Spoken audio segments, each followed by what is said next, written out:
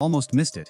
Not because the signal was weak, because it arrived exactly where nothing was supposed to be. At 2014 in the morning, a ground-based sensor array positioned along Iran's Makran coast picked up the first thermal anomaly. Not a missile, not a drone, something else. A shape moving at altitude, slow and deliberate, in a corridor that hadn't been active in weeks. The operator flagged it, ran his secondary check, and then sat very still for a moment. Because what he was looking at wasn't supposed to exist in that airspace, and the system he was operating wasn't supposed to be able to see it. This is the story of the night Iran lost the one thing it spent 40 years building, and never once believed it would lose in a single evening. Not a ship, not a city, not an oil field, its confidence. The Islamic Revolutionary Guard Corps Navy had rehearsed the Gulf scenario in some form or another since the tanker war of the 1980s. The core premise never changed. Iran's geography is the weapon. The Strait of Hormuz is 21 miles wide at its narrowest point. The coastline is 800 miles of inlets, islands, and shallow water that big American surface ships can't enter without becoming targets. And between those coastlines, Iran had spent 4 decades stacking every advantage it could afford. Coastal missile batteries, swarm boat doctrine, underground hardened shelters carved into the rock of Keshem and Hormuz Islands. A layered system designed around one strategic truth. America would come from the sea, and the sea is where Iran would bleed it. What they had not fully accounted for was what happens when America doesn't come from the sea at all. At least, not only from the sea. Back to that thermal anomaly. The sensor operator's flag traveled up the chain quickly, because the chain had been on elevated alert since the early evening, when satellite imagery had shown unusual activity at several American air bases in the region. The flag reached the duty officer at the Integrated Air Defense Coordination Center, just outside Bandar Abbas at 2:21. The duty officer looked at the data, reached for his phone, and made the call that would define the next 4 hours. He put the entire coastal defense network on alert status. That decision was correct. It was also already too late by roughly 90 minutes. The sequence that night had started not with a missile, but with a target list. The planning cell that assembled it operated on a principle borrowed from logistics rather than from warfare. You categorize by what the mission requires. Some targets need to be erased. Some need to be disabled. Some need to be put in a condition where they can't be used for weeks, long enough for a specific diplomatic window to open or close. The list reflected all 3 categories, and each category came with its own weapon. The hardened anti-ship missile shelters along the Bandar Abbas waterfront belonged to the first category. These weren't improvised. They were engineered over 2 decades, reinforced concrete walls thick enough to absorb anything short of a direct hit from a penetrating munition. Iran had positioned them with care, set back from the waterfront by several hundred meters, partially buried into the hillside, with their launcher doors oriented seaward for fast deployment. Their contents were the weapons that had spent that same morning tearing holes in 3 commercial tankers in the Gulf of Oman. By evening, the calculation was straightforward. Leave them standing and they reload by dawn. The coastal radar network belonged to the second category. Destroying it was unnecessary and potentially counterproductive. A blind coast generates unpredictable behavior. A degraded coast can be managed. The goal was suppression, not elimination. Keep it noisy enough, long enough for the first wave to cross unmolested. The port operations infrastructure belonged to the third category. Command nodes, fuel storage, the logistics chain that moved weapons from storage to launcher. Disable the system and the hardware becomes irrelevant even if it survives. 9 BGM-19 Tomahawk cruise missiles launched from 2 surface ships in the Gulf of Oman at 9:47 in the evening local time. The BGM-109 is a weapon that has aged into its role like a piece of furniture that turns out to be load-bearing. It is 20 years old in its current configuration, carries a 1,000-pound warhead, cruises at 550 miles per hour at wavetop altitude, and can cover nearly 1,000 miles on a route that nobody anticipated. It was not designed to be fast. It was designed to be inevitable. The 9 Tomahawks hit the water and turned northwest in tight formation, hugging the surface at 10 to 15 meters, navigating by inertial reference and GPS correction. Their flight paths scripted weeks in advance to route around every known air defense site and enter the target zone from a bearing that offered the maximum approach window before any coastal radar could acquire them at useful range. That plan assumed the radars would be working under standard atmospheric conditions. The Gulf in late spring and early summer does something inconvenient to radar physics. A phenomenon called an evaporation duct forms over warm, humid water when the temperature gradient between the sea surface and the air above it creates a layer of dense, wet atmosphere just above the waves. Radar energy, normally traveling in straight lines, bends downward through this layer and follows the curve of the Earth for distances far beyond its designed horizon. The effect is inconsistent, unpredictable, and entirely outside the control of any engineering decision either side makes. On some nights it doesn't exist. On others, it extends the practical detection range of a coastal radar by 50% or more. That night it was working. The coastal radar operator who caught the Tomahawks didn't know what an evaporation duct was by name. He knew his equipment, he knew the normal clutter signature of the Gulf at night, and he knew that the contacts seeping into his display at wave height 40 kilometers past his theoretical horizon were real, because he had checked everything else first. He was calm about it. His radio call was delivered in the flat, practiced tone of someone who had trained for exactly this moment, and was now slightly surprised that it had actually arrived. His report went out over the coastal defense network inside 90 seconds. Along 300 kilometers of coastline, crews that had been waiting in varying states of alertness started moving. Launcher tarpaulins came off. Radar systems began their warm-up sequences. Battery officers called their own subordinates. In the hills east of Bandar Abbas, one crew in particular received the report, acknowledged it, and did nothing visible in response. Their radar stayed cold. Their engines idled. Their electro-optical tracker, a stabilized thermal telescope bolted to the radar dish, was already watching the sky. The EA-8G Growler is not a combat aircraft in any conventional sense. It carries no bombs. It wins no dogfights. Its entire purpose is to make other aircraft harder to kill, and it does this by filling the electromagnetic spectrum with noise targeted precisely at the frequencies enemy systems depend on. The Growler crew that night received the alert about the early radar acquisition over their encrypted data link and executed the frequency change in under a minute. They had been orbiting at altitude over the Gulf, their jamming pods pointed inshore, waiting for the moment the plan required them. That moment had arrived 12 minutes early. The jamming went up. The coastal radar operator's contacts dissolved into static. Now the clock was running on both sides. Jamming degrades over time and distance in a predictable way. The further a target is from the jammer, and the closer it gets to its own radar, the stronger its return signal becomes relative to the jamming noise. There is a range, called the burn-through range, at which the target's radar return punches back through the noise and becomes visible again regardless of what the jammer does. The Growler crew knew this. So did the planners. The original jamming window had been designed to cover the final approach only, the last 20 minutes before impact, when the Tomahawks would be crossing the coastline. Starting 12 minutes early meant the window would be burning out at the worst possible moment. The crew had no alternative. But that didn't make the math comfortable. 24 minutes to impact. The coastal radar operator had been blinded before. He knew what it meant and he knew what to do. He worked the problem methodically. He pushed his transmitter power to maximum. He narrowed his sweep to the last clean bearing he had on the contacts and ran it repeatedly, watching for any return strong enough to push through the noise. The jamming was strong and his equipment was doing its best. He kept working. He had done this in exercises. He had never expected to need it on an actual night. Now he was grateful he had paid attention. 60 miles inland, in the hills above the port, the corded battery crew were also doing their job without making themselves visible. The system the Iranian military calls the third of Cordad is a mobile surface-to-air missile battery built around the Sayad-2 missile, a weapon with a maximum range of roughly 45 kilometers, capable of engaging aircraft flying at medium altitude. The same system had reached up and removed an American RQ-4 Global Hawk from the sky above the Strait of Hormuz in 2019.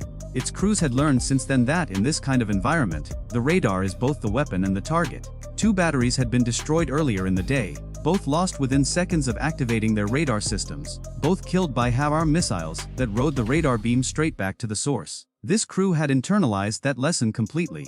Their electro-optical tracker was watching the sky to the south, looking for the heat signature of jet exhaust against the cooler background of the upper atmosphere. It couldn't guide a missile. What it could do was tell the crew exactly where to point the radar before they switched it on. 8 seconds of radar. That was the plan. Long enough to get the missile on track. Short enough that a higher M launched the instant the emission appeared couldn't fly the distance back before the radar went cold again. The FK-18 pilot the strike planners had designated as Uppercut 2. One had known there was a Cordad somewhere in the hills east of the port. His pre-mission intelligence package had placed it at a position 15 kilometers south of his planned route, confirmed by satellite imagery taken the previous afternoon. He had designed his ingress specifically to route around the threat box it defined. The additional distance had cost him 40 miles and nearly 2,000 pounds of fuel. He had absorbed the cost without complaint because the alternative was flying through a known engagement envelope. Standard calculation. The Cordad had moved at sunset. Not far. 12 kilometers. Far enough. His detour didn't clear the threat. It aimed him directly down the battery's line of sight. 20 minutes to impact. The electro-optical tracker found him first. The crew confirmed the bearing. The radar snapped on. In Uppercut 2, one's cockpit, the radar warning receiver went from silence to full tone lock alert in the same fraction of a second. He had roughly 3 seconds before the missile, already climbing toward him, closed the geometry past the point where maneuvering could help. He broke hard, dispensed chaff, and pulled the nose sideways with enough force that the harness dug into his shoulders hard enough to leave marks. 3 seconds gone. The Sayed was already in the air, command-guided, the radar in the hills steering it every meter of the way. This is where the timing collapses into fractions. The Growler carrying the escort mission had been listening on all active frequencies since the evening began. The moment the Cordad's radar emission appeared, the AGM-88G under its wing had the coordinates memorized before the missile finished its launch sequence. The HARM is a weapon designed to kill radars. It doesn't wait for guidance. Its seeker memorizes the last known position of an emission even after the source goes quiet, and it drives to that position regardless. The Cordad crew had planned to be dark in 8 seconds. The ESH arm covered the geometry in 27, 3 seconds short of their safety margin. The radar in the hills cut out mid-track. The Sayed, with no one steering it, went ballistic and wide. Uppercut 2, 1 rolled wings level, checked his fuel state, looked at the bearing to his designated targets, and pressed on. 15 minutes to impact. The coastal radar operator had been building toward his own solution, with the patience of someone who understood that he was the last functioning sensor on his section of coast. He couldn't guide missiles. He couldn't intercept anything. What he could do was communicate. His radar had been fighting the jamming for 20 minutes, and the burn-through effect was beginning to work in his favor, faint returns pushing through the static on the bearing he'd been watching. Enough. Not a precise track.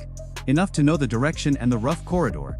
He dropped to a low, band frequency. Below the threshold the American receivers were optimized to hunt, and passed his last clean plot by voice to every station within reach. Strike aircraft bearing 160, inbound on the port approach corridor. That message reached the surviving batteries in time to be useless.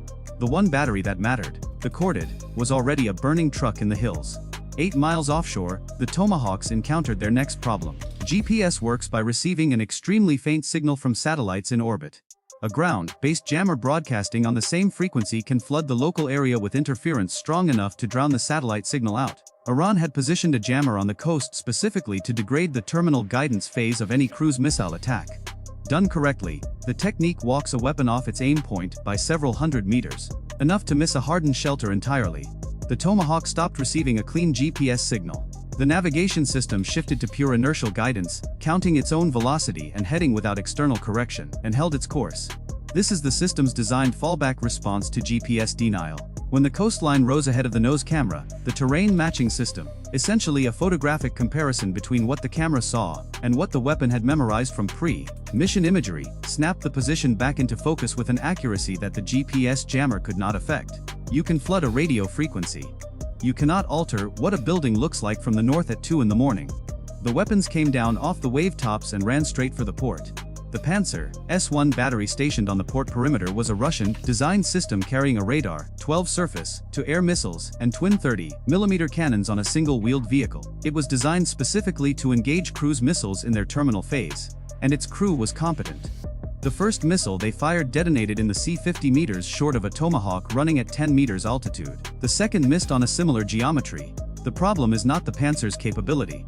The problem is physics. A missile flying 10 meters above the sea surface sits inside the radar's ground clutter return, the background noise created by the sea surface itself. The proximity fuse that detonates the interceptor when it senses a nearby object cannot cleanly distinguish the Tomahawk from the water it's skimming over. The fuse triggers early on the waves or not at all. The battery got 4 shots off before an AGM-88G arrived to address the radar at the center of the system. 3 minutes to impact. The lead Tomahawk crossed the beach, matched its nose camera image against the stored scene of the anti-ship missile shelter, and drove a 1,000-pound warhead through reinforced concrete at 550 miles per hour. The shelter did not collapse outward, it collapsed inward. 3 more arrived on interval, spaced to prevent debris from one impact interfering with the next. The command and control node that coordinated the coastal battery network took 2 direct strikes and stopped functioning as a building. Communications hub for the entire Bandar Abbas Naval District, detonated from the inside out as its internal fuel and power systems fed the initial charge. Then the boats came out. They didn't emerge in formation, they emerged in 1s and 2s from every available point of water access, throttles wide open, spreading across miles of dark gulf on a heading that put them between the burning piers and the American ships offshore. Dozens of them, small fast, dispersed across a corridor of open water too wide for any single weapons system to cover efficiently. This was the doctrine Iran had rehearsed since the 1980s, make the attacker solve 30 separate problems simultaneously. make every solution expensive. Force the exchange ratio to work in your favor through sheer volume. Every exercise for 40 years had validated the approach. The umpires always ruled the swarm successful, because the swarm had always been evaluated against systems that were looking at it from sea level. On the lead boat, the coxswain had the throttle against its stop and the bow lifting and slamming across 4-foot chop. The piers behind him were a wall of orange light. Ahead was black water. He was scanning for helicopters, for gun flashes, for any indication that he had been acquired. He saw nothing, because the thing that had already assigned him a track number was orbiting at 25,000 feet, with a radar aperture the size of a small aircraft, and a data link connecting it to every shooter in the battle space. The E-2D Hawkeye is a carrier-based airborne early warning aircraft built around the ANAPY-9 radar, which rotates in the dome mounted above the fuselage and can track hundreds of surface and air contacts simultaneously across an enormous geographic area. At 25,000 feet, the Hawkeye sees ocean that no ship's radar can reach because the ship's radar is blocked by the curvature of the Earth below horizon range. Every small boat that cleared the harbor mouth became a numbered track on a shared display before it had traveled half a mile. Those tracks reached the strike aircraft overhead before the fastest boat had cleared the outer harbor. The FDA-18 pilots received targeting vectors to boats their own radars couldn't see yet and began working down the list. The weapon they were using for this was not a missile in any conventional sense. The APKSS, Advanced Precision Kill Weapon System, is a modification kit that bolts a laser seeker and steering fins onto a standard unguided Hydra 70 rocket. The complete modified round costs approximately $25,000. It is laser-guided, meaning a pilot or systems operator paints the target with an infrared laser, and the rocket's seeker follows the reflected energy to impact. Each aircraft carries multiple 7-round pods. The economics of this engagement are critical and deliberate. A Hellfire missile costs approximately $150,000. A Tomahawk costs well over $2 million. A fast attack boat costs less than the Hellfire. At those exchange rates, using precision missiles against small boats is a losing calculation even if every shot hits. The APKSS inverts the equation. A $25,000 round against a boat worth less than that is, at worst, a draw, and the magazine doesn't run dry after the first dozen engagements. The lead Hornet rolled in on the first track, locked the laser on the hull, and fired. 2 seconds of flight. The boat came apart in white spray and splinters. The pilot was already taking a vector to the next track before the debris settled. The Hawkeye's picture cleared one number at a time as the list shortened. Back on the destroyer, the geometry had compressed to the point where every system on the ship was making decisions in fractions of a second. A missile launcher on the forward deckhouse slewed hard onto a contact crossing the bow at low altitude, moving fast. The mount's identification system interrogated the contact automatically and encrypted digital handshake that every American aircraft answers without pilot input. The reply came back within milliseconds. Friendly. The empty, railed FKA-18 aggressing home continued south without its pilot knowing how close the geometry had come.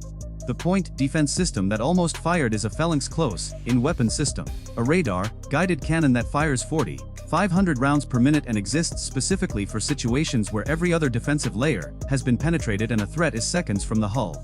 It operates autonomously. It doesn't wait for human authorization because human reaction time is not fast enough for the geometries it's designed to address. The only thing that keeps it from engaging friendly aircraft is the Mode 5EF reply and the carefully briefed altitude and corridor deconfliction plan that separates friendly aircraft from threat profiles by lane and by timing. The system is invisible in mission graphics. It appeared in no briefing slide. It was the structural foundation the entire operation ran on. The last boat steadied on the destroyer's bow bearing with its throttle against the stop at 4,000 meters.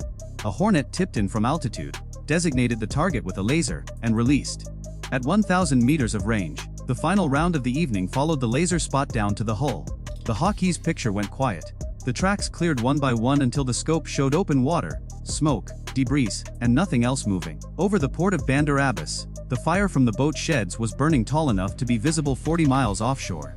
A container ship inbound from Fujairah on a standard commercial transit watched the smoke column climb for the better part of an hour before its bow crossed the longitude where the strait begins to narrow. The ship's master logged the observation and held his course. Commercial traffic continued. The strait remained open. That was, in the end, the specific outcome the operation had been designed to produce.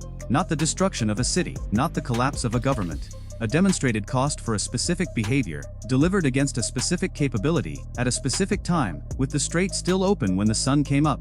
Iran had built its Gulf strategy around one foundational assumption. that the cost of defending against a sustained American conventional strike would be prohibitive, and that the threat of retaliation against commercial shipping would make that cost politically unacceptable before it was ever paid. The assumption was reasonable. It had been reasonable for decades. It was based on accurate analysis of American political risk tolerance, and accurate understanding of the economic pressure that disrupting the Strait of Hormuz places on global energy markets. What the assumption couldn't account for was an administration that decided the political cost of inaction had become higher than the political cost of action, and a military that had spent 20 years building the systems, the doctrine, and the ammunition stockpiles to execute a campaign that left the strait open and the shelters closed in a single night. The sensors that saw through the evaporation duct, the network that rewrote the jamming plan mid-flight, the seeker that remembers coordinates after the radar that provided them goes dark, the inertial system that holds course through GPS denial until the nose camera finds the building it was looking for, the cheap rocket that made the boat swarm a solvable problem instead of a prohibitive one, the encrypted handshake that kept the point defense cannon from firing on the pilot flying home with empty rails. None of these are dramatic individually. Together, at 2 in the morning over the Strait of Hormuz, they were the answer to 40 years of rehearsal. The coxswain on the lead boat had been right about one thing. Disperse and close fast. Make them solve 30 problems at once. That part worked exactly as designed. The problem was the 30 problems all had pre-assigned numbers, and the solution was already airborne before the first throttle opened. Somewhere in the western foothills of the Zagros Range, in a stretch of terrain so geologically unremarkable that it passed through 14 months of overhead collection without raising a single flag, a thermal anomaly appeared on a Tuesday. Not a plume, not an exhaust signature. A faint, persistent warmth radiating from bare limestone at 3 in the morning, when the surrounding rock had cooled to ambient. The signature was 2 degrees Celsius above what the geology predicted. 2 degrees. That is what unraveled 40 years of concealment doctrine. That is what began the sequence that would culminate in one of the most precise underground strikes conducted during Operation Epic Fury. A strike that the Revolutionary Guard did not see coming because they believed, with the confidence of 4 decades of successful hiding, that what lay beneath that ridge was invisible. It was not invisible. It had simply never been looked at with the right instrument at the right time. The story of how the United States military located and then struck a previously unknown IRGC tunnel complex buried inside the mountains of western Iran is not a story about bombs. Not primarily. It is a story about patience, about the quiet accumulation of data across months, about the particular kind of intelligence work that turns geological surveys into targeting packages, and about what happens when an adversary's deepest assumption, the assumption that depth equals safety, encounters a system designed specifically to prove that assumption wrong. To understand the significance of what happened, you need to understand what Iran built and why they believed it could not be found. The Israeli Army Chief of Staff claiming 60% of the launchers have now been taken out. Since the mid-1980s, in the aftermath of the Iran-Iraq War, Tehran pursued a strategic doctrine built on a single devastating lesson. Anything visible from above can be destroyed from above. The Iraqi Air Force, equipped with French-supplied aircraft, had struck Iranian cities, military installations, and industrial facilities with relative impunity throughout that 8-year conflict. Iran emerged from the war with a conviction that would shape its military investment for the next 4 decades. Go underground, go deep, and stay hidden. The Revolutionary Guard's aerospace force took this doctrine further than perhaps any military organization in history. They did not merely build bunkers. They built cities. Entire production complexes carved into the living rock of Iran's mountain ranges, the Zagros in the west, the Alborz in the north, scattered across provinces from Lorestan to Hormuzgan. Brigadier General Amir Ali Hajizadeh, commander of the IRGC Aerospace Force, stated publicly that Iran had created missile bases in all provinces and cities throughout the country at a depth of 500 meters. He was not exaggerating for propaganda. Independent satellite analysis and open-source intelligence confirmed the scale. Automated rail systems moving missiles through tunnels between assembly zones. Storage halls capable of housing hundreds of ballistic missiles simultaneously. Hidden exits from which transporter erector launchers could emerge, fire, and withdraw underground within seconds. The facilities were designed not merely to survive a first strike, but to continue producing weapons through sustained bombardment. Assembly lines operating beneath 50 meters of granite while the surface above burned. The logic was elegant and for decades entirely correct. But that logic contained a vulnerability that the IRGC either did not recognize or chose to ignore. Every underground facility, no matter how deep, must breathe. It must vent heat. It must exchange air. And those thermodynamic requirements leave traces that are measurable if you possess the right sensor at the right orbital position at the right time. The discovery of the facility that would eventually be designated Target Package Zagros 7 began not with human intelligence or signals intercept but with a British-developed thermal imaging satellite operating at 30 times the resolution of NASA's Landsat program. The satellite, part of a new generation of commercial infrared platforms capable of detecting individual pieces of equipment from orbit, was not originally tasked against this location. It was conducting a broad survey of geological thermal patterns across western Iran as part of a mapping effort designed to identify discrepancies between predicted rock temperature and observed thermal radiation.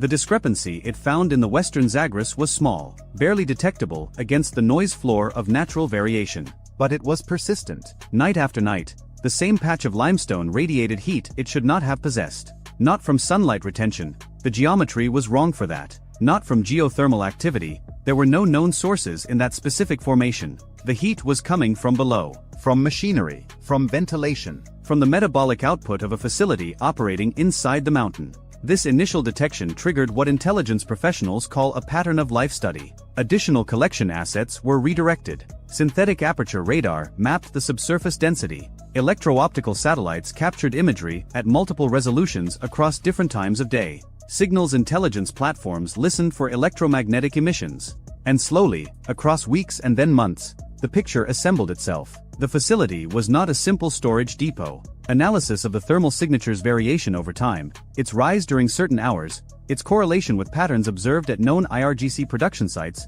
suggested active manufacturing. Something was being built inside that mountain. The heat signature's periodicity matched the thermal profile of solid rocket motor curing, a process that generates specific temperature patterns over specific durations as propellant is cast and hardened inside motor casings. They were making engines. Specifically, they appeared to be producing propulsion systems for medium-range ballistic missiles, Sigil-class solid fuel variants that represented the newest and most capable generation of Iran's indigenous missile technology. And the facility had never appeared in any previous intelligence assessment. It was not on the targeting list. It was not in the database. For perhaps a decade or more, it had operated in complete obscurity beneath a ridge that looked, from every conventional sensor, like unremarkable geology. The discovery created what planners describe as a targeting cascade. Once you know a facility exists, you can work backward through the logistics chain to identify everything that feeds it. Supply routes, personnel movements, component deliveries, the vehicles that arrive at odd hours on roads that should carry no traffic.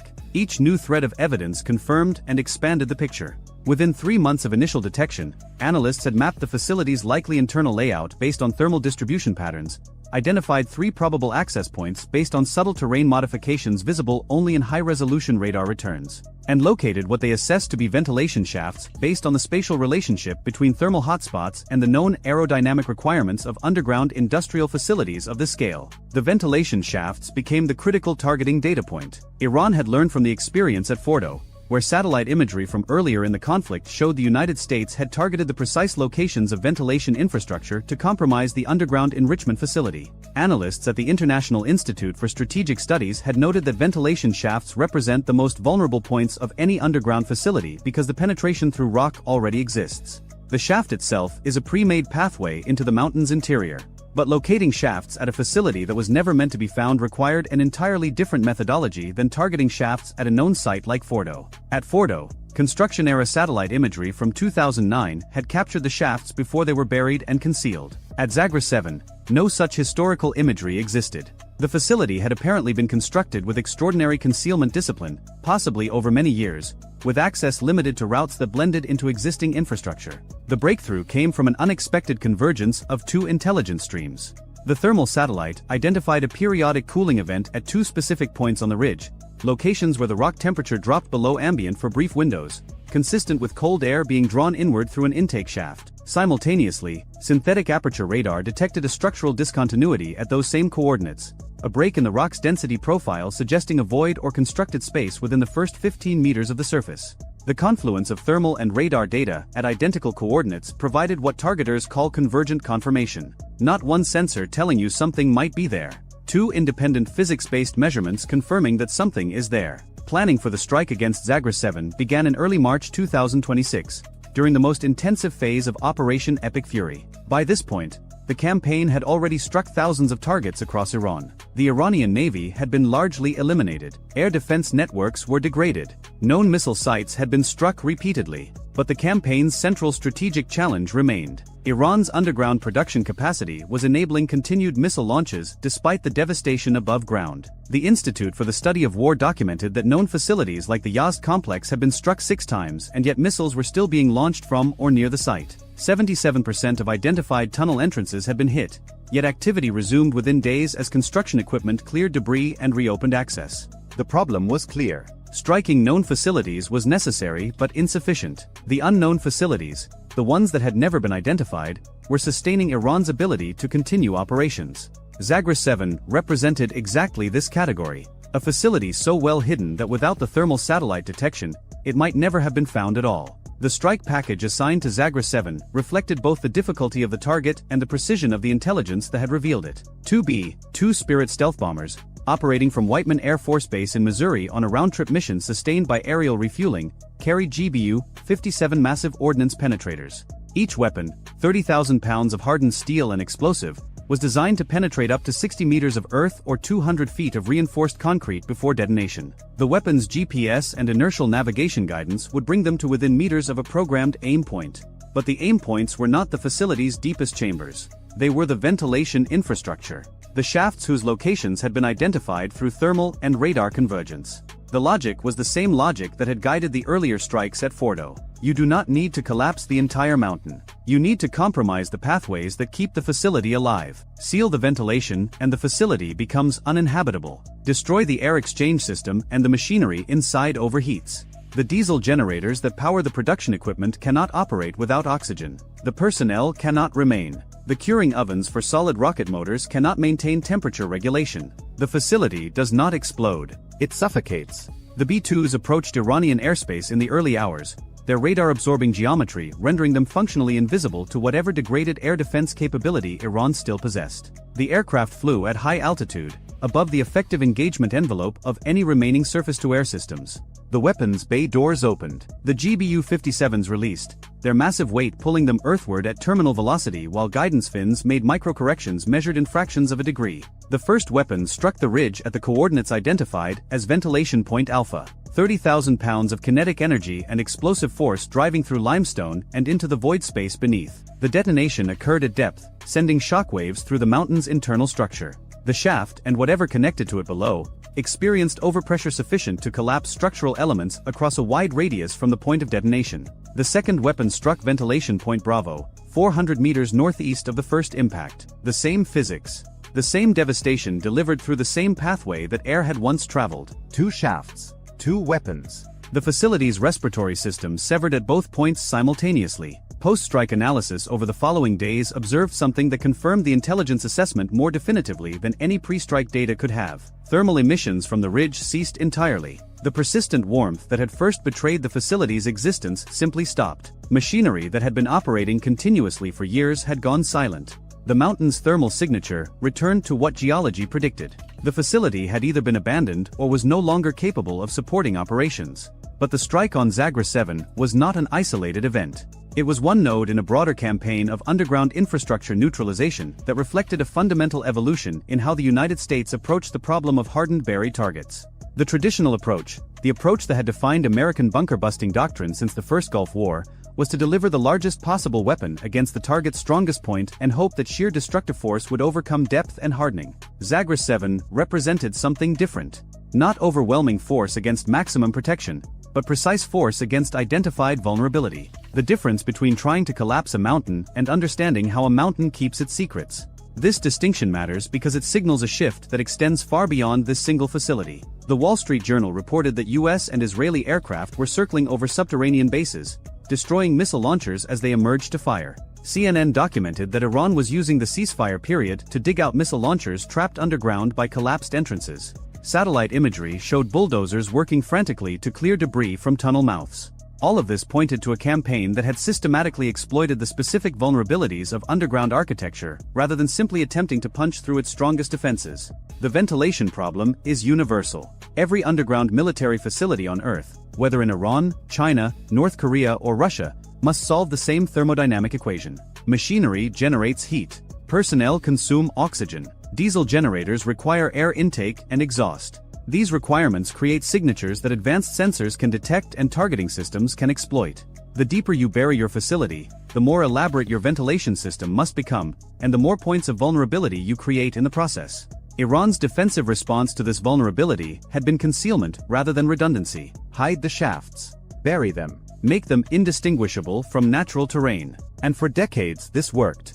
Conventional optical satellites could not distinguish a buried shaft from surrounding geology, but thermal imaging changed the equation. You can hide a shaft from a camera. You cannot hide its heat signature from an infrared sensor tuned to detect temperature differentials measured in fractions of a degree. The IRGC's awareness of this vulnerability appears to have been incomplete. Satellite imagery from February 2026, weeks before the Zagreb 7 strike, showed Iranian engineers frantically backfilling tunnel entrances at Isfahan. They were addressing the access point vulnerability, the obvious doorways into their underground facilities. But they were not, as far as analysis could determine, addressing the thermal signature problem. Perhaps because they did not know how. You cannot eliminate the heat output of operating machinery without eliminating the machinery itself. And eliminating the machinery eliminates the facility's purpose. This creates what strategic analysts describe as an irreducible vulnerability, a characteristic that cannot be designed away without abandoning the core function the facility was built to serve. Iran's underground missile production required power, required cooling, required ventilation. Those requirements generated signatures. Those signatures enabled detection. Detection enabled targeting. Targeting enabled the strike that silenced Zagreb 7. The broader implications ripple outward from this single ridge in ways that defense planners across multiple continents are now processing. China maintains the Yulin submarine base in Hainan, with tunnels carved deep into coastal mountains to protect nuclear-armed submarines. Russia operates the Yamantau strategic complex in the Urals, built to endure nuclear conflict. North Korea has constructed perhaps the most extensive tunnel network in the world beneath the Korean peninsula's mountains. Every one of these programs generates heat. Every one requires ventilation. Every one creates thermal signatures that advanced orbital sensors can, in principle, detect. The lesson is not that these facilities are indefensible. The lesson is that concealment alone is no longer sufficient defense. The assumption that an undetected facility is an untargetable facility has been tested in the mountains of western Iran and found wanting. Not because the weapons were more powerful than expected. Because the intelligence was more precise than anyone in Tehran thought possible. There is a secondary dimension to the Zagreb 7 operation that deserves attention because it speaks to the coalition's broader approach to underground warfare during Operation Epic Fury. The facility was struck, but the roads that serviced it were also struck. The equipment that might have been used to repair or reopen access was also targeted. Satellite observation documented that across multiple sites, Iran's ability to reconstitute damaged underground facilities was being systematically degraded. Bulldozers targeting the access points were themselves becoming targets. Repair crews arriving to clear debris found that the debris was being refreshed by follow-on strikes timed to the repair cycle. This layered approach, strike the facility, then strike the repair effort, then strike the logistics that enable the repair, represents a doctrine of permanent denial rather than temporary disruption. The goal is not merely to damage infrastructure, but to ensure that damage cannot be reversed within any operationally relevant timeframe.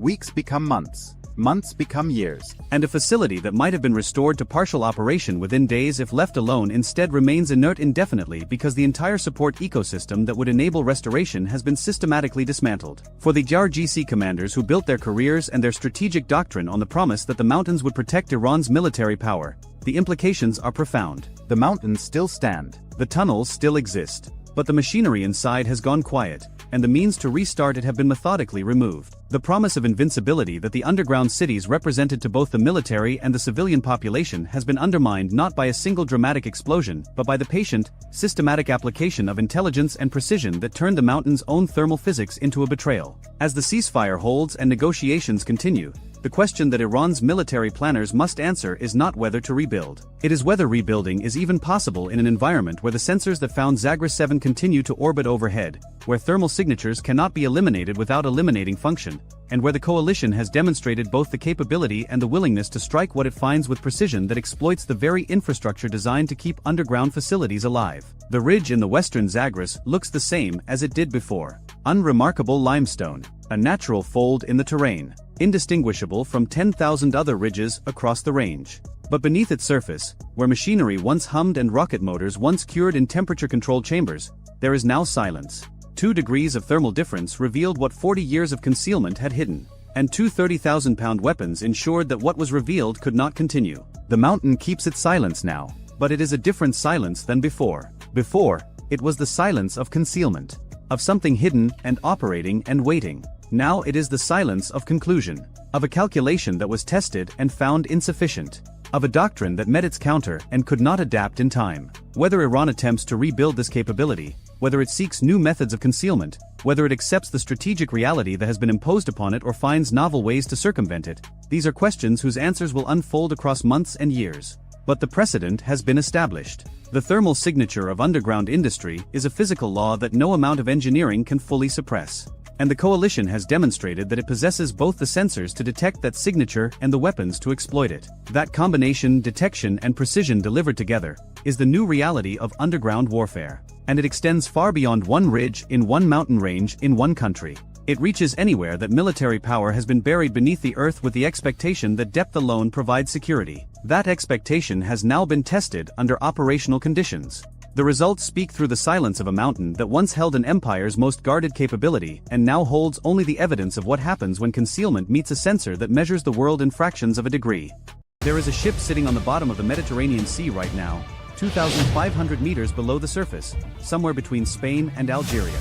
It went down on December 23, 2024. 2 men died in the explosions that crippled it. 14 others were pulled from a lifeboat by Spanish rescuers in the dark. And for 17 months, almost nobody talked about what was actually inside that ship. Not Spain. Not Russia. Not the United States. The silence itself was the loudest thing about the whole affair.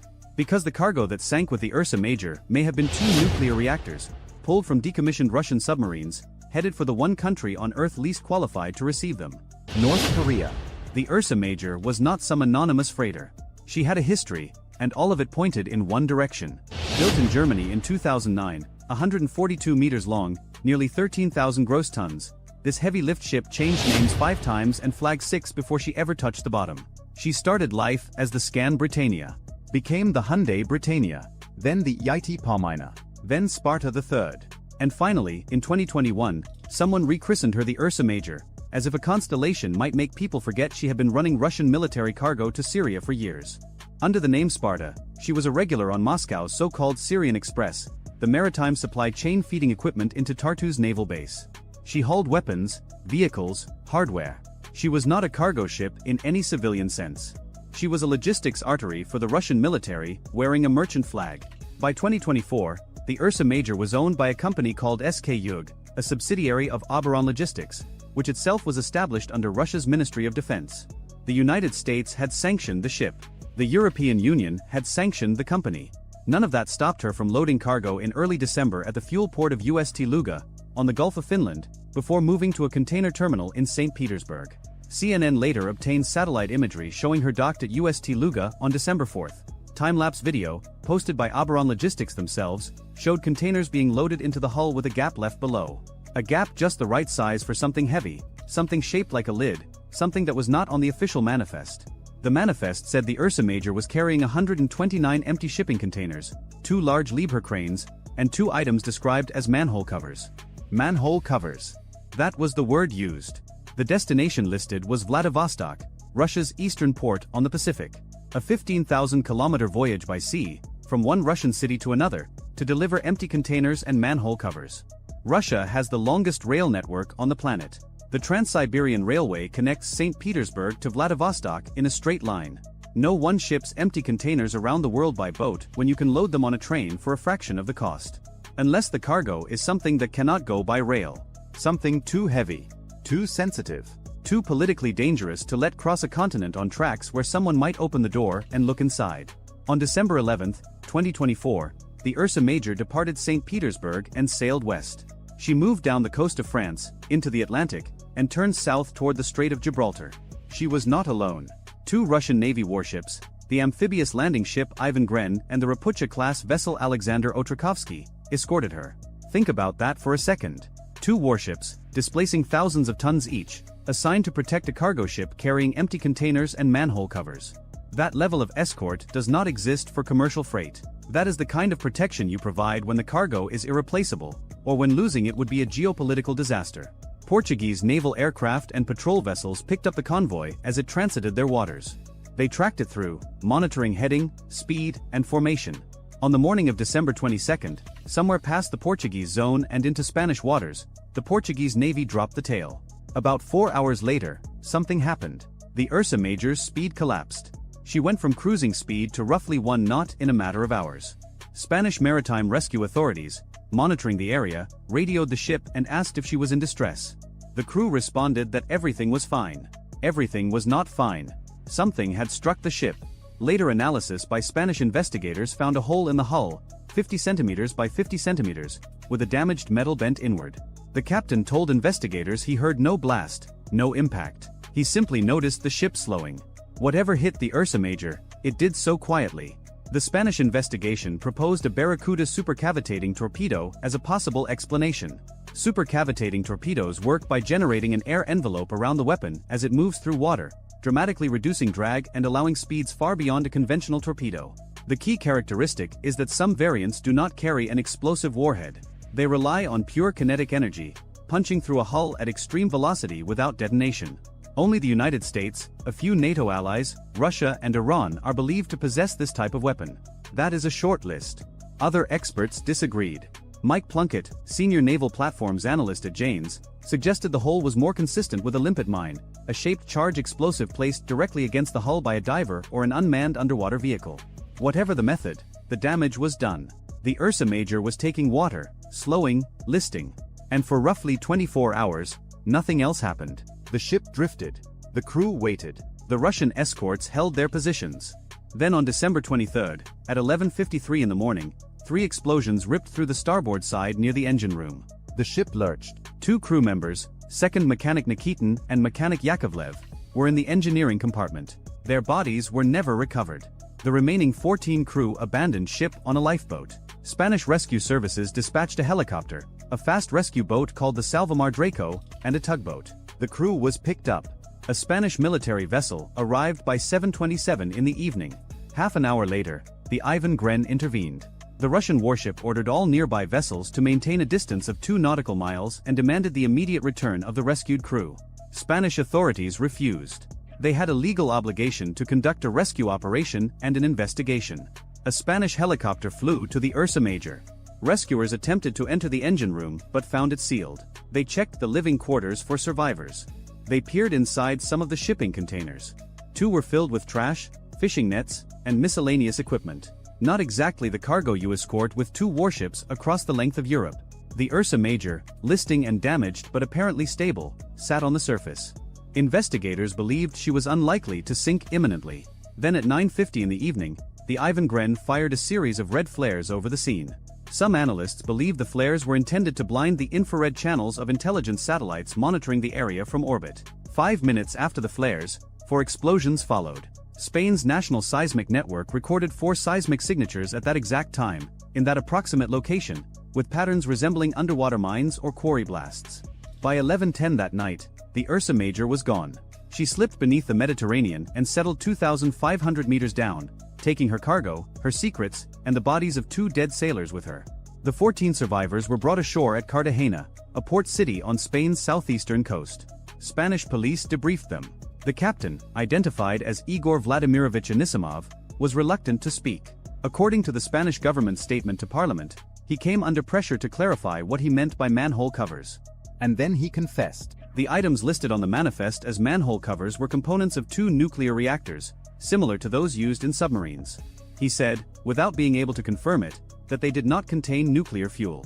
He also told investigators he believed the ship would ultimately be diverted to the North Korean port of Rason to deliver the reactors. Rason sits on North Korea's northeastern coast, roughly 200 miles from Vladivostok. It is one of the few North Korean ports with any infrastructure for international trade, and it has been a hub for suspected arms shipments between Russia and North Korea for years. The cranes aboard the Ursa Major, investigators noted, may have been included specifically to offload the heavy cargo at a port without adequate lifting equipment. Each of the 2 blue tarped objects spotted on the ship's stern in satellite imagery was estimated to weigh roughly 65 to 70 tons. These are not dimensions you move with a forklift. You need industrial cranes, and you bring your own if the destination does not have them.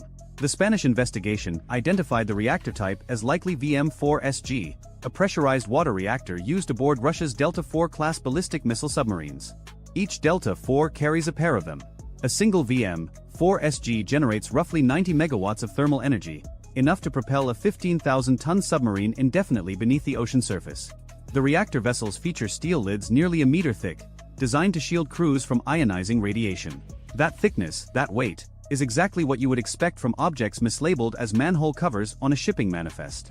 In October 2024, Oberon Logistics had announced that its vessels were newly licensed to carry nuclear material. That detail, buried in a routine corporate statement at the time, now reads like the quiet clearing of a bureaucratic hurdle before a very specific shipment.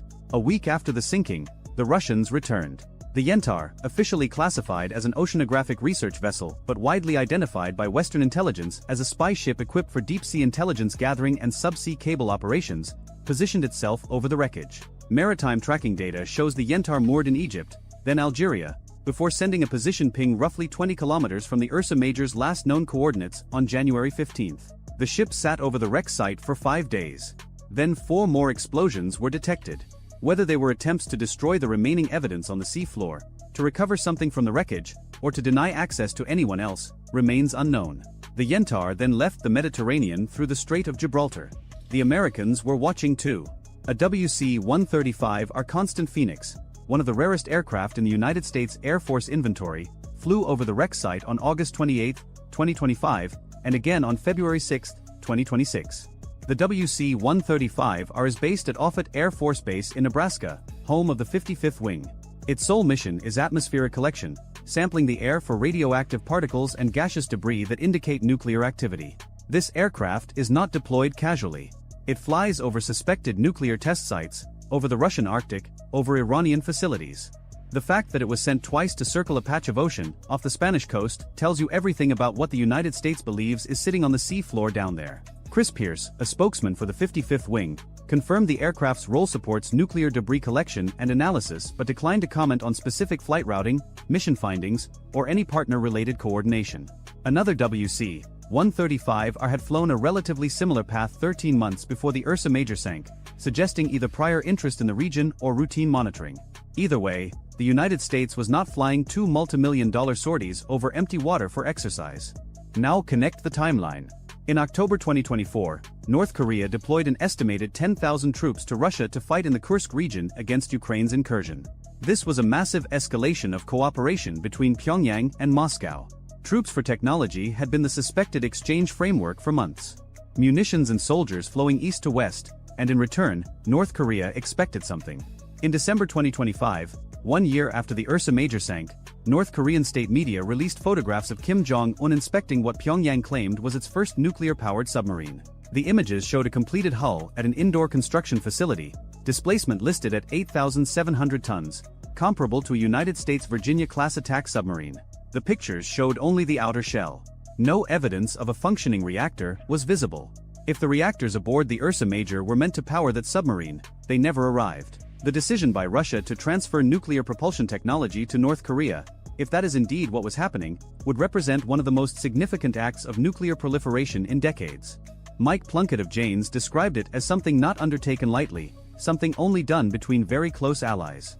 He called the implications very troubling, particularly for South Korea. NATO Secretary General Mark Rutte, speaking after a December 2024 Foreign Ministers Summit, put it more bluntly. In return for troops and weapons, Russia is providing North Korea with support for its missile and nuclear programs. These developments could destabilize the Korean peninsula and even threaten the United States. The Spanish government has maintained that recovering the Ursa Major's data recorder from 2,500 meters is not possible without significant technical resources and risks. Experts have questioned that claim. Modern voyage data recorders are designed to survive exactly this kind of event. Many float to the surface with locator beacons. Juan Antonio Rojas Manrique, a Spanish opposition lawmaker and former merchant marine captain, told CNN he believes someone already has the black box. Whether that someone is Spain or Russia, he could not say. Russia's official position has been minimal. Oberon Logistics called the sinking a targeted terrorist attack and described 3 explosions and shrapnel strewn across the deck. Kremlin spokesman Dmitry Peskov told reporters he had not seen the reports and had nothing to comment on. The Russian state newspaper Kommersant reported the Ursa Major was carrying port cranes and hatches for a new icebreaker being built in Vladivostok. That story made no mention of the two massive blue tarped objects on the stern, each weighing 70 tons, each shaped precisely like the pressure vessel housing of a VM-4SG submarine reactor. The Ursa Major lies in the dark now, crushed under the pressure of 2.5 kilometers of saltwater. Whatever she was carrying, whoever stopped her, and whatever the Yentaur did to her remains when it returned, those answers sit on the sea floor of the Western Mediterranean. The ship that was built in Germany, that hauled weapons to Syria, that changed its name 5 times and its flag 6, that loaded something in the dark at UST Luga and sailed with a warship escort into the Atlantic, did not reach its destination. 2 reactors that might have given North Korea its first nuclear-powered submarine are either scattered across the seabed or were destroyed by the very country that sent them, rather than let anyone else recover the evidence. Somewhere in Pyongyang, the hull of that submarine still sits in its construction hall, waiting for a heart that will not come by sea. Not this time. If you found this story as gripping as we did, check out our other video on how Russia's shadow fleet is reshaping global maritime security. See you there. The aircraft carrier was already on fire. Not from a missile. Not from a drone. From a fuel line rupture on the hangar deck that had nothing to do with Iran and everything to do with a 19-year-old aviation bosun's mate who cross-threaded a coupling during a 14-hour shift. The fire was out in 90 seconds. Damage was cosmetic. But for 11 minutes, the strike group's launch cycle froze, and during those 11 minutes, the thing that was supposed to stay classified for another 6 months rolled out of a C-5M Galaxy's cargo bay at Al Udeid Air Base and onto a runway that had been cleared of every aircraft, every vehicle, and every human being without a Yankee White clearance. The ground crew called it the coffin, not because of what it looked like, but because of what it did to anything on the other end. Officially, it doesn't have a name. The program designation is an alphanumeric string that even the pilots aren't briefed on. What the mission planners called it, in the only unclassified reference that would ever exist, was Longbow 6. A unmanned low-observable penetration vehicle built around a single purpose: deliver a weapon package deep inside integrated air defense networks that would shred anything else the United States owns. Iran had spent 11 years and somewhere north of $9 billion building those networks. Russian S-300 PMU-2 batteries around Isfahan. Domestically produced Bavar 373 units ringing Tehran. Third Khordad medium-range systems layered between them like concentric walls. And in the gaps, hundreds of mobile short-range systems, Tor M1 vehicles bought from Moscow before the sanctions bit, and Iranian-built Arayad systems that nobody in Western intelligence had fully characterized because Tehran had never turned them on during an exercise long enough for the satellites to map their full capability. The Pentagon had war-gamed a strike on Iran's nuclear enrichment infrastructure every year since 2007. Every simulation produced the same result. You could get aircraft into Iranian airspace. You could hit targets. But you would lose between 14 and 31 aircraft doing it, depending on the scenario, and that number assumed Iran didn't have anything hidden that the intelligence community had missed. It always did. Longbow 6 was supposed to change the math. The vehicle had been in testing at Groom Lake for 3 years. Wingspan of roughly 45 feet. No vertical stabilizer. A planform so clean that the radar cross-section, measured in a purpose-built anechoic chamber at a facility that doesn't appear on any map, came back smaller than a hummingbird at certain frequencies. The airframe absorbed radar energy the way a black shirt absorbs sunlight. What it didn't absorb, it scattered in directions that never returned to the emitter. It carried no gun, no air-to-air capability, no defensive systems in the traditional sense. What it carried, slung internally in a weapons bay lined with radar-absorbent baffles, was a payload that 3 separate congressional oversight committees had been told did not exist. The weapon was called, in development documents later leaked to a defense journal that published 2 paragraphs before receiving a national security letter, a spectrally adaptive electromagnetic disruption package. What that meant in plain language was this: it mapped the operating frequencies of every radar and communication system within a given radius, computed the precise waveform needed to not just jam but permanently damage the receiver electronics of each one simultaneously, and then delivered that waveform in a shaped pulse timed to the microsecond. Not a bomb. Not a missile. A directed energy event that turned an integrated air defense network into a very expensive collection of paperweights. The physics weren't new.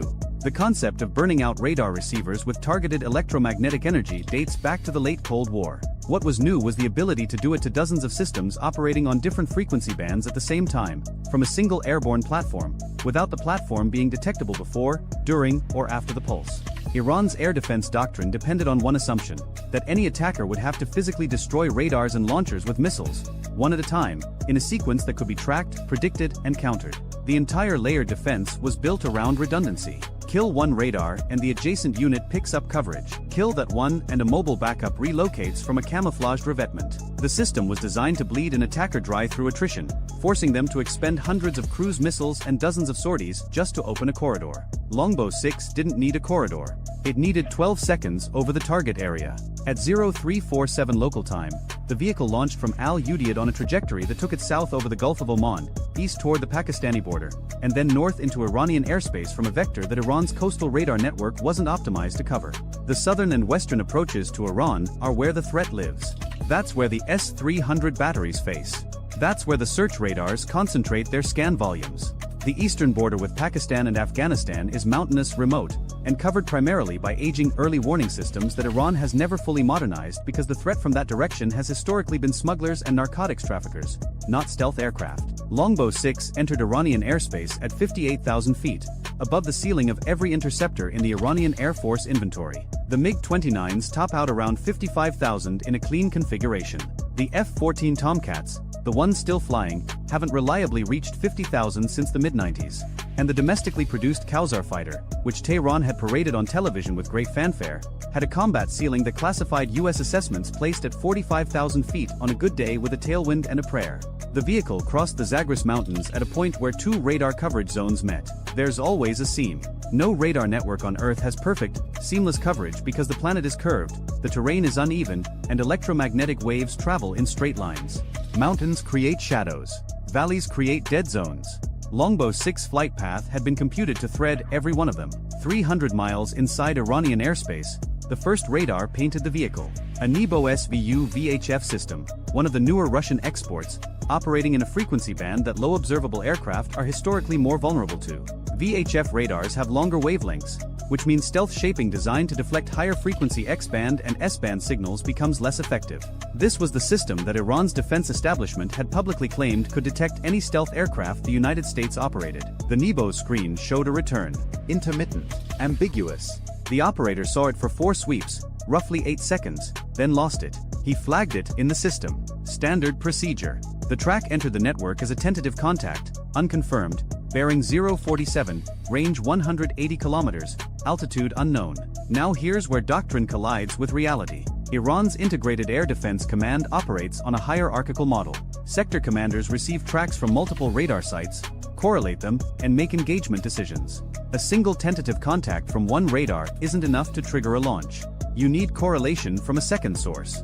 The S-300's own engagement radar, the 30N62, operating in X-band, scanned the bearing. Nothing. The third Cordad's phased array swept the same sector. Nothing. The Bavar 373's long-range search radar, which Iran claimed could track stealth targets at 300 kilometers, reported nothing. 1 radar saw it, 4 didn't. The sector commander had to decide whether to reposition mobile assets based on a ghost return that had already faded. Repositioning meant taking units offline during transit.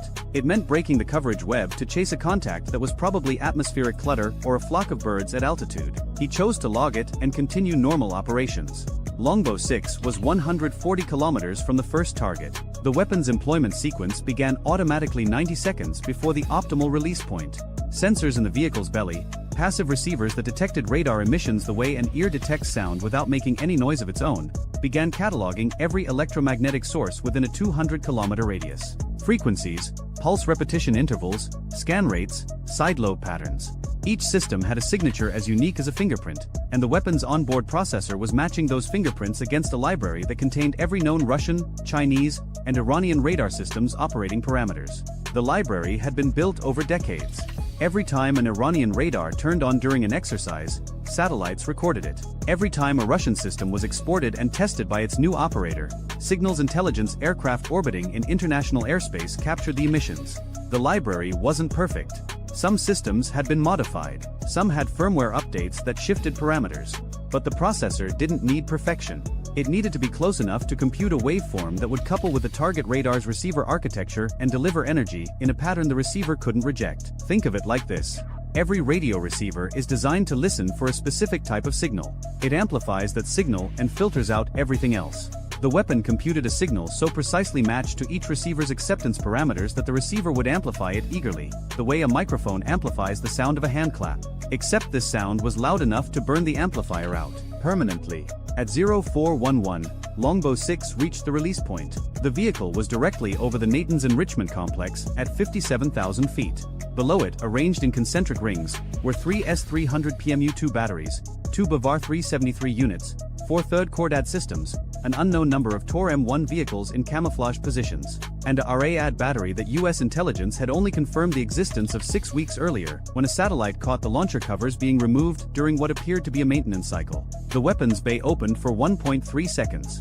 The device that dropped was not a bomb in any conventional sense. It had no explosive warhead. It had no fragmentation case.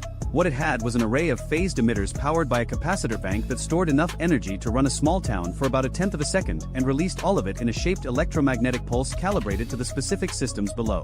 The device functioned at 41,000 feet, still well above the engagement envelope of every short-range system on the ground. On the S-300's 30N62 engagement radar, the pulse arrived as a signal indistinguishable from a legitimate return, amplified through the receiver chain, and overloaded the front-end low-noise amplifier in a cascade that propagated through the signal processing boards like electrical fire through dry timber. The system didn't explode. It didn't smoke. The screen simply went dark, and when the operators attempted to restart, the system reported a fault code that wasn't in the manual because the failure mode had never been anticipated by the designers. The Bavar 373 died the same way. Different frequency, different waveform, same result. The phased array elements, hundreds of individual transmit-receive modules, each received a pulse tuned to their specific operating band. 31% of the modules failed instantly. The system's built-in redundancy was designed to handle up to 20% module loss before degradation became operationally significant. At 31%, the radar's beam couldn't form properly. It could see the sky the way a person sees the world through a shattered windshield. Shapes, light, movement, but no resolution, no track, no fire control solution. The third Cordad systems experienced something different and in some ways worse. The pulse didn't kill the radar outright. It corrupted the signal processing software by introducing false data through the receiver that the system interpreted as legitimate contacts. The screens lit up with hundreds of tracks, a swarm of phantom aircraft that didn't exist, each one triggering engagement protocols that the operators couldn't override fast enough. The system began auto-cycling between targets, slewing the antenna to track contacts that vanished the moment it looked at them and reappeared the moment it looked away. The third Cordad wasn't dead. It was hallucinating. And in the confusion, the sector commander's data feed turned into noise. Every unit reporting something different. The S-300 reporting total failure. The Bavar reporting degraded capability. The third Cordad reporting mass air attack from all quadrants simultaneously. And the Nebo SVU, the one radar that had actually seen Longbow 6 4 minutes earlier, was now the only functional search radar in the sector, and its operator was screaming into a radio net clogged with overlapping damage reports that nobody could prioritize. The Tor M1 vehicles, short-range point defense systems mounted on tracked chassis, were the only assets unaffected. Their radars operated in a frequency band that the weapons library had incomplete data for. A Russian-supplied firmware update 8 months earlier had shifted the Tor's operating parameters just enough that the pulse didn't couple with the receivers cleanly. The Tor could still see. The Tor could still shoot. But the Tor has a maximum engagement range of 12 kilometers and a ceiling of roughly 20,000 feet, and Longbow 6 was at 57,000 feet and already egressing. Below the electronic carnage, the Natan's complex sat untouched. No crater, no debris, no visible damage of any kind. The centrifuges were still spinning. The buildings were still standing. From the ground, looking up, nothing appeared to have happened at all. This was the point. Longbow 6 didn't strike Natan's. It stripped Natan's naked. The air defense network that had been built over a decade to make the complex untouchable was now a collection of broken receivers, confused processors, and operators staring at screens that either showed nothing or showed everything. And the window wouldn't last. Iran had spare parts. Iran had technicians. The S-300's receiver modules could be replaced in somewhere between 12 and 72 hours depending on supply chain status. The Bavar's phased array modules would take longer, possibly weeks, because domestically produced components had quality control issues that meant a significant percentage of replacement modules would fail during installation. But the window was open now. At Al Udeid, the second phase was already moving. 47 minutes after Longbow 6 device detonated, a wave of BGM-109 Tomahawk cruise missiles launched from 3 Arleigh Burke-class destroyers in the Gulf of Oman. The missiles flew a southern route, hugging terrain through Balochistan, entering Iranian airspace through the same eastern corridor that Longbow 6 had used. They carried Broach warheads, a dual-stage penetrator designed to punch through hardened concrete and detonate inside buried structures. Their targets were not the centrifuge halls. Those were too deep, too hardened, and the Tomahawk's warhead wasn't heavy enough to reach them. Their targets were the support infrastructure, the power distribution nodes, the cooling systems, the uranium hexafluoride feed stations, and the cascade connection piping that linked the centrifuge halls to the above-ground processing facilities. Without cooling, centrifuges overheat. Without feed stations, they have nothing to enrich. Without connection piping, the product has nowhere to go. You don't need to destroy the centrifuges if you can destroy everything that keeps them running. The Tomahawks entered the degraded air defense zone at 550 miles per hour and 50 feet above the terrain. The S-300 couldn't see them because the S-300 couldn't see anything. The Bavar's fragmented array detected 3 of the 47 missiles but couldn't generate a fire control solution because the beam couldn't focus. The third Cordad software was still chasing phantoms and couldn't distinguish real cruise missiles from the hundreds of false tracks already saturating its display. The Tor M1 cruise, the only functioning air defense in the sector, detected the first Tomahawk at 9 kilometers. They launched. The 9M331 missile accelerated to Mach 2.8 and intercepted at 4 kilometers. Direct hit. The Tomahawk disintegrated in a fireball that the Tor's crew celebrated for approximately 3 seconds before the second Tomahawk passed 400 meters to the south, below the Tor's minimum engagement altitude, and impacted the primary electrical substation serving the enrichment complex. The lights at Natan's went out. A second Tor crew engaged 2 more Tomahawks and killed one. The other struck the cooling water intake manifold. A third Tor, repositioning to cover the southern approach, drove into a drainage ditch that didn't appear on its 2009 vintage navigation database and threw a track. The crew spent the next 40 minutes conducting field repairs while cruise missiles passed overhead. 43 of 47 Tomahawks reached their targets. 4 intercepted by Tor systems. 0 intercepted by any other air defense asset in the sector. The damage assessment came from a satellite pass 90 minutes later. 3 of 4 power distribution nodes destroyed. Cooling system intake demolished. 2 of 3 feed stations hit. 1 confirmed destroyed. 1 with structural damage that analysis suggested would require 6 to 8 months to repair. The cascade connection piping, running in above-ground conduits between buildings, had been shredded by blast fragmentation from near misses on adjacent structures. Not targeted directly, but destroyed by proximity. Natan's was intact. Every building was still standing. The centrifuges were still in their halls, thousands of them, spinning in the dark in the heat, with no power, no cooling, and no feed material. They would spin for a while on residual momentum. Then they would stop. Some would crash. Bearings seize when centrifuges spinning at 60,000 revolutions per minute lose their magnetic suspension. The repair timeline for crashed centrifuges isn't measured in weeks. It's measured in years, because Iran manufactures them domestically at a rate that US intelligence estimates at somewhere between 100 and 200 per month, and the complex held more than 5,000. 300 miles northwest, the same sequence was unfolding at Fordow, the enrichment facility buried under a mountain near Qom. A second Longbow 6 vehicle had entered from the north, threading the Alborz mountain passes where radar coverage was thinnest, and delivered its payload over the facility at 0419. Fordow's air defenses, a mix of Bavar 373 and domestically produced systems, experienced the same cascade of failures. The follow-on Tomahawk strike from a Virginia-class submarine in the Arabian Sea hit Fordow's tunnel entrances, ventilation shafts, and the power grid serving the mountain complex.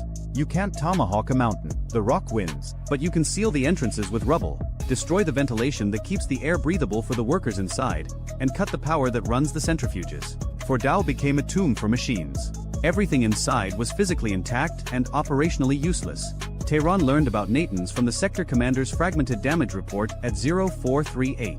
Tehran learned about Fordow when the facility stopped responding to communications at 0441. The Supreme National Security Council convened at 0502. By 0515, the order went out to activate retaliatory assets. Iran's response doctrine for a major strike on nuclear infrastructure had been rehearsed for years. The Ballistic Missile Force, operated by the IRGC Aerospace Force, maintained a standing order to launch against predetermined targets in the Gulf states and Israel within 90 minutes of confirmed attack on nuclear sites. Shahab, 3 medium-range ballistic missiles in hardened silos and mobile launchers. Ahmad and Gadr variants with improved accuracy, and the newer Khaibar Shikan, a solid-fueled medium-range missile that Iran had tested in 2023 and which Western analysts assessed could reach any point in Israel with a circular error probable of less than 30 meters. The launchers began their pre-launch sequences at 0520, and this is where the second thing that wasn't supposed to exist entered the picture. The US had repositioned 2 THAAD batteries to the Gulf region over the preceding weeks, along with Patriot PAC-3 MSE batteries at multiple locations. Standard defensive posture. What wasn't standard was the asset orbiting at 65,000 feet over western Iraq in a racetrack pattern that it had been flying for 19 hours without refueling. The platform had no official designation in any public document. Ground crews at its operating base referred to it as the Overwatch. It carried a sensor suite that could detect the infrared bloom of a ballistic missile launch within 2 seconds and a communications package that transmitted targeting data directly to Aegis-equipped ships and THAAD batteries faster than Iran's missiles could clear their boost phase. But detection wasn't the interesting part. The interesting part was the directed energy system mounted in a conformal housing along the platform's fuselage, not the airborne laser of the early 2000s. The 747 mounted chemical laser that cost $5 billion and was cancelled because it had to fly within 200 kilometers of the launch site to be effective. This was a fiber-coupled solid-state system that the Missile Defense Agency had been developing in a program so classified that its budget was hidden inside the construction line item for a facility in Alabama that had been completed 4 years earlier. The system couldn't destroy a ballistic missile. The energy density at range wasn't sufficient to burn through a missile's skin in the 60 to 90 seconds of boost phase. But it could do something more elegant. It could heat the missile's guidance section just enough to degrade the inertial navigation system's ring laser gyroscopes. The gyroscopes measure rotation by detecting the phase shift between two laser beams traveling in opposite directions around a closed loop. Heat the housing by even a few degrees and the thermal expansion changes the path length. The phase shift drifts. The missile thinks it's on course when it's not. By the time it reaches the terminal phase, the accumulated error translates to hundreds of meters of missed distance on a target that the missile's designers assumed would be hit within 30. At 0534, the first Shahab-3 launched from a site in western Kermanshah province. The Overwatch detected the plume at 0534 and 2 seconds. The directed energy system engaged at 0534 and 9 seconds, maintaining a focused beam on the guidance section for the 47 seconds of boost phase visible above the horizon line. The missile climbed through the atmosphere on what appeared to be a normal trajectory. It entered its mid-course phase. It followed a ballistic arc toward a target in the Gulf, and the gyroscopes, heated just enough to introduce a drift rate of 0.003 degrees per second, accumulated an error that by re-entry translated to 1,100 meters of missed distance. The Patriot PAC-3 battery at its intended target tracked the incoming missile, computed an intercept, and launched. The interceptor killed the Shahab at 15 kilometers altitude. Standard engagement. But the Shahab had already been dead.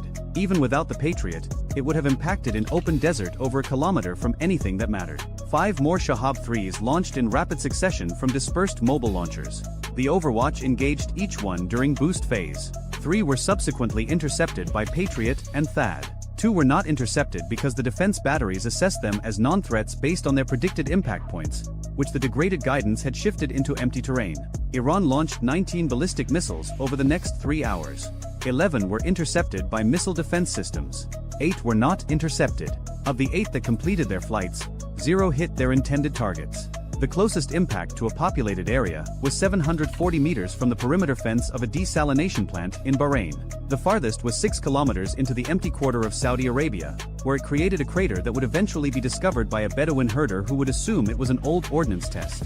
Tehran's missile force had spent years and billions developing the capability to overwhelm regional missile defenses through volume. The doctrine assumed that even if 50 or 60% of missiles were intercepted, the remainder would hit with enough accuracy to cause unacceptable damage. The doctrine did not account for the possibility that every missile that penetrated the defense shield would miss anyway, because the guidance had been corrupted during the one phase of flight where the missile was most vulnerable and least defended. The JAR-GC Aerospace Force Commander reviewed the impact reports at 0830. 19 launches. 0 confirmed hits on any designated target. He ordered a second salvo. The technicians reported that the mobile launchers needed 4 to 6 hours to reload and relocate. The fixed sites had been hit by a second wave of Tomahawks while the first salvo was still in the air. By noon, Iran's ballistic missile force had expended its ready inventory of medium-range missiles and achieved nothing. The air defense network around its most critical nuclear facilities was inoperable. The enrichment infrastructure at Natanz and Fordow was functionally destroyed without a single bomb having penetrated the actual centrifuge halls. And somewhere over Iraq, an aircraft that Iran's intelligence services had no knowledge of was still circling, waiting for the next launch that wouldn't come. The international response was immediate and predictable. Condemnation from expected quarters.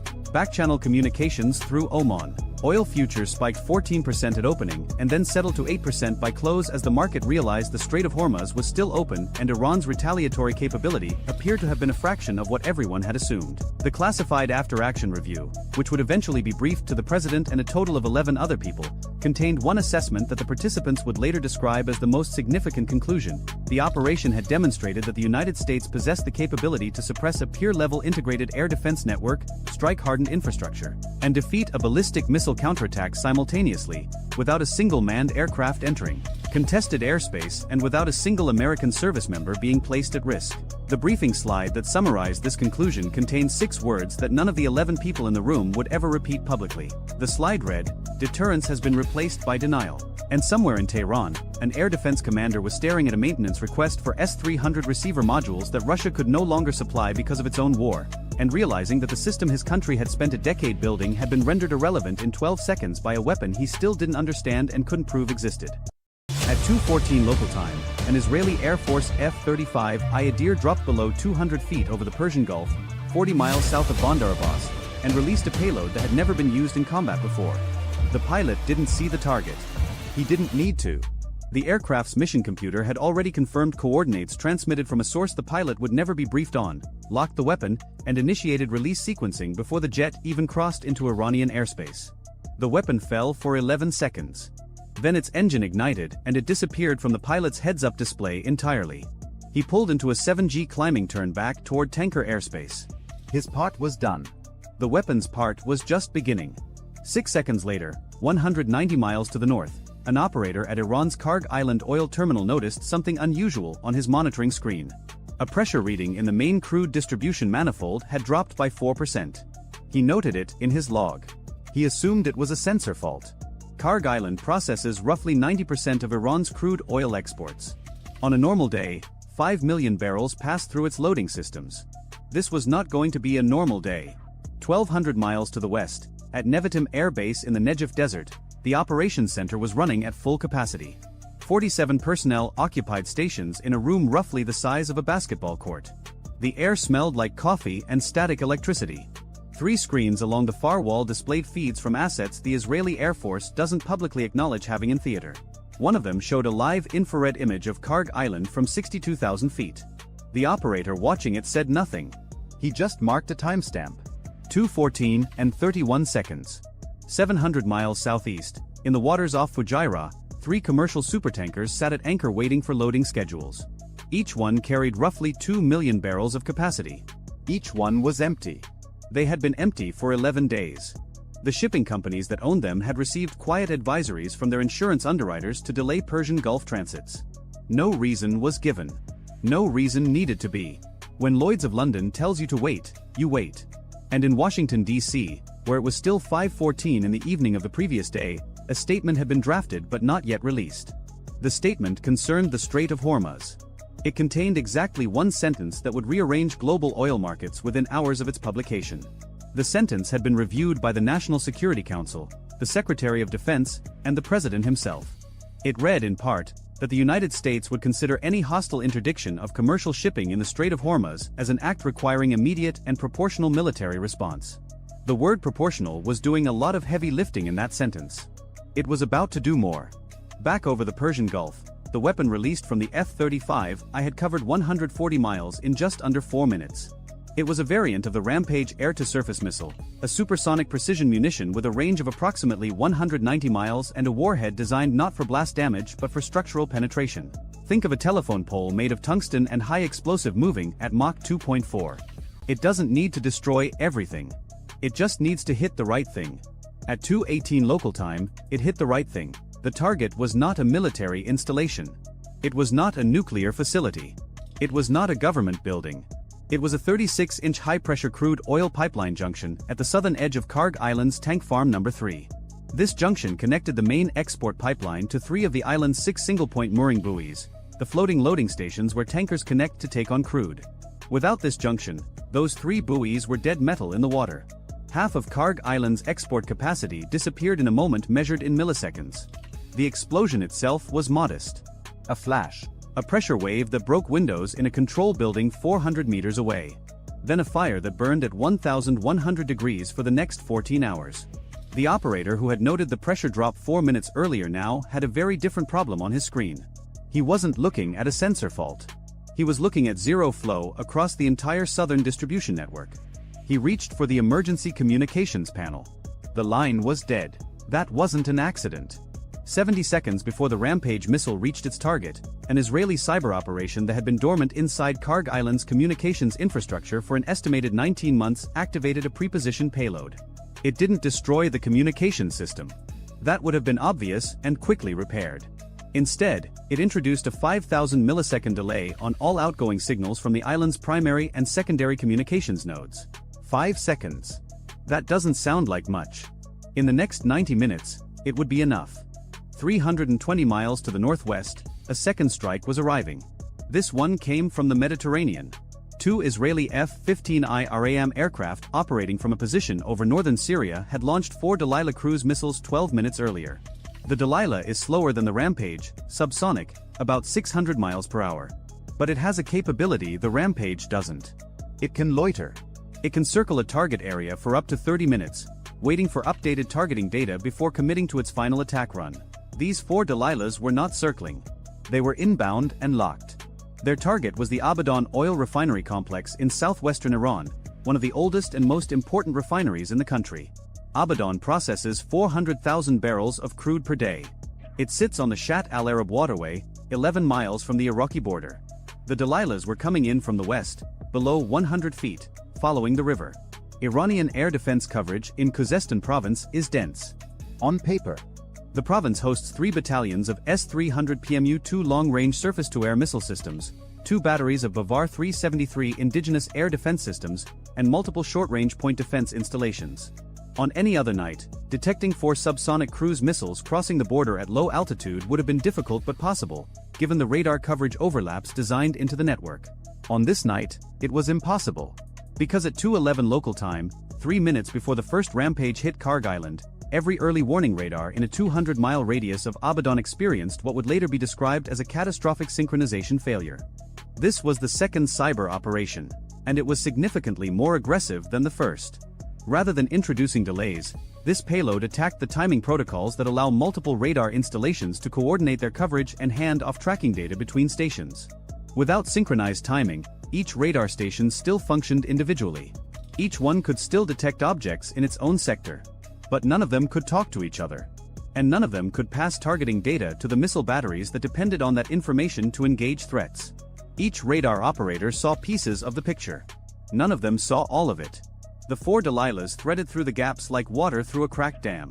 At 2:22 local time, the first Delilah struck the main atmospheric distillation column at Abadan's Unit 2 processing facility. The second hit the adjacent crude desalting plant. The third struck a 200,000-barrel floating roof storage tank. The fourth missed its intended target by 40 meters and detonated on a maintenance road. The first 3 were enough. Within 6 minutes, fires were burning across an area the size of 4 football fields. Secondary explosions in the desalting plant sent burning hydrocarbons into the drainage system that fed into the Shat al-Arab waterway. A black cloud visible from Basra, Iraq, 30 miles away, began to climb. 600 miles to the east, Iran's response was already in motion. But it was the wrong response. At 2:16, 2 minutes after the Karg Island strike, Iran's Supreme National Security Council received initial reports of an explosion on the island. The information was fragmentary because of the communications delay. But the SNSC had anticipated an Israeli strike against its nuclear program for months. Every contingency plan, every prepositioned response, every retaliatory option was built around that assumption. The assumption was that any Israeli attack would target Natanz, Isfahan, or Fordow. The nuclear triad. Every wargame they had run, every scenario they had planned for, started with those 3 locations. At 2:19, a duty officer in Tehran ordered a general air defense alert across all nuclear-associated facilities. S-300 batteries at Natanz powered to full readiness. Bavar 373 units at Isfahan began sweep scanning. Fighter squadrons at Mehrabad and Tabriz were ordered to immediate alert status. Within 12 minutes, Iran had its most sophisticated air defense umbrella active and scanning. It was covering the wrong targets. No Israeli aircraft were within 400 miles of any nuclear facility. That was the point. 1,200 miles from Tehran, aboard the USS Dwight D. Eisenhower operating in the Gulf of Oman, the Carrier Strike Group's intelligence center was watching everything. They weren't participating. Not yet. Their role, for now, was to observe and to maintain a posture that the Pentagon described internally as conspicuous readiness. The Eisenhower had 2 squadrons of F divided by a -18E divided by F Super Hornets, a squadron of EA-18G Growlers electronic warfare aircraft, and an air wing that had been at elevated readiness for 9 days. Conspicuous readiness meant that Iranian intelligence could see the carrier group, could see its aircraft on the flight deck, could detect the electronic emissions of a strike group preparing for operations. It was meant to be visible. It was meant to create doubt. If Iran retaliated against Israel, would the Americans join? The answer was supposed to be unclear. Unclear is more powerful than certain. What Iran's intelligence services could not see was what was 200 miles behind the Eisenhower. 3 Ohio-class guided missile submarines, each one carrying 154 Tomahawk cruise missiles. That's 462 cruise missiles in a space roughly the size of a small parking lot, sitting quietly at 400 feet below the surface of the Arabian Sea. They had been in position for 6 days. They had received no launch orders. They had received one message, repeated daily for the last 4 days. 4 words: maintain current posture, stand by. Back in Washington, the statement about the Strait of Hormuz was released at 5:47 p.m. Eastern Time. Within 11 minutes, Brent crude futures spiked $14 per barrel. Within 30 minutes, the spike hit $22. Trading algorithms that had been watching for keywords including Hormuz, military response, and proportional triggered automated buying across every major commodity exchange simultaneously. By the time human traders at the London IC exchange started their morning 6 hours later, oil was at $127 per barrel and climbing. 24 hours earlier it had been at $89. This was Story 1. Israeli strikes on Iranian oil infrastructure, American threats regarding the strait. A regional crisis with global energy implications. Every news network on the planet was running this story by 3 a.m. local time. Satellites were being repositioned. Analysts were being woken up. Retired generals were sitting in studio chairs explaining what they thought would happen next. What they didn't know was that the oil infrastructure was the distraction. The real operation had started 11 hours earlier, at 3 p.m. local time on the previous afternoon, and it had nothing to do with missiles, aircraft, or pipelines. At 3:02 p.m. the previous day, an Iranian-flagged container ship named the Shari Cord, a 40,000-ton vessel operating a regular route between Bandar Abbas and the port of Latakia in Syria, suffered what its crew reported as a catastrophic engine room failure approximately 15 miles inside the Strait of Hormuz. The vessel lost propulsion. It began to drift. The crew deployed an emergency anchor in one of the most congested shipping channels on Earth. The Strait of Hormuz at its narrowest point is 21 miles wide. The shipping lanes used by tanker traffic are 2 miles wide in each direction, separated by a 2-mile buffer zone. A 40,000-ton ship sitting dead in the water in one of those lanes is the maritime equivalent of a jackknifed tractor trailer on a 2-lane highway. Traffic began to stack up almost immediately. By 4 p.m., 6 tankers were holding positions south of the disabled vessel, waiting for tugs. By 6 p.m., the number was 14. By midnight, 23 commercial vessels of various types were either holding position, diverting around the obstruction, or anchored in designated waiting areas. Iranian port authorities at Bandar Abbas offered tug assistance. The tugs arrived at 7:30 p.m. They connected lines. They attempted to move the Shari Cord. The ship didn't budge. The tugs reported that the vessel's anchor chain appeared to be fouled on something on the seabed. The anchor couldn't be retrieved. The ship couldn't be towed. Nobody in any Western intelligence service flagged this as unusual. Container ships break down. Anchors get fouled. It happens. The Strait of Hormuz experiences an average of 3 significant shipping disruptions per month. This was routine. Annoying but routine. It was not routine. The Shari Cord's engine room failure had been manufactured. The anchor was not fouled on the seabed. It was functioning exactly as intended. The ship's purpose was not to transit to Latakia. Its purpose was to sit precisely where it was sitting for precisely as long as it was sitting there. Because directly beneath the Shari Cord, on the floor of the strait at a depth of 80 meters, sat something that had been placed there 14 weeks earlier by an Iranian Revolutionary Guard Corps Navy midget submarine. It was a mine. But not a conventional naval mine. It was a rising mine, a weapon that sits on the seabed and upon activation, releases a torpedo that ascends to intercept a target passing overhead. This particular variant was the EM-52, a Chinese-designed system that Iran had been suspected of possessing since 2015 but had never confirmed. The EM-52 can engage targets in water up to 200 meters deep. Its torpedo component has a range of approximately 10 miles. There wasn't just one. There were 6. Spaced at 1,500-meter intervals along the shipping lanes. The Shari cord was sitting on top of one of them, not because the ship was part of the mine deployment, but because the ship's position was intended to force tanker traffic into a predictable diversion pattern. When ships can't use the normal channel, they use the alternate channel. The alternate channel ran directly over 4 of the other 5 mines. It was a kill box, and 23 ships were slowly being herded into it. The American statement about the strait was not a coincidence. It was based on intelligence. 96 hours earlier, a signals intelligence platform operating from a facility in Bahrain had intercepted a burst transmission from a known IRGC Navy command node to 3 fast attack craft bases along the Iranian coast.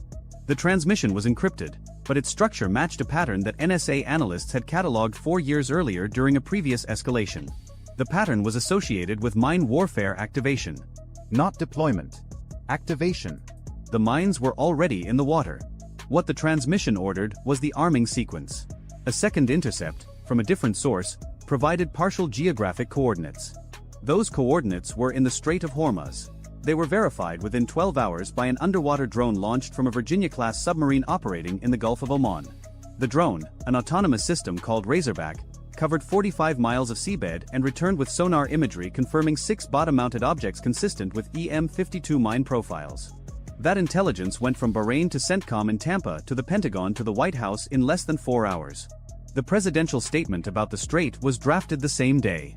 The timing of its release, simultaneous with the Israeli strikes, was not a coincidence either. It was coordinated. Not publicly. Not formally. Through a channel that doesn't appear in any organizational chart. So there were now 2 crises unfolding simultaneously, and most of the world only knew about one of them. The visible crisis was the Israeli strikes on Iranian oil infrastructure. Karg Island burning. Abadan burning. Oil prices climbing. That crisis was loud, photogenic, and impossible to ignore. The invisible crisis was 6 mines in the Strait of Hormuz, a dead container ship sitting on top of one of them, and 23 vessels slowly repositioning into a pattern that would give Iran the ability to shut down 21% of the world's daily oil supply in under 3 minutes. In Tehran, the Supreme National Security Council was in emergency session. The room was divided. The strikes on Karg Island and Abadan were an act of war. There was no ambiguity about that. The damage to Karg alone would reduce Iran's oil export capacity by an estimated 40% for a minimum of 6 months. Abadan would take longer. The economic impact was staggering. Iran's oil revenue for the current fiscal year was projected at approximately $50 billion. 40% of export capacity gone meant roughly $20 billion in lost revenue. Annual.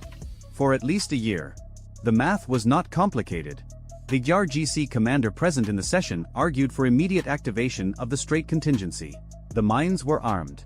The fast attack craft were loaded with anti-ship missiles. 62 missile boats, each carrying 2 to 4 C-802 anti-ship cruise missiles, were dispersed along the Iranian coastline between Bandar Abbas and Jask. The total missile count exceeded 200. Against commercial shipping, those numbers were overwhelming. Tankers don't have countermeasures. They don't maneuver. They're 1,000-foot steel boxes moving at 15 knots. Even a 20% hit rate would mean 40 missiles finding targets. The strait would be closed within hours. Oil would hit $200 per barrel. Maybe $250. The economic damage to the West would dwarf what Israel had just done to Iran. The foreign minister argued the opposite.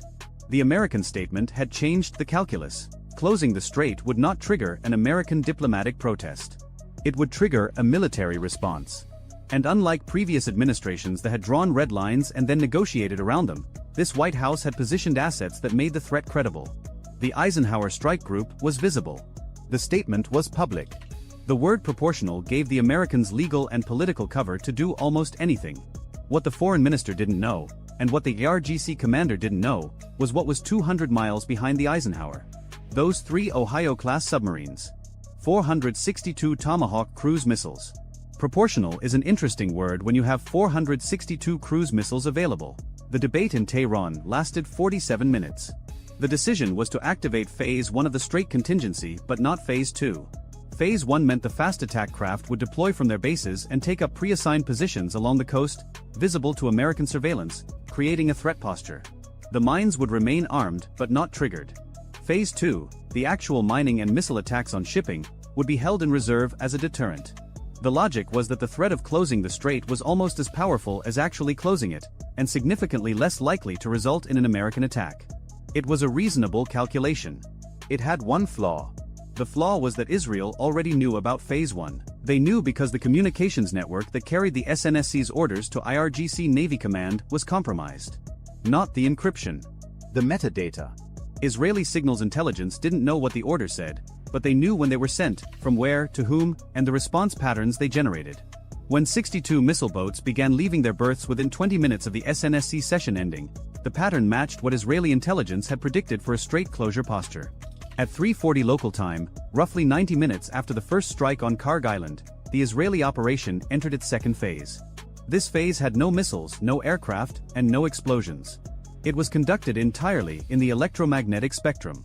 4 Israeli Gulfstream G550 aircraft modified for signals intelligence and electronic warfare, known as the Nakhon Shavat and Nakhon Item, had been orbiting in a racetrack pattern over the Red Sea at 41,000 feet since midnight. They had been silent until now. At 3:40, all 4 aircraft activated their electronic warfare suites simultaneously. The effect was immediate. Iranian naval communications along the entire southern coastline degraded by approximately 70%. The 62 fast attack craft that had just deployed from their bases suddenly couldn't talk to their command authority with any reliability. Some lost communications entirely. Others received garbled fragments. The boats were designed to operate independently if necessary, but their commanders had trained for a coordinated missile saturation attack. Without coordination, each boat was a single unit with 2 to 4 missiles. Individually, they were annoying. Collectively, they were devastating. Israel had just turned collectively into individually. At the same time, 400 miles to the east, something happened that nobody in Tehran or Jerusalem had planned for. The Shari cord, the container ship sitting dead in the Strait of Hormuz, moved. Not because the tugs pulled it free. Because its anchor chain broke. Or more precisely, because the anchor chain was cut. A U.S. Navy explosive ordnance disposal team operating from a rigid hull inflatable boat that had been staged from the USS Nitsa, an Arleigh Burke-class destroyer operating nearby, had placed a small shaped charge on the anchor chain at a depth of 30 meters. The charge detonated at 3:38 local time. The chain parted. The tugs, which were still connected, immediately began towing the now-free vessel south, out of the shipping lane. Within 20 minutes, the Shari cord was clear. Traffic could resume through the normal channel. The normal channel that did not run over the mines. The Iranians recognized what had happened almost immediately. The anchor chain didn't break on its own. The timing, 2 minutes before the Israeli electronic warfare activation, was not a coincidence. Someone had coordinated this. The Shari cord gambit was burned. But the mines were still in the water. And the mines were still armed. In Tampa, at CENTCOM headquarters, the mine problem was now the priority. 6 EM, 52 rising mines in the world's most important shipping choke point. Each one capable of killing a supertanker. The standard approach to mine clearance is methodical. You send mine countermeasure vessels, MH-53EC Dragon helicopters towing minesweeping gear, unmanned underwater vehicles to locate and neutralize each mine individually. It takes days. Sometimes weeks. The strait couldn't be closed for weeks. Every day of closure cost the global economy roughly $2.5 billion. The non-standard approach was faster. And riskier. At 4:15 local time, AP-8A Poseidon maritime patrol aircraft operating from Naval Support Activity Bahrain arrived over the strait at 25,000 feet. It was carrying sonobuoys, expendable underwater sensors that could be dropped from the aircraft to create an acoustic picture of the seabed. Over the next 40 minutes, the Poseidon dropped 36 sonobuoys in a grid pattern covering the area identified by the Razorback drone's earlier survey. The sonobuoy data was relayed in real time to the Nitsa, which had the most advanced mine warfare software package in the strike group.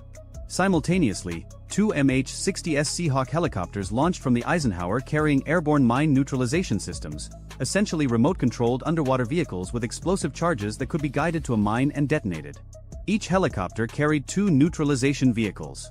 4 vehicles. 6 mines. The math wasn't perfect. 50 miles to the south, a second underwater drone was launched from the Virginia-class submarine. This one wasn't mapping. It was carrying 4 lightweight charges specifically designed for bottom mine neutralization. The drone's transit time to the minefield was estimated at 90 minutes. Too long for the first pass. The helicopters would have to do what they could with 4 vehicles and hope the submarine's drone arrived in time for the remaining mines. At 4:55 local time, the first airborne mine neutralization vehicle reached its target. The mine was sitting in 75 meters of water, partially buried in silt. The neutralization vehicle positioned itself within 2 meters of the mine and detonated. The explosion was felt on the surface as a dull thump. Sonobuoy data confirmed the mine was destroyed. 1 down, 5 to go. The second vehicle reached its target at 5:03. Successful detonation.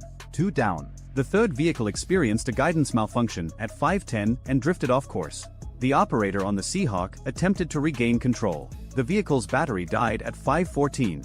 It sank to the seabed, useless. 3 vehicles expended. 2 mines destroyed. 1 failed. The fourth and final vehicle was deployed at 5:18 toward the third mine. Successful detonation at 5:24. 3 mines neutralized. 3 remaining. The helicopters had nothing left. The submarine drone was still 40 minutes out. 40 minutes. In those 40 minutes, 3 armed mines sat in the shipping lanes of the Strait of Hormuz. 3 mines that could each destroy a supertanker. 3 mines that the Iranian IRGC Navy still had the ability to trigger remotely. And in Tehran, the argument about Phase 2 was starting again. The IRGC commander now had new information. The Americans had moved the Shari cord. The Americans were actively clearing the mines. The Iranian contingency was being dismantled in real time. If Phase 2 was going to happen, it needed to happen now, before the remaining mines were neutralized. The window was closing. 62 missile boats were in position, though many had degraded communications. The 3 remaining mines were armed and could be command detonated. The foreign minister's counter-argument was simpler now. The Americans were clearing the mines. That meant the Americans knew about the mines. That meant the American threat about the strait was not hypothetical. It was operational. If Iran triggered those mines or launched anti-ship missiles at commercial shipping, the response would not be a statement. It would be 462 Tomahawk cruise missiles. And those would not be aimed at oil infrastructure. They would be aimed at every IRGC Navy base, every missile storage facility, every command center, and every fast attack craft that could be located. The IRGC Navy would cease to exist as a functional force in approximately 90 minutes. There was also the question of China. China buys roughly 27% of Iran's oil exports. China had not been consulted about the strait contingency. China would not appreciate having its energy supply interrupted by an Iranian decision made in the heat of a crisis. Beijing's ambassador had already called twice. He had not been put through to anyone with decision-making authority. That was a mistake that would have consequences regardless of what happened in the next hour. At 5:45 local time, with dawn beginning to lighten the eastern horizon over the Gulf of Oman, the SNSC reached its second decision. Phase 2 would not be activated. The remaining mines would be left in place as a card to be played later, but not triggered. The fast attack craft were ordered to return to port. The strait would remain open. Iran would pursue its response through other channels. Diplomatic, economic, asymmetric. The IRGC commander left the session without speaking to anyone. His deputy, waiting in an anteroom, asked him what had been decided. He said one sentence. It wasn't recorded, but it was reported later by 3 separate sources with minor variations. The version most commonly cited translates roughly to, "We just paid $50 billion to learn that our Navy is a suggestion." He wasn't entirely wrong. The 62 missile boats were returning to port. The electronic warfare jamming from the Israeli Gulfstream aircraft had lifted once the boats began withdrawing, which confirmed for the IRGC that the jamming had been targeted and deliberate, not some broad-spectrum interference. The Israelis had known exactly which frequencies to hit. That meant they had been listening for a very long time. At 6:04 local time, the submarine-launched underwater drone reached the 4th mine. Successful neutralization. At 6:22, the 5th. At 6:41, the 6th and final mine was destroyed. The Strait of Hormuz was clear. The entire mine neutralization operation had taken 1 hour and 46 minutes from first vehicle deployment to last detonation. The standard timeline for clearing a minefield of that size in a contested environment was 5 to 8 days. CENTCOM's after-action report would later describe the operation as compressed but acceptable. An unofficial assessment from the EOD team that cut the Shari cord's anchor chain used different language. They called it stupid lucky. Back in the daylight, the visible damage was becoming clear. Satellite imagery of Karg Island showed a fire burning across the southern tank farm with a smoke plume extending 40 miles downwind. The pipeline junction was destroyed. 3 of 6 loading buoys were inoperable. Iranian emergency crews were on scene but struggling to contain the fire because the water supply system for the firefighting infrastructure drew from a pumping station that had been damaged by debris from the initial strike. A $3.2 million missile had knocked out a pipeline junction, 3 loading buoys, a control building, and a firefighting pumping station. Total estimated repair cost, $1.4 billion. Estimated repair time, 8 to 14 months. Abaddon was worse. The atmospheric distillation column is the heart of any refinery. Without it, crude oil is just crude oil. It can't be processed into gasoline, diesel, kerosene, or any other usable product. Abaddon's Unit 2 distillation column was a total loss. The desalting plant was a total loss. The storage tank would burn for another 9 days before it consumed all available fuel. Repair estimates for Abaddon ranged from $2.1 billion to $3.6 billion depending on which engineering assessment you trusted. Timeline, 18 months to 3 years. 4 missiles had hit Abaddon. 3 of them found their targets. Total missile cost, approximately $4.8 million. The damage they inflicted would cost at least $2 billion to repair and remove billions more in refining capacity from the market for years. The cost ratio was not lost on analysts. $1 million of Israeli munitions had purchased roughly $400 million of Iranian economic damage. That ratio would appear in every defense procurement brief for the next decade. On global markets, the picture was equally dramatic. By 8 a.m. London time, Brent crude had reached $134 per barrel. By noon, it touched $141 before settling back to $136 on reports that the strait remained open. The strait remaining open was the only thing preventing a complete market panic. If those 6 mines had been triggered, if even one supertanker had been hit, the model showed oil reaching $200 within 48 hours and $250 within a week. The global economic impact of a sustained strait closure was estimated at $4 trillion annualized. The mines that prevented that scenario had cost approximately $12 million to manufacture and deploy. The neutralization vehicles, submarine drones, sonobuoys, and operational costs to clear them exceeded $200 million. A $12 million investment had required a $200 million response. That ratio also appeared in the procurement briefs. In Jerusalem, the Israeli cabinet met in an emergency session that lasted 3 hours. The strikes were described as a limited defensive operation targeting Iran's ability to fund hostile activities against Israel. The phrase economic heart was not used by any Israeli official. It didn't need to be. Every headline in the world was already using it. The cabinet authorized continued intelligence operations but no additional strikes. The message had been delivered. It was a very expensive message, delivered very precisely, to a very specific set of targets chosen not for their military significance but for their economic irreplaceability. Israel had not touched a single military base, a single air defense site, a single government building. It had hit the money. Everything else flows from money. In Washington, the president held a brief press availability at 8 a.m. Eastern. He confirmed that U.S. forces had conducted freedom of navigation operations in the Strait of Hormuz. He did not mention mines. He did not mention the Shari Cord. He did not mention underwater drones or explosive ordnance disposal teams cutting anchor chains in the dark. He said that the strait was open, that it would remain open, and that any entity attempting to close it would face consequences. When asked about the Israeli strikes, he said that Israel had the right to defend itself and that the United States had not participated in offensive operations. Both statements were technically accurate. The mine clearance was classified as a defensive operation. The electronic warfare aircraft were Israeli, not American. The distinction between participating and coordinating was apparently a matter of interpretation. Beijing's response came at 11 a.m. Beijing time, roughly 12 hours after the first strike. It was unusually blunt by Chinese diplomatic standards. The foreign ministry spokesman described the strikes as reckless and destabilizing and called for all parties to exercise restraint. The interesting word was not reckless. It was all parties. China was not singling out Israel. It was warning Iran as well. Don't close the strait. We need that oil more than you need revenge. The ambassador in Tehran was finally put through to the foreign minister. The conversation lasted 40 minutes. Its contents were not disclosed, but Iran's state media coverage of the crisis shifted notably afterward. The language about retaliation became less specific. The timelines became vaguer. Some things translate the same in every language. One of them is don't do anything stupid. 72 hours after the strikes, a preliminary damage assessment compiled by commercial satellite analytics firms estimated the total economic impact as follows. Direct infrastructure damage to Karg Island and Abaddon, $3.50 to $5 billion. Lost oil revenue for Iran over the following 12 months, $18 to $24 billion.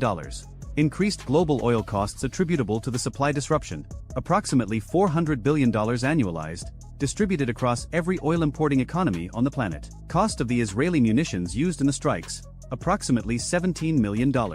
Cost of the American mine clearance operation, approximately $200 million. Cost of the mines themselves, approximately $12 million. The most expensive single item destroyed in the entire operation was a crude oil storage tank at Abadan that had been built in 1963. Its replacement cost was estimated at $180 million. The missile that destroyed it cost $1.2 million. The missile that missed its target and hit a maintenance road cost the same $1.2 million. It destroyed approximately $40,000 worth of asphalt. 6 weeks later, the Shari Cord was quietly towed to a shipyard in Bandar Abbas. An inspection of its engine room found nothing wrong with its engines. Both main propulsion diesel engines were fully functional. The engine room failure had been simulated by the crew on orders from IRGC Navy Command. The crew had not been told why. They had been told to fake a breakdown at specific coordinates and deploy their anchor. They did what they were told. They spent 11 hours sitting on top of a weapon that could have killed every person on their ship if something had gone wrong. They were not told about the mine. The IRGC Navy did not consider this relevant to their assignment. The captain of the Shari Cord resigned from the Iranian merchant marine within a month. He did not give a public reason. People who knew him said he had developed a persistent fear of deep water. Nobody else resigned. The oil kept burning. The prices kept climbing. And in shipping offices from Singapore to Rotterdam to Houston, insurance underwriters quietly added a new surcharge to every policy covering Persian Gulf transits. The surcharge was 17%. Nobody argued about it. When the math is that clear, nobody needs to. If you enjoyed this video, check out our other video on how Iran's mine warfare strategy nearly shut down the Persian Gulf in 1988. Bye for now. At 0342 local time, a Tomahawk Block V cruise missile crossed the Iranian coastline at 550 miles per hour, 50 feet above the salt flats south of Bandar Abbas. It was the first of 47 launched from the USS Gettysburg, a Ticonderoga-class cruiser positioned 340 nautical miles southwest in the Gulf of Oman. The missile's terrain-following radar painted the ground ahead like a blind man reading Braille at highway speed, adjusting altitude 40 times per second to hug the earth beneath Iranian air defense coverage. The Tomahawk costs $2.1 million. The target it was aimed at, a hardened aircraft shelter at Bandar Abbas Air Base, cost Iran $180,000 to build in 1987. The math would have been funny if 12 more weren't already in the air behind it. What the cruise missile didn't know, what the mission planners aboard the Gettysburg couldn't have known, was that the shelter had been empty for 9 days. The Su-35 that was supposed to be inside had been towed to a dispersal site 14 kilometers north, parked under camouflage netting between 2 apartment buildings in a residential district. The Iranians had stopped trusting their hardened shelters the day American satellites started counting shadows. The Tomahawk flew for another 23 minutes. It threaded a valley between 2 mountain ridges, popped up to 200 feet to clear a communications tower, dropped back down, and detonated against 4 feet of reinforced concrete protecting absolutely nothing. Somewhere in Bandar Abbas, an IRGC logistics officer was probably already drafting the press release about intercepting an American cruise missile.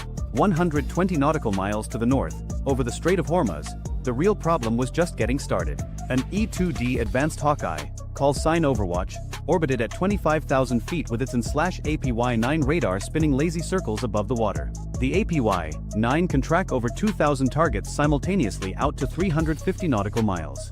It sees everything from fishing boats to ballistic missiles and sorts them into categories the way a bouncer sorts a club line: harmless, watch closely, or call the cops. Right now it was watching something that didn't fit any category.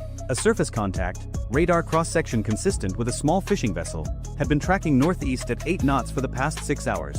Normal behavior for the hundreds of dhows that work these waters. Except this one had stopped 40 minutes ago. And now it was accelerating. 15 knots. 25, 40. The operator keyed his radio. Overwatch to sentry flight. Surface contact bearing 047, range 85, speed now indicating 45 knots. Classify fast attack. 45 knots from a dhow was impossible. 45 knots from a small combatant was Tuesday in the Persian Gulf. 80 nautical miles southeast. 2F divided by a -18E Super Hornets from VFA 143, the Pukin Dogs, were already turning toward the contact. They had been flying combat air patrol since 0200 bored, caffeinated, and hoping something would happen. Something was happening. Sentry Lee descended through 15,000 feet and put his APG-79 radar, an active electronically scanned array that can switch from air-to-air to air-to-ground modes faster than a pilot can blink, onto the surface. The contact resolved. Small hull, deck-mounted structure, thermal bloom consistent with gas turbine exhaust. Paycap class fast attack craft, Iranian Revolutionary Guard Navy, 76 feet long, armed with 2 Chinese C-701 anti-ship missiles, capable of 52 knots in calm water. The ARGC had 14 of them scattered across the Gulf, and they used them the way insurgents use car bombs. Cheap, fast, expendable, and absolutely capable of ruining someone's day. The pay cap wasn't alone. As Sentry Lead watched, 2 more thermal signatures emerged from behind a rocky outcrop on the Iranian coast. Then 2 more. 5 fast attack craft accelerating toward the Gettysburg's last known position in a spread formation designed to overwhelm point defense systems with simultaneous attacks from multiple vectors. What the pay cap commanders didn't know was that the Gettysburg wasn't where they thought it was. The cruiser had displaced 30 nautical miles west 4 hours ago, standard operating procedure after a Tomahawk launch to avoid exactly this kind of retaliation. The Iranians were charging toward a patch of empty ocean where an American warship had been yesterday. But 30 nautical miles west put the Gettysburg directly in line with something else. The USNS Rappahannock, a fleet replenishment oiler, currently transferring 400,000 gallons of JP-5 aviation fuel to the USS Bataan, an amphibious assault ship carrying 1,800 Marines and the aviation assets to support them. 2 ships connected by fuel lines, dead in the water, 95 nautical miles from 5 inbound missiles on hulls. The geometry was about to get very personal. Overwatch plotted the intercept. At current speeds, the pay cap formation would reach the replenishment group in 47 minutes. The Gettysburg could engage with SM-6 missiles at 130 nautical miles. The Super Hornets could engage with harpoons at 70. The problem wasn't range. The problem was identification. Rules of engagement required positive identification before weapons release. A pay cap looked exactly like a civilian speedboat on radar until it launched a missile or opened fire. The C-701 had a range of 15 nautical miles. A pay cap could close to launch range, fire, and be turning away before a pilot confirmed it was military. And the Strait of Hormuz at any given moment contained somewhere between 200 and 400 civilian vessels that looked exactly the same size on radar. Sentry Lead descended to 8,000 feet and slaved his targeting pod to the lead contact. The Fleur, a camera system that can read a license plate from 10 miles away in daylight, showed a gray hull, no flag, deck-mounted launcher that could have been a missile rail or a fishing net crane. He needed closer. 5 miles from the contact, doing 400 knots, Sentry Lead rolled wings level and let the Fleur build a picture. 2 tubes angled forward on the bow. Definitely military. Definitely armed. He keyed the radio. Sentry Lead, Overwatch, Tally Hostile, pay cap class, weapons visible, requesting clearance to engage. The response took 11 seconds. In those 11 seconds, the formation covered another half-mile toward the replenishment group. Sentry Flight, Overwatch, cleared to engage, weapons free on hostile surface contacts. The lead Hornet was carrying 2 AGM-84D Harpoon anti-ship missiles. The Harpoon costs $1.4 million, flies at 530 miles per hour, carries a 488-pound warhead, and was designed during the Cold War to sink Soviet cruisers. Using it on a 76-foot patrol boat was like hunting rabbits with a howitzer. Effective? Certainly. Cost-efficient? Absolutely not. Sentry Lead pickled the first Harpoon at 18 nautical miles. The missile dropped from the centerline station, turbofan ignited, and accelerated toward the sea surface while its radar seeker searched for the largest metal object in its field of view.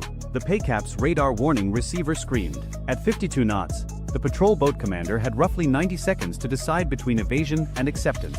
He chose evasion. Hard turn to port, chaff blooming behind the boat like metallic confetti, a maneuver that might have worked against an older missile. The Harpoon's seeker wasn't fooled. It ignored the chaff cloud, adjusted course 3 degrees, and impacted the pay cap's stern at 530 miles per hour. A 488-pound warhead against a 76-foot hull is less a naval engagement than a magic trick. The boat was there, then it wasn't. Fire, debris, and 6 crew members scattered across a quarter-mile of water. 4 pay caps remaining. 42 minutes to the replenishment group. What the American pilots didn't know was that the pay cap attack was a diversion. The real threat was already inside the engagement envelope, and it had been there for 3 hours. A Goddard-class midget submarine, 29 meters long, diesel-electric, virtually silent at creep speed, had been loitering 8 nautical miles southwest of the replenishment group's current position since before dawn. The Goddard was designed for exactly this mission: shallow water ambush in the crowded shipping lanes of the Gulf, where thermal layers and biological noise made submarine detection a nightmare. The Goddard carried 2 heavyweight torpedoes. Either one could break a ship's back. Both could sink an oiler full of aviation fuel and the 400 men aboard it. Aboard the Rappahannock, the unrep was 60% complete. Fuel hoses stretched between the 2 ships like umbilical cords, JP-5 flowing at 800 gallons per minute. The ships moved at 12 knots, slow enough to maintain the connection, fast enough to keep steerage way. Neither captain knew what was 8 miles behind them. The Goddard commander had been watching through his periscope for 20 minutes, building a firing solution on the larger of the two contacts. The torpedo run would take 4 minutes at high speed. Once he fired, the Americans would know exactly where he was. He would have perhaps 90 seconds before every sonobuoy and dipping sonar in the Gulf converged on his position. One shot, maybe two. Then run for shallow water and pray. He flooded the tubes. 30,000 feet above, an MQ-4C Triton, the Navy's high-altitude surveillance drone, detected something that shouldn't have existed. A momentary thermal anomaly on the water surface, 8 nautical miles from the replenishment group, consistent with a submarine's diesel exhaust venting. The Goddard had snorkeled 6 hours ago to recharge batteries. The Triton's multispectral sensors caught the residual heat signature where the exhaust had warmed the surface water. The algorithm flagged it. A human analyst in a ground station 7,000 miles away looked at the flag, cross-referenced it with acoustic data from a distributed sonobuoy field, and made a phone call. Overwatch received the flash traffic 47 seconds later. The E-2D operator stared at his screen. The submarine contact was behind the replenishment group, inside minimum torpedo range, positioned for an ambush shot on the oiler's vulnerable stern. The paycaps charging from the northeast weren't the attack. They were the distraction, forcing American assets to focus north while the real threat crept in from the south. 2 problems. 1 airframe available to solve them. An MH-60R Seahawk, call sign Hunter 21, was orbiting 15 nautical miles east of the replenishment group, originally tasked with surface search along the shipping lanes. The Seahawk carried 2 Mk-54 lightweight torpedoes, a dipping sonar, and a crew of 4 who were about to have a very busy morning. Hunter 21, Overwatch, Retask immediate, subsurface contact bearing 195 from Hotel Alpha, range 8, classify hostile, cleared hot. The pilot banked hard, dropped the nose, and started toward the contact at 140 knots. The tactical coordinator in the back began programming the sonar, while the sensor operator readied a torpedo. They had maybe 6 minutes before the Goddard was in optimal firing position. Maybe less. 40 nautical miles north, the remaining paycaps were spreading further apart, each boat now a separate threat axis requiring individual tracking. Sentry 2 engaged the second contact with a harpoon at 15 miles. Impact, 3 remaining. The Super Hornets were running low on anti-ship missiles. 2 harpoons remaining between them, 3 targets, and the rules of engagement didn't allow gun runs on surface contacts that hadn't fired first. The math wasn't working. Overwatch made a call. Sentry flight, break off surface engagement, redirect to subsurface prosecution support. The paycaps would have to be someone else's problem. The submarine was 6 minutes from a firing solution on an oiler carrying enough fuel to burn for a week. Hunter 21 arrived over the datum point and deployed the dipping sonar. The AQS-22 dropped into the water on 200 feet of cable, its transducer pinging active pulses into the thermocline while passive arrays listened for engine noise, prop cavitation, anything that sounded like a submarine instead of a shrimp bed. Contact, bearing 210, range 2,400 yards, depth 80 feet, moving slowly northeast. The Goddard commander heard the dipping sonar the moment it went active. He had roughly 30 seconds before the helicopter prosecuted. He could fire now, accept the counterattack, and hope the torpedo reached its target before his boat was destroyed. Or he could go deep, run silent, and try to escape into the acoustic clutter of the shipping lanes. He fired both torpedoes. The acoustic signature of a torpedo launch is unmistakable. 2 distinct splashes, followed by the high-frequency whine of contra-rotating propellers accelerating toward 45 knots. The Seahawk crew heard it instantly. Hunter 21, torpedo in the water, 2 fish, bearing 030, speed 45, depth 40 feet. The sensor operator dropped a Mk-54 on the submarine's position, while the pilot keyed the guard frequency to warn the replenishment group. The torpedo entered the water, acquired the Goddard screw noise, and started its terminal run. 4 miles north, aboard the Rappahannock, alarm sounded. Emergency breakaway. The fuel hoses disconnected automatically, valves slamming shut to prevent spills, while both ships went to flank speed and diverged. A replenishment ship emergency breakaway takes approximately 2 minutes. The incoming torpedoes would cover 4 miles in 5 minutes. The math was close. The Batan's SLQ-32 electronic warfare suite detected the torpedo seekers and began jamming, filling the water with acoustic noise designed to confuse the guidance systems. The Rappahannock had no such system. It had a hull full of aviation fuel and a top speed of 20 knots. The first torpedo tracked straight for the oiler's wake. Torpedo seekers home on the acoustic disturbance a ship's propellers leave in the water, a trail of turbulence and cavitation bubbles that points directly at the target like an arrow. The Rappahannock was making 20 knots, generating exactly the kind of wake a torpedo loves. 900 yards out, the torpedo's seeker locked onto the bubble trail and accelerated for terminal attack. The Bataan launched a Nixie torpedo decoy, a towed noisemaker designed to sound more like a ship than the ship itself.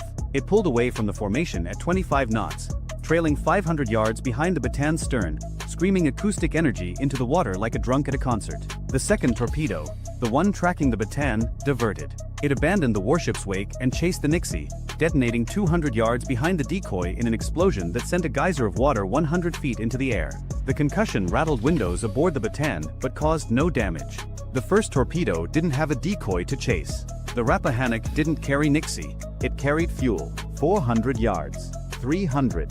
The Seahawk's Mk-54 impacted the Goddard at the same moment. The midget submarine, running shallow to escape, took a 96-pound warhead through its pressure hull. The explosion broke the boat in half. Both sections sank in water too shallow to hide them, 200 feet down, visible on sonar as two distinct debris fields.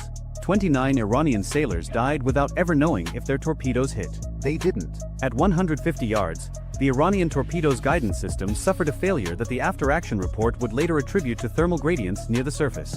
The weapon passed 40 yards ahead of the Rappahannock's bow, continued northeast for another mile, exhausted its fuel, and sank. The Oilers' captain was about to need new underwear. Everyone aboard the Rappahannock was about to need a drink. But 400,000 gallons of aviation fuel continued floating on the surface of the Gulf, unburned, because a torpedo seeker hiccuped at the wrong moment.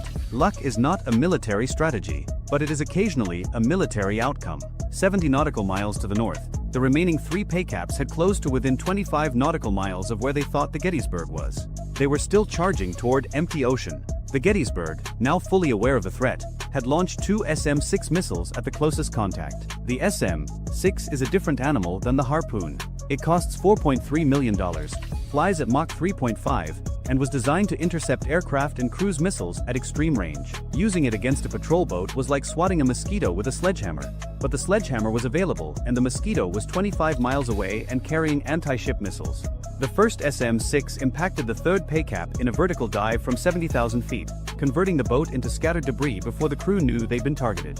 A $4.3 million missile against a $3 million patrol boat. The economics were almost reasonable, if you squinted. Two paycaps remaining. Both had watched their formation mates disappear and decided discretion was the better part of martyrdom. They turned, went to maximum speed, and ran for Iranian territorial waters.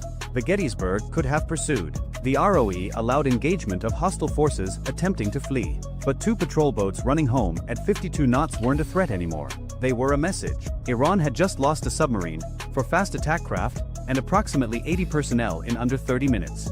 The Americans had lost nothing but missiles and fuel. The exchange rate was what defense analysts would later call unsustainable. 400 nautical miles to the west, in a bunker complex outside Natanz, an IRGC general was receiving real-time reports of the disaster. The paycap attack had been his plan. The submarine ambush had been his innovation. Both had failed completely, killed everyone involved, and destroyed assets that would take years to replace. He looked at the map on his wall, the blue symbols marking American carrier positions, the red symbols marking Iranian assets that no longer existed, and began drafting a message to Tehran. The message recommended immediate cessation of naval operations in the Gulf. The message noted that American anti-submarine capabilities had proven significantly more effective than intelligence assessments predicted. The message did not mention that the general had been the one who wrote those assessments. 3 days later, the Iranian Navy pulled every remaining Goddard submarine back to port.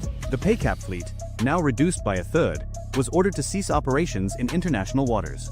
The Strait of Hormuz remained open. Oil continued flowing to Asia and Europe at the rate of 21 million barrels per day. The entire engagement, from the first Tomahawk launch to the last paycap fleeing for Iranian waters, had lasted 3 hours and 47 minutes. It had cost Iran one submarine, 4 patrol boats, and any illusion that harassment tactics in the Gulf would go unpunished. It had cost the United States approximately $18 million in missiles spent on targets worth perhaps a tenth of that value. Defense contractors in Tucson and St. Louis were probably already scheduling celebratory lunches. Aboard the Rappahannock, the crew secured from general quarters and resumed replenishment operations with the Bataan. The fuel transfer that had been interrupted by torpedo attack completed 4 hours later without further incident. The Oilers' deck log noted the event in the understated language the Navy reserves for near-death experiences. 0347 emergency breakaway due to hostile subsurface activity. 0351 torpedo passed ahead at close range. 0815 resumed unrep. The Bataan's Marines, most of whom had slept through the entire engagement in berthing compartments below the waterline, woke up to rumors about torpedoes and submarines and decided the Navy types were probably exaggerating. The Navy types decided not to correct them. Hunter 2-1 recovered aboard the Bataan with empty torpedo tubes and a crew that would be telling this story for the rest of their careers. The sensor operator who called the submarine contact would receive a Navy Achievement Medal 6 months later. The citation would note his quick reaction to developing tactical situation, without mentioning that developing tactical situation was Pentagon speak for almost got an oiler blown up. The Triton drone that detected the submarine's thermal signature continued orbiting at 55,000 feet, its cameras and sensors sweeping the Gulf with the patience of a machine that doesn't get bored, doesn't get tired, and costs $180 million to build. The algorithm that flagged the thermal anomaly would be updated the following week to improve detection of diesel submarine exhaust patterns. A programmer in San Diego added 6 lines of code and went to lunch. Somewhere in the Gulf, an Iranian rescue vessel searched for survivors from the Qatar. They found debris, an oil slick, and no one alive. The submarine had been one of 23 in Iran's midget submarine fleet, vessels specifically designed for operations in the shallow, cluttered waters of the Gulf. 22 remained. But the commanders of those 22 now knew exactly what would happen if they tried the same tactic again. The Strait of Hormuz is 21 nautical miles wide at its narrowest point. Roughly 20% of the world's oil passes through it every day. For 3 hours and 47 minutes on a Tuesday morning, control of that passage was genuinely contested. Then it wasn't. If you enjoyed this video, check out our other video on the F-35's electronic warfare capabilities that helped shape the air battle over Iran. Bye for now. At 4:12 local time, 2 Khalij-Fars anti-ship ballistic missiles leave their transporter erector launchers from a ridgeline above Bandar Abbas and accelerate through the pre-dawn darkness over the Strait of Hormuz. Their target is 120 kilometers to the south, moving at 18 knots through international waters. It weighs 104,000 tons. It carries 90 aircraft, and it has no idea that the next 6 minutes are about to rewrite every assumption the Islamic Revolutionary Guard Corps has held about what it means to strike an American aircraft carrier. The USS Abraham Lincoln, CVN-72, is the 4th Nimitz-class carrier to rotate through the 5th Fleet area of operations this year. Her flight deck stretches 1,092 feet. Her 4 catapults can throw a 50,000-pound aircraft from 0 to 165 miles per hour in under 3 seconds. Her air wing, Carrier Air Wing 7, includes 44F divided by a -18E and F Super Hornets, 5EA, 18G Growler electronic warfare aircraft, and an assortment of helicopters and surveillance platforms that give her the ability to see, jam, and kill anything within a 500 nautical mile radius. She costs $8.5 billion. The 2 missiles heading toward her cost $3 million combined. Somebody in Tehran looked at that math and thought it was a bargain. The strike group surrounding the Lincoln is not a single ship. It is a floating fortress spread across 40 nautical miles of dark water. The guided missile destroyers USS Carney and USS Nitsa, both Arleigh Burke-class flight IIA ships, carry a combined 192 vertical launch cells. Between them, those cells hold SM-6 interceptors capable of engaging targets from sea level to the edge of space, SM-2 Block IIC area defense missiles, Tomahawk land attack cruise missiles, and Evolved Sea Sparrow point defense rounds. Beneath the surface, 300 meters down in the warm waters of the Gulf of Oman, the Los Angeles-class attack submarine USS Cheyenne tracks every Iranian vessel within 60 kilometers using her BQQ-10 sonar suite while carrying 12 Tomahawk cruise missiles in her torpedo tubes, each one programmed with coordinates that were last updated 4 hours ago. This is the most capable naval formation on Earth. And in the mountains above Bandar Abbas, the IRGC Aerospace Force battery commander who just launched those 2 ballistic missiles believes he has found its weakness. He is not entirely wrong. 130 kilometers north of the Lincoln, along 3 separate stretches of Iranian coastline, 12 Shahed 238 jet-powered attack drones ignite their turbojet engines 40 seconds after the ballistic missiles launch. These are not the lumbering Shahed 136 one-way attack drones that became famous over Ukraine, the ones that sound like lawnmowers and fly at 115 miles per hour. The Shahed 238 is a different animal entirely. Turbojet-powered, radar-guided, capable of Mach 0.8, roughly 600 miles per hour at wave-top altitude. They cross the radar horizon with less than 90 seconds of warning time. Each one costs approximately $50,000. All 12 together cost less than a single SM-6 interceptor, which runs the United States Navy $4.3 million per round. Every missile fired to stop a $50,000 drone is a financial victory for Tehran before a single warhead detonates. The Lincoln Spy-6 radar, the most advanced naval search radar ever deployed, detects the 2 ballistic missiles at a range of 270 kilometers. The system classifies the threat, computes an intercept solution, and passes it to the Aegis combat system aboard USS Carney in under 2 seconds. The alarm sounds across every ship in the strike group simultaneously. Battle stations. The entire carrier defense architecture shifts to full engagement posture in 11 seconds. Sailors who were asleep 15 seconds ago are running to their stations in the dark, pulling on flash gear, strapping into chairs.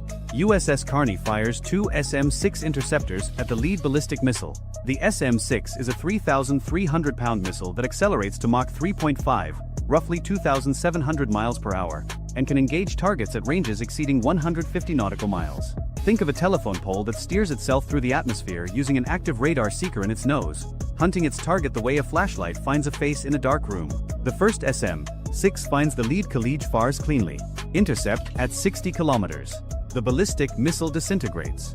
Debris rains into black water that nobody will ever search. The second ballistic missile is the problem. It executes a terminal maneuver, a pre-programmed we've designed to defeat the predictive algorithms that guide American interceptors during the final phase of engagement. 2 SM-6 missiles chase it. The first loses tracking during the maneuver and self-destructs. The second detonates close enough to shred the seeker head and damage the guidance fins, but the warhead survives. The missile transitions from a guided weapon to a 1,500-pound piece of debris falling along a degraded ballistic arc, and that arc intersects the flight deck of the USS Abraham Lincoln. At 4:16 local time, 4 minutes and 44 seconds after launch, the damaged Khalij Fars strikes the Lincoln's flight deck at an angle, punches through the armored steel plating, and detonates inside the hangar bay. The warhead is a unitary high-explosive penetrator. The fireball reaches 60 feet. 3F divided by a -18E Super Hornets parked in the hangar bay are destroyed instantly. Shrapnel tears through bulkheads. The concussion wave throws sailors against walls, into equipment,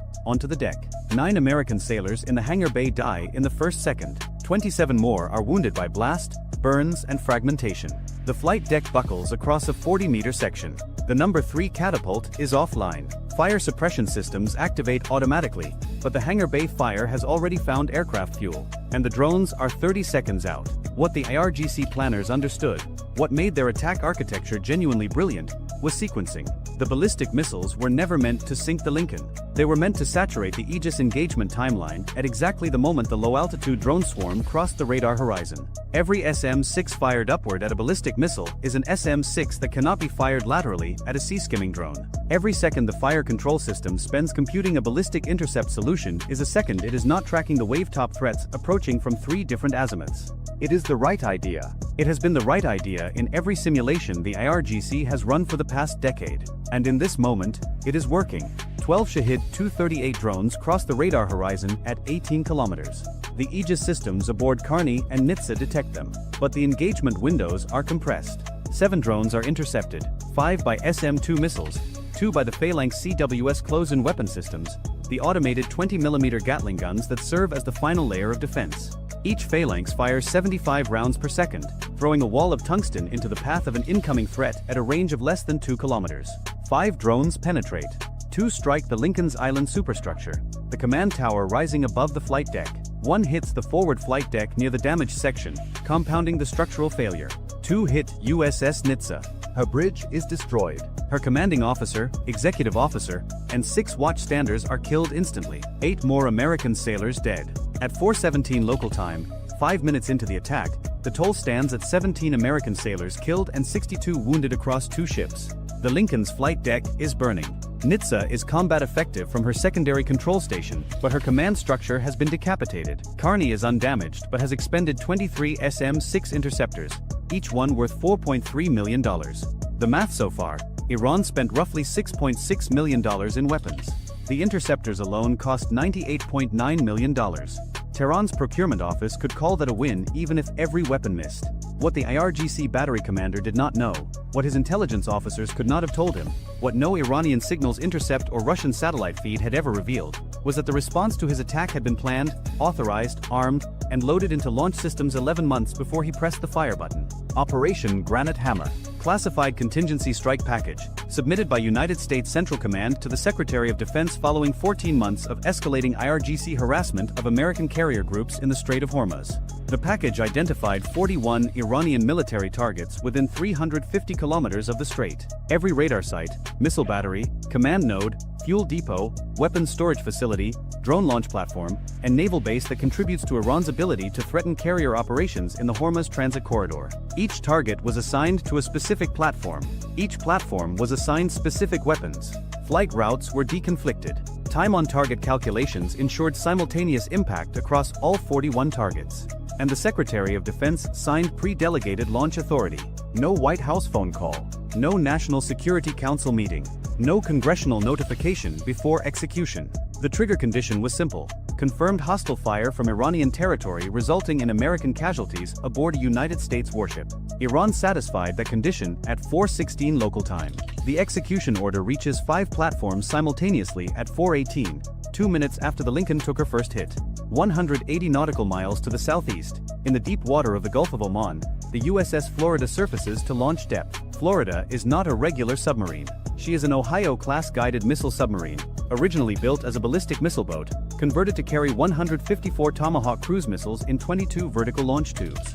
She is the most heavily armed conventional strike platform in the United States Navy. Her crew has been at modified battle stations for 9 days, waiting for a message exactly like the one that just arrived. Beneath the strike group, USS Cheyenne acknowledges her portion of the strike package. Her 12 Tomahawks are already warm. 2,100 nautical miles to the south, over the central Arabian Sea, 2 B-2 Spirit stealth bombers from the 509th Bomb Wing, operating out of Diego Garcia, have been holding in a racetrack orbit for 6 hours. Each carries 16 GBU, 57 massive ordnance penetrators, bunker-busting bombs weighing 30,000 pounds each, designed to penetrate 200 feet of reinforced concrete before detonating. They were built for exactly 3 categories of targets on Earth: North Korean tunnels, Iranian mountain bunkers, and Chinese underground facilities.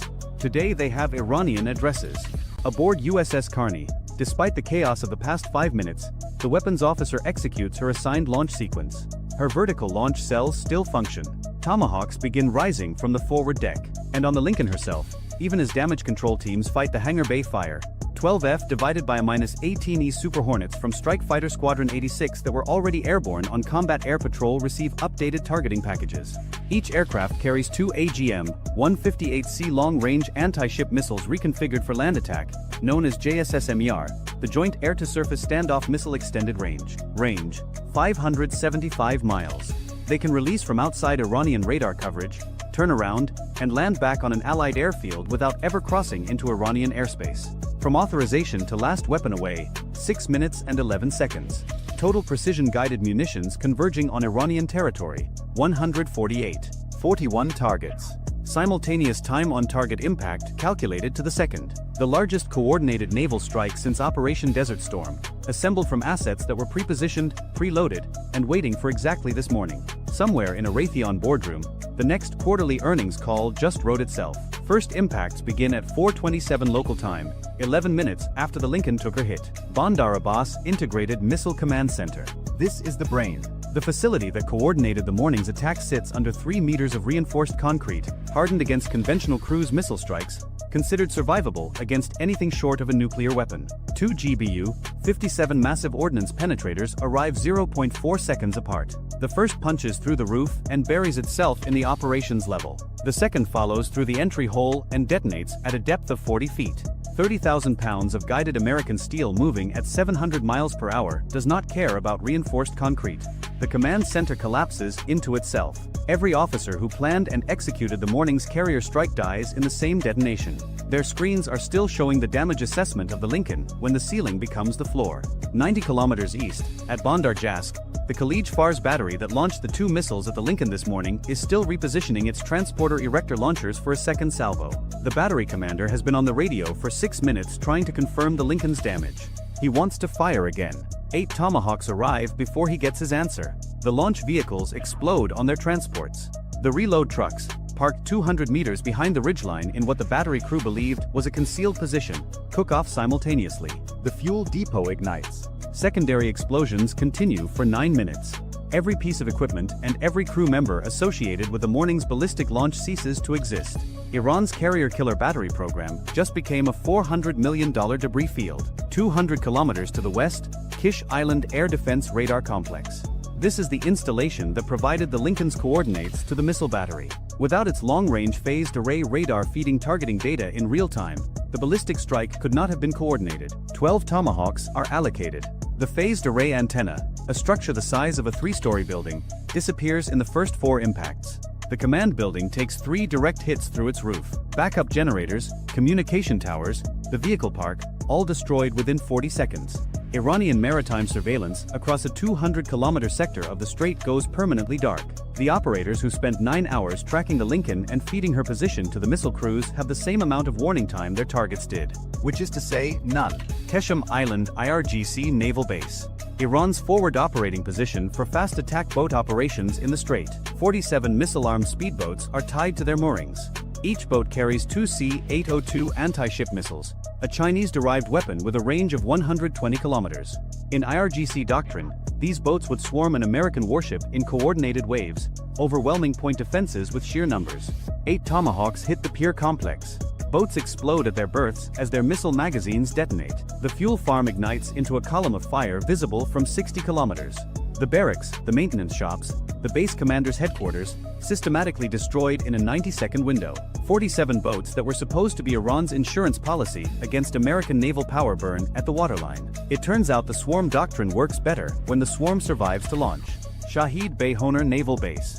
Iran's primary IRGC naval headquarters for Strait of Hormuz operations. 18 Tomahawks. The 4-story headquarters building, the operational brain of Iran's entire Hormuz defense strategy, receives 4 cruise missiles through its facade in a 2-second sequence. The building pancakes. The operations center that was monitoring the Lincoln's damage and drafting follow-up strike orders is buried under 20 meters of concrete. The weapons storage facility takes 3 hits. Stored NOR anti-ship missiles detonate in a chain reaction that destroys 4 adjacent structures and starts fires that will burn for 2 days. The 3 coastal drone launch positions from which the morning's 12 Shahid 238s were released each receive 6 Tomahawks. Mobile launchers, support vehicles, propellant storage, communications relays. Systematically erased across all 3 sites in a 4-minute window. 14 additional targets, radar nodes, communications relays, ammunition depots, hardened command bunkers scattered across a 300-kilometer coastal arc, received the remaining weapons. Total strike duration from first impact to last detonation, 4 minutes and 52 seconds.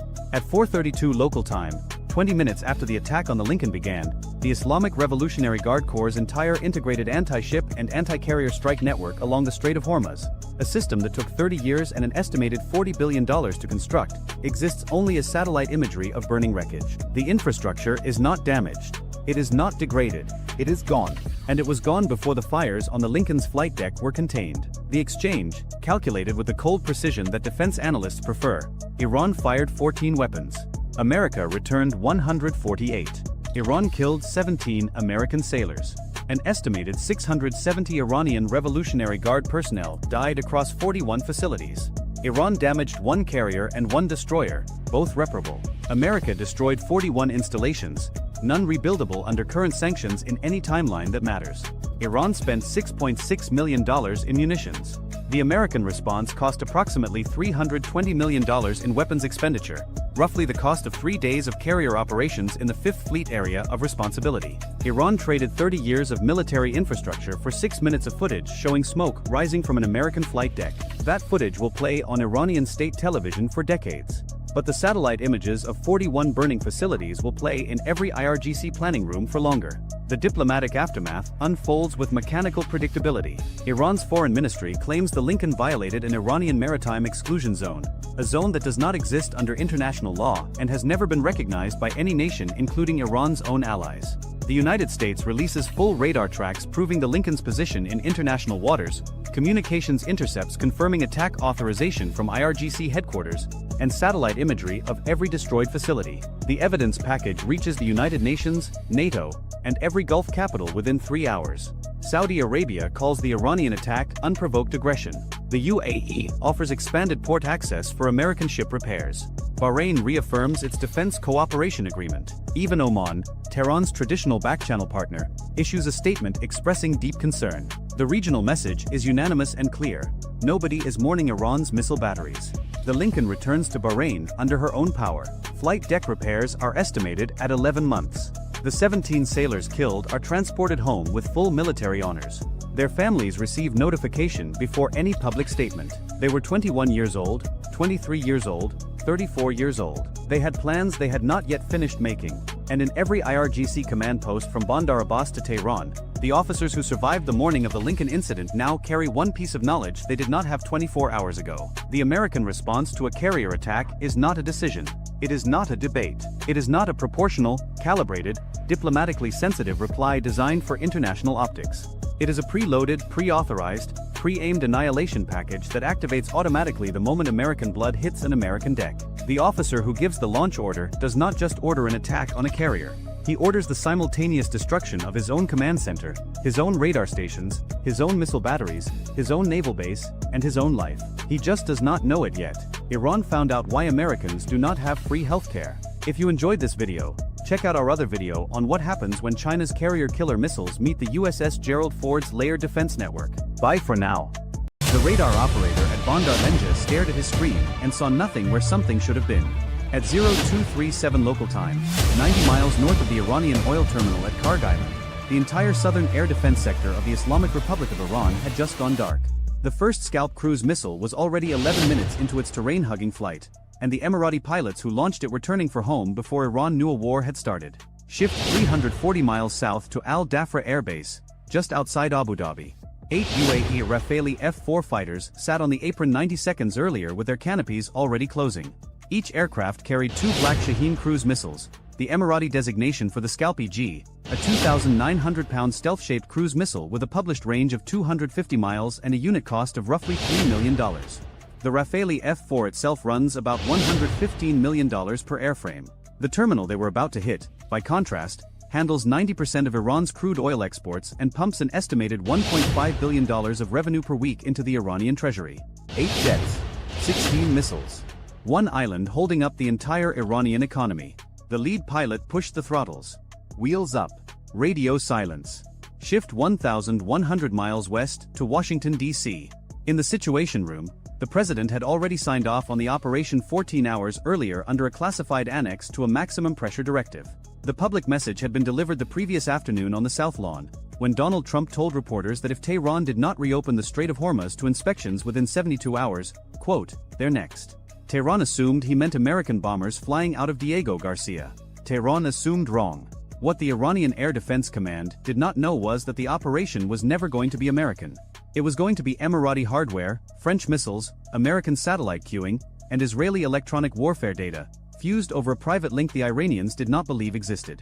The whole point was deniable plausibility, and the deniability was already collapsing because the strike package had launched 30 seconds ahead of schedule. Shift back to Karg Island. The island is 16 miles off the Iranian coast in the northern Persian Gulf, a coral outcrop barely 5 miles long, ringed by the largest oil-loading jetties on Earth. 2 crude terminals, T-Jetty and Sea Island, can berth 14 supertankers simultaneously. On a normal night, roughly $200 million of crude is in the pipes at any given moment. Tonight was not a normal night. Tonight, the Iranian Revolutionary Guard had repositioned a full battery of S-300 PMU-2 launchers to the eastern ridge of the island, along with a single Bavar 373 battery brought down from Bushehr the week before. The Bavar 373, Iran's domestically produced long-range surface-to-air system, claims a detection range of 260 kilometers, or roughly 160 miles, against large aircraft. Against a Scalp cruise missile flying 100 feet over the Gulf at 600 miles per hour, it claims considerably less.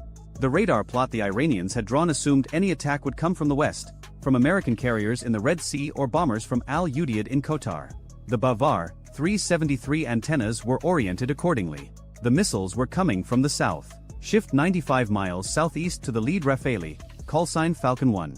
The pilot, a 41-year-old Emirati colonel with 2,800 flight hours, watched his tactical display update in real time from an E-7 Wedgetail orbiting over Saudi airspace. 2 waypoints. Release point Alpha at 90 miles from target. Release point Bravo at 75 miles. He hit Alpha. 2 missiles dropped. Engines lit. Gone. Shift to the missile itself. The Scalp EG is 17 feet of stealth-shaped composite, weighing 2,900 pounds, with a 990-pound broach tandem warhead designed to punch through hardened concrete before detonating. It cruises at 600 miles per hour, roughly the speed of a commercial airliner, but at an altitude low enough that any boat captain in the Gulf would mistake it for a low-flying gull at night. It uses terrain reference navigation, GPS, and a thermal imaging seeker that compares the target to a stored 3D model in the final 10 seconds of flight. The Iranians had practiced for ballistic missiles. They had not practiced for this. Falcon 1 turned south. Falcons 2 through 8 repeated the sequence at 30-second intervals. 16 missiles in the air. Combined cost, $48 million. Target replacement cost, north of $20 billion when you count the oil, the infrastructure, and the export revenue. Shift 1,400 miles north to a Russian-built radar station outside Shiraz. The technician on duty saw the first faint return at 0241. He flagged it as a likely surface contact, a fishing dhow drifting on the radar floor. By the time his supervisor walked over to look, the contact had split into 4. Then 8. Then 16. The supervisor reached for the red phone. The red phone was already ringing. Shift back to card.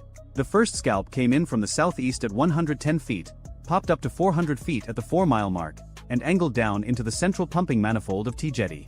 The 990-pound warhead penetrated 3 feet of reinforced concrete before detonating inside the primary crude distribution header. The explosion lifted the entire jetty roof 80 feet into the air. Burning crude began pouring back through ruptured pipes at a rate of 40,000 barrels per hour. 4 seconds later, the second missile hit Sea Island. 6 seconds later, the third hit the desalination plant that supplied the entire island workforce. The Bavar 373 battery commander finally got a lock on missile number 4. He fired 2 Sayyad 4 interceptors. Each Sayyad 4 costs Iran roughly $1 million to produce. The first interceptor missed cleanly. The second proximity fused on a decoy radar return generated by an Israeli-built jammer pod hanging under Falcon 3, 120 miles away. 2 interceptors expended. 1 Israeli jammer pod retained. Iran was about to learn what happens when you bring 1980s Soviet doctrine to a fight engineered by people who read every word of the Soviet manuals first. Shift to the S-300 battery on the eastern ridge. The battery commander, a colonel of the IRGC Aerospace Force, had 8 missiles ready. He launched 4 at the cluster of inbound contacts.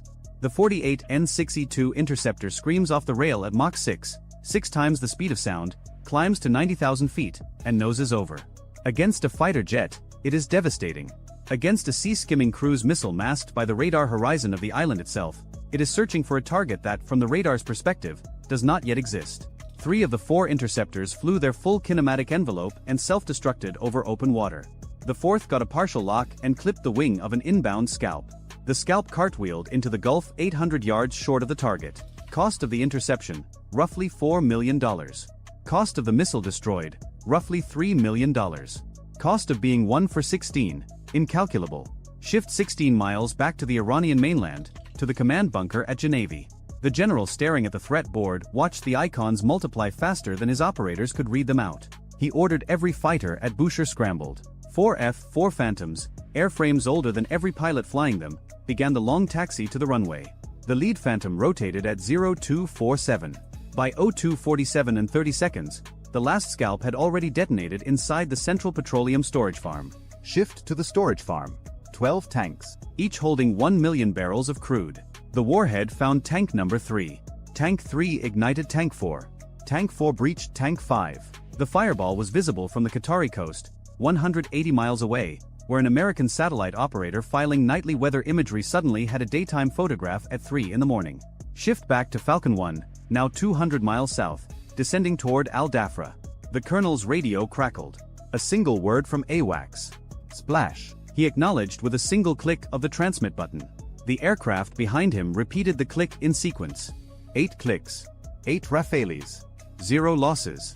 0 radar locks achieved by Iranian air defense for longer than 11 seconds. Shift back to Washington. The president was handed a single sheet of paper. He read it. He looked up at the room. He said, "Tell Tehran the next one isn't deniable." The note went out through back channels at 0319 Eastern Time. The Iranians had it by 0321. Shift to Tehran, to the office of the Supreme National Security Council, where a hastily convened emergency meeting was already in its 14th minute. The deputy commander of the IRGC Aerospace Force was attempting to explain how a country with no operational 5th-generation aircraft, no stealth bombers, and no aircraft carriers had just removed 90% of Iran's oil export capacity in 11 minutes. He explained it badly because there was no good way to explain it. The honest answer was that the UAE had spent 20 years quietly building the most capable small air force in the Gulf, that France had sold them missiles the United States had publicly opposed in 1998, and that Iran had assumed for 2 decades the Emiratis would never use them. The Emiratis had just used them. Iran's options narrowed in real time: close the Strait of Hormuz, and the UAE, Saudi Arabia, and Qatar would treat it as an act of war. Strike Al-Dhafra directly, and the United States, with 3,500 personnel on the base, would respond inside an hour. Do nothing, and lose $1.5 billion of weekly revenue indefinitely. Shift to Karg Island, now 47 minutes after the first impact. The fires had merged into a single column of black smoke 18,000 feet tall. Satellite imagery showed both jetties structurally collapsed. The central pumping manifold was gone. The storage farm was a crater. Initial damage assessments estimated repair time at 14 to 18 months. Initial revenue loss estimated at $90 billion over that period.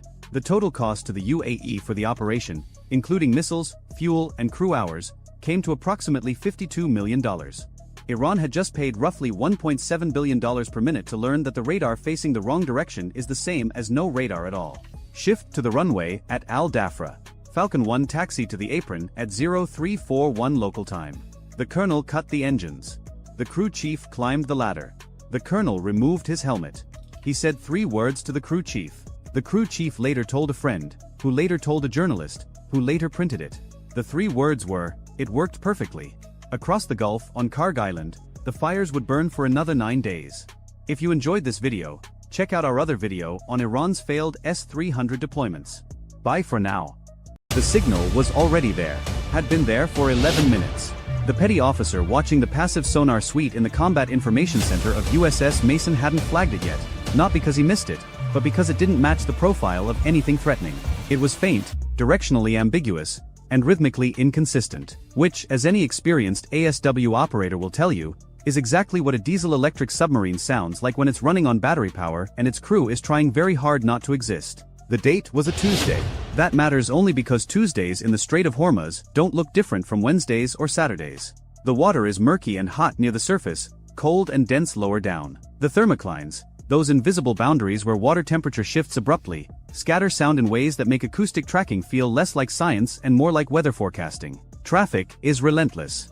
Every hour, tankers, dhows, container ships, and patrol craft move through a corridor that's barely 21 miles wide at its narrowest point. Roughly a third of the world's seaborne oil flows through that channel. Vessels crossing it are tracked by 3 or 4 different nations simultaneously. Radar returns bloom and fade. Radio frequencies are busy. The electronic environment is so saturated that distinguishing a genuine threat signature from background noise requires the kind of patience and experience that doesn't come from a manual. It is simultaneously one of the most strategically vital and tactically miserable operating environments on Earth. Submarines hate it. Surface ships hate it more, because they can't hide. USS Mason, DDG-87, an Arleigh Burke-class guided missile destroyer, was threading that corridor as the trailing escort in a 2-ship formation. Ahead of her by roughly 4 nautical miles was USS Truxtun, DDG-103. Both ships were assigned to escort a military Sea-Lift Command vessel outbound through the strait and into the Gulf of Oman. Routine. The kind of transit that gets logged, forgotten, and repeated the following week. Except nothing about the next 6 hours would be either routine or forgettable. To understand what happened, you have to understand what the Strait of Hormuz does to naval tactics. Every doctrine the US Navy has developed over decades of blue water operations gets compressed and partially broken in those 21 miles. There is almost no room to maneuver. The shallow, cluttered water column degrades sonar performance significantly. Hostile shore-based systems, anti-ship missile batteries, fast attack boats, coastal radar networks sit close enough on both sides that engagement timescales collapse. A missile fired from the Iranian coast can reach the center of the shipping lane in under 90 seconds. The crews know this. They operate knowing this. Every watch rotation, every system check, every decision about emissions control happens inside that knowledge. The US Fifth Fleet had received intelligence in the 72 hours before this transit suggesting elevated activity among Iranian Revolutionary Guard Corps naval forces, the IRGCN. Not a specific threat. Not actionable targeting data. Just the kind of background elevation in signal and movement traffic that analysts describe as increased operational tempo. The ships were briefed. Commanders acknowledged. The transit was deemed necessary and proceeded as scheduled. What the intelligence picture hadn't fully resolved was the submarine. Iran operates a small fleet of conventional submarines, Kilo-class boats acquired from Russia in the 1990s, and a number of domestically produced midget submarines under the Goddard-class designation. The Kilos are genuinely capable platforms in shallow water, quiet, patient, equipped with wake-homing torpedoes, and crewed by personnel who have been running exercises in the Strait for decades. They know every thermocline layer, every acoustic dead zone, every current that can carry a sound signature toward a passive array or away from it. The contact Mason's sonar operator was quietly wrestling with was almost certainly one of them. At roughly the same time Mason's CIC was beginning to take that faint contact more seriously, something else was developing on the surface. 3 IRGCN fast attack craft, Bagamar-type speedboats, each carrying heavy machine guns and rocket-propelled grenade launchers, had sortied from a small patrol base along the Iranian coast and were now converging toward the shipping lane at roughly 35 knots. They weren't on an intercept heading yet. They were running parallel to the formation, maybe 5 miles off, staying just close enough to be visible on radar and just far enough to be legally ambiguous. This is a tactic the IRGCN has used for years. It's not subtle. The boats come out, they run alongside, they do aggressive maneuvers, they create radio traffic, and they probe for reactions. Sometimes it escalates. More often it doesn't. The purpose is partly psychological, to remind any passing warship that it is being watched and that the people watching it are not nervous about proximity. It is also a test. An escalation algorithm run in real time to see how the other side responds, how quickly they react, how tightly they follow their own rules of engagement. Every response gives information. Every non-response gives more. But it also serves a practical function. Surface harassment pulls attention, pulls sensors, pulls communications bandwidth. It creates noise in the decision-making process. The Combat Information Center on a destroyer in the Strait is already managing dozens of contacts simultaneously: commercial vessels, aircraft, patrol craft, coastal radar emissions, satellite uplinks, encrypted fleet communications. Add 3 fast-moving inbound surface threats and the bandwidth consumed by tracking, classifying and broadcasting warnings for those boats is bandwidth pulled directly away from everything else, including whatever might be happening 40 meters below the waterline. That's the design. It's not accidental. The IRGCN has been running operations in the Strait for long enough that its commanders understand how American warships allocate their attention. They know where the seams are. And while attention is pulled outward toward the fast boats, things happening below the surface may receive fractionally less focus than they deserve. Truxton's bridge team had the fast attack craft on radar. The tactical action officer in Truxton's CIC was monitoring them, running them through the Maritime Safety Communications Framework, logging the contacts. Standard protocol. Mason was informed. Both ships adjusted their anti-surface warfare watch posture and notified 5th Fleet's Combined Maritime Forces headquarters. The formation did not slow down. 14 minutes after the sonar operator on Mason first registered that anomalous contact, the signature shifted. Just slightly. The rhythmic inconsistency that had made it hard to classify suddenly smoothed out. The directionality firmed up. It was now tracking northwest at an estimated 4 to 5 knots, and it was doing so at a depth consistent with an attack approach. The operator reported it up. The report went to the ASW coordinator, then to the tactical action officer, then to the commanding officer. Simultaneously, Mason's hull-mounted sonar was cross-referenced against the towed array data to try to triangulate bearing more precisely. The system was generating a firing solution estimate that no one in that room wanted to think about, but all of them were thinking about. The contact was inside 6 nautical miles. It was between Mason and the MSC vessel she was escorting, and the 3 fast attack boats on the surface had just turned. Not parallel anymore. Inbound. The geometry had changed. That's the clinical way to describe what the TAO on Truxton saw on his display at that moment. The geometry had changed. The boats, the submerged contact, and the 2 destroyers plus their charge were no longer in a configuration that could be described as ambiguous. Whatever was happening, it was coordinated. Whether it had crossed a threshold that justified lethal response was a different question, one that would be answered in the next several minutes whether anyone was ready or not. Truxton's commanding officer had been in the Navy for over 20 years. He'd done multiple Gulf deployments. He'd seen IRGCN harassment operations up close. He also knew, with the clarity that comes from having studied every engagement in this waterway for his entire career, that the scenario now developing on his screens was more compressed and more complex than anything the standard harassment template usually produced. He ordered Truxton to increase speed and move to close the gap between her and the MSC vessel. If something was coming from below, he wanted a surface combatant directly overhead. He also ordered his anti-submarine warfare helicopter, an MH-60R Seahawk, to launch immediately. The helicopter was already manned. The crew had been at standby status since the fast attack boats first appeared. In 90 seconds from the order, it was airborne, turning toward the bearing Mason had reported, dipping its sonar buoys and preparing to drop a pattern that would either confirm the contact or tell them the water was playing tricks. Mason, meanwhile, had a decision to make about the fast attack craft. The 3 boats were now inside 4 miles, still accelerating. Mason's rules of engagement allowed warning communications, warning shots, and, if hostile intent was established beyond reasonable doubt, direct engagement. The commanding officer of Mason had been on radio already, issuing warnings on the internationally recognized maritime distress and safety frequency. The boats had not responded. They had not altered course. They were now inside 3 miles and still closing. This is the part that doesn't get discussed enough when people analyze engagements in the strait. The time available to make these decisions is not the time it appears to be on a tactical display. On a screen, 3 boats at 3 miles looks like a manageable problem. In reality, at 30+ knots, those boats have the distance in under 3 minutes. A decision that seems like it can wait cannot wait. Every second spent on an additional radio call, every moment spent waiting for higher authority to confirm, every hesitation born of wanting to be absolutely certain before acting, all of that burns margin that doesn't come back. The captain of a destroyer in that situation is not just making a tactical decision. He is making a legal and political decision simultaneously, in real time, without the benefit of any review. If he acts and the boats were going to stop on their own, he will answer for it. If he waits and they don't stop, his ship absorbs the attack and he answers for that instead, except from a hospital, or not at all. There is no path through the decision that doesn't carry consequences. Mason's CO made it now. He ordered a 5-inch gun mount to train on the lead boat and broadcast a final warning on bridge-to-bridge radio, channel 16, in both English and Farsi. He also ordered 2 Mark 46 torpedoes to be made ready for immediate deployment against the submerged contact. The words went out. Bridge to bridge.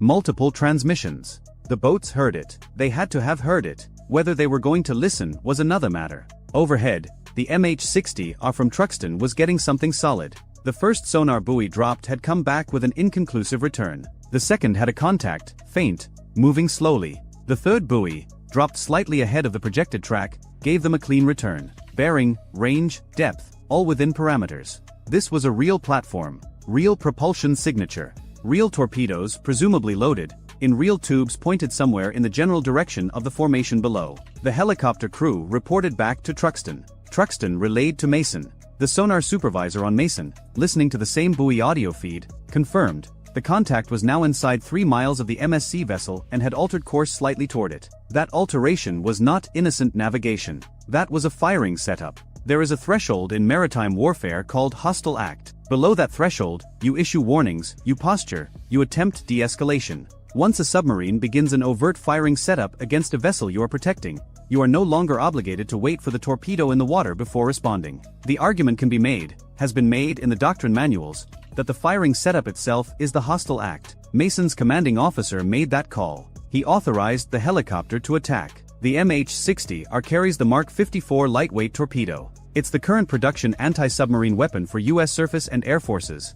A 50-inch, 500-pound homing torpedo designed specifically for the cluttered, shallow, thermocline-heavy environments where modern diesel submarines like to operate. Its homing system is actively acoustic, meaning once it hits the water, it searches on its own. It doesn't need further guidance from the platform that dropped it. The crew of the helicopter had 2 torpedoes aboard. They prepared for a single weapon drop with a second held in reserve. The drop happened. The weapon hit the water approximately 800 meters ahead of the contact's projected track. For 12 seconds, nothing happened that the sonar buoys could pick up. Then the torpedo's active sonar began pinging. Short, sharp, directional pulses, searching. The contact reacted. The submarine's speed increased sharply. Its bearing changed. It was maneuvering. It was trying to break the acquisition. The torpedo turned with it. What happened in the next 40 seconds is a sequence that sonar operators describe in terms of audio signatures. The torpedo's pings getting faster as it closed range. The submarine's propulsion noise spiking as the crew drove every amp of battery power through the motor trying to run. A sudden cavitation spike, the sound of a propeller driven past its quiet operating limit into the noise floor, because the crew was desperate. And then contact, and then the sound that no one in that business ever wants to hear through headphones and no one who hears it ever fully forgets.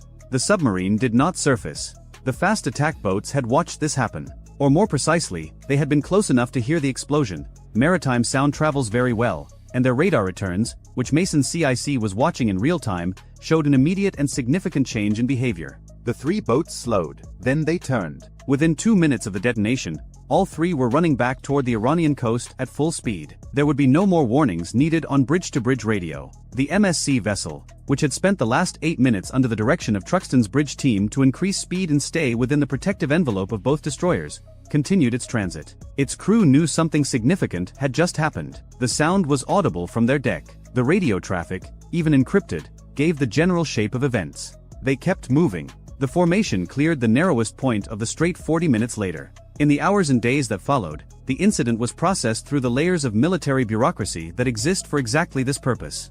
An after-action review was conducted aboard Truxtun while both ships were still underway. Fifth Fleet Headquarters received detailed reports. Recordings from every sensor system, sonar arrays, radar logs, radio communications, helicopter avionics, were preserved and transmitted up the chain. Legal review began almost simultaneously. The judge advocate assigned to Fifth Fleet was on a secure line within hours of the engagement. Every transmission logged, every decision timestamped, every order confirmed against the established rules of engagement packet that the ships had been operating under since the transit began. The process is thorough by design. Not because anyone doubts the commanding officers in the moment, but because in the political and diplomatic aftermath of a kinetic engagement in international waters, the ability to reconstruct every decision with precision is the difference between a defensible outcome and a crisis. The rules of engagement had been followed. The warnings had been issued. The escalation ladder had been climbed in the correct sequence.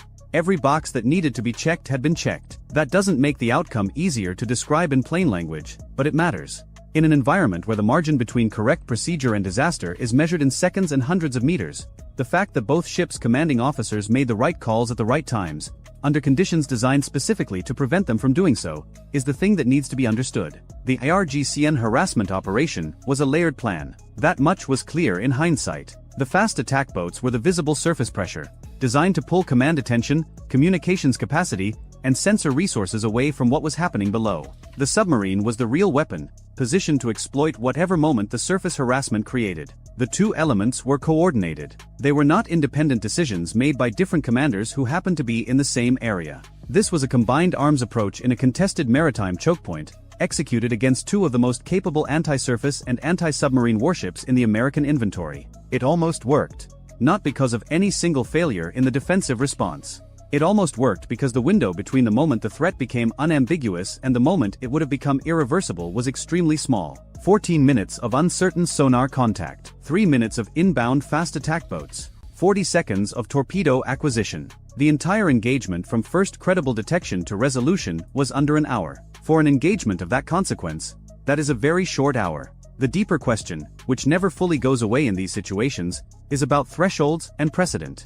The Strait of Hormuz has been the site of dozens of incidents over the past 40 years. Tanker wars in the 1980s. Mines. IRGCN seizures of commercial vessels.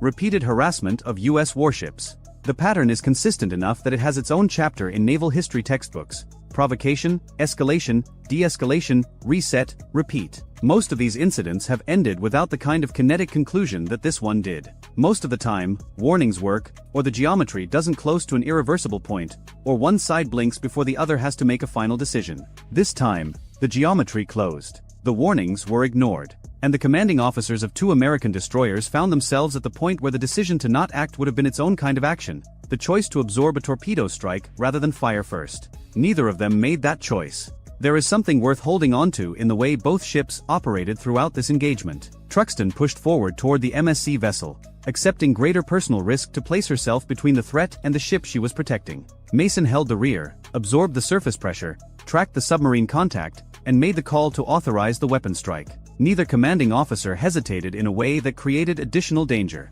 Neither acted impulsively in a way that would have short-circuited the escalation procedure. The coordination between two ships operating in a degraded communications environment, under simultaneous pressure from above and below, with a third vessel depending on them, was exactly what training is supposed to produce and rarely gets the opportunity to demonstrate. The MSC vessel reached the Gulf of Oman. Its crew filed their reports. They were debriefed. They went home. Truxtun and Mason continued their deployment. The Strait of Hormuz does not remember. The water closes over whatever happened there and keeps moving. The tankers that passed through the following day had no idea. The GPS coordinates of the engagement are coordinates of open water, unremarkable on any chart, indistinguishable from the coordinates 5 miles in any direction. But somewhere in the archives of Fifth Fleet, and in the sonar recordings preserved aboard Mason, and in the memory of the helicopter crew who watched their torpedo track a diving submarine and close to acquisition, the hour exists in full detail. Every bearing, every speed, every communication. every second of the 40-second acquisition run. Military history tends to collect these moments and then compress them into summaries. A line in a report, a paragraph in an after-action review, an asterisk in a deployment log. The compression is necessary. No institution can process the full weight of every individual engagement without losing the ability to function. But the compression also loses something. It loses the 14 minutes of uncertain sonar contact, the operator who almost didn't escalate it, the moment the fast attack boats turned from parallel to inbound, the commanding officer of Mason picking up a radio handset and issuing a warning in 2 languages to 3 boats that were not going to stop. It loses the weight of the hour. The Hormuz Gauntlet is not a single engagement. It's a condition. A permanent feature of a waterway that controls too much of the world's energy supply to ever be left uncontested, and that is too narrow and too cluttered for either side to operate in it comfortably. It will happen again. Different ships, different systems, different crews, different geometry, but the same corridor, the same pressure, and the same compressed decision timeline. The question that will always matter is whether the people in those ships, in those seconds, can think clearly enough and act precisely enough to keep the thing they're protecting alive. On this particular Tuesday, they could. This is a speculative military scenario using real-world weapon systems, naval doctrine, and geographic context. The engagement depicted is fictional. No actual classified operations or confirmed events are represented. The aircraft carrier was already on fire. That's not where this story begins, but it's where the Iranian war planners assumed it would end.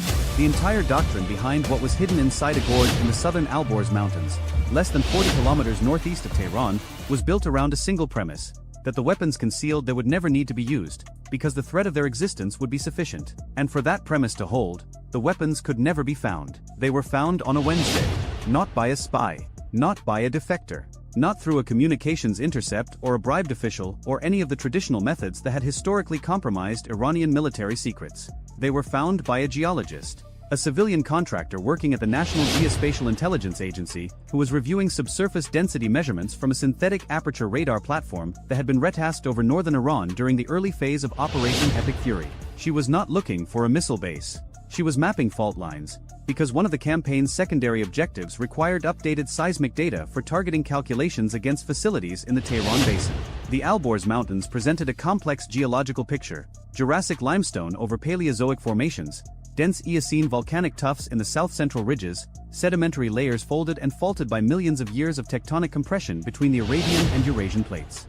Understanding how blast energy would propagate through that geology required detailed mapping. The geologist was providing that mapping. What she noticed was not a tunnel. It was the absence of density where density should have existed. Along the southern slopes of the Alborz, northeast of Tehran, the terrain rises sharply from the urban sprawl into steep, narrow gorges cut by seasonal rivers that drain snowmelt from peaks exceeding 3,000 meters. These gorges are geological scars, places where water has spent millennia carving through limestone and shale, creating natural channels that are narrow at the bottom, steep-walled, and largely invisible from directly overhead unless a satellite's orbital geometry happens to catch them at the right angle. The Darabad Gorge was one such feature. It originated near the ridgeline above Tehran's northeastern suburbs and cut northward into increasingly remote terrain. Hikers used the lower portions. Mountain goats used the upper reaches. According to every survey, geological database, and overhead image collected over the previous 2 decades, nothing else used it at all. The synthetic aperture radar disagreed. At 3 points along the gorge's eastern wall, over a stretch of approximately 4 kilometers, the radar returned density readings that were inconsistent with the surrounding geology. The limestone in this section of the Alborz should have presented a relatively uniform density profile, roughly 2.5 to 2.7 grams per cubic centimeter, typical for the Jurassic carbonate formations that dominate the Central Range. Instead, the radar detected zones where the density dropped sharply, then recovered, then dropped again, in a pattern that did not match any natural geological feature. Not a cave system. Not a water table anomaly. Not a fault zone. The voids were too regular, too evenly spaced, and too deep to be anything produced by erosion or tectonics. The geologist flagged the anomalies and wrote a brief technical note suggesting they warranted further investigation. She classified it as a subsurface irregularity of unknown origin and moved on to the next section of her fault line survey. The note sat in a queue for 11 hours before an imagery analyst at the Defense Intelligence Agency pulled it out and cross-referenced the coordinates with every existing intelligence database covering northern Iran. The coordinates matched nothing. No known military facility. No suspected facility. No historical reporting. No signals intelligence. No human intelligence. The location was, As far as the entire American intelligence apparatus was concerned, empty. That emptiness was the first indicator that it was not. Iran does not leave empty spaces unprotected. And when an imagery analyst began pulling archived satellite imagery of the Darabad Gorge at various resolutions across multiple years, the picture that emerged was one of extraordinarily disciplined concealment. Not the concealment of something hastily hidden, but the concealment of something that had never been intended to be visible at all. The first anomaly appeared in imagery from 2011. A discoloration on the eastern wall of the gorge, roughly 60 meters above the streambed, visible only in a narrow-band infrared capture taken during a winter overflight when snow cover on the surrounding terrain created a high-contrast background. The discoloration was consistent with freshly exposed rock, as if a small section of the cliff face had been recently altered. By the next available image, taken 4 months later, the discoloration was gone. The rock matched its surroundings perfectly. Someone had either applied a surface treatment or allowed enough weathering to occur that the disturbance became invisible. A second anomaly appeared in 2014. Not visual, thermal. A brief, faint heat signature emanating from the gorge wall during a pre-dawn pass, when ambient temperatures had dropped to near freezing and any artificial heat source would stand out against the cold limestone. The signature lasted for one satellite pass and was not detected again for 8 months, when it reappeared in almost exactly the same location during another cold weather window. The intermittency suggested a ventilation system operating on a controlled schedule, venting heat only during periods when atmospheric conditions would dissipate the thermal plume before the next overhead collection opportunity. Someone had studied the satellite schedules. Someone had calculated the thermal dissipation rates. Someone had designed a ventilation protocol specifically to avoid detection by orbital infrared sensors. That level of sophistication did not come from a local garrison or a provincial militia. It came from an organization that understood exactly how the United States collected intelligence from space and had engineered countermeasures against each collection method. The IRGC Aerospace Force. Within 48 hours of the geologist's initial flag, the Darabad Gorge had been assigned its own intelligence collection cell. Satellites were retasked. Orbital parameters adjusted. Signals intelligence platforms redirected to listen for any electromagnetic emissions from the area. And a request was sent to the National Security Agency for a retroactive analysis of all communications metadata associated with cellular and radio traffic within a 20-kilometer radius of the gorge over the preceding 5 years. The NSA's analysis returned results that transformed the investigation from a geological curiosity into an operational crisis. Over the preceding 5 years, a pattern of cellular activity had occurred within the gorge that was invisible unless you knew exactly what to look for. Individual phones, each used for no more than 72 hours before being discarded, had connected to a cellular tower serving the area at intervals that correlated with known IRGC logistics schedules. The phones never made calls. They sent brief encrypted data packets to a server that was traced, through a chain of digital cutouts, to an IP address associated with the IRGC Aerospace Force's internal communications network.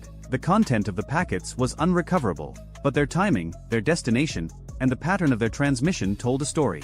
Personnel were moving into and out of the gorge on a schedule. Equipment was being delivered. Reports were being sent. And it had been happening for years. The next piece came from the geological analysis itself. The subsurface voids that the synthetic aperture radar had detected were not random cavities. When the geologist refined her density models and applied three-dimensional reconstruction algorithms, the voids resolved into a coherent structure. A main bore, roughly 8 meters in diameter, running parallel to the gorge wall at a depth of approximately 120 meters below the surface. Branching off this main bore at irregular intervals were smaller passages, 4 to 5 meters in diameter, extending both deeper into the mountain and toward the gorge wall itself. At 3 locations along the main bore, the void expanded dramatically into chambers approximately 40 meters wide and 20 meters tall, large enough to house heavy vehicles, industrial equipment, or weapons systems of considerable size. The facility was not a simple storage cache. The dimensions suggested something far more significant. The main bore's 8-meter diameter was precisely the dimension required to accommodate the largest transporter erector launcher vehicles in Iran's inventory, the TEL systems designed to carry the Sejal solid-fuel medium-range ballistic missile. The Sejal, with a range exceeding 2,000 kilometers, was the crown jewel of Iran's indigenous missile program, a 2-stage solid-fuel weapon that could reach any point in the Middle East and much of southeastern Europe. It was faster to launch than liquid-fueled alternatives, harder to intercept due to its depressed trajectory capability, and far more survivable because it did not require the lengthy fueling process that made liquid fuel missiles vulnerable during preparation. The chambers matched the footprint of missile preparation bays observed at known IRGC facilities. The branching passages aligned with the configuration of TEL staging areas, where launcher vehicles could be loaded, armed, and positioned for rapid deployment. And the main bore's trajectory, running parallel to the gorge before curving toward the northern face of the ridge, suggested concealed exits on the mountain's far side, exits that would allow TEL vehicles to emerge onto pre-surveyed firing positions with direct line of sight to the sky and retreat back underground before counterfire could be directed against them. Iran had built a launch-ready missile base less than 40 kilometers from central Tehran, inside a gorge that hikers walked through on weekends, and no one had known. The proximity to Tehran was itself revealing. Iran's known missile bases were dispersed across the country's provinces, positioned to provide geographic redundancy and complicate targeting. But a facility this close to the capital served a different strategic purpose. It was a weapon of last resort. A retaliatory capability positioned so close to the political center of gravity that any attacker would face an impossible calculation: strike Tehran, and the missiles emerge from the mountains above it within minutes. The facility's purpose was not first strike capability. It was guaranteed second strike capability, the ability to retaliate even after the country's dispersed military infrastructure had been degraded. This changed the operational calculus fundamentally. The known missile bases in Kermanshah, Hormozgan, Lorstan, and across the Zagros range were important military targets. But a hidden base near Tehran, equipped with Sejal missiles capable of reaching American bases across the region, Gulf state capitals, and allied territories, was a strategic threat of an entirely different magnitude. If the facility survived Operation Epic Fury, it could serve as the launch point for a retaliatory strike that would dwarf anything Iran had yet demonstrated. The intelligence assessment landed on the desk of the CENTCOM commander within 72 hours of initial detection. The recommendation was immediate. The facility had to be characterized fully and struck before the ceasefire negotiations, which were already underway, could freeze the operational picture. But characterizing a facility buried 120 meters deep in Alborz limestone, accessible only through a narrow mountain gorge, with concealment protocols specifically designed to defeat American intelligence collection, was not a problem that could be solved by simply looking harder. The geology team at the National Geospatial Intelligence Agency went to work. The Alborz range in this section was composed primarily of Jurassic limestone, the Lar Formation carbonates that dominated the central range, overlying older shale and sandstone from the Shemshak Formation. The limestone was competent rock, dense and relatively uniform, which explained why the tunnels had been carved there. Limestone is easier to excavate than granite, but strong enough to support large underground chambers without extensive reinforcement. It was the same logic that had guided the construction of the ancient Qanat water systems that ran beneath Iranian cities for millennia, and the same logic that made limestone the preferred medium for military tunnel construction worldwide. But limestone has a property that the IRGC's engineers had either underestimated or accepted as an unavoidable risk. It is soluble. Over geological time, water percolating through limestone dissolves calcium carbonate along fracture planes, creating networks of microfissures and enlarged joints that weaken the rock's structural integrity in ways that are invisible to the naked eye but detectable by high-resolution density mapping. These dissolution features act as pre-existing stress concentrators. Apply sufficient force to the rock, a blast wave from a detonation at depth for instance, and the energy propagates preferentially along these weakened planes, creating fractures that extend far beyond what the same blast would produce in homogeneous rock. The geologists identified 3 such dissolution zones along the length of the Darabad facility. Each corresponded to an area where seasonal water infiltration from the gorge above had spent centuries weakening the limestone along natural fracture sets. And each dissolution zone happened to intersect with or lie adjacent to one of the facility's enlarged chambers. The mountain's own hydrology had created structural weak points at the worst possible locations from the facility's perspective and the best possible locations from a targeting perspective. The strike plan that emerged from this analysis was built on a principle that had been validated spectacularly at the Hormozgan tunnel complex weeks earlier: engineered geological collapse. Rather than attempting to penetrate the full 120 meters of overburden to reach the main tunnel bore, the plan targeted the dissolution zones. Each zone represented a natural stress concentrator that, if subjected to sufficient blast pressure, would initiate fracturing along pre-existing weakness planes. The fracturing would propagate downward through the rock column, intersecting with the tunnel chambers below and compromising their structural integrity. The mountain would do the work that the weapon alone could not. 3 GBU, 57 massive ordnance penetrators were allocated to the Darabad target. Each weapon weighed approximately 30,000 pounds and carried over 5,300 pounds of explosive. Its casing, forged from high-density Eglin steel, was designed to survive the extreme stresses of penetrating through dozens of meters of earth and rock before detonation. The weapon's GPS and inertial guidance system would bring it to within meters of the programmed impact point. The large penetrator smart fuse would determine detonation timing based on penetration depth and the characteristics of the material the bomb was passing through. But the Darabad target presented a complication that Hormozgan had not. The gorge. The narrow, steep-walled canyon running along the facility's western face created a complex aerodynamic environment for a weapon descending from high altitude. Winds channeling through the gorge, thermal updrafts from the sun-warmed rock walls, turbulence generated by the terrain's irregular geometry, all of these factors introduced potential guidance errors that could place a weapon meters from its intended aim point. And at this target, meters mattered. The dissolution zones were not broad areas. They were specific geological features, some less than 15 meters across, where the maximum structural vulnerability was concentrated. A weapon that missed a dissolution zone by 20 meters would detonate in competent limestone, producing localized damage but failing to initiate the cascading fracture that the entire strike plan depended on. The targeting team compensated with a technique that had not been employed with GBU-57s before. Each weapon's guidance solution was calculated not from a standard atmospheric model, but from a terrain-specific aerodynamic profile that incorporated the gorge's geometry, predicted wind patterns based on meteorological data from the preceding 48 hours, and thermal modeling of the rock face's radiative effects on near-surface air currents. The approach was computationally intensive and required weather data that was fresh within hours of the planned strike time.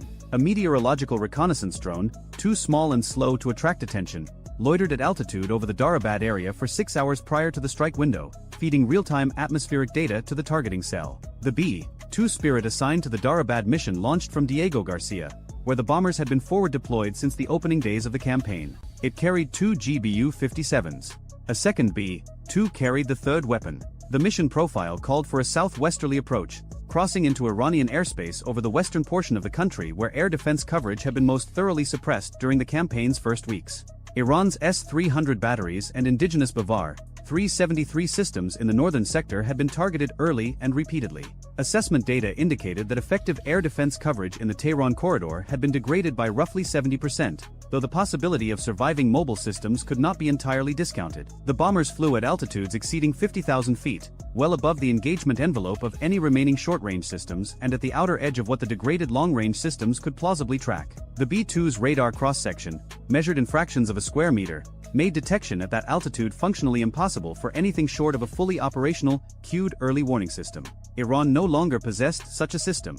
At 0247 local time on a night in mid-April, the first B-2's weapons bay doors opened above the southern Alborz. The aircraft was positioned approximately 31 kilometers south-southwest of the Darabad Gorge, offset from the target to account for the weapon's ballistic trajectory and the guidance corrections that would be applied during descent. The first GBU-57 separated cleanly and began falling. For the next 93 seconds, 30,000 pounds of steel and explosive dropped through the atmosphere at accelerating velocity. The weapon's grid fins adjusted continuously, making corrections measured in hundredths of a degree as it descended through the turbulent layer above the mountain terrain. The real-time meteorological data proved critical. At approximately 15,000 feet above ground level, a crosswind shear that the standard atmospheric model would not have predicted pushed the weapon 2.7 meters off its programmed trajectory. The guidance system corrected within 4 seconds, bringing the weapon back onto a flight path that would place it within 3 meters of the first dissolution zone. The GBU-57 struck the limestone ridge at a velocity exceeding 1,000 feet per second.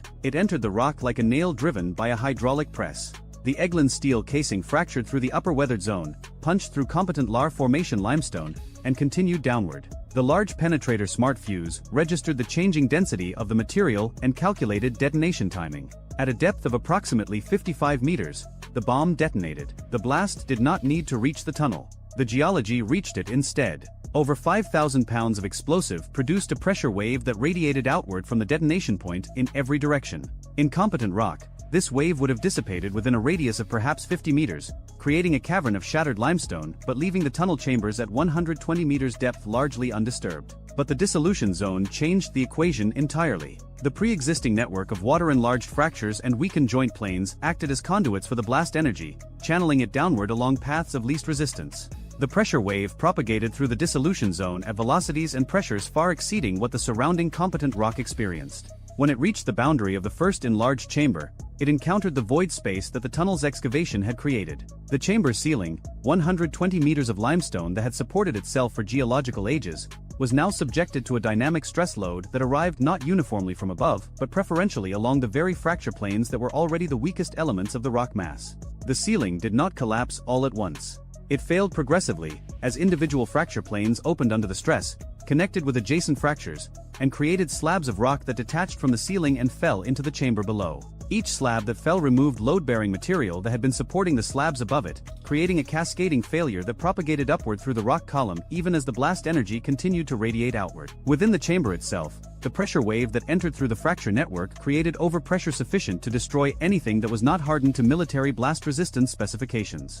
And transporter erector launchers, while robust vehicles, are not blast-hardened structures. They are designed to survive rough terrain, not underground detonations. Any missile system staged in the first chamber would have experienced blast overpressure, fragmentation from the collapsing ceiling, and the secondary effects of their own propellant and warhead materials responding to the thermal and kinetic energy of the event. 40 seconds later, the second weapon struck. The aim point was the second dissolution zone, approximately 1.4 kilometers north along the gorge from the first impact. The timing was not arbitrary. Seismic modeling predicted that at 40 seconds post-detonation, the stress waves from the first strike would have propagated through the rock mass and would be arriving at the second dissolution zone in a compressive phase.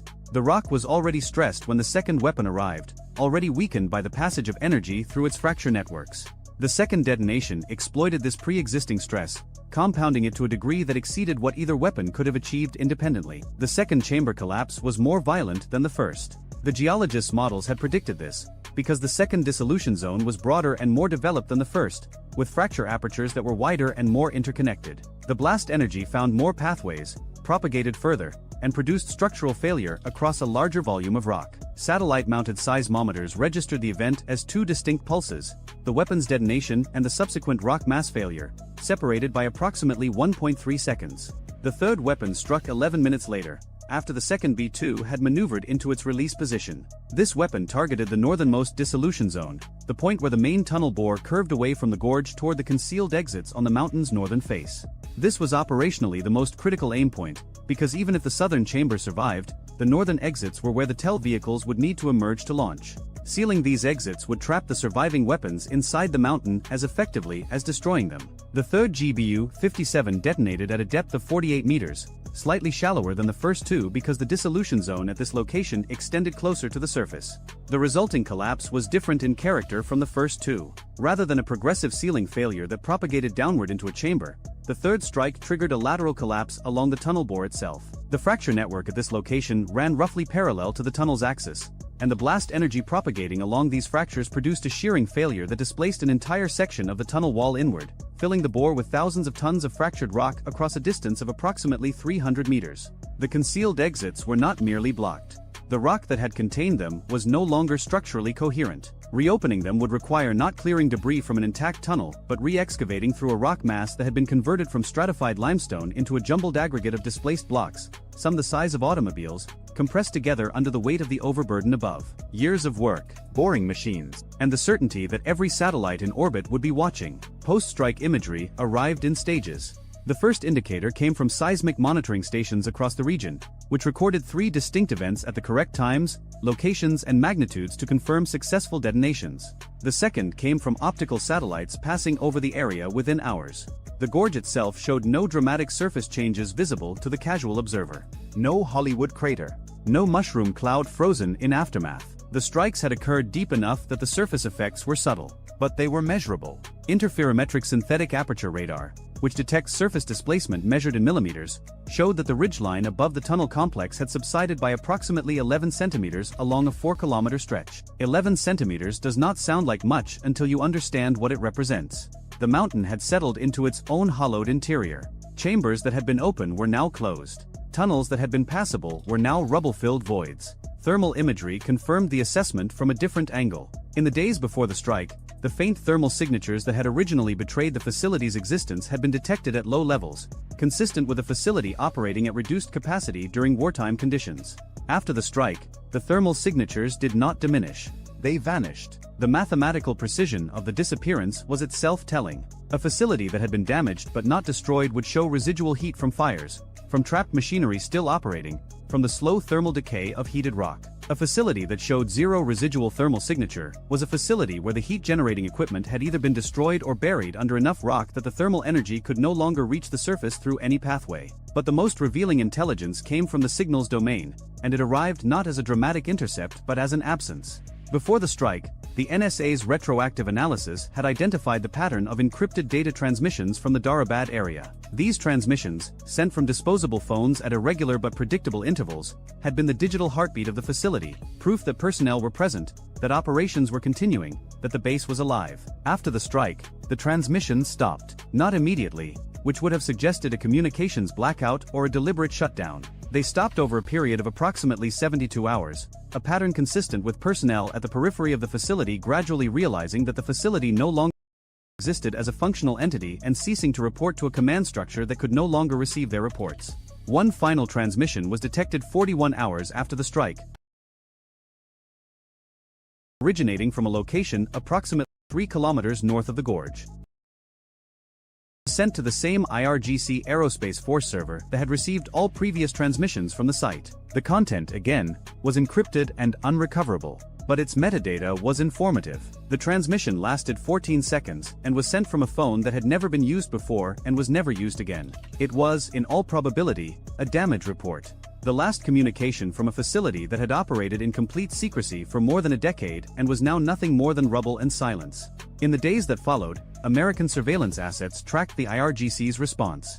Engineering assessment teams were dispatched from Tehran, traveling northeast on roads that were openly monitored by drones loitering at altitudes where they were invisible to the naked eye. The teams reached the gorge area, conducted surveys that lasted approximately 8 hours, and departed. Their movements were methodical and unhurried, which itself communicated something. Teams assessing recoverable damage move with urgency. Teams documenting total loss move with the deliberate pace of professionals completing paperwork. No reconstruction equipment followed them.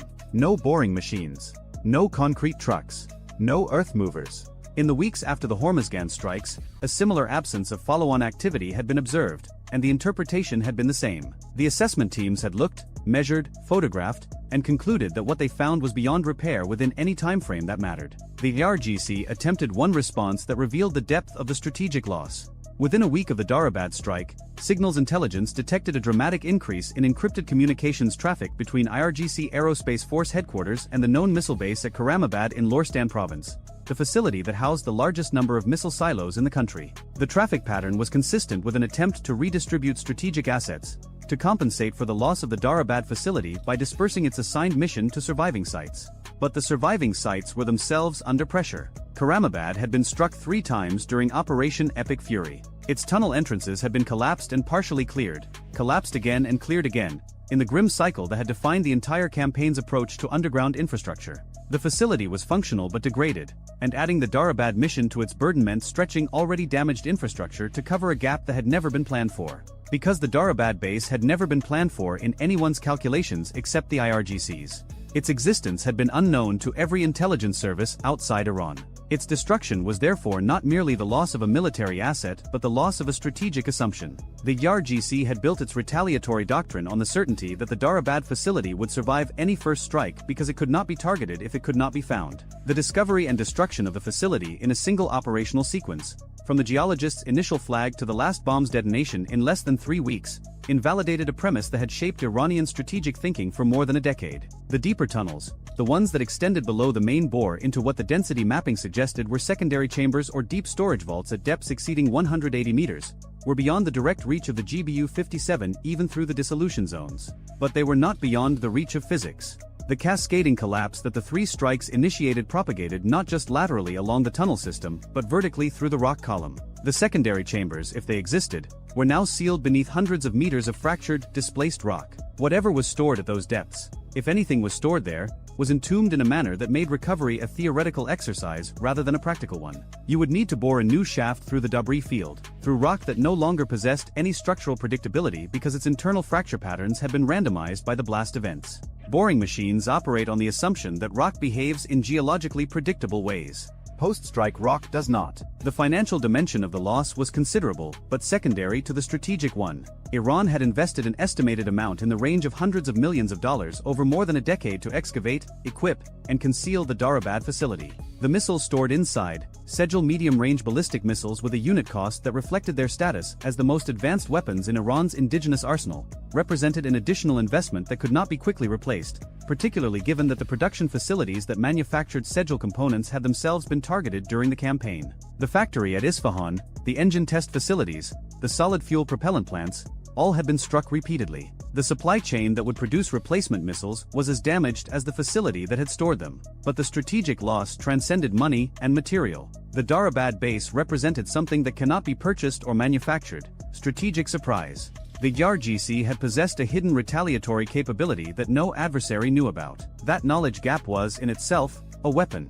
An attacker planning a first strike against Iran would have calculated the number of known missile sites, estimated the number of missiles each could launch, and designed their attack to suppress that known capability. The hidden capability at Darabad existed outside those calculations entirely. It was the punch that the attacker could not plan for because they did not know it existed. Now it was gone. And its loss was not something that could be rebuilt by carving a new tunnel. The next hidden facility, if Iran attempted to build one, would face a surveillance environment that had fundamentally changed. The thermal detection method that had first betrayed Darabad was not a one-time technical achievement. It was a capability that would only improve with time, as sensor resolution increased and as the analytical methods for identifying subsurface thermal anomalies were refined by the very data that Darabad had provided. The geologist who had flagged the density anomaly had developed her techniques as part of a broader analytical framework that was now being applied retroactively to every stretch of Iranian mountain terrain that had not yet been examined. If there were other hidden facilities, they were now being searched for with instruments and methods that had been validated by success.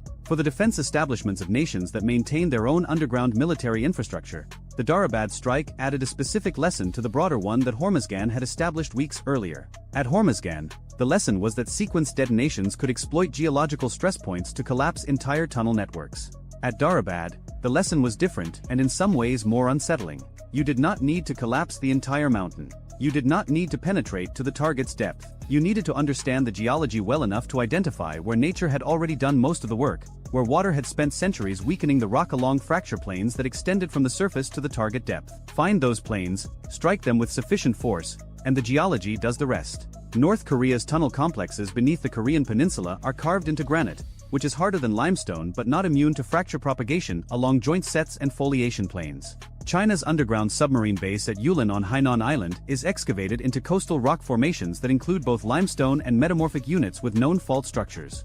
Russia's strategic command facilities beneath Mount Yamantau sit in Ural granite that, while extraordinarily hard, contains the same types of natural fracture networks that exist in all crystalline rock masses. Every one of these facilities has its own version of the dissolution zones that doomed Darabad. The question is whether the geological surveys exist to find them. After Darabad, the answer is that they will be looked for. The gorge itself remains. The seasonal river still runs through it in spring. The limestone walls still rise on either side, indifferent to what was built inside them and indifferent to what destroyed it. If you hiked through the lower reaches today, you would see nothing that announced what had happened. No crater. No scorched earth. No monument to the facility that operated in secrecy for over a decade and ceased to exist in 11 minutes. The mountain absorbed the evidence the same way it had absorbed the weapons. Quietly. Completely.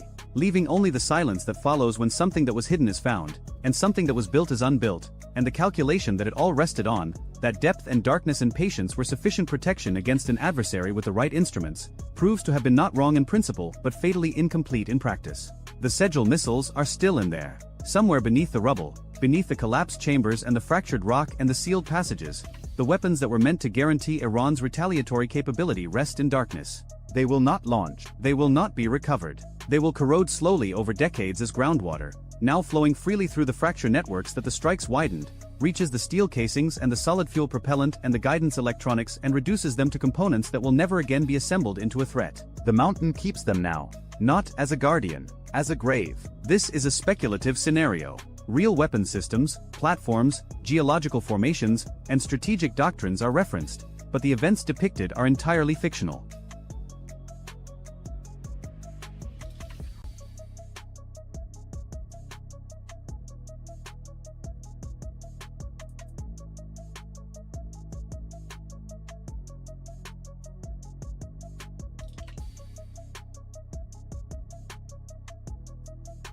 The aircraft carrier was already on fire when the order came through.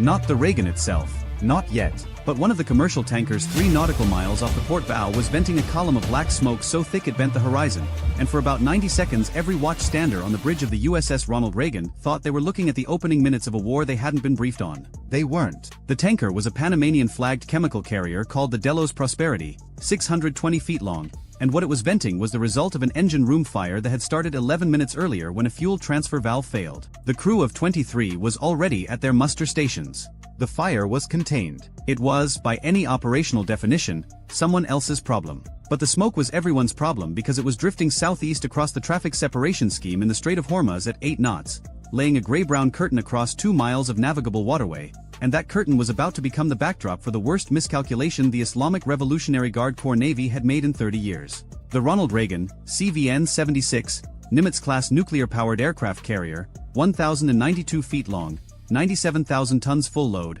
was transiting the strait on a Wednesday morning that should have been routine. The ship was eastbound, heading out of the Persian Gulf into the Gulf of Oman, running at 18 knots through water that was 200 feet deep and the color of poured concrete. The air wing wasn't flying. The weather was 104 degrees with visibility dropping because of the smoke, and the strait was doing what the strait always does, trying to kill everyone in it through sheer geometric inconvenience. 34 miles wide at the narrowest point, 2 miles of inbound lane, 2 miles of outbound lane, 2 miles of separation zone, and crammed into those lanes on this particular morning, 9 commercial tankers, 14 cargo vessels, 2 container ships, 6 dhows of various registration, and somewhere in the neighborhood of 140 small craft contacts that the Spy-6 V-1 radar aboard the escort destroyer USS John Finn, DDG-113, was dutifully tracking as it steamed 3 nautical miles ahead of the Reagan on the threat axis. The John Finn was an Arleigh Burke-class Flight 3 destroyer, the newest variant, carrying the AN/Spy-6 V-1 air and missile defense radar,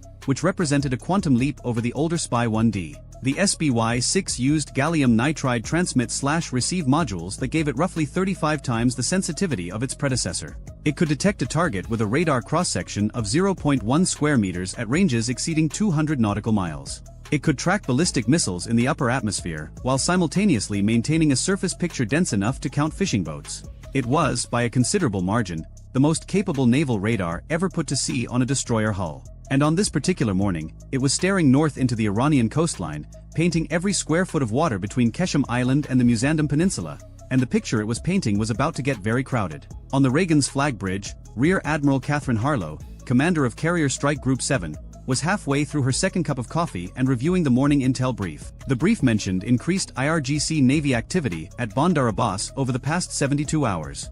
It mentioned that Iranian state media had been running footage of fast attack craft exercises for 3 days straight, which was the kind of signal that usually preceded either a genuine provocation or a domestic propaganda cycle. The brief assessed probability of a harassment approach at elevated, probability of a kinetic engagement at low. Harlow read both assessments, noted the delta between them, and called down to the Combat Direction Center to ask a question that would prove more important than anything else she did that day. She asked what the MQ-4C Triton was showing. The MQ-4C Triton is a high-altitude, long-endurance unmanned surveillance aircraft built by Northrop Grumman. It has a wingspan of 131 feet, larger than a Boeing 757, and it operates at altitudes above 50,000 feet for missions lasting more than 24 hours. Its primary sensor is the AN/ZPY-3 multifunction active sensor, a 360-degree active electronically scanned array radar that can surveil more than 2 million square nautical miles in a single mission. It also carries an electro-optical/infrared sensor suite and an automatic identification system receiver.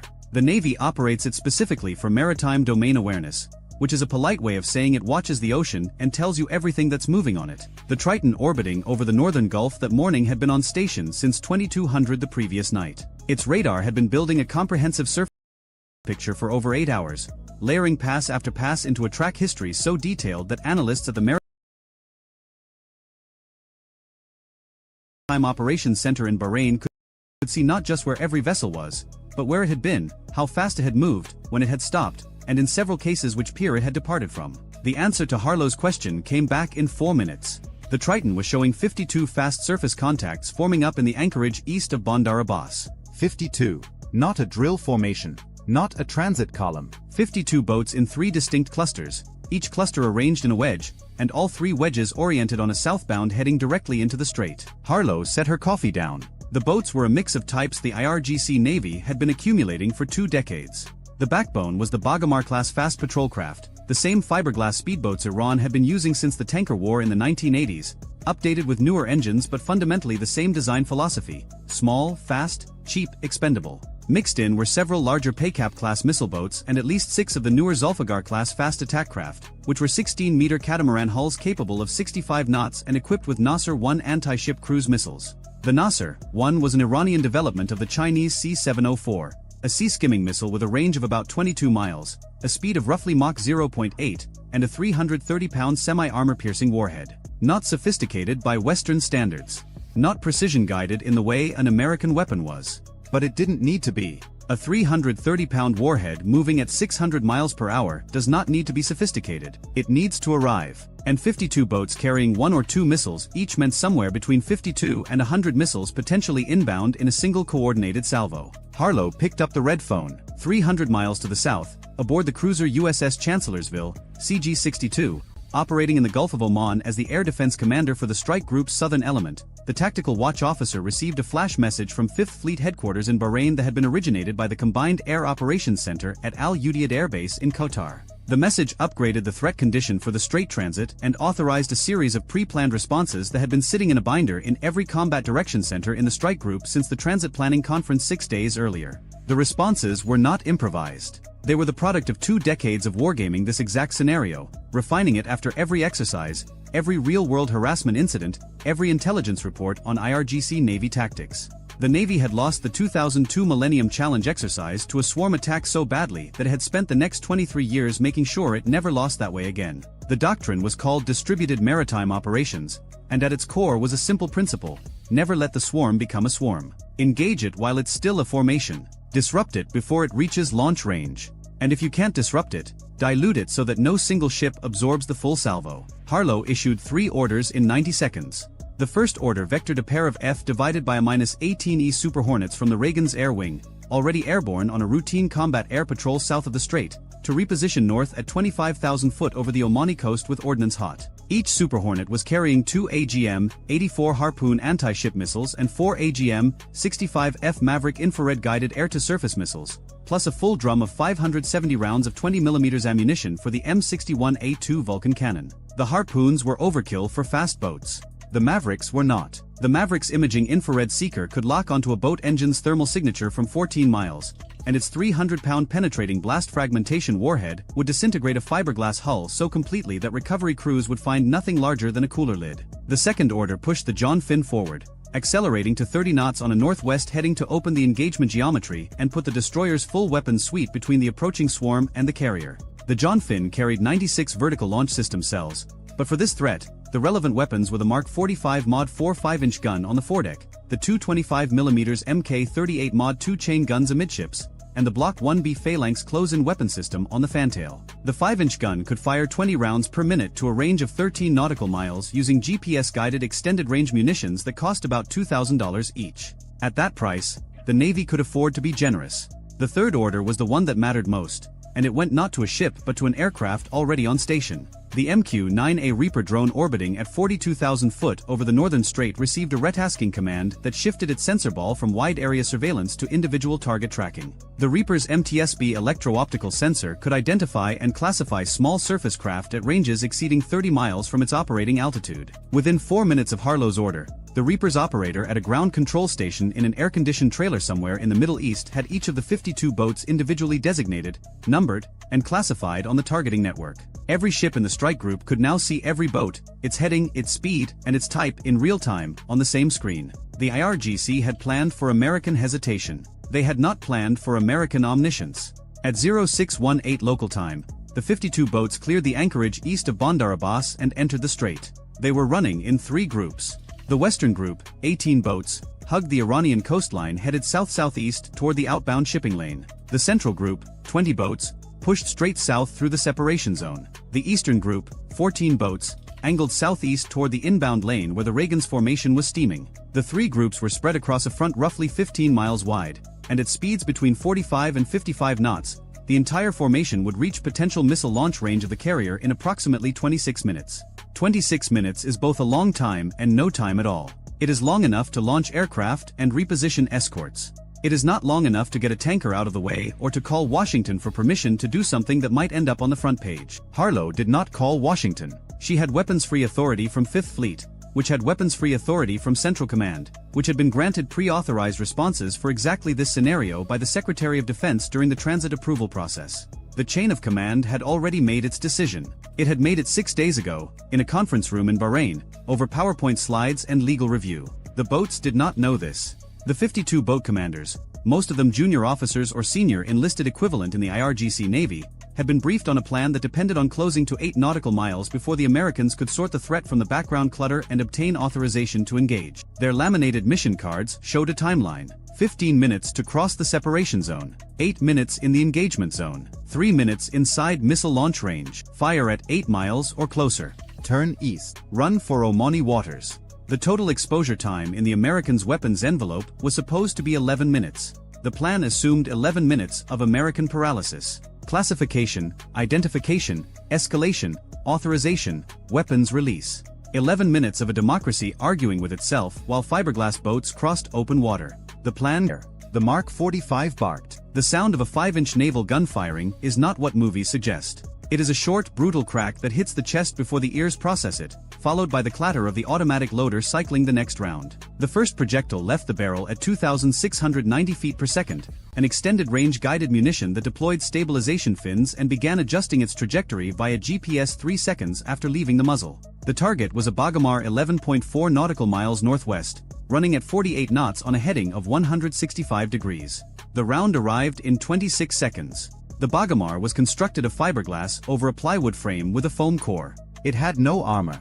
It had no damage control capability. It had no compartmentalization. The 5-inch guided round detonated 8 feet above the waterline on the starboard quarter. The blast fragmentation pattern shredded the engine, the missile rail, and most of the stern. The boat lost power instantly, nose down, and was swamped by its own wake. The 6 men aboard went into water that was 89 degrees and filled with diesel fuel. The engagement, from trigger pull to kill, cost the United States Navy $2,000. The second round was already in the air before the first one hit. The 5-inch gun cycled at 1 round every 3 seconds. In the first 2 minutes of the engagement, it fired 40 rounds. 34 were guided. Of those 34, 26 struck boats or detonated close enough to inflict mission kills through fragmentation and hull breaching. 9 boats in the Western Group were destroyed or disabled before a single one of them had covered 5 miles from the anchorage. The Western Group broke, not according to doctrine, according to panic. The surviving 9 boats turned hard east, some of them nearly capsizing at 50 knots, and scattered toward the Iranian coast. 3 of them collided with each other in the turn. One collision ruptured a fuel bladder and both boats caught fire. The 7 that made it out of the gun's engagement zone ran north at full speed, abandoning their mission entirely. But the Western Group was the feint. Everyone on both sides knew it was the feint. The real attack was the Central and Eastern Groups, 34 boats, pushing straight at the carrier from the north. And these boats were now 12 minutes from missile range. At 0622, the 2F divided by a -18E Super Hornets reached their station over the Omani coast at 25,000 feet. Their APG-79 active electronically scanned array radars painted the Central Group at 34 miles. 20 contacts, tight formation, heading due south at 52 knots. The lead pilot, call sign Red Hawk, selected 4 targets on the left side of the formation and designated them for Maverick. His wingman, Vandal, took 4 on the right. The Maverick engagement was almost clinical. The AGM-65 FS imaging infrared seeker stared down through 25,000 feet of Gulf haze and saw what it was designed to see: hot engine exhaust against cooler water. The seeker locked. The symbology went steady. Red Hawk pickled 4 Mavericks in 8 seconds, each one separating from the wing pylon with a thump and a smoke trail before its rocket motor ignited and pushed it to just under 700 miles per hour. The 4 missiles covered 14 miles in 72 seconds. 4 Bagamars ceased to exist. The kills were not gentle.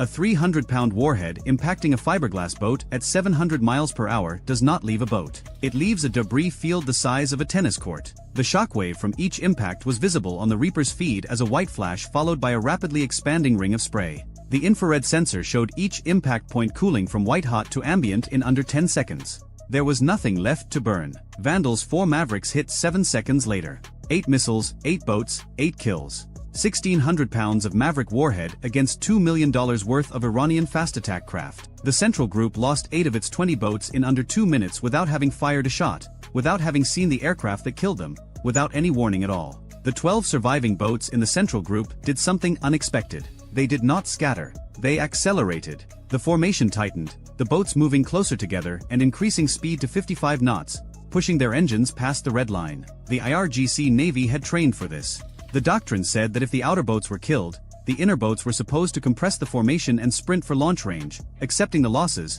trusting that the Americans could not kill all of them before some reached firing position.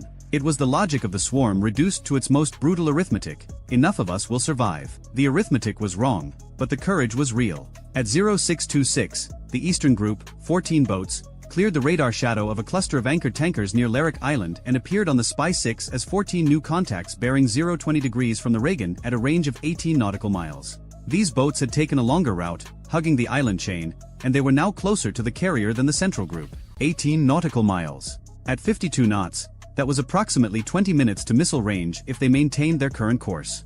But the Nasser 1 missile carried by the Zulfiqar-class boats in this group had a stated range of 22 miles. 4 of these 14 boats were already inside launch range. This was the real play, not the Western feint, not the central charge. The Eastern Group, arriving from an unexpected bearing, masked by commercial traffic and island geography, carrying the longer-range missiles. The YAR-GC had studied American carrier defense doctrine carefully enough to know that the escorts would push toward the most obvious threat. The John Finn was now 8 nautical miles northwest of the Reagan, fully engaged with the Western and Central Groups, its 5-inch gun cycling continuously. The carrier's defensive screen on the northeast axis was thinner. Harlow saw it. She saw it because the Reaper saw it, and the Reaper's picture was on her screen in the Flag Combat Direction Center, and she had been doing this for 27 years. She saw 14 contacts appear on a bearing that was not the primary threat axis, and she understood in about 2 seconds what the IRGC was trying to do. She ordered the Reagan to come hard to starboard, turning the carrier's stern toward the Eastern Group to open the range. A Nimitz-class carrier at 30 knots turns like a building falling over sideways, but it turns, and every second of heading change added distance. She ordered the destroyer USS Halsey, DDG-97, which had been screening the carrier's starboard quarter, to sprint northeast at flank speed to intercept the Eastern Group. And she ordered the 2 Super Hornets to break off the Central Group and reposition to the northeast. The Halsey was a Flight IIA Arleigh Burke, older than the John Finn but carrying the same 5-inch gun and the same close-in weapon systems. Its commanding officer, Captain David Moreno, understood the geometry the moment the order came through. 14 boats, 4 of them already in missile range, and his ship was the only thing between them and a nuclear-powered aircraft carrier with 5,000 sailors aboard. Moreno rang up flank speed. The Halsey's 4 LM-2500 gas turbines spooled to maximum output, pushing 100,000 shaft horsepower through the reduction gears, and the destroyer leapt forward to 31 knots with a bone-white bow wave that rose to the bridge windows. At that speed, on that heading, he would close the Eastern Group in 9 minutes. He did not have 9 minutes. The 4 Zulfiqar boats with Nasser 1 missiles were already inside launch range and could fire at any moment. At 0628, the first Nasser 1 launched. The missile came off the rail of a Zulfiqar boat designated Track 4207 on the Halsey's combat system. The Nasser 1 dropped from the rail, its solid rocket booster ignited, and it accelerated to Mach 0.8 in 4 seconds, transitioning to sea-skim altitude of approximately 15 feet above the water. Its radar altimeter held it steady. Its terminal active radar seeker was set to activate at 3 miles from the programmed target location. The missile weighed 770 pounds and was heading south-southwest at 614 miles per hour toward the USS Ronald Reagan. 7 seconds later, a second Nasser, 1 launched from a different Zulfiqar. Then a third, then a fourth. 4 anti-ship cruise missiles, sea-skimming, inbound on the carrier from the northeast. Aboard the Reagan, the Spy 6 radar on the John Finn detected the missile launches within 2 seconds of booster ignition. The thermal bloom of a rocket motor is unmistakable on a phased array radar, and the system automatically classified the contacts as ASCMs, anti-ship cruise missiles, and generated engagement quality tracks. The data flowed through the Cooperative Engagement Capability Network to every Aegis-equipped ship in the strike group simultaneously. The Halsey's Aegis system had the tracks before the missiles had covered their first mile. The Halsey responded with the weapon designed for exactly this moment. 2 RIM 162 evolved Sea Sparrow missiles erupted from the forward VLS cells in a cloud of white exhaust, accelerating vertically before tipping over and screaming toward the inbound Nasser ones at Mach 4. The YSSM cost about $2.5 million per round. It used X-band semi-active radar homing in its earlier variants and active radar homing in the Block 2, which was what the Halsey carried. The Block 2 YSSM could engage sea-skimming targets at ranges up to 30 nautical miles and had demonstrated a kill probability against subsonic cruise missiles that the Navy described as very high in unclassified briefings and that was rumored to be above 95% in classified ones. The first YSSM intercepted the lead Nasser, 1 at a range of 6.4 nautical miles from the Reagan. The engagement happened at a closing speed of roughly Mach 4.8 combined. The 86-pound blast fragmentation warhead on the YSSM detonated within lethal radius. The Nasser 1 disintegrated. The debris fell into the strait from an altitude of 12 feet, which meant it simply became part of the water. The second YSSM killed the second Nasser 1 4 seconds later.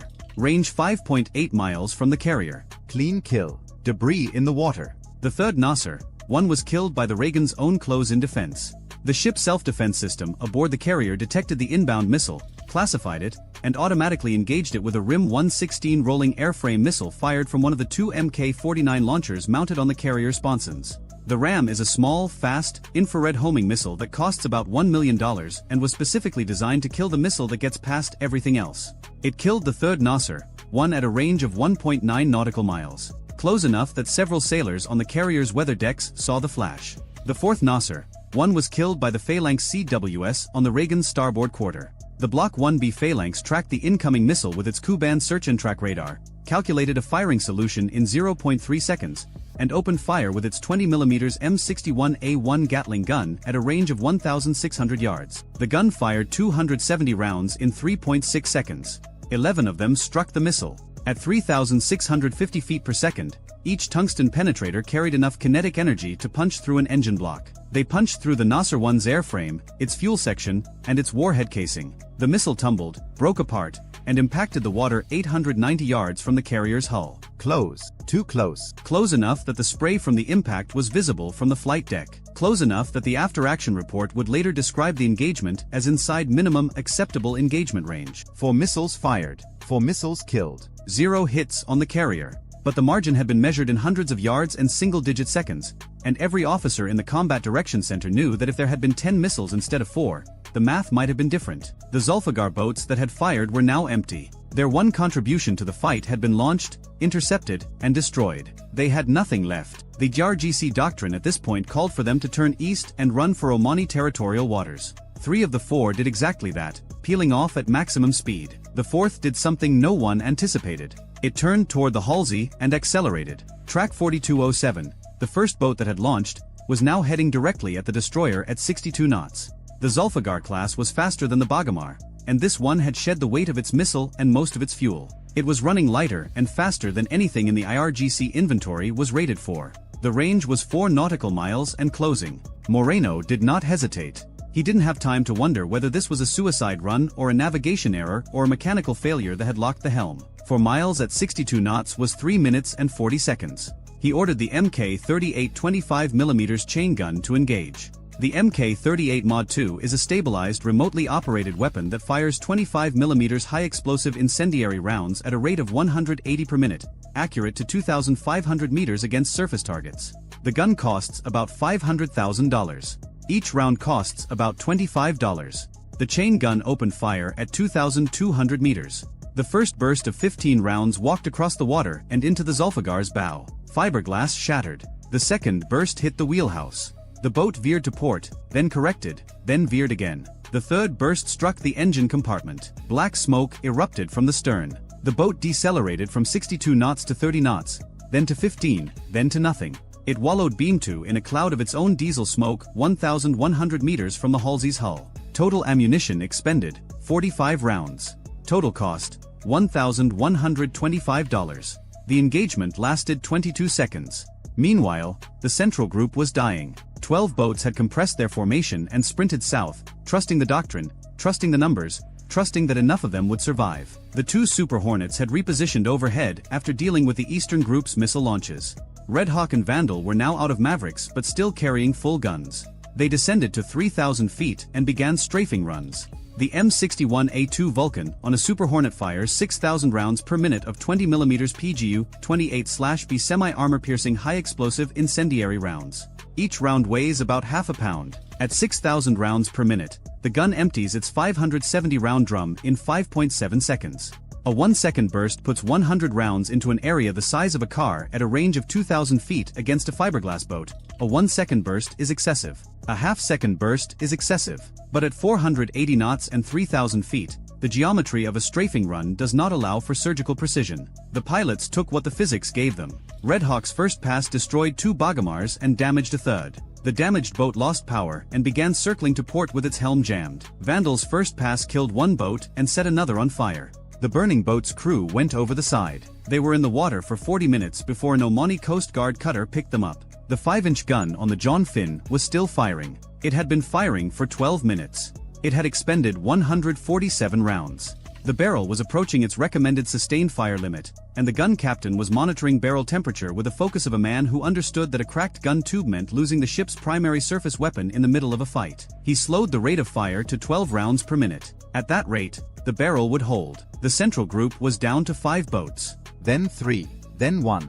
The last Bagamar in the central group, track 4188, was still running south at 50 knots. It had not fired its C-704 missile. It was 11 nautical miles from the Reagan and closing. The swarm was gone. The formation was gone. The doctrine was gone. But this one boat was still coming, driven by either extraordinary courage or total ignorance of what had happened to every other vessel around it. The John Finn's 5-inch gun put a guided round through its engine block at 0641. The boat stopped as if it had hit a wall. The C-704 on its stern rail toppled sideways and fell into the water. The crew of 4 abandoned the sinking hull and were later recovered by a U.S. Navy rigid-hulled inflatable boat launched from the Halsey. At 0644, 26 minutes after the first boat had cleared the anchorage at Bandar Abbas, the engagement was over. The Reaper drone overhead confirmed no further fast surface contacts outbound from the Iranian coast. The Triton at 50,000 feet confirmed no additional formations marshalling at Bandar Abbas or any other IRGC Navy installation. The SBY-6 on the John Finn showed a surface picture returning to the ordinary chaos of commercial traffic. The Strait of Hormuz was resuming its default state, crowded, dangerous, and indifferent. The numbers told the story in the language the Strait understood best, which was money. 52 IRGC Navy fast attack craft had sortied. 31 were confirmed destroyed. 7 were disabled and adrift, later recovered by Iranian tugs. 7 had fled back to the coast in the first 3 minutes after the Western group broke. 3 had escaped into Omani territorial waters and were later interned. 4 were unaccounted for, presumed sunk in deep water with no survivors. For Nasser, 1 anti-ship cruise missiles had been fired at a United States aircraft carrier. All 4 had been intercepted. The closest had been killed at 890 yards. No American ship was hit. No American sailor was wounded. The Delos Prosperity, the Panamanian tanker whose engine room fire had started this story, extinguished its fire at 0635, requested a tug, and continued its transit to Fujairah 2 days later. Its crew never knew what had happened 3 miles off their bow. Total IRGC Navy assets destroyed or disabled, 38 boats, estimated replacement value $14.2 million, plus 31 missiles that never launched, estimated value $3.7 million. Total Iranian personnel lost. The Navy did not release figures. Estimates from commercial satellite imagery of recovery operations over the following week suggested between 80 and 160 fatalities. Total U.S. ordnance expended: 168 5-inch guided rounds, 16 Maverick missiles, 2 Evolved Sea Sparrow missiles, 1 rolling airframe missile, approximately 580 rounds of 20mm phalanx ammunition, approximately 45 rounds of 25mm chain gun ammunition, and roughly 2,800 rounds of 20mm Vulcan cannon ammunition from the 2 Super Hornets. Total ordnance cost: approximately $6.8 million. The United States Navy had spent $6.8 million to destroy $17.9 million worth of Iranian naval assets, to intercept 4 anti-ship missiles that could have killed 5,000 sailors, and to keep open the waterway through which 21% of the world's daily oil consumption flows. The Millennium Challenge problem, the one the Navy had lost in 2002 and spent 2 decades solving, had been answered. Not with a new weapon or a secret technology, but with something simpler: information. The swarm's entire theory of victory depended on surprise, on confusion, on the Americans not knowing what was coming until it was too late. The MQ-4C Triton at 50,000 feet, the MQ-9 Reaper at 42,000 feet, the Spy-6 radar, the Cooperative Engagement Capability Network, the Pre-Authorized Weapons-Free Authority, none of these were secret. All of them were publicly known capabilities that the IRGC could have accounted for. The IRGC had built a plan for the Navy of 2002. They had executed it against the Navy of 2025. The gap between those 2 forces was not measured in ships or missiles. It was measured in seconds. Seconds of awareness. Seconds of decision. Seconds of authorization. The swarm needed 11 minutes of American hesitation. It got 45 seconds. And 45 seconds was not enough time to cross 20 miles of open water against a force that could see every boat, track every heading, and shoot every target from the moment it left the harbor. The Strait of Hormuz went back to being the Strait of Hormuz. The tankers transited. The oil flowed. The Reagan passed through the eastern exit and turned south toward the Gulf of Oman. The John Finn's gun crew swabbed the barrel and counted their remaining ammunition. The Halsey recovered 4 Iranian sailors from the water and gave them blankets and medical treatment and Gatorade because that is what the Navy does after it is done killing you. And somewhere in a ground control station in the Middle East, a Reaper pilot who had been on shift for 14 hours watched the last IRGC boat limp back into Bandar Abbas on one engine, trailing smoke, and entered the final target assessment into the log. He saved the file, stood up, and went to get a sandwich. The carrier was never on fire. The plan to set it on fire had lasted 26 minutes. It had cost Iran a generation of fast attack craft and somewhere between 80 and 160 men who had been told the Americans would hesitate. They did not hesitate. The radar saw it at 3:14 local time. A small return, low and slow, threading a path between the ridgelines of southern Dagestan. Then another. Then 6 more. The operator at the Caspian naval base tried to classify the contacts, but they were already below the tree line on his scope, dipping in and out of ground clutter, moving southwest to northeast at barely 120 km per hour. By the time the air defense battery at the base received the alert, the first drone was 4 minutes out. What was parked at the pier that night, alongside the fuel depot and the ammunition storage bunkers, was a ship that weighed 860 tons and carried enough cruise missiles to flatten a residential district in Kiev. A Project 22800 Karakurt-class corvette, 67 meters long, 8 caliber vertical launch cells. A Panzerem close-in air defense system bolted to the superstructure. The ship was one of 2 Karakurts transferred from the Black Sea Fleet to the Caspian Flotilla in April 2025, sent south through the Volga-Don Canal because Moscow had concluded that the Black Sea was no longer a safe place to park cruise missile carriers. The Caspian was supposed to be different. A landlocked sea, 1,500 kilometers from the nearest Ukrainian-controlled territory, surrounded on all sides by Russian, Iranian, Kazakh, Turkmen, and Azerbaijani territory. The Caspian was supposed to be a sanctuary. On the night of May 7, 2026, that assumption died. The drones that hit the Karakurt at Caspiask were FP-1 models, built by a Ukrainian company called Firepoint. The FP-1 is not a sophisticated weapon by the standards of modern aerospace engineering. It is a plywood-framed, twin-boom airframe powered by a 2-cylinder engine, launched from a sloped ramp with a solid fuel booster, carrying a warhead of approximately 50 kilograms. It costs about $55,000 per unit. Its range, according to Ukrainian sources, is roughly 1,600 kilometers. That range number is the entire story. 1,600 kilometers from Ukrainian-controlled territory puts you deep inside Dagestan. It puts you on the Caspian coastline. It puts you at the pier where Russia had been parking its caliber-armed warships under the assumption that no weapon Ukraine possessed could reach them. The Ukrainian General Staff published the strike footage alongside its announcement. Thermal imagery showed the drone descending on a low approach toward a vessel moored at the quay. The Karakurt was hit. The extent of the damage was described as still being clarified, which in the language of military communiques usually means the strike succeeded, but nobody wants to commit to a number until satellite imagery confirms the outcome. The Caspiask strike did not happen in isolation. It was the second Karakurt struck in 5 days. 4 nights earlier, on May 3, Ukrainian forces had launched a massive drone wave against the port of Primorsk on the Baltic Sea, Russia's largest oil export terminal, capable of handling 1 million barrels per day. Over 60 drones were sent. The governor of the Leningrad region, Alexander Drozdenko, claimed most were intercepted, but the fires at the terminal told a different story. And parked at the Primorsk pier, apparently deployed there to defend the oil infrastructure from exactly the kind of attack that was now destroying it, sat another Karakurt-class corvette. The ship was the Amur hull number 803, built at the Zalev shipyard in Kerch, Crimea, commissioned in August 2024, and transferred from the Black Sea Fleet to the Baltic Fleet in October 2025 via the Volga-Don Canal. She was carrying her full combat load of 8 caliber cruise missiles, each with a 450 kilogram warhead, each with a range of up to 2,000 kilometers. She also carried a Panzerem naval air defense system, a point defense suite designed to shoot down incoming drones and missiles. President Zelensky confirmed the strike personally. He said Ukrainian forces hit the Karakurt, a patrol boat, and a Shadow Fleet oil tanker in the same operation. Ukraine's Special Operations Forces added a detail that contained its own dark arithmetic, 8 calibers that would not reach Ukraine. That phrase landed harder than the warhead. Since the full-scale invasion began in February 2022, Russia had used caliber cruise missiles to devastate Ukrainian cities, energy grids, hospitals, and residential buildings. The missiles were launched from submarines in the Black Sea, from surface ships in the Black Sea, and from ships in the Caspian. In November 2025, during what was supposed to be a period of active peace negotiations, Russia fired calibers into Kiev and killed 7 people. The missile does not care about diplomatic context. It carries 450 kilograms to whatever coordinates it is given. The platform that launches it is, from Ukraine's perspective, a machine that produces dead civilians. Destroying the platform before it fires is not merely a tactical act, it is preemptive self-defense measured in human lives. And so Ukraine had been hunting Karakurts for years.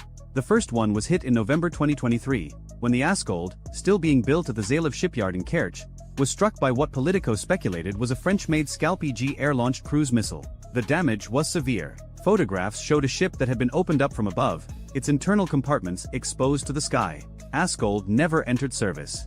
In May 2024, the Karakurt-class Cyclone was sunk by American-supplied ATACMS ballistic missiles while moored at Sevastopol. Russian sources eventually confirmed the loss.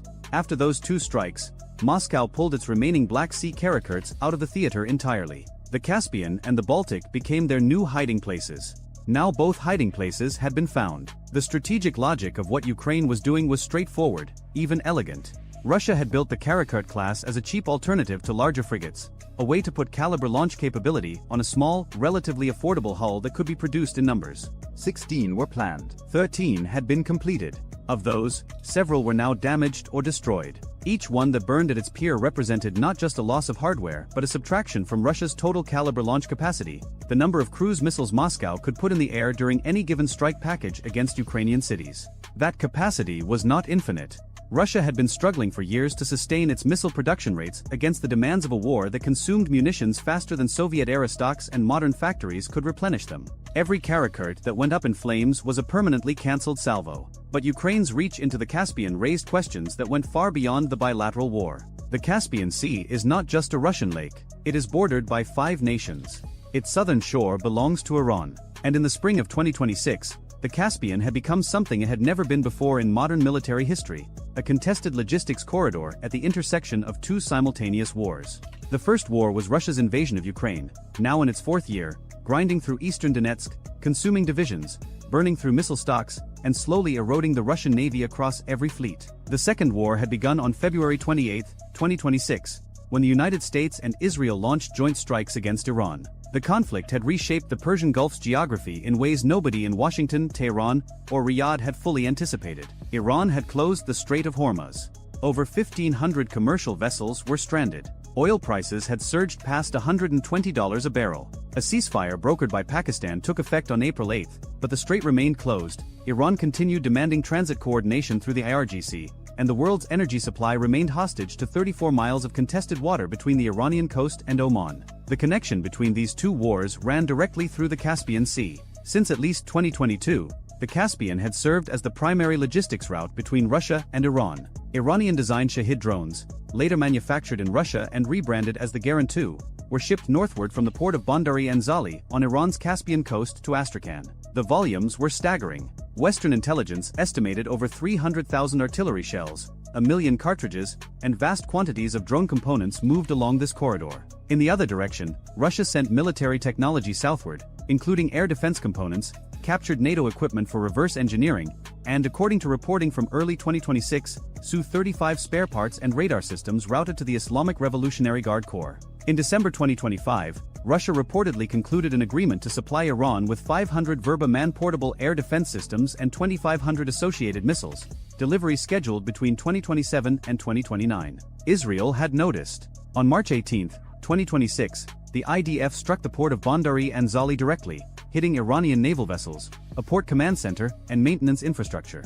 The stated purpose, according to Israeli sources, was to disrupt the Russia-Iran smuggling route. A former Israeli Navy commander told the Wall Street Journal that the most important goal of the strike was to limit Russian smuggling and show the Iranians that they don't have sea defenses in the Caspian. 3 weeks after that Israeli strike on Iran's Caspian port, Ukraine hit a Russian warship on the opposite side of the same sea. This was not coordination. No evidence has emerged that Ukraine and Israel planned these strikes together or shared operational intelligence for Caspian targeting. But the effect was cumulative. Within a span of 50 days, both the Iranian and Russian ends of the Caspian logistics pipeline had been struck by different countries, using different weapons, for different but convergent reasons. The Caspian sanctuary was being dismantled from multiple directions simultaneously. Meanwhile, in the Strait of Hormuz, the situation was reaching a breaking point of its own. On the evening of May 3, the same night Ukraine was hitting the Amur at Primorsk, President Trump posted on Truth Social that beginning the following morning, the United States military would help guide ships from neutral and innocent countries safely out of the restricted waterway.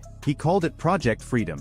He warned that any interference would be dealt with forcefully. On May 4, two Arleigh Burke-class guided missile destroyers, the USS Truxtun and the USS Mason, entered the Strait of Hormuz heading northwest. Behind them, two US-flagged commercial vessels, including the Maersk-operated Alliance Fairfax, entered the transit lane. Iran fired cruise missiles and sent drones. The IRGC launched its fast attack boats. American Aegis combat systems intercepted every missile. Apache helicopters destroyed 6 Iranian boats with Hellfire missiles. The commercial vessels made it through. Trump paused Project Freedom the next day, citing progress toward a deal. Then, on May 7th, things escalated again. 3 destroyers this time. The Truxtun, the Mason, and now the USS Rafael Peralta, DDG-115, were transiting the strait heading from the Persian Gulf to the Gulf of Oman when Iranian forces attacked. CBS News reported the onslaught was fiercer and more sustained than the May 4th engagement. Swarms of IRGC fast attack boats maneuvered close enough that American warships opened fire with their 5-inch naval guns, their phalanx close-in weapon systems, and small-caliber guns manned by deck crews.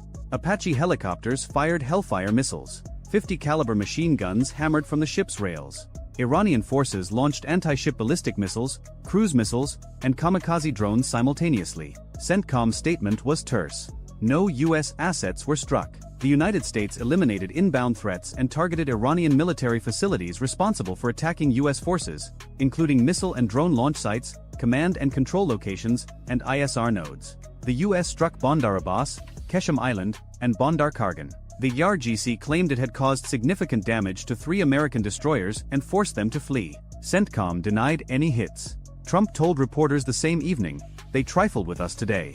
We blew them away. They trifled. I call that a trifle." He said the ceasefire was still in effect. Both sides needed it to be. The alternative, an acknowledged return to open hostilities, would close the door on negotiations neither side had publicly abandoned. 3 senior Iranian officials told the New York Times that Tehran and Washington were discussing a one-page plan to reopen the strait and end hostilities for 30 days. Secretary of State Marco Rubio had announced that Operation Epic Fury, the U.S. military campaign against Iran, was officially over. The semantic gymnastics required to maintain that fiction while U.S. destroyers were firing 5-inch shells at Iranian boats and American jets were striking Iranian ports represented a kind of diplomatic performance art that only made sense if you understood that both governments were trying to get to a deal while simultaneously demonstrating that they could not be pushed around. The confluence of these events, the Karakurt strikes in the Baltic and the Caspian, the U.S.-Iran clashes in Hormuz, the Israeli strike on Bandari Anzali, was not coincidental in the sense of being coordinated, but it was not coincidental in the sense of being random either.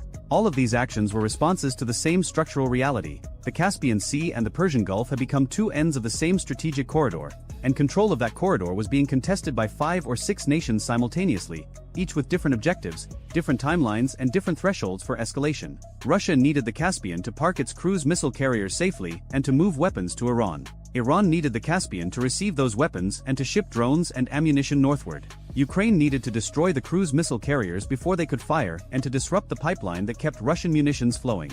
Israel needed to sever the same pipeline from the other end and degrade Iran's ability to reconstitute its military after the February strikes. The United States needed to reopen the Strait of Hormuz without triggering a full-scale war it had just finished fighting. And every actor on the Caspian's littoral, Azerbaijan, Kazakhstan, Turkmenistan, was watching all of this happen on and around a body of water they shared. The Karakurt class, caught in the middle of this convergence, was never designed for it. These were 860-ton corvettes, 67 meters long, with a crew of 50 to 70, a maximum speed of 30 knots, an endurance of 15 days, and a range of 2,500 nautical miles. Their radar, the Mineral M and the Positive M, could detect air targets at useful ranges. Their Panzer M, on ships that had it installed, provided a competent point defense bubble against incoming missiles and drones. Their primary weapon, the 8-cell UKSK vertical launch system, could fire caliber land attack cruise missiles at targets up to 2,000 kilometers away or Onyx supersonic anti-ship missiles at surface targets. They were designed to be cheap, at roughly $34 million per hull at 2017 prices, and they were designed to be numerous. The concept was sound. Put caliber capability on a small, low-signature platform, build them in quantity, distribute them across multiple fleets, and give the Russian Navy a dispersed cruise missile architecture that was harder to kill than a few large, expensive frigates. The concept did not survive contact with Ukrainian ingenuity. A $55,000 plywood drone had just struck a $34 million warship at a distance of 1,500 kilometers. The cost-exchange ratio was roughly 1 to 600. Even accounting for the drones that didn't make it, the ones intercepted by air defenses, the ones that lost GPS lock or were jammed, the ones that crashed en route, the economics were catastrophic for the defender. Ukraine was producing up to 3,000 FP-1 drones per month. Russia had 13 completed Karakurts and was building 2 more. The math was not subtle. The Primorsk strike on May 3 had proven the concept against a Baltic target at a range of 900 to 1,000 kilometers. The Caspiask strike on May 7 extended it to 1,500. Both strikes hit ships at their piers, meaning the Panzerem air defense systems on the corvettes were either not active, not effective, or overwhelmed. The base air defenses at Caspiask, which included the 46th and 847th Coastal Missile Divisions armed with ball systems carrying Kh-35 anti-ship missiles, were configured to defend against naval and surface threats, not swarms of low-flying kamikaze drones approaching overland from the northwest. The Grakanok-class anti-saboteur boats at the base were designed to stop underwater divers and small surface craft, not airborne threats. The electronic warfare systems reportedly deployed during drills in September 2025 were either not active or insufficient. Russia's air defense ecosystem, the layered architecture of S-400s, Pantsers, Tors, and Buks that was supposed to make its territory impenetrable, had been failing against Ukrainian drones with accelerating frequency. The problem was not that any individual system was incapable. The problem was saturation, coverage gaps, and the fundamental asymmetry of defending large fixed targets against cheap, numerous, expendable platforms that could fly circuitous routes, hug terrain, and arrive from unexpected vectors. Caspiask was over 1,000 kilometers from the nearest Ukrainian-controlled territory. The drones had to fly across occupied Ukrainian territory, across Russia proper, across multiple air defense zones. Some of them made it. That was enough. The Caspian flotilla's response options were limited in a way that no ocean-going navy would face. The Caspian is landlocked. There is no open ocean to disperse into. The sea's maximum width is 435 kilometers. Its length is roughly 1,200 kilometers. Every port, every anchorage, every patrol route is within range of a drone that can fly 1,600 kilometers. If Ukraine could hit Caspiask from its own territory, it could hit anywhere on the Caspian. The Volga-Don Canal, the only route out to the Black Sea, requires days of transit and the dismantling of masts and superstructures for some vessels. A flotilla under threat in the Caspian cannot sail away. It must fight where it is or be broken down and moved by canal. The irony was structural. The geography that had made the Caspian a sanctuary, the fact that no NATO submarine or carrier air wing could reach it, was the same geography that made it a trap once long-range drone technology matured. The sanctuary had become a fishbowl. Russia's response in the days that followed was to threaten. Moscow had been issuing increasingly shrill warnings as Victory Day, May 9, approached. Russian authorities demanded a ceasefire from Ukraine and threatened direct strikes on Kyiv if the parade was attacked. Foreign ambassadors in Kyiv received warnings to evacuate. The British Foreign Office called the threats unwarranted, irresponsible, and completely unjustified. Germany's foreign minister said Berlin would not pull its embassy staff. Zelensky said Moscow wanted a permit from Ukraine to hold their parade, to go out onto the square safely for an hour once a year, and then continue killing. Meanwhile, Zelensky's chief negotiator, Rustem Umerov, was in Miami for meetings with American negotiators. Zelensky had expressed satisfaction at the Caspiask strike and in the same breath referenced the path of diplomacy. The strikes were not an alternative to negotiation. They were leverage for negotiation. Every Karakurt that burned was a card played before sitting down at the table. On May 8, the day after the Caspiask strike, more Ukrainian drones hit targets near the Caspian. Reports of falling debris in Caspiask surfaced again. Moscow's mayor, Sergei Sobyanin, said air defenses had intercepted more than 50 drones headed for the capital over 15 hours. Russia struck Ukraine with 67 drones overnight. The cycle of violence continued uninterrupted by any declaration of ceasefire, by any negotiation, by any meeting in Miami or Beijing or Islamabad. In the Persian Gulf, Trump had declared a pause on Project Freedom but maintained the naval blockade of Iranian ports. 2 more Iranian tankers were disabled by U.S. forces on May 8. Iran seized a tanker called the Ocean Koi in the Gulf of Oman. The UAE intercepted 2 ballistic missiles and 3 drones launched from Iran. France prepositioned the aircraft carrier Charles de Gaulle near the strait. China's foreign minister met with Iran's Abbas Araghchi in Beijing and called for a complete cessation of hostilities. Pakistan continued mediating.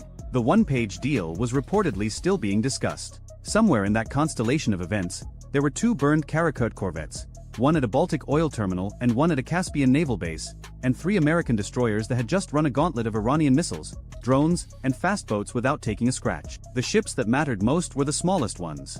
The Karakurts, at 860 tons, were a fraction of the size of an Arleigh Burke destroyer at nearly 10,000 tons. They cost a fraction of the price. They carried a fraction of the crew. and yet each one represented something disproportionate to its tonnage. 8-caliber cruise missiles that would either be fired at Ukrainian apartment buildings or would not. The destruction of the platform was the prevention of the atrocity. That was the calculus Ukraine was operating under, and it was a calculus that no amount of diplomatic language could obscure. The Strait of Hormuz remained what it had been for decades, a choke point where geography compressed the world's energy supply into a space smaller than most metropolitan areas. The Caspian Sea had become something new, a landlocked body of water where the weapons pipelines of two separate wars intersected, where Ukrainian drones, Israeli jets, Russian cruise missiles, and Iranian logistics convoys all competed for the same strategic space, and where the margin between controlled escalation and something much worse was measured not in nautical miles but in the flight time of a plywood drone carrying 50 kilograms of explosives and a GPS receiver that knew exactly where the pier was. On the evening of May 8, oil prices were holding above $105 a barrel. The UAE had reopened its airspace after closing it for nearly a week. Most shipping companies were still waiting. Insurance premiums for Gulf transit remained prohibitive. The Alliance Fairfax, the Maersk vessel that had made it through on May 4, was somewhere in the Arabian Sea, its transit now a single data point in a risk calculation that every shipping company on Earth was running simultaneously. At the Caspian naval base, damage assessment teams were presumably doing what damage assessment teams do: measuring blast radius, photographing hull penetration, calculating whether the ship could be repaired in place, towed to a shipyard, or written off entirely. The Caspian flotilla still had its 3 B&M corvettes, its 2 Jeopard-class frigates that had been repaired after the November 2024 drone strike, and whatever remained of the Karakurt that had just been hit. Its total caliber capacity was diminished but not eliminated. Russia could still launch cruise missiles from the Caspian. The question was how many, for how long, and at what risk to platforms that could no longer be considered safe at their own piers. At Primorsk, the Amur sat in whatever condition the May 3 strike had left it. 8 calibers that would not reach Ukraine. A Panzer-M system that had not saved the ship it was designed to protect. A 67-meter hull that had been built in Crimea, sailed to the Black Sea, transited the Volga-Don Canal to the Baltic, been deployed to guard an oil terminal, and been struck by a drone made of plywood and powered by a 2-cylinder engine that cost less than a mid-size sedan. And in the Strait of Hormuz, where 3 American destroyers had just proven that a layered defense of Aegis radar, Standard missiles, Phalanx guns, Apache helicopters, and Hellfire missiles could defeat an Iranian barrage without a single hit, the question that lingered was not whether the US could keep the strait open. It was whether it wanted to. The pause of Project Freedom, the ongoing negotiations, the careful refusal by both sides to declare the ceasefire dead, all suggested that the military capability existed but the political will to sustain it indefinitely did not. Opening the strait by force was a demonstration. Keeping it open by force was a commitment. Those are different things. The world was watching 2 narrow waterways, one 34 miles wide between Iran and Oman, the other a landlocked sea ringed by 5 nations and newly accessible to weapons that had not existed in militarily relevant form 3 years earlier. Both waterways were contested, both were essential, and both were demonstrating the same uncomfortable principle, that in 2026, the most consequential naval engagements were not being fought by aircraft carriers and nuclear submarines but by 800-ton corvettes, $55,000 drones, fiberglass speedboats, and helicopters firing missiles that cost $30,000 apiece. The expensive platforms survived. The cheap ones burned. And the world's energy supply depended on both. At 2:14 local time, a single Iranian Type 412 naval mine broke free from its anchor chain in the middle of the Strait of Hormuz and drifted 600 feet into the westbound shipping lane. It struck the hull of the MV Coral Meridian, a Maltese-flagged crude carrier loaded with 2 million barrels of Basra heavy. The detonation tore a 40-foot gash below the waterline. Within 9 minutes, crude oil was spreading across the warmest choke point on Earth at a rate of 4,000 gallons per minute. Within 14 minutes, the Coral Meridian was listing 11 degrees to port. Within 20 minutes, every maritime insurance company in London had frozen new policy issuances for the Persian Gulf. And within 1 hour, the price of Brent crude jumped $19. That was Tuesday. By Wednesday, the Strait of Hormuz was closed. Not partially. Not restricted. Closed. Iran's Islamic Revolutionary Guard Corps Navy had deployed over 300 sea mines across the shipping lanes in a 48-hour sprint, using a combination of fast attack craft, civilian dhows, and at least 4 Goddard-class midget submarines. They had also activated shore-based anti-ship missile batteries at Keshem Island, Abu Musa, and the Larak coastal garrison. Any vessel attempting transit would face a layered threat combining contact mines, influence mines, cruise missiles, and fastboat swarms. The entire global energy market was being held hostage by roughly 60 miles of water. The stated reason, broadcast on Iranian state television by a spokesman for the Supreme National Security Council, was retaliation for what Tehran called an act of economic warfare. 6 days earlier, the United States had imposed a new round of sanctions targeting Iran's central bank, its sovereign wealth reserves held in Chinese and Emirati financial institutions, and for the first time, secondary sanctions on any port facility worldwide that processed Iranian crude. The effect was immediate and devastating. Iran's remaining oil exports, roughly 1.3 million barrels a day, mostly flowing to China and India through intermediary shell companies, froze overnight. Tankers that had been loading at Karg Island simply stopped. Payment channels collapsed. Tehran estimated losses of $90 million per day. So they closed the strait. And then the message came. At 11 o'clock Washington time on Wednesday morning, the White House released a 4-sentence statement. It did not use diplomatic language. It said that the mining of international waterways constituted an act of war under international maritime law. It said that the United States would guarantee freedom of navigation through the Strait of Hormuz.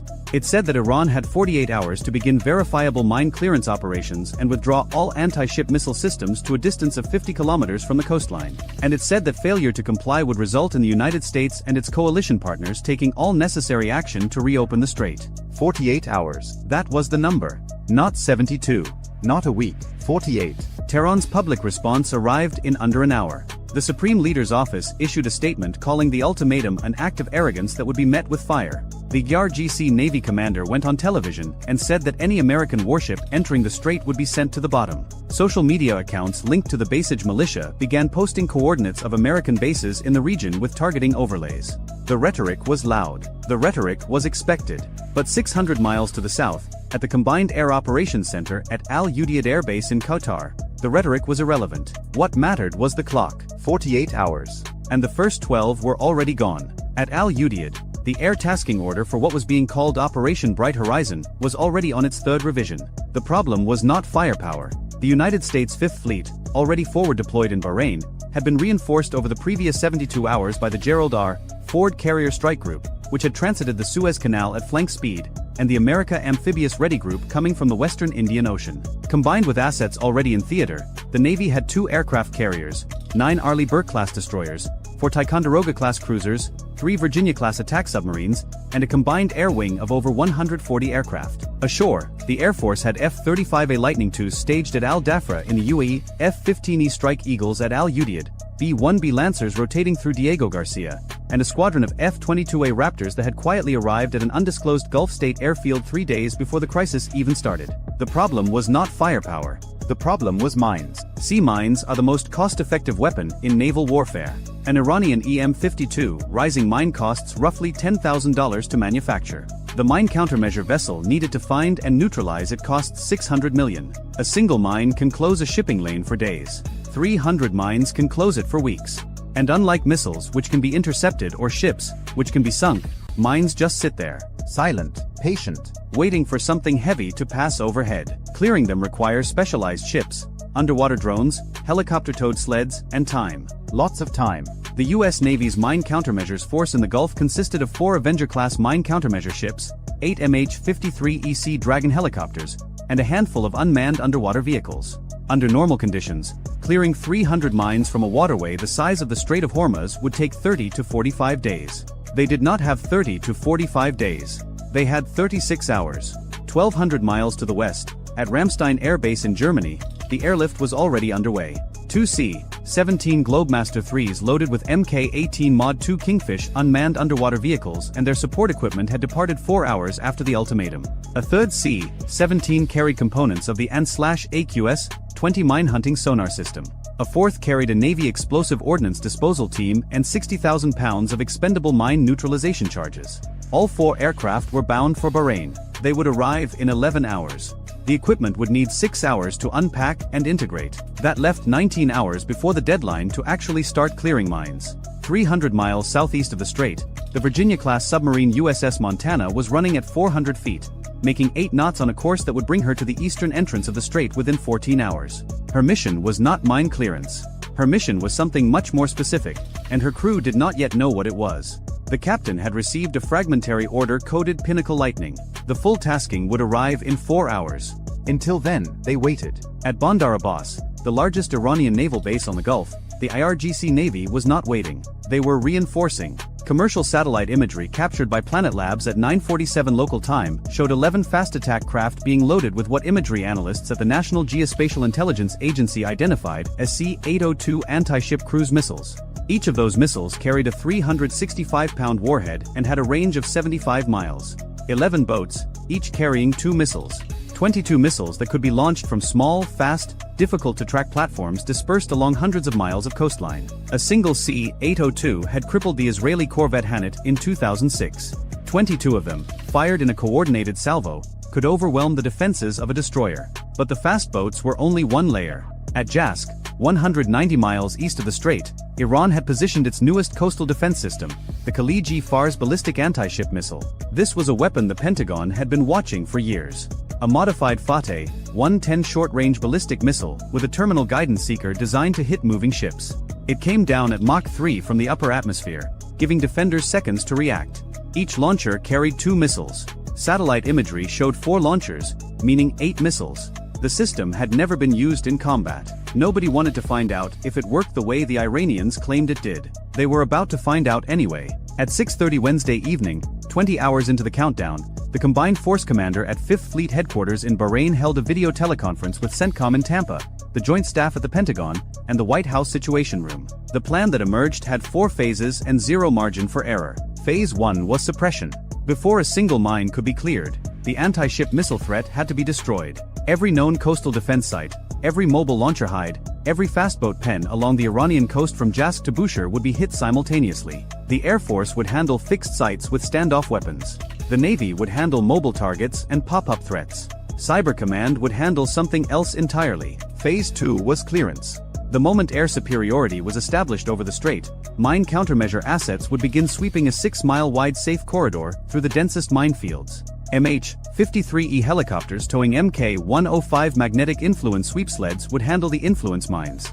Avenger-class ships using hull-mounted sonar would locate contact mines for EOD divers and UUVs to neutralize. The timeline for opening a single safe lane was estimated at 12 to 16 hours after clearance began. Phase 3 was escort. Once the corridor was open, a continuous naval escort operation would guide commercial vessels through the strait under the protective umbrella of Aegis-equipped warships. Phase 4 did not have a name on the briefing slide. It was listed only as contingency. Everyone in the room knew what it meant. If Iran escalated beyond the strait, if missiles started flying at bases or allies, the target list expanded to include Iran's integrated air defense network, its ballistic missile infrastructure, and its command and control nodes. Phase 4 was a regional war. Nobody wanted Phase 4. At 10:15 Wednesday night, 28 hours before the deadline, something changed. An RC-135 Rivet joint electronic surveillance aircraft orbiting at 34,000 feet over the Gulf of Oman detected an unusual communications pattern. Iranian military radio traffic, which had been running at roughly 4 times its normal volume since the crisis began, suddenly dropped. Not gradually, not in stages. It dropped by 80% in under 6 minutes. To a signals intelligence analyst, sudden communications silence means one of 2 things. Either the network has been destroyed, or the network has switched to a pre-planned wartime mode that relies on landlines, fiber optics and couriers instead of radio. The network had not been destroyed. Iran was going to wartime communications posture, 28 hours before the deadline expired. This mattered. It mattered because wartime comm switching is not something you do to bluff. It takes hours to coordinate. It disrupts normal operations. You only do it when you believe combat is imminent and you want to deny the enemy signals intelligence. The Rivet Joint's crew relayed the detection to the National Security Agency at Fort Meade, which confirmed the assessment within 40 minutes. Iran was not preparing to comply. Iran was preparing to fight. At Fort Meade, the confirmation triggered something that had been staged for 72 hours. United States Cyber Command had been holding access to 14 pre-positioned implants embedded in Iranian military networks. These were not new intrusions. Some of them had been placed years earlier, maintained through patient, invisible persistence, updated quietly during routine Iranian software patches, tested through careful signals that mimicked normal network noise. 12 of the 14 implants were in the Integrated Air Defense Network command layer. 1 was in the IRGC Navy's shore-based missile coordination system. 1 was in the electrical grid serving Bandar Abbas Naval Base. None of them had ever been activated. They were insurance policies. Expensive, fragile, and single-use. Once triggered, the Iranians would find them, patch them, and they would be gone forever. Years of access, burned in seconds. The order to activate came at 11:40 Wednesday night. It was signed by the Secretary of Defense and confirmed by the President. Execution was set for 2 o'clock Thursday morning local time, exactly 6 hours before the deadline expired. That timing was deliberate. It would be dark. It would be 6 hours before Iran expected anything to happen. And it would give the first wave of aircraft just enough time to reach their targets before anyone on the ground realized their defenses were compromised. What Tehran didn't know was that the 48-hour ultimatum was never intended to expire. The deadline was theater. Useful theater, necessary theater, because it gave allies time to evacuate non-essential personnel, gave commercial shipping time to clear the area, and gave the diplomatic track just enough oxygen to claim that every alternative had been exhausted. But the operational timeline had never been 48 hours. The operational timeline had been decided the moment the first mine was confirmed in the shipping lane.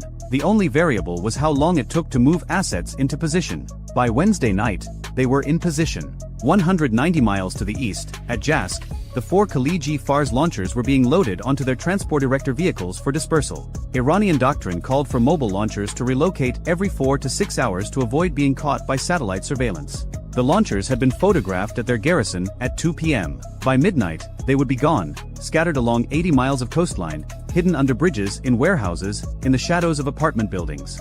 Finding them after dispersal would require persistent drone surveillance and real-time intelligence that might or might not be available. The strike planners at Al-Udeid knew this.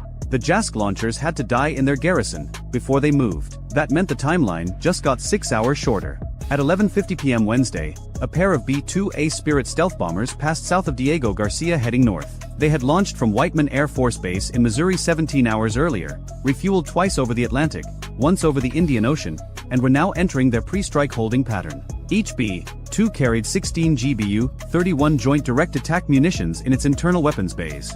2,000-pound GPS-guided bombs. 32 of them, total. 16 were assigned to the Jask missile garrison. 16 were assigned to the underground command bunker at Bandar Abbas that served as the IRGC Navy's operational headquarters. The B-2s were not alone. 400 miles to the west, 8 F-35A Lightning IIs from the 421st Fighter Squadron had launched from Al Dhafra Air Base in the UAE at 11:30 p.m. under the cover of what was listed on the air traffic control log as a routine night training sortie. They were not carrying training weapons.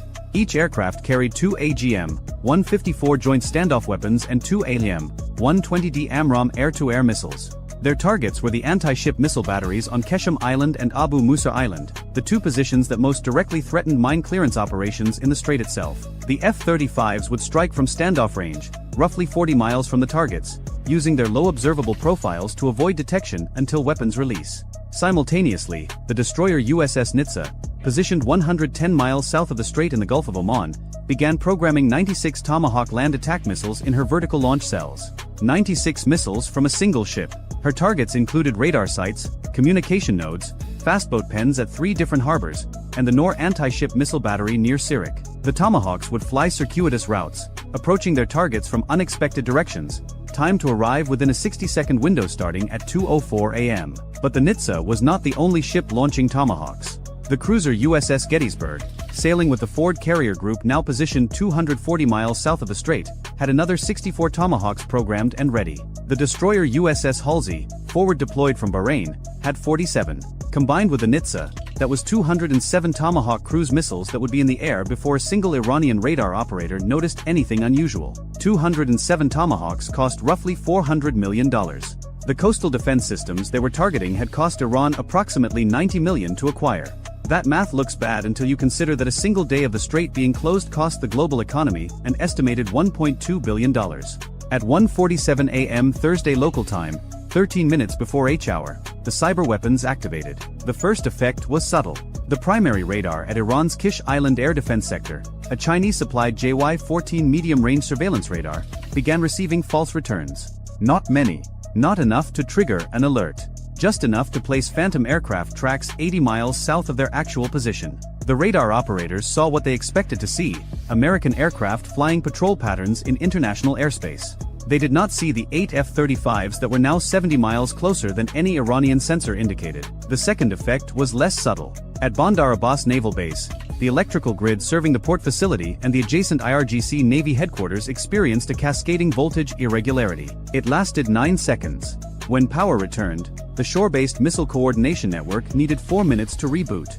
for minutes during which no launch order could be transmitted to the fast attack boats already dispersed along the coast. For minutes was a long time. The third effect was invisible. Deep inside the Integrated Air Defense Command Network, the software that managed threat prioritization and engagement sequencing had been modified. Iranian surface-to-air missile batteries would still function. They would still track targets. They would still fire. But the fire control solution would contain a tiny error, a 6-degree azimuth offset in the targeting data passed from the surveillance radars to the engagement radars. 6 degrees does not sound like much. At 40 miles, 6 degrees translates to a miss distance of over 4 miles. Every missile fired using corrupted data would miss by 4 miles. And the operators would not know why. At 2 a.m. exactly, the B-2s opened their bomb bay doors. 32,000 feet above the Jask missile garrison, the first B-2 released 8 GBU-31s in a 4-second sequence. Each bomb separated cleanly, its GPS-aided inertial navigation system locking onto coordinates that had been updated 17 minutes earlier by a Global Hawk surveillance drone orbiting at 58,000 feet. The bombs fell for 41 seconds. In those 41 seconds, the 4 Khalid Fars launchers sat on their transport vehicles, engines warming, preparing to disperse. The drivers had been told to move at 2:15 a.m. They were 15 minutes from safety. The first bomb struck the vehicle maintenance building adjacent to the launcher parking area. The blast wave knocked 2 of the transport vehicles onto their sides. The second and third bombs hit the road leading out of the garrison, cratering it in 2 places and blocking the only exit. The 4th through 8th bombs walked across the launcher positions themselves. The Khalid Fars missiles carried solid rocket fuel. When the 2,000-pound warheads detonated among them, the secondary explosions were visible from 20 miles away. In 11 seconds, Iran's most advanced anti-ship ballistic missile capabilities ceased to exist. The second B-2 hit the Bandar Abbas command bunker 90 seconds later. The bunker was hardened, built into a hillside with reinforced concrete rated to withstand conventional munitions. The B-2 dropped its 16 bombs in 2 waves of 8, walking them across the same impact point. The first 8 cratered the surface and stripped away the overburden. The second 8 penetrated into the compromised structure. Post-strike assessment would later show that the command center was not destroyed, but it was knocked offline for over 9 hours. During those 9 hours, the IRGC Navy fought without centralized command and control. Every boat, every battery, every unit was on its own. And then the Tomahawks arrived. At 2:04 a.m., the first wave of cruise missiles crossed the Iranian coastline at 480 miles per hour, flying at altitudes between 50 and 100 feet. They came from 3 directions. From the south, the Nitz's missiles hit Keshem Island and the eastern approaches. From the southwest, the Gettysburg's missiles struck targets along the coast between Bandar Lenja and Sirik. From the southeast, the Halsey's missiles came in over the Gulf of Oman and struck Jask's remaining infrastructure and the early warning radar at Shabahar. On Keshem Island, the C-802 battery positions that the F-35s had not already destroyed received 12 Tomahawks in a single minute. The missiles arrived in pairs, 2 per target, with the second missile timed 30 seconds after the first. The first missile destroyed or suppressed the target. The second missile ensured it. Iranian soldiers who survived the strikes later described the sound as continuous thunder that did not stop.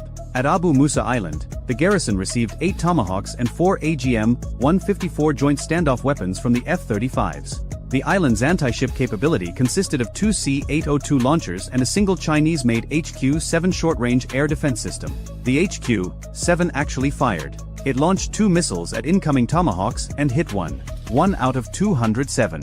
The launcher was destroyed 19 seconds later by a GBU-39 small-diameter bomb dropped by an F-35 that the HQ-7's radar never detected. 1 Tomahawk destroyed costs $1.9 million. The HQ-7 missile that killed it cost about $80,000. For Iran, that was the best exchange rate of the entire night. 40 miles north of the strait, at the IRGC fastboat base at Bandar Lenja, 11 missile-armed fast attack craft were attempting to get underway. They had received dispersal orders at 1:55 a.m., 5 minutes before H-hour, from a local commander who had noticed the communications disruption and guessed what was coming. It was good instinct. 5 of the boats made it out of the harbor before the Tomahawks hit. The remaining 6 were caught in their pens. The concrete piers, the fuel storage, the ammunition bunkers, everything within 400 meters of the waterfront was destroyed in 60 seconds. The 5 boats that escaped scattered east along the coast at 45 knots, 220 miles south of the strait, aboard the aircraft carrier USS Gerald R. Ford. The air wing went to full combat operations at 2:10 a.m. The first aircraft to launch were not fighters. They were EA-18G Growlers from VAQ-129, electronic warfare aircraft. Their job was to find, jam, and if necessary destroy any Iranian radar system that was still functioning after the cyber attack and the Tomahawk strikes. Within 30 minutes, 6 Growlers were orbiting at 28,000 feet along a north-south line running parallel to the Iranian coast, flooding the electromagnetic spectrum with noise. Iranian radar operators who had survived the strikes and were attempting to bring backup systems online found nothing but static. Behind the Growlers came the fighters. F divided by a -18E and F Super Hornets armed for both air-to-air and air-to-ground. F-35C Lightning IIs from VFA 147. The Ford's air wing put 42 aircraft into the sky in the first hour. Their immediate concern was not the Iranian Air Force. The Islamic Republic of Iran Air Force had not sortied a single aircraft. Their hangars were intact. Their runways were intact. Their jets sat in shelters with engines cold. This was deliberate. The United States had not struck any Iranian air bases. The message was precise. This is about the strait. Open it, and this ends. Expand it, and we expand too. Tehran received that message. The jets stayed on the ground. That decision, made by someone in Tehran whose name may never be known, probably prevented the conflict from becoming a full-scale war. Probably. At 2:38 a.m., the 5 IRGC fast boats that had escaped Bandar Lenja reached a position 18 miles northeast of the strait and turned south. They were heading for the shipping lanes. Each boat carried 2 C-802 missiles and was crewed by 7 men. Their orders, received before communications went dark, were simple. Find an American warship. Fire. Whether they understood they were operating without air cover, without shore-based radar support, and without any coordination with other Iranian forces is unclear. They went anyway. What they did not know was that the submarine USS Montana had entered the strait 4 hours earlier and was now sitting at 200 feet, 3 miles east of the Greater Tunb Island, with her sonar focused north. The Montana had received her full mission tasking at 10 p.m. She was there specifically for this. For the fast boats. Her and /BQQ-10 sonar suite could detect the high-speed propeller cavitation of fast attack craft at ranges exceeding 20 miles. She heard them the moment they turned south. The Montana did not have authorization to engage with torpedoes. Killing the boats was not her job. Finding them was. She transmitted their positions via the underwater communication system to the Ford carrier group in a burst that lasted 1.3 seconds. 40 seconds later, the tactical action officer aboard the destroyer USS Paul Ignatius, stationed at the northern mouth of the strait, had the tracks. The Paul Ignatius carried 8 RGM-84 Harpoon anti-ship missiles and 96 cells of vertical launch ordnance. Against 5 small boats, she used neither. Instead, the ship's MH-60R Seahawk helicopter, already airborne on patrol, was vectored to intercept. The helicopter carried 4 AGM-114 Hellfire missiles and an M240 door gun. It found the 5 boats in a loose formation, running without lights, making 42 knots on a heading that would bring them within missile range of the Paul Ignatius in roughly 23 minutes. The Seahawk fired 2 Hellfires at the lead boat. Both hit. The boat disintegrated. A $114,000 missile against a craft worth maybe $200,000. Close enough to even. The 4 remaining boats split. 2 turned east, 2 turned west. The helicopter pursued the eastern pair, while the Paul Ignatius launched a second Seahawk for the western pair. Over the next 14 minutes, all 4 boats were destroyed. 3 by Hellfire missiles. 1 by 30mm cannon fire from the second helicopter. Not a single C-802 was launched. 35 Iranian sailors died in those 14 minutes. They had never seen the ships they were trying to attack.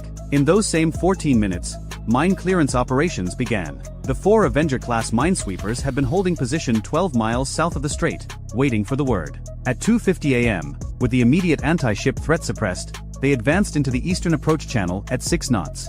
Ahead of them, MH-53EC Dragon helicopters from HM-15 towed Mk-105 magnetic influence sleds through the water, simulating the magnetic signature of a large vessel. The idea was simple. Trigger the influence mines before a real ship found them. Each triggered mine produced a geyser of water visible from miles away. In the first hour, the helicopters triggered 11 mines. 11 down. Roughly 289 to go. Simultaneously, the Kingfish UUVs that had arrived from Ramstein were deployed from a support vessel at the western approach. These autonomous underwater drones used side-scan sonar to map the seabed and identify mine-like objects, then transmitted the coordinates to EOD teams following behind. The Kingfish drones worked slowly. Each one could survey roughly 1 square mile per hour. The strait's shipping lanes covered approximately 42 square miles. The math was not encouraging. At 4:15 a.m., roughly 2 hours into the operation, Iran responded. Not with missiles. Not with boats. With mines. 2 Goddard-class midget submarines, each roughly 120 feet long and carrying a crew of 18, had been lying on the bottom of the strait in 40 meters of water since Monday. They had not moved. They had not transmitted. They had been invisible. Now they began deploying additional mines directly into the clearance corridor. The first indication came when a Kingfish UUV detected a mine that had not been on the previous scan pass. Then a second, then a third. Someone at the Mine Warfare Command Center aboard the USS Lewis B. Puller did the math and realized that the minefield was growing faster than they were clearing it. That realization landed on the Combined Force Commander's desk at 4:22 a.m. Finding a midget submarine in shallow, warm water cluttered with shipwrecks, pipelines, and natural formations is one of the hardest problems in naval warfare. The Goddard-class boats were diesel-electric, nearly silent on battery power, and small enough to hide behind geological features. The Montana could hear fast boats from 20 miles away. A quiet submarine sitting on the bottom at 40 meters might as well not exist. But the Navy had something for this. Two P-8A Poseidon Maritime Patrol aircraft from VP-10 had been orbiting south of the strait since midnight. Each carried sonobuoy dispensers loaded with and /SSQ-125 multi-static active sonobuoys. Unlike passive sonobuoys that just listen, active sonobuoys create their own sound pulses and listen for the returns. They do not wait for the submarine to make noise. They find it anyway. The trade-off is that the submarine knows it is being hunted. At this point, subtlety was no longer a priority. At 4:31 a.m., the two P-8s dropped a pattern of 64 sonobuoys across the central strait. The acoustic coverage was dense enough to detect an object the size of a refrigerator. A Goddard-class submarine is considerably larger than a refrigerator. The first submarine was detected at 4:38 a.m., sitting on the bottom 2.7 miles north-northwest of the clearance corridor. It was not moving. The P-8 dropped a Mk-54 lightweight torpedo. The torpedo entered the water, acquired the contact, and detonated against the submarine's hull at 4:39 a.m. There were no survivors. The second submarine heard the detonation and did something its crew probably knew was futile. It started its engines and ran. At 8 knots, heading east, trying to escape into deeper water.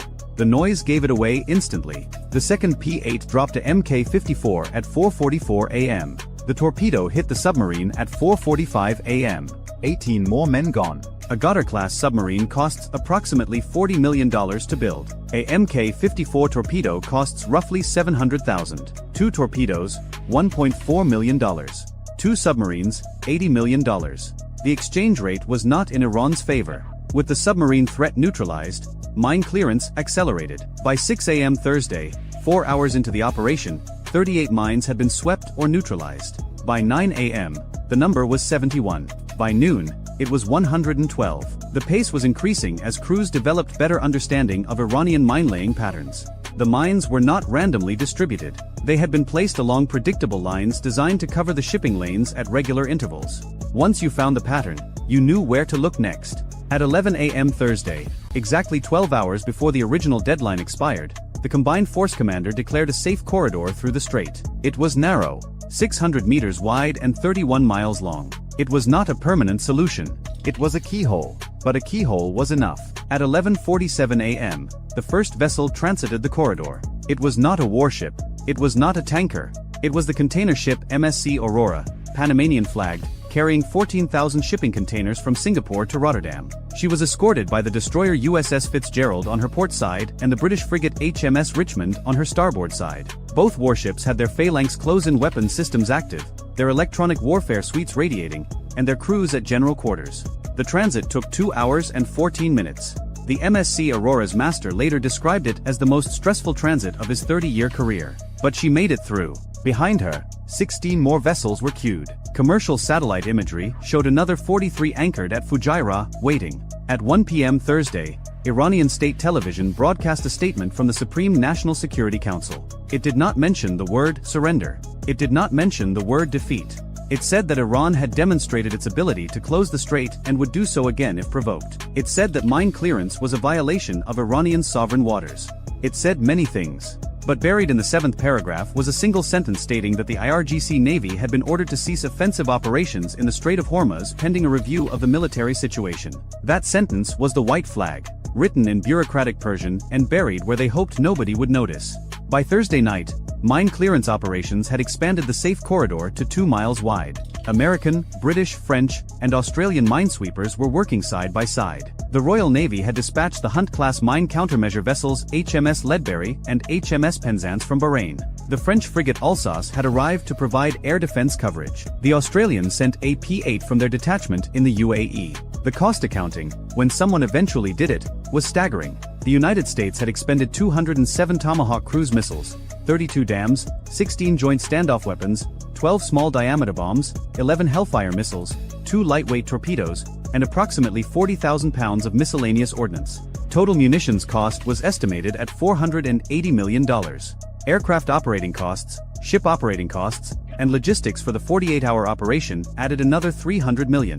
The cyber implants that had been burned were valued internally at an estimated program cost of $1.2 billion over the 6 years they had been developed and maintained. Total cost to the United States, approximately $2 billion. Iran's losses included 4 Khaliji Fars ballistic anti-ship missile launchers, 11 coastal defense C-802 batteries, 6 fast attack craft destroyed in port, 5 at sea, 2 Goddard-class submarines, its IRGC Navy headquarters offline for 9 hours, 60% of its Gulf-facing radar infrastructure, and its mine capability in the strait reduced by 112 weapons. With clearance operations continuing. Estimated replacement cost for Iran, $6 to $8 billion and 4 to 7 years. The global economy had lost an estimated $9 billion during the 3 days the strait was fully closed. Oil prices, which had spiked $31 per barrel, dropped $18 within 6 hours of the first successful transit and another $9 over the following 48 hours. The Strait of Hormuz carries roughly 21 million barrels of oil per day. That is 21% of global petroleum consumption. It is the single most important maritime choke point on Earth. Iran had closed it with 300 mines that cost a combined total of roughly $3 million. $3 million held the world economy hostage for 72 hours. That is a return on investment that no weapons system in history has ever matched. And somewhere in Tehran, someone was already ordering 300 more. If you enjoyed this video, check out our other video on what would happen if Iran sank a US aircraft carrier in the Persian Gulf. Bye for now. At 0347 local time, a single Nor anti-ship cruise missile dropped off the rail of a mobile coastal defense launcher hidden inside a warehouse on the southern Iranian coastline and turned south toward the Strait of Hormuz. The missile was a Chinese-designed C-802 built under Iranian license, a sea-skimming weapon carrying a 365-pound warhead at roughly 660 miles per hour, just under the speed of sound. It cost the Islamic Revolutionary Guard Corps Navy approximately $120,000 to produce. The target it was aimed at sat 38 nautical miles to the southwest, a gray silhouette barely visible on radar against the commercial clutter of one of the busiest shipping lanes on Earth. Iranian intelligence had classified the contact as a logistics support vessel, a slow-moving, lightly armed supply ship operating ahead of a carrier strike group transiting east through the strait. They had classified it wrong. The ship sitting at the end of that missile's flight path was the USS Robert Smalls, an Arleigh Burke-class Flight 3 guided missile destroyer carrying 96 vertical launch cells, the Spy-6 air and missile defense radar, 2 independent fire control channels, and a crew that had spent the last 11 months deployed in the 5th Fleet area of operations. Her combat systems alone were worth more than $900 million. The Nor missile racing toward her had been built for roughly the price of a mid-range sedan. That math was about to matter in a way nobody in Tehran had planned for. 12 miles north of the destroyer, aboard a 47-foot Paycap-class fast attack craft designated Bandar 1, a crew of 6 Iranian sailors watched a handheld GPS track update and believed the night was going exactly as briefed. Their mission was straightforward. 3 fast attack craft would close from spread positions under emissions control, while the shore-based missile battery initiated the strike. The missile would force the target into defensive confusion.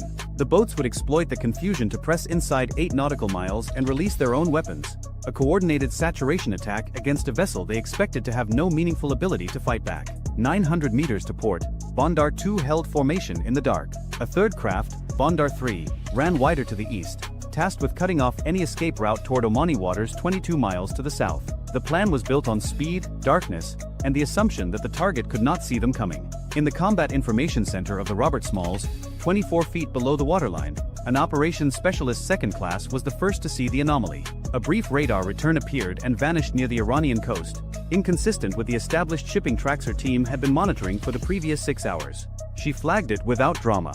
The symbol was tentative, possibly a fishing vessel launching late, possibly sea clutter bouncing off a dow's metal hull. But the bearing was wrong for either explanation, and the operator knew it. The tactical action officer leaned in. He studied the contact for 4 seconds, then keyed the net. All stations, new track of interest bearing 028, classification pending. Increase sensor sweep rate sectors 2 and 3. Nobody in CIC raised their voice. The ship had been at a heightened readiness condition since entering the Strait 90 minutes earlier. Every console was manned. Every system was warmed and calibrated. The SBY-6 radar, the most advanced shipboard sensor the United States Navy had ever put to sea, was already scanning a volume of airspace and surface territory that covered more than 2 million cubic miles of the surrounding environment. If something moved within 200 nautical miles in any direction, the Robert Smalls could find it, name it, and assign it a track number before the object had traveled its own length twice.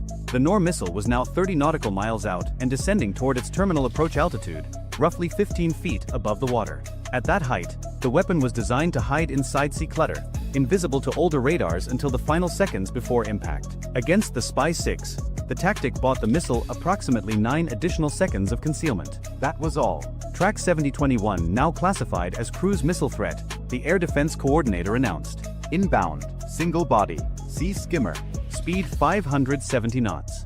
Bearing constant. The captain arrived in CIC the way captains always arrive in CIC during a real event, already informed, already calm, already reading the room before the room had time to brief him. He absorbed the display in a single sweep. 1 inbound missile. 3 surface contacts now firming in the northern arc emission patterns consistent with IRGC naval coordination frequencies. He looked at his tactical action officer and asked the only question that mattered right then. What's our best intercept layer for this profile? The answer came back clean. SM, 2 block IIC at range. Yes, SM block 2 at medium. CRAM as terminal backstop. We have 3 layers before it gets within a mile. An SM-2 block IIC interceptor cost the United States Navy approximately $2.1 million per round. The missile it was about to kill had cost Iran $120,000. Somewhere in a Pentagon procurement office, someone was going to read this report and feel their budget request write itself. Weapons free on track 7021, the captain ordered. The forward vertical launch system answered 3 seconds later. A standard missile, 2 punched out of its cell in an eruption of white smoke and orange flame, cleared the ship's superstructure, and pitched over hard toward the northeast. The missile accelerated to over 2,300 miles per hour inside 6 seconds, riding a continuous wave illumination beam that the ship's fire control director held on the inbound Nor with surgical steadiness. The intercept geometry was textbook. The SM-2 met the Nor 14 nautical miles from the ship at an altitude of 22 feet. The Iranian missile ceased to exist. Debris scattered across a quarter mile of dark water. No fragment came within 12 nautical miles of the destroyer. Splash track 7021. Kill confirmed. But the night was not finished because what the crew of the Robert Smalls did not yet know was that the missile had not been the main attack. It had been the door opener. The ARGC's real weapon was already in the water and closing fast. 26 miles to the north, aboard Bandar 1, the crew had watched the missile launch signature bloom on their horizon and started their clocks. The plan called for 90 seconds of confusion aboard the target following missile impact. 90 seconds during which the target's crew would be fighting fire, assessing damage, redirecting sensors inward rather than outward. That was the window. The 3 attack craft were supposed to use it to cover the final distance and launch their own ordnance, a combined salvo of 6 Nasser 1 short-range anti-ship missiles at a defenseless, burning ship.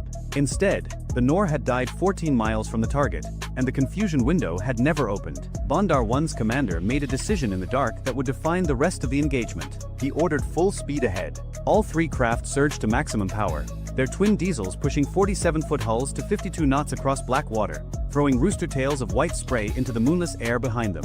The sound alone would have been audible from miles away if anyone had been listening above the surface.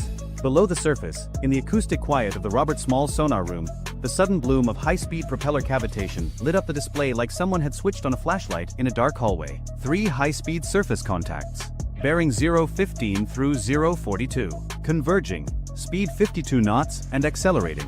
The tactical picture in CIC updated itself in a cascade. The missile had been one problem. This was a different kind of problem entirely. Fast attack craft operating in a swarm profile were not engaged the same way as a single inbound cruise missile. They were closer, faster to maneuver, harder to track individually in sea clutter, and capable of launching independently from multiple angles. If even one of those boats reached effective Nasser 1 range, roughly 22 miles, the destroyer would face a new inbound salvo with less reaction time and a more complex engagement geometry. The captain studied the converging tracks for 2 seconds. Launch the Hello. I want eyes on every one of those contacts before they cross 20 miles. On the flight deck, The MH-60R Seahawk had been turning rotors at idle for the past 9 minutes, held back during the missile engagement, ready for exactly this order. Chocks pulled, ties released. The aircraft lifted into black air and banked hard to the north, climbing to 200 feet before leveling off and pushing toward the threat sector with its APS-153 multimode radar already painting the sea ahead. The helicopter crew acquired Bondar 1 inside 40 seconds. Infrared bloom off the engines was unmistakable against the cold water. Then Bondar 2, 900 meters to its west. Then Bondar 3, running wider to the east, trying to swing around to the destroyer's beam. Inside CIC, the picture was now fully built. 3 hostile fast attack craft in a spread formation, closing from the north at 52 knots. 1 inbound cruise missile already destroyed. Shore-based targeting emissions still active along the Iranian coast. The attack was coordinated, deliberate, and ongoing. What the Iranian crews did not understand, could not have understood from their position low on the water in an open cockpit boat doing 52 knots in the dark, was that the ship they were charging had already killed their opening move and was now reading their second move in real time. The Robert Smalls was not confused. She was not burning. She was not blind. She was tracking every one of them with a radar system that could distinguish a single human standing on a boat deck from the boat itself at 40 miles. Their entire plan had been built on the assumption that they would arrive at a scene of chaos. They were arriving instead at a firing range. Bondar 1, the lead craft, crossed the 20 nautical mile threshold at 0353. In CIC, the Air Defense Coordinator confirmed the track had entered the outer engagement envelope for the ship's weapons systems. The Seahawk crew simultaneously reported visual confirmation of weapons mounted on the lead craft's foredeck, a twin-rail launcher consistent with a Nasser-1 anti-ship missile system. Hostile intent confirmed on all 3 surface tracks. Recommend weapons free. The captain's response was immediate. Weapons free. Engage in sequence. Lead track first. What happened next took 11 seconds.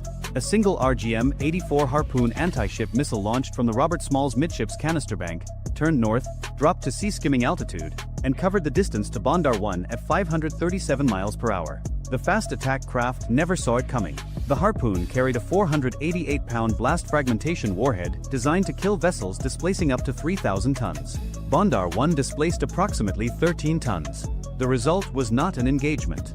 It was an erasure. The craft came apart across 200 meters of ocean surface, burning debris scattering in a wide fan that glowed briefly on the Seahawk's infrared camera before the sea swallowed most of it. Splash Bondar 1. 10 miles to the east, Bondar 3's crew saw the flash on the horizon and understood immediately that the plan was over. Their lead boat was gone. The target was not a logistics ship. The darkness that had been their ally for the last hour now contained something far worse than an unaware victim. The Paycap-class boat heeled hard to starboard and turned northeast at maximum speed, abandoning its flanking run and driving for the nearest Iranian territorial water boundary, 14 miles away. Bondar 2 made a different choice. Whether driven by training, ideology, or the simple inability to process what was happening fast enough to make a rational decision, the crew of the second attack craft maintained course. They kept coming. At 52 knots, they were closing the gap to the destroyer at nearly a mile per minute, driving toward a ship that was now fully engaged, fully aware, and fully capable of killing everything on the surface within 30 miles. The tactical action officer tracked Bondar 2's approach without emotion. At 14 nautical miles, the craft crossed into the engagement envelope for the destroyer's 5-inch gun, a Mark 45 Mod 4 naval gun capable of firing GPS-guided rounds at targets 15 miles away with accuracy measured in single meters. The gun mount trained to starboard. Fire control locked. Engage Bondar 2. Gun action. 3 rounds left the barrel in rapid sequence. The first struck the water 30 meters ahead of the craft, a near miss that sent a column of spray over the boat's bow. The second hit the engine compartment. The third was unnecessary, but had already been committed. Bondar 2's forward momentum carried the shattered hull another 200 meters before it settled and began taking water. The Seahawk orbited overhead, recording everything. 2 fast attack craft destroyed or disabled. 1 fleeing northeast toward Iranian waters. Shore-based emissions along the coast had gone silent at 0355, 2 minutes after Bondar 1 died. Whether the coastal battery crews had been ordered to cease or had simply decided discretion was the better option, the effect was the same. The attack was over. In CIC, the destroyer's crew began the methodical process of rebuilding the tactical picture from the ground up. Every sensor swept wide. Every track was re-examined. The Seahawk pushed its patrol arc farther north, searching for any additional platforms that might have been staged as a follow-on, scanning the dark for anything else that wanted to try. At 0401 local time, the captain authorized a return to modified transit posture. The ship maintained combat readiness across all systems but resumed her eastward track through the strait. The mission had not changed. The Robert Smalls was still headed to her assigned station. The only difference was the ammunition expenditure report that would be filed in the morning and the intelligence harvest that was already being packaged for transmission to 5th Fleet headquarters in Bahrain, 380 nautical miles to the northwest. The crew secured from general quarters in stages over the next 45 minutes. Damage control teams confirmed 0 structural damage, 0 casualties, 0 system degradation. The ship had absorbed a coordinated multi-axis attack involving a shore-launched cruise missile and 3 fast attack craft, and emerged from it without a scratch on her paint. Iran had spent months positioning assets, coordinating intelligence, and rehearsing a strike package designed to destroy what they believed was a vulnerable American supply ship caught alone in the narrowest choke point on Earth. The total cost of their attack, 1 Nor missile, 3 PACAP-class fast attack craft, fuel, crew training, coastal radar support, and coordination infrastructure, came to roughly $14 million. The Robert Smalls had answered with 1 SM-2 interceptor, 1 harpoon, and 3 5-inch gun rounds. Total expenditure, approximately $3.8 million. The United States Navy had spent less defending itself than Iran had spent attacking it. That was the kind of math that made defense ministers lose sleep. Bandar 3, the surviving craft, reached Iranian territorial waters at 0409 and disappeared into the coastal traffic northeast of Bandar Abbas. Its crew had the unique distinction of being the only Iranians involved in the operation who would be available to explain what had happened. Their debrief would contain a single, unavoidable conclusion. They had been told the target was soft. They had been told darkness would cover them. They had been told the missile would open the door. Every single thing they had been told was wrong, and 2 crews had paid for it with their lives. On the bridge of the Robert Smalls, the officer of the deck watched the first pale edge of dawn begin to separate the sky from the water to the east. The ship cut through calm seas at 18 knots, her wake straight and undisturbed, as if the previous 22 minutes had been an inconvenience rather than a battle. Below, in CIC, the watch had already rotated. Fresh operators sat at consoles still warm from the crew who had just fought the ship through the most compressed surface engagement in the 5th Fleet's recent operational history. The new watch picked up exactly where the last one left off, scanning, tracking, sorting, because the strait never stopped being dangerous and neither did the ship's attention. Iran had gone looking for a supply ship and found a destroyer. They had planned for confusion and met precision. They had trusted the dark and discovered that the dark belonged to someone else. The Robert Smalls continued east toward her operating area without slowing down, because a United States Navy warship does not rearrange its schedule for someone else's miscalculation. If you enjoyed this video, check out our other video on how the US Navy's SM-3 interceptor was designed to kill ballistic missiles in space. Bye for now. The aircraft carrier was already on fire. That is not how this story starts, but it is the 11, somewhere in the waters east of Larik Island, when the Strait of Hormuz became something other than a shipping lane. This is how it actually begins. A sonar operator aboard a US guided missile destroyer is running passive diagnostics on what should be a dead quiet Tuesday watch. The strait is busy on the surface, as it always is. Tankers southbound, bulk carriers headed north, a few dhows hugging the Omani side. Civilian GPS signals paint the waterway in neat colored lines across every navigation screen in CIC. Below the surface, there is nothing remarkable. Thermal stratification is moderate. Biological noise is low. The shallow bottom returns are clean enough to read without heavy filtering. It is the kind of morning where you drink bad coffee and count the minutes until the next watch rotation. Then the water changes. It does not change loudly. There is no Hollywood ping, no red alarm, no flashing indicator. What happens is subtler and, for a trained ear, far worse. A faint rhythmic disturbance appears across 2 frequency bands simultaneously. It pulses for 4 seconds. Then it vanishes. The operator sets his coffee down and replays the recording. He isolates the bands. He adjusts the gain. He listens again, this time with his eyes closed. There it is. Not one source. Not 2. 3 distinct acoustic events, separated by bearing and by character, arriving in a window so narrow it could be coincidence. But coincidence does not pulse on 2 bands at once. Coincidence does not arrive from bearings that form a triangle around a moving warship. Coincidence does not have rhythm. Con sonar. I have 3 anomalous transients. Bearing 074, 142, and 219. Simultaneous window.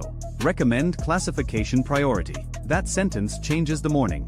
In CIC, the watch officer looks up from the surface plot and meets the eyes of the tactical action officer across the room. Neither man says anything dramatic. The TAO picks up the internal phone, dials the captain's stateroom, and speaks 6 words. Captain, CIC, you need to come up. 40 seconds later, the captain is standing behind the main tactical display. He does not ask for a summary.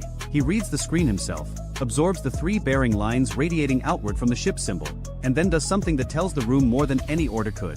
He sits down. That means he expects this to last. Show me everything since first detection. Walk me through it. The sonar supervisor begins, methodical and precise. The 3 contacts appeared within a 7-second window. Each displayed characteristics inconsistent with merchant traffic, biologics, or equipment artifacts.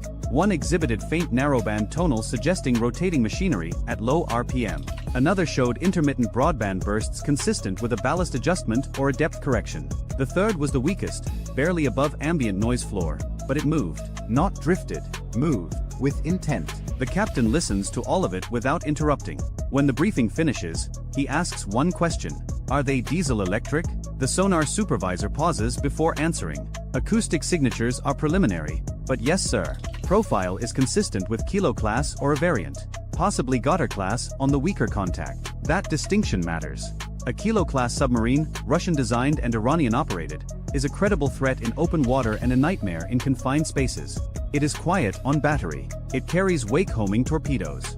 It was built to do exactly one thing well: sit in a choke point and wait for something worth killing to pass overhead. The Goddard is smaller, shallower rated, more limited in range, but in the Strait of Hormuz, range is not the problem. Everything is close in Hormuz. That is the entire point. The captain stands. Set modified general quarters. No alarm. Phone talker only. I want the Seahawk spotted and ready in 10 minutes. And get me a link to 5th Fleet. Now. The ship does not sound an alarm. Instead, a quiet cascade of phone calls moves through the vessel, like electricity through wire. Compartment by compartment, sailors shift from routine watch to combat posture. Watertight doors that had been propped open for ventilation are sealed. Damage control teams assemble at their stations. The engineering officer of the watch brings the plant to a higher readiness state without being told, because he has been listening to the same internal net and he can feel the ship tightening around him like a fist. On the bridge, the officer of the deck adjusts course by 2 degrees. Not a dramatic maneuver. A whisper of helm. Enough to begin complicating the geometry below without signaling to anyone watching from the surface that the ship knows it is being stalked. Because that is what this is. Stalking. The 3 contacts have not moved aggressively. They have not pinged. They have not opened torpedo doors or increased speed or done anything that would cross a bright legal or tactical line. They are simply there, arranged in a pattern that a submariner would recognize immediately and a civilian would never notice at all. One forward of the ship's track. One off the port beam, displaced slightly south. One trailing, offset to starboard, hanging in the acoustic shadow of a northbound tanker. It is a kill box. Unfinished, unsigned, undeclared, but unmistakable. At 5:23 local time, the MH-60R Seahawk lifts off the flight deck. The pilot keeps the departure low and fast, braking left over the water and accelerating east before curving back toward the ship's forward sector. To anyone watching on radar, it looks like a routine patrol launch. The Iranian submarines, if they are listening, will hear the helicopters dipping sonar the moment it enters the water. The question is what they do when they realize the Americans are no longer guessing. The first sonobuoy hits the surface at 5:24. Inside the helicopter, the sensor operator begins building a picture the way a photographer develops film, one layer at a time, each exposure adding clarity to something that was already there but not yet visible. The first buoy returns ambient noise. The second picks up a merchant vessel's screw signature. The third catches something else. Romeo 1 CIC. Buoy 3 has a contact. Narrowband lines present. Bearing correlates with your 074 track. That is confirmation. Not classification, not identification, not a legal justification for anything, but confirmation that the thing sonar heard from inside the ship is real, that it exists in the water as a physical object with machinery and a crew and a purpose.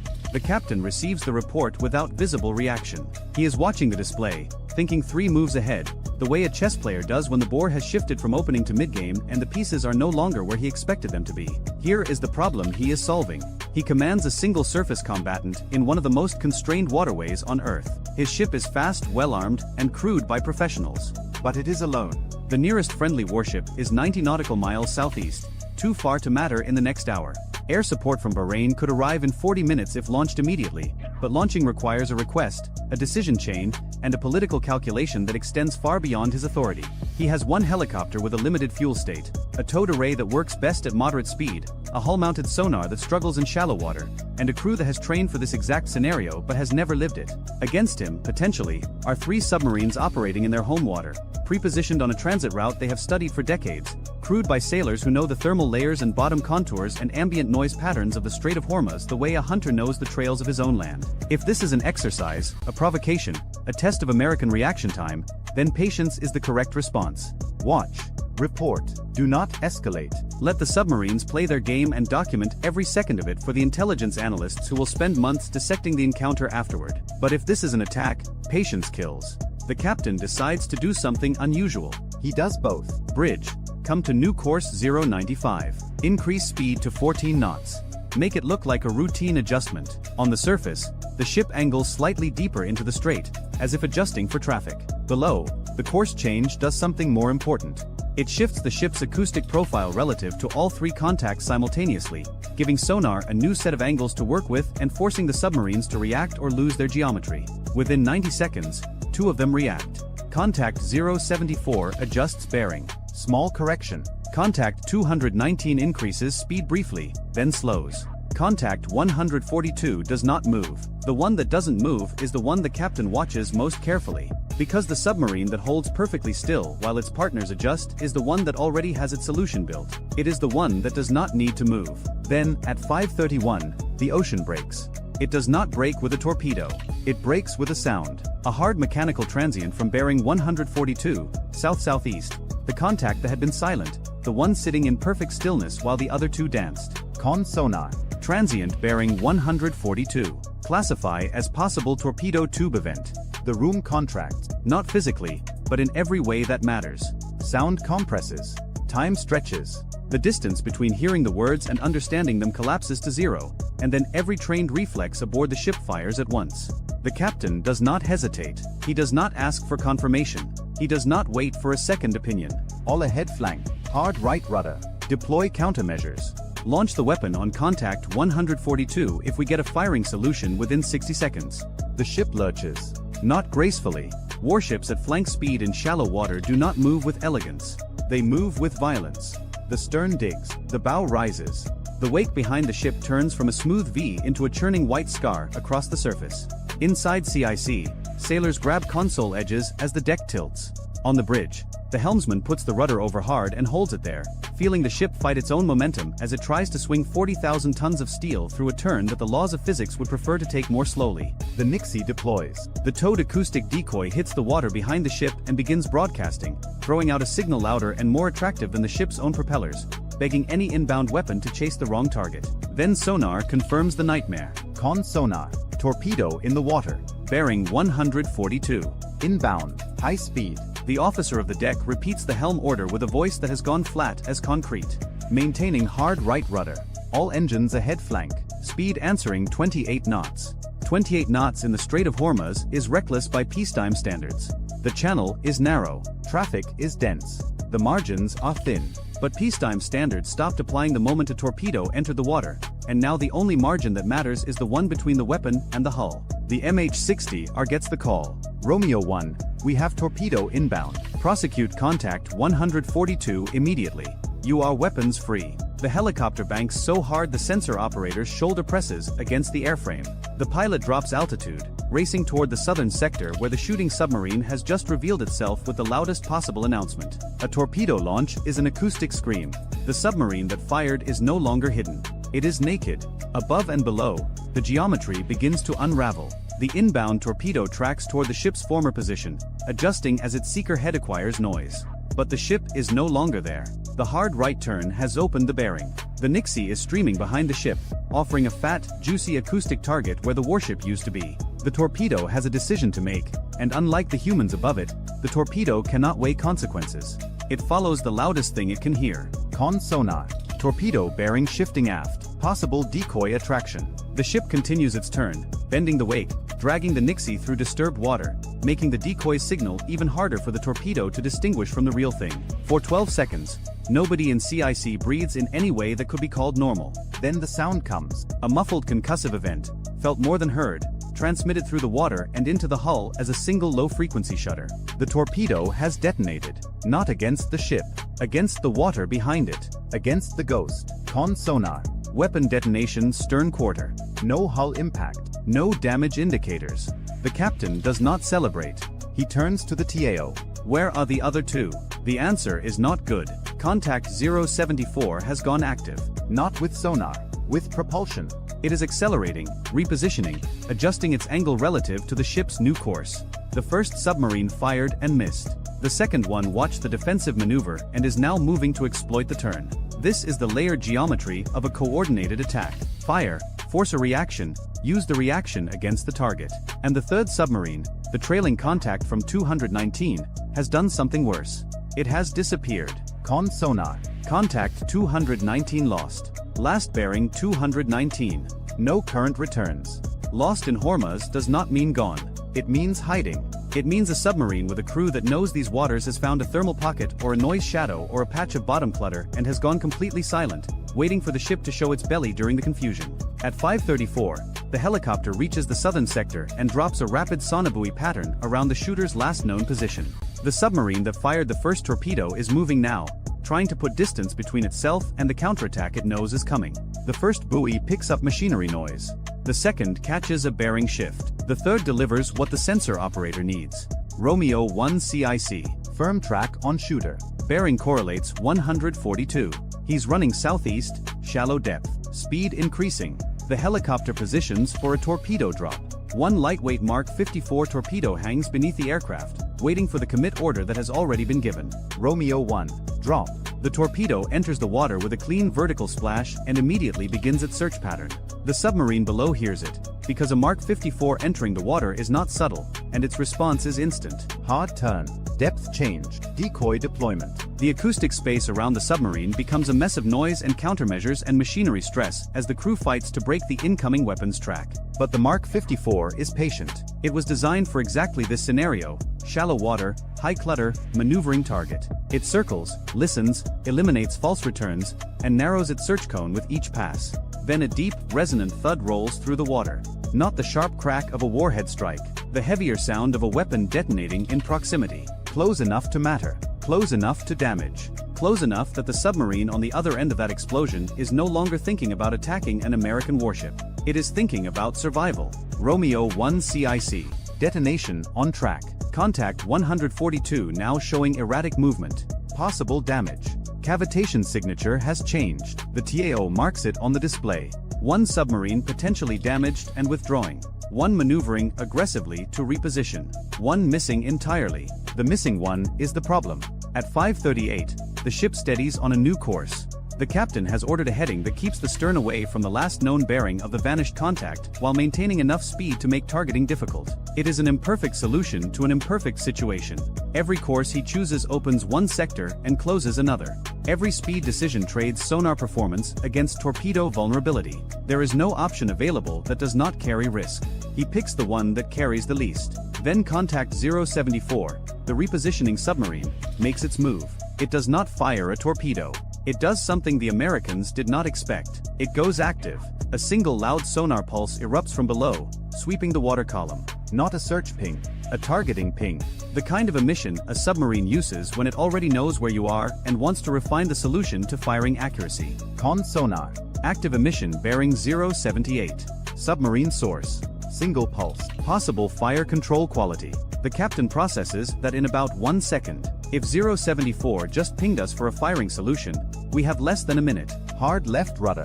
Restream the decoy. Get the Seahawk north. Now. The ship swings again. The Nixie resets in the water behind the new turn. On the flight deck, the recovery crew that had been preparing for the helicopter's return steps back as the Seahawk is redirected northward to find and prosecute the second active submarine. Inside sonar, the operator tracks the bearing. Contact 074 is not running. It is not hiding. It is holding its position with a confidence that borders on recklessness, sitting broadside to the American ship's new track as if daring the warship to come closer. Then the second torpedo enters the water. Con sonar. Weapon launch bearing 078. Torpedo inbound. Second weapon, second shooter.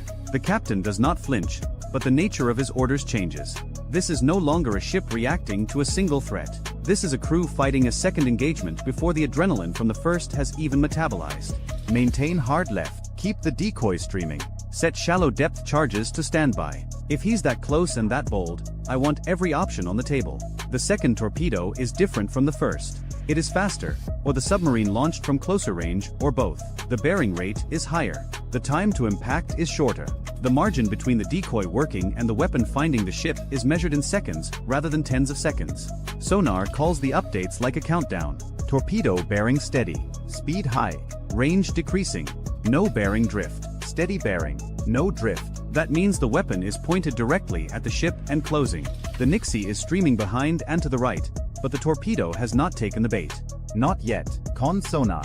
Weapon not attracted to decoy. Still tracking own ship. The captain makes a decision that will be debated in after-action reviews for years. He orders a radical speed reduction. All stop.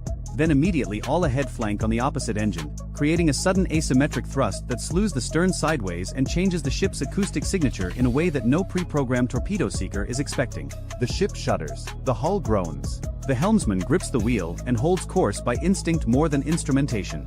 In CIC, an unsecured coffee mug slides off a console and shatters on the deck. Nobody looks at it. Con sonar. Torpedo bearing now shifting. Shifting right. The weapon has lost its lock. Not permanently, maybe not even for long, but for the 6 seconds it takes the Nixie to reassert itself as the loudest target in the water, and that is enough. The torpedo turns, chases the Ghost, passes astern of the ship by a distance the sonar team will later estimate at less than 200 yards. A second detonation, this one closer, rattles through the hull like a physical blow. Bridge windows vibrate. Light fixtures flicker. A damage control man in the aft passageway braces against a bulkhead and feels the shockwave pass through his boots and up his spine. Con sonar. Second weapon detonation. No hull contact. Ship is clear. 2 torpedoes. 2 misses. 2 submarines that have now revealed their positions and spent their first shots. But the captain is not thinking about the ones he can see. He is thinking about the one he cannot. Where is 219? The question hangs in CIC like smoke. Sonar has been scanning the bearing sector continuously. The helicopter has dropped buoys to the south and northwest. The ship's own hull-mounted array has swept everything within range. Contact 219 has not made a sound since it vanished 12 minutes ago. In a fight like this, 12 minutes of silence from a submarine inside your engagement envelope is not reassuring. It is terrifying, because a Goddard-class boat on battery, sitting still in shallow water against a cluttered bottom, produces almost no detectable acoustic signature. It can wait for hours.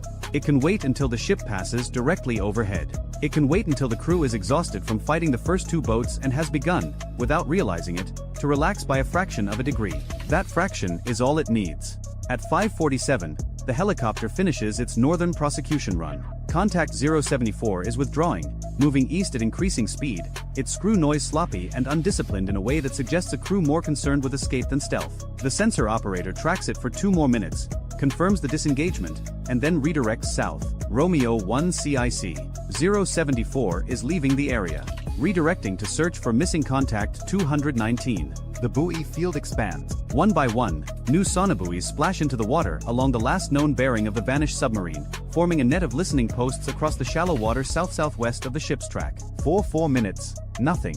Then buoy 7 returns a signal so faint it almost does not register above the processing threshold. A single narrowband line. Intermittent. Barely there, but present. Romeo 1 CIC. Possible contact. Buoy 7. Very weak. Could be bottom reflection, could be biological, could be the contact. The helicopter drops 3 more buoys in a tight triangle around the detection. 2 return nothing. The third catches the same line, slightly stronger, with a bearing that has shifted by 2 degrees. Moving. Whatever it is moving. The captain orders the ship to slow. Slower speed means better passive sonar performance. Better passive sonar performance means a better chance of hearing a submarine that has spent the last quarter hour pretending to be a rock on the ocean floor. And then the ship's sonar, the big hull-mounted array that struggles in shallow water but still has the raw power advantage over any sonobuoy, catches it. Con sonar. Regain on contact 219. Bearing 227. Very quiet. Very slow. Closing. Closing. Not withdrawing. Not holding. Closing. The third submarine has watched its 2 partners attack and fail and withdraw. It has watched the American ship survive 2 torpedoes, launch a counterattack, and reorient its defenses toward the north and south.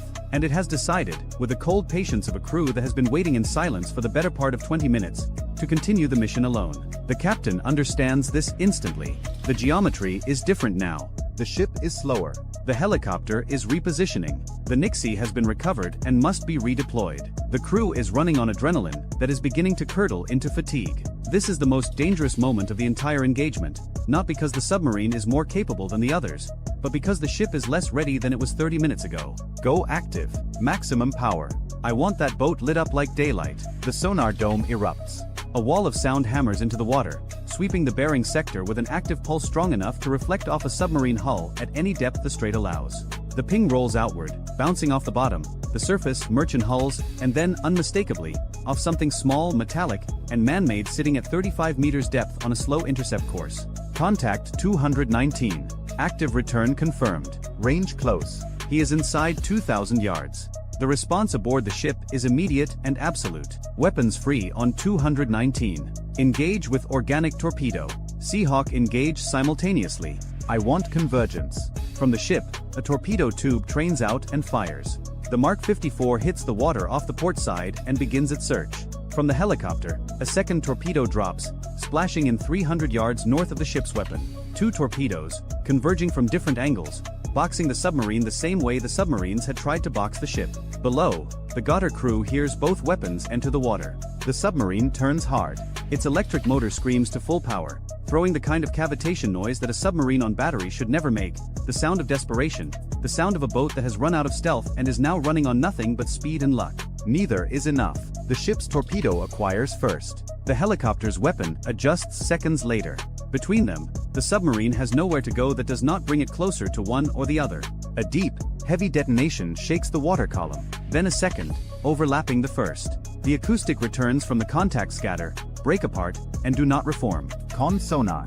Two detonations on contact 219. Contact has ceased maneuvering, breaking up noises present. The captain closes his eyes for exactly 1 second. When he opens them, he gives the only order left. Search the datum for survivors. Then resume transit. No one in CIC speaks for a long moment. The tactical display still shows the fading track of the third submarine, the bearing lines of the other two retreating into the eastern clutter, the scattered sonobuoy field stretched across miles of shallow water. The ship's own track zigzags across the screen like the path of an animal that has been chased through a maze and come out the other side bleeding but alive. At 6:14 local time, the Strait of Hormuz looks the same as it does every morning. Tankers southbound, bulk carriers northbound, heat haze rising from flat water. The channel is crowded and indifferent and relentless in its commerce, as if nothing happened below it at all. Inside the ship, the evidence is everywhere. Shattered coffee mugs swept into corners. Console screens still locked in combat display mode. A damaged controlman's helmet sitting on the deck where it was dropped during the third torpedo run. The faint chemical smell of countermeasure deployment lingering in the aft passageway. The data recorders have captured everything. Every sonar trace, every helm order, every weapon launch and detonation. The intelligence teams will spend months with this material, reconstructing the attack geometry, analyzing the Iranian tactics, measuring the gap between what the submarines planned and what actually happened. What they will find is not complicated. 3 submarines entered the Strait of Hormuz with a coordinated ambush plan. They positioned themselves in a kill box around a single American warship transiting a choke point they had studied for decades. They timed their attacks to exploit defensive reactions. They used civilian traffic as cover and shallow water as camouflage. On paper, the geometry was sound. In execution, it nearly worked. It did not work because a sonar operator set down his coffee and listened to something that did not sound right. Because a captain sat down instead of standing up, signaling to his crew that he expected a long fight and intended to think his way through it. Because a helicopter crew dropped buoys into confused water and found patterns in the noise. Because a helmsman held a hard turn while a torpedo closed at 40 knots and did not let go of the wheel.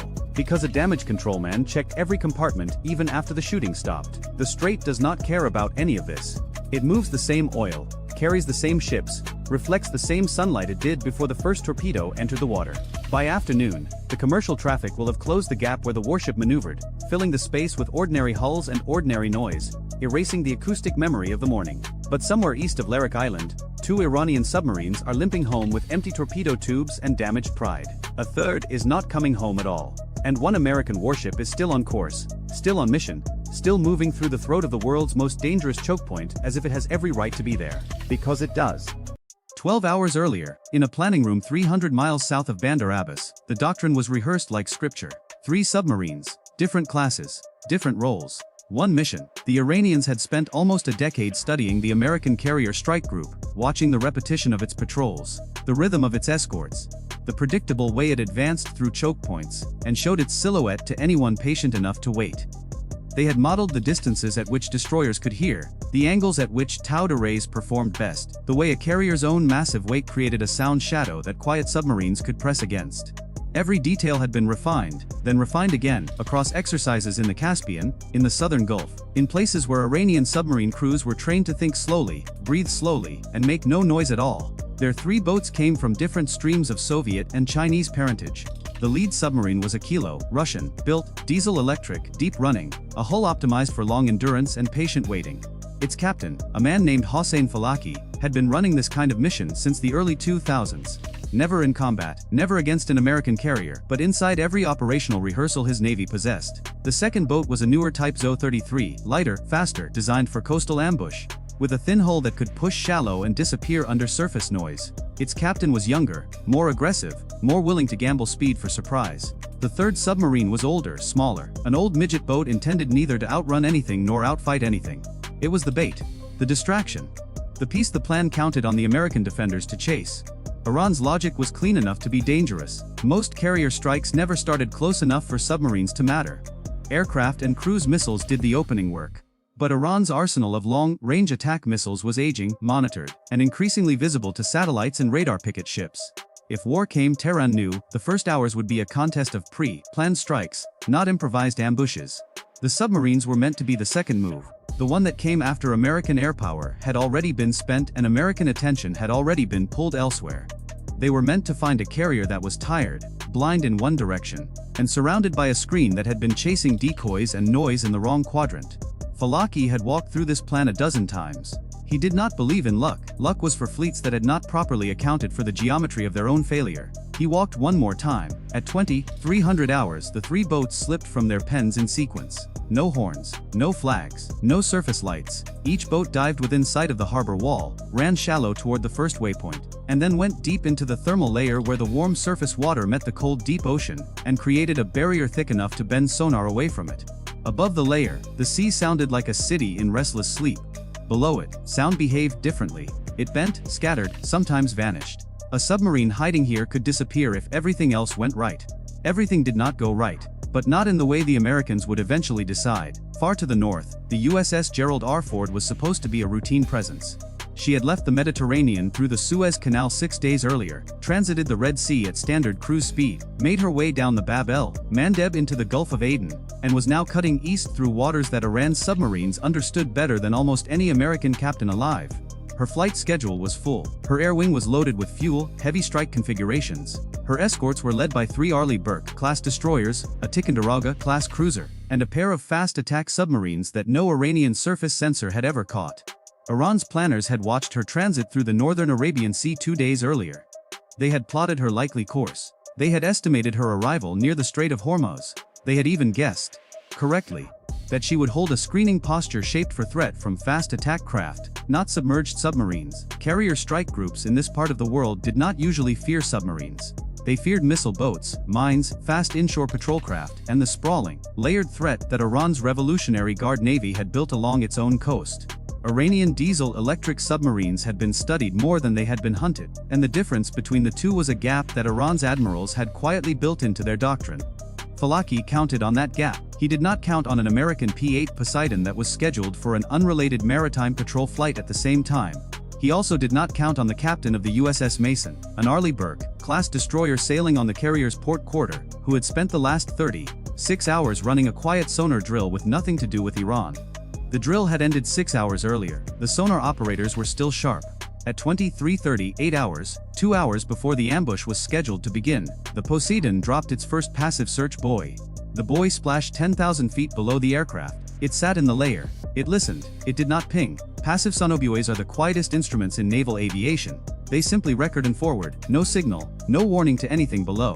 The aircraft that dropped them passes overhead like any other wide body at altitude, indistinguishable from a commercial flight on radar, and the buoys themselves can be retrieved later, by anyone who knows where to look. This one was placed in a pattern designed not to find any specific boat, but to define the acoustic floor of an entire box of water. To map what the ocean was already saying before anyone decided to make it louder. The ocean was already saying things. By 2350, the back of the picture began to fill. 3 separate returns: low frequency, slow turning, low confidence. The Poseidon's mission operator watched his plot widen with the calm patience of a man who had been trained never to assume. 3 returns inside the same box. 3 separate bearings. 3 possible hulls running deep. He correlated. He cross-checked. He waited. By 2355, the confidence rating crossed the threshold. At midnight, the Poseidon sent one encrypted message up the protected chain. It was not an alert, it was an observation. 3 submerged contacts, slow speed, parallel heading, consistent with submarine movement on a coordinated course. No weapons signatures. No active sonar returns. No urgency in the language. The Poseidon's crew did not mention Iran by name. They did not need to. The carrier strike group commander, watching the message arrive inside the ship's secure tactical terminal, immediately recognized the geometry for what it was. 3 boats, 3 bearings, 3 different speeds, heading in a shape that, if continued, would put all 3 inside possible weapon range of the USS Gerald R. Ford within 6 hours. The carrier did not turn. The carrier did not yaw. The carrier did not send an outward signal of any kind to anyone. Iranian, commercial neutral. She continued on her declared track at her declared speed, exactly as before. The only change was internal. Watch teams sharpened. Sonar operators switched from routine to operational. The Seahawks parked in their hangars released deck crews and pre-flighted engines. Decoy launchers were checked. Towed arrays were streamed. The cruiser on the carrier's starboard bow oriented her bow, mounted sonar deeper than her standard posture allowed, listening into the layer where Iranian submarines preferred to hide. The trap had not been set by the Americans. It had been set by the ocean itself, and a Poseidon that happened to be in the right place because someone had scheduled a routine patrol hoping to detect drug smugglers. Falaki learned none of this yet. By 100 hours, his Kilo-class submarine was inside the strike group's outer screen at a range that looked impossible on paper. Diesel-electric submarines do not have the range to chase an American carrier group across open ocean. They need to be carried, towed, or staged. Falaki had been staged, sitting on the bottom of a narrow trench in the Strait of Hormuz, conserving battery power for almost 3 days, listening to the ambient hum of distant surface traffic until the Ford's group came within striking distance. His orders were simple. Reach the carrier's acoustic shadow. Hold there. Wait for the second boat to draw attention. Wait for the third boat to bait an escort. Fire when the geometry allowed. By 0120 his second boat, the lighter Type 033, slid into position from the south. Its captain was younger, faster and less patient. He pushed ahead of his assigned timeline to claim a better firing angle. He moved at 4 knots instead of the planned 2. He crossed the thermal layer twice. The P-8 heard him. The MH-60R Seahawk dropped from the carrier's flight deck 12 minutes later, dipped its sonar head into the water, and triangulated the second boat's machinery signature with the kind of precision that only comes from years of practice against Soviet-designed hulls. The signature was unmistakable. A Type 033, lightweight, operational, dangerous only because of where it was trying to be. Then the Americans did something that surprised everyone, including themselves. They did nothing. They did not fire. They did not actively ping. They did not launch weapons. They continued to listen. The reason was tactical discipline. The Americans knew what most people never understand about naval combat. A confident enemy who believes he is unseen will continue to maneuver. He will reveal more of his plan. He will give away his supporting assets. He will make mistakes. An enemy who knows he has been hunted will run, hide, or escalate. Running gives you chase problems. Hiding gives you detection problems. Escalating gives you crisis problems. None of those are wins. The quietest way to win is to let your enemy believe the hunt has not yet begun. Falaki, however, was still that enemy. Somewhere below the carrier strike group, in a steel tube running silent in the Persian night, he was watching his instruments and beginning to suspect what he should not have suspected.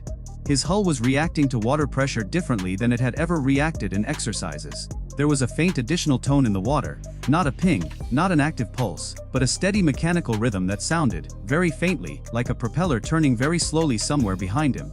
Passive sonar returned nothing. Active sonar would have revealed everything. Falaki refused to go active. He had been trained that an active ping from a hunting submarine announced its position more loudly than anything else in the ocean. He trusted that refusal now. He trusted the silence. The American submarine behind him had been there for 6 hours before Falaki entered the box.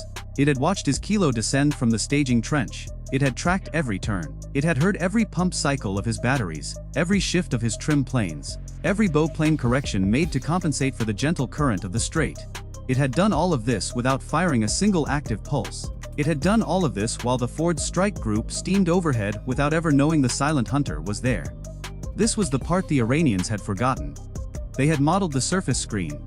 They had measured the destroyers. They had estimated the helicopters. They had accepted, almost as doctrine, that American fast attack submarines did not escort carriers into the Persian Gulf anymore, because the Gulf was shallow, noisy, and unsuitable for submarines that needed depth to hide. They had not accounted for the fact that the United States had been quietly shifting posture, including a Los Angeles-class fast attack boat inside the strike group screen specifically to deter Iranian submarine activity. That boat had been there for months. Falaki heard what he wanted to hear. The background noise of a strike group that did not know he was close. What he did not want to hear was the rhythm behind him. He kept listening to it. He could not identify it. He could not localize it. He could not decide if it was the carrier's wake pushing back against him or some phantom of the layer or his own hull playing tricks on his operator. He logged the sound. He flagged it. He asked his sonar chief whether it might be an American hunter. The sonar chief was a veteran. He had listened to American submarines during a joint exercise years earlier. He remembered the way they sounded. He remembered the long, slow turning of their propellers, the gentle wash of their hulls, the way they breathed when they sat still. He told his captain that he did not know what the sound was, which was the most honest answer a sonar chief could ever give. At 02:15, the carrier strike group pivoted. It was not dramatic. There were no flashing lights on the bridge, no horn blasts, no radio chatter. The Arleigh Burke on the port quarter turned first, opening a torpedo decoy range behind her as casually as a swimmer adjusting direction in a current. The cruiser pulled tighter to the carrier's centerline. The Seahawk gained altitude, then dropped again, sonar still wet. The second Seahawk lifted off the destroyer's flight deck and orbited south, dropping an additional line of sonobuoys across the path the second Iranian submarine had been following for the last 40 minutes. The P-8 widened its field. Everything moved at once. Nothing made enough noise to disturb a prayer. Falaki saw the geometry change, but he could not read it perfectly. To him, it looked like a defensive rotation in response to the second boat's pressure. The American screen was tightening in front of him. The escort on the carrier's port side was moving into a position that would, eventually, fold between Falaki and his target. He could still fire. He could still attempt a shot. The geometry was getting worse, but it was not yet impossible.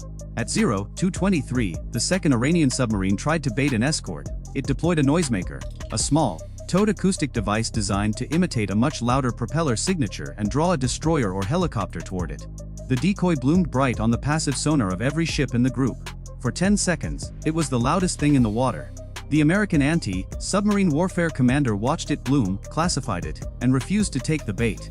He told his team to ignore the loud track and continue tracking the quieter, real track hidden behind it. That was the moment Iranian operational doctrine began to collapse. The whole ambush had been structured around the assumption that American screen discipline would crack under the pressure of fast, moving decoys and the temptation to drive down a bearing.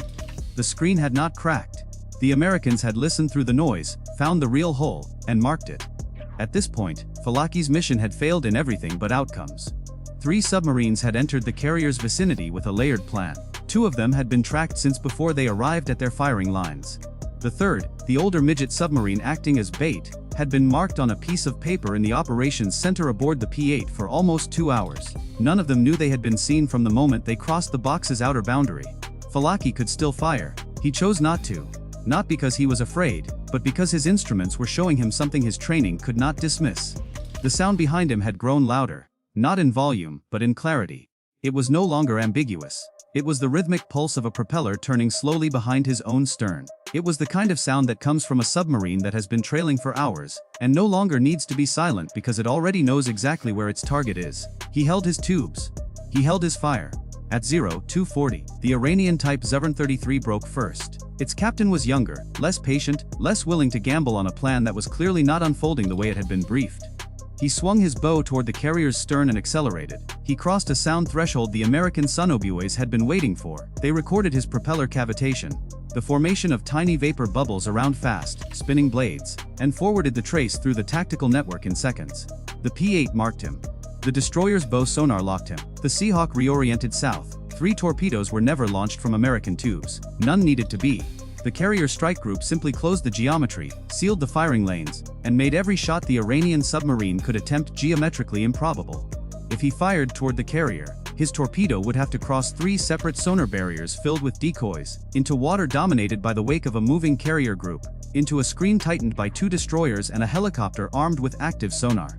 If he fired at anything, he would reveal his exact position to the submarine behind him, and that submarine, The American hunter he had not been told about would have its own shot at a range so close the kill would be mechanical. The Type So-33 turned away. It dived deeper. It ran. Falaki watched the second boat run, and for the first time, he felt the plan break inside his own head. Not panic, not despair, just the slow, cold recognition that whatever was happening beneath the sea tonight had not been planned by anyone in Bandar Abbas. The Americans were not reacting. They were anticipating. He had not walked into a carrier group that was unaware. He had walked into a kill box that had been waiting for him since before he left the trench. At 03, the strike group completed its pivot. The carrier held her line. The destroyers settled into their redesigned screen. The helicopter pattern was complete. The P-8 expanded its field for the last time, dropping the final sonobuoys in a perimeter that effectively locked every exit from the inner box. The American submarine behind Falaki adjusted its course to maintain trail. The third boat, the midget sub meant as bait, never made contact with any American unit. It was intercepted at the edge of the screen by an active sonar pulse from the destroyer. A sound that looked almost casual on the recording, almost like a teacher calling a student's name across a classroom. The contact turned away, posted south, and disappeared into Gulf without firing a weapon. Its sacrifice had drawn nothing. By 03:30, Falaki had made his decision. He could not fire. He could not reveal his position.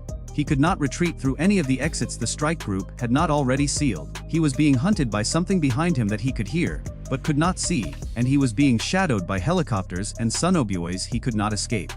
Every minute he stayed inside the box lowered his chance of survival. Every minute he stayed outside the box lowered his chance of completing his mission. He chose the only move left to him that did not guarantee the death of his crew. He stopped. He stopped his motors. He vented his ballast. He settled his kilo into the silt of a narrow trench south of the carrier's projected track, 320 meters down, into cold black sediment that swallowed the sound of his hull. He killed every non-essential system. He killed lights. He cut ventilation to half. He allowed his crew to breathe only the residual oxygen in the boat.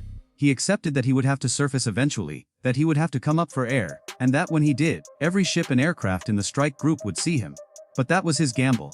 The Americans had not yet fired on him. The Americans had not yet escalated. They were content to box him, to shadow him, to deny him his mission. Maybe they would let him surface. Maybe they would let him drift home. Maybe they preferred to record his every move and leave him alive to think about what had just happened. Falaki did not know. Above him, the Gerald R. Ford changed course by 1 degree. Below him, the American hunter tightened its patrol line. Somewhere in Bandar Abbas, officers who had spent 10 years refining this plan were about to begin a long argument about what had gone wrong. Between them, the ocean held the kind of silence that only submarines ever truly understand. The silence of machines pretending not to be alive, waiting for each other to breathe. The operator almost ignored it. At 0437 local time, in a compartment that smelled like sweat and old coffee, a sonar technician aboard USS Halsey sat up in his chair, pulled one headphone cup tighter against his ear, and stared at a line on his waterfall display that looked like every other line. A faint smear of green against the cascade of noise that the Strait of Hormuz produces every second of every day. Shrimp snapping. Hull cavitation from tankers. The groan of current dragging across a sunken barge somewhere southeast. The strait is not quiet. The strait is never quiet. It is one of the loudest, most acoustically cluttered corridors of shallow water on the planet, and every American sonar operator who has ever worked a Hormuz transit knows the same thing. You will hear 1,000 sounds that mean nothing, and the one that means something will sound exactly the same. He almost marked it by a logic and moved on. He didn't. Somewhere beneath 80 feet of warm, silty water, on a shelf of compacted sand and broken coral where the bottom of the strait rises toward the Iranian coast, 3 submarines sat with their engines off. Each one 29 meters long.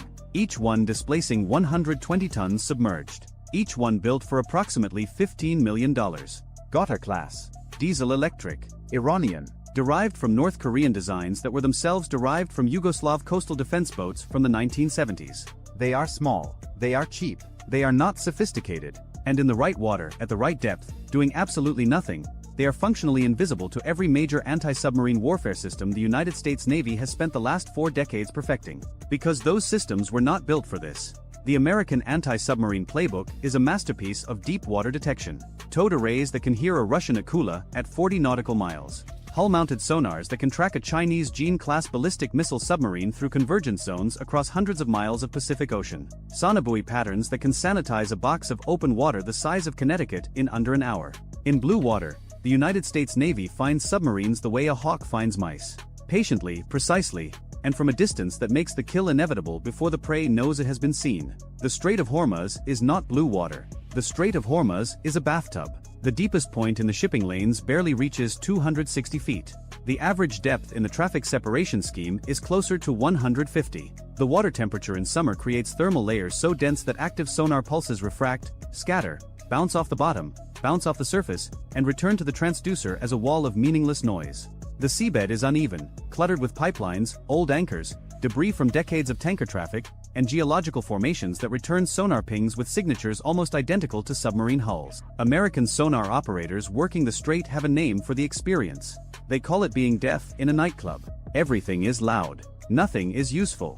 And into this environment, the Islamic Republic of Iran Navy had placed 3 boats with a plan that was not stupid. The plan was, in fact, the kind of elegant asymmetric thinking that keeps war planners in the Pentagon awake in the small hours, staring at ceilings and running cost ratios in their heads. The concept was simple. Do nothing. Let the carrier come to you. This is a speculative scenario. The date is fabricated. The operation is fictional. Every weapon, every system, every cost figure, and every tactical specification in this story is real. The 3 Godders had been towed into position 4 days earlier by civilian fishing boats, a method Iran had practiced in exercises observed by satellite but never fully understood in context. They motored the last 6 nautical miles on battery power, settled onto the bottom in a staggered line running roughly northeast to southwest, 4 nautical miles apart, and shut everything down. No engines. No active sonar. No communications. Crew of 18 per boat, breathing air from rechargeable canisters, eating cold rations, urinating into bottles. Waiting. The only sound each submarine produced was a 47 Hz tonal, a faint low-frequency hum generated by the battery monitoring system, a component that could not be turned off without risking a thermal runaway in the lithium cells. 47 Hz. Buried 30 decibels below the ambient noise floor. Invisible to hull-mounted sonar. Invisible to helicopter dipping sonar.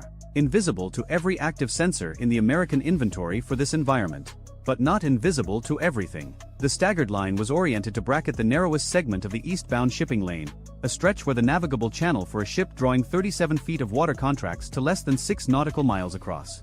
A Nimitz-class nuclear aircraft carrier draws 37 feet. It cannot deviate from the deep water track without risking grounding. It transits the strait on a predictable course, at a predictable speed, through a channel whose dimensions have not changed since the last ice age. The carrier has to come through. It has to come through here. And when it does, it will pass between the 1st and 3rd Godders at a range where even 1970s-era straight-running torpedoes have a meaningful probability of impact. The man coordinating the ambush sat in the 2nd submarine, the middle boat in the line, Lieutenant Commander Davoud. His background, according to Iranian state media profiles that Western intelligence had assembled into a dossier over 7 years, included 2 years at the Bandar Abbas Submarine Warfare School, a 6-month technical exchange in Pyongyang, and command of a Godder during Exercise Great Prophet 9, where he had simulated a torpedo attack on a target barge being towed at 10 knots and missed by 600 yards. He had not missed in the 40 rehearsals conducted since then in a reservoir outside Bandar Abbas where the depth and temperature profile had been artificially matched to the strait's summer conditions. Davoud carried the cell's only encrypted burst transmitter, a system that compressed a 3-second message into a 0.4-second transmission. A blip. A flicker of electromagnetic energy so brief that direction-finding equipment needed a minimum of 1.2 seconds of continuous signal to generate a bearing fix.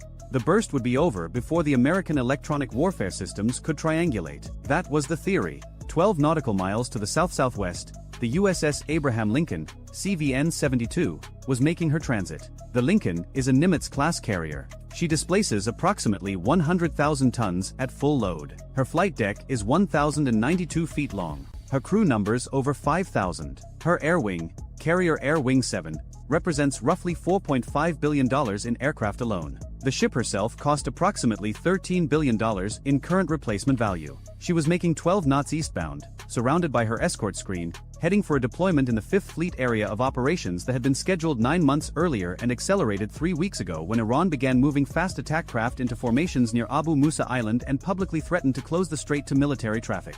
The strike group formation was textbook. The guided missile cruiser USS Mobile Bay, a Ticonderoga class, rode 2 nautical miles ahead and to starboard. She carried 122 vertical launch cells loaded with a mix of SM-2 Block IB surface-to-air missiles at $2.1 million each, Tomahawk cruise missiles at $1.87 million each, and VL Asrock anti-submarine rockets at $1.6 million each.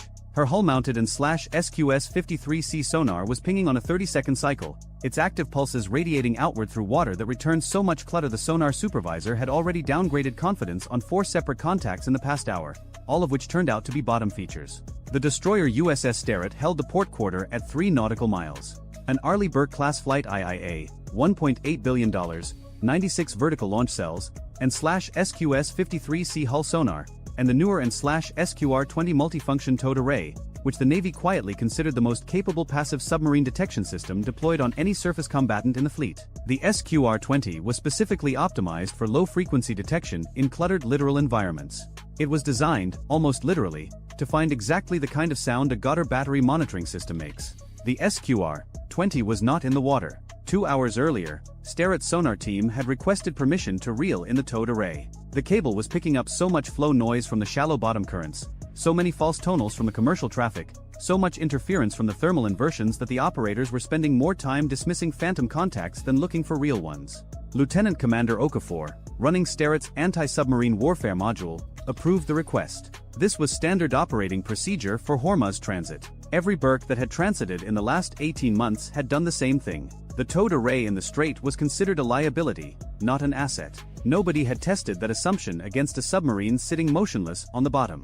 A second destroyer, USS Halsey, trailed 5 nautical miles astern, running the group's other towed array, an older and SQR-19. Halsey's array was still deployed, but the SQR-19 lacked the low-frequency optimization of the SQR-20. It could hear the 47 Hz tonal if conditions were perfect. Conditions in the Strait of Hormuz are never perfect. Above the formation, 2 SH-60R Seahawk helicopters from the Lincoln's Air Wing were running a dipping sonar pattern. Seahawk 612 and Seahawk 614, each carrying an AQS-22 airborne low-frequency sonar, had been cycling through predetermined hover points for 90 minutes.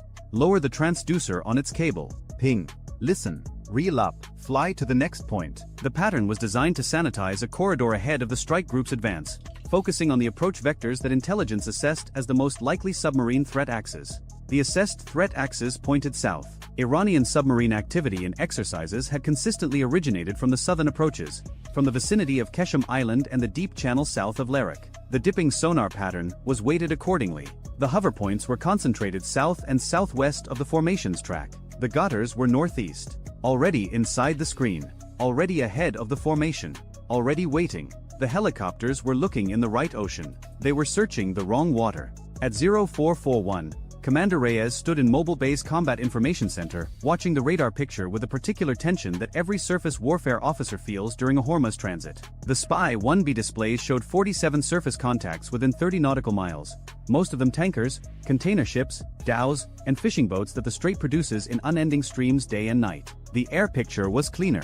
2 Iranian P-3F Orion maritime patrol aircraft orbiting well inside Iranian airspace, watching the carrier group with the same intensity the carrier group was watching the strait. Everyone was watching everyone. That was normal. What was not normal was the message that had come down from 5th Fleet headquarters in Bahrain 6 hours ago. Intelligence suggested Iran might attempt a demonstration. The word demonstration was doing a lot of work in that sentence, because it could mean anything from a fast attack craft swarm feinting toward the formation to something considerably more serious. Reyes had spent 20 minutes studying the message and concluded it told him nothing he didn't already know, which was that transiting Hormuz was inherently dangerous and that Iran had the tools to make it more so. He was right about that. At 0448, the passive sonar operator in Dawood's submarine touched the commander's arm. Bearing rate shift. The Lincoln had passed the first Goddard's position. The carrier was entering the kill zone. At 12 knots, roughly 1,200 feet per minute, she would be centered between the first and second submarines in approximately 6 minutes. Dawood opened the torpedo tube outer door interlocks. Pneumatic. Nearly silent. Nearly. The tubes flooded with seawater. 2 torpedoes per boat. In the other 2 submarines, captains who had received the prepositioned timing protocol performed the same sequence simultaneously. 6 torpedo tubes opened across 8 nautical miles of seafloor. The sound of the outer doors was a transient, a brief metallic groan that propagated outward through the water at 5,000 feet per second. 9 nautical miles to the south-southwest, aboard USS Halsey, sonar technician 2nd class Rivera heard something. Bearing 027. A transient, metal on metal, faint, brief, gone. In the open ocean, this would trigger an immediate classification effort. In the Strait of Hormuz, you hear transients on every bearing, every few minutes, all watch long. Wrecks settling. anchors dragging, hulls popping in temperature gradients, shrimp colonies snapping in coordinated bursts that can sound remarkably like mechanical events. Rivera logged it. One line. Transient bearing 027, 0449. Possible mechanical, possible biologic. No classification. He did not call it up to the tactical action officer. He almost let it go. Then Davoud made the transmission. At 0453, Davoud picked up the handset for the burst transmitter and sent the execution code. A single compressed word. The signal lasted 0.4 seconds on a frequency that the American Electronic Warfare Library had catalogued and flagged as a known Iranian naval burst communications band. Rivera didn't hear the burst. His equipment wasn't configured for electronic intercept, but Halsey's and /SLQ-32 electronic warfare suite was. The system caught the 0.4 second emission, matched it against its threat library, and flagged it automatically. The display in Halsey's electronic warfare module lit red. Iranian burst communications. Bearing 029. Rivera saw the EW alert come across the tactical display at almost the same moment he remembered the transient from 4 minutes ago. Bearing 027 then. Bearing 029 now. Close enough to be the same contact. He keyed the intercom before the EW operator finished his own report. The two data points converged on the tactical action officer's screen simultaneously. Lieutenant Commander Cho, Halsey's TAO, processed the information in approximately 4 seconds. A transient that sounded mechanical, followed by a burst communication on a known Iranian military frequency. Same bearing. Submarines transmit when they are coordinating. Submarines coordinate when they are about to act. Cho patched to the Strike Group Anti-Submarine Warfare Commander aboard Lincoln. The report went up the chain with the speed that only genuine alarm produces.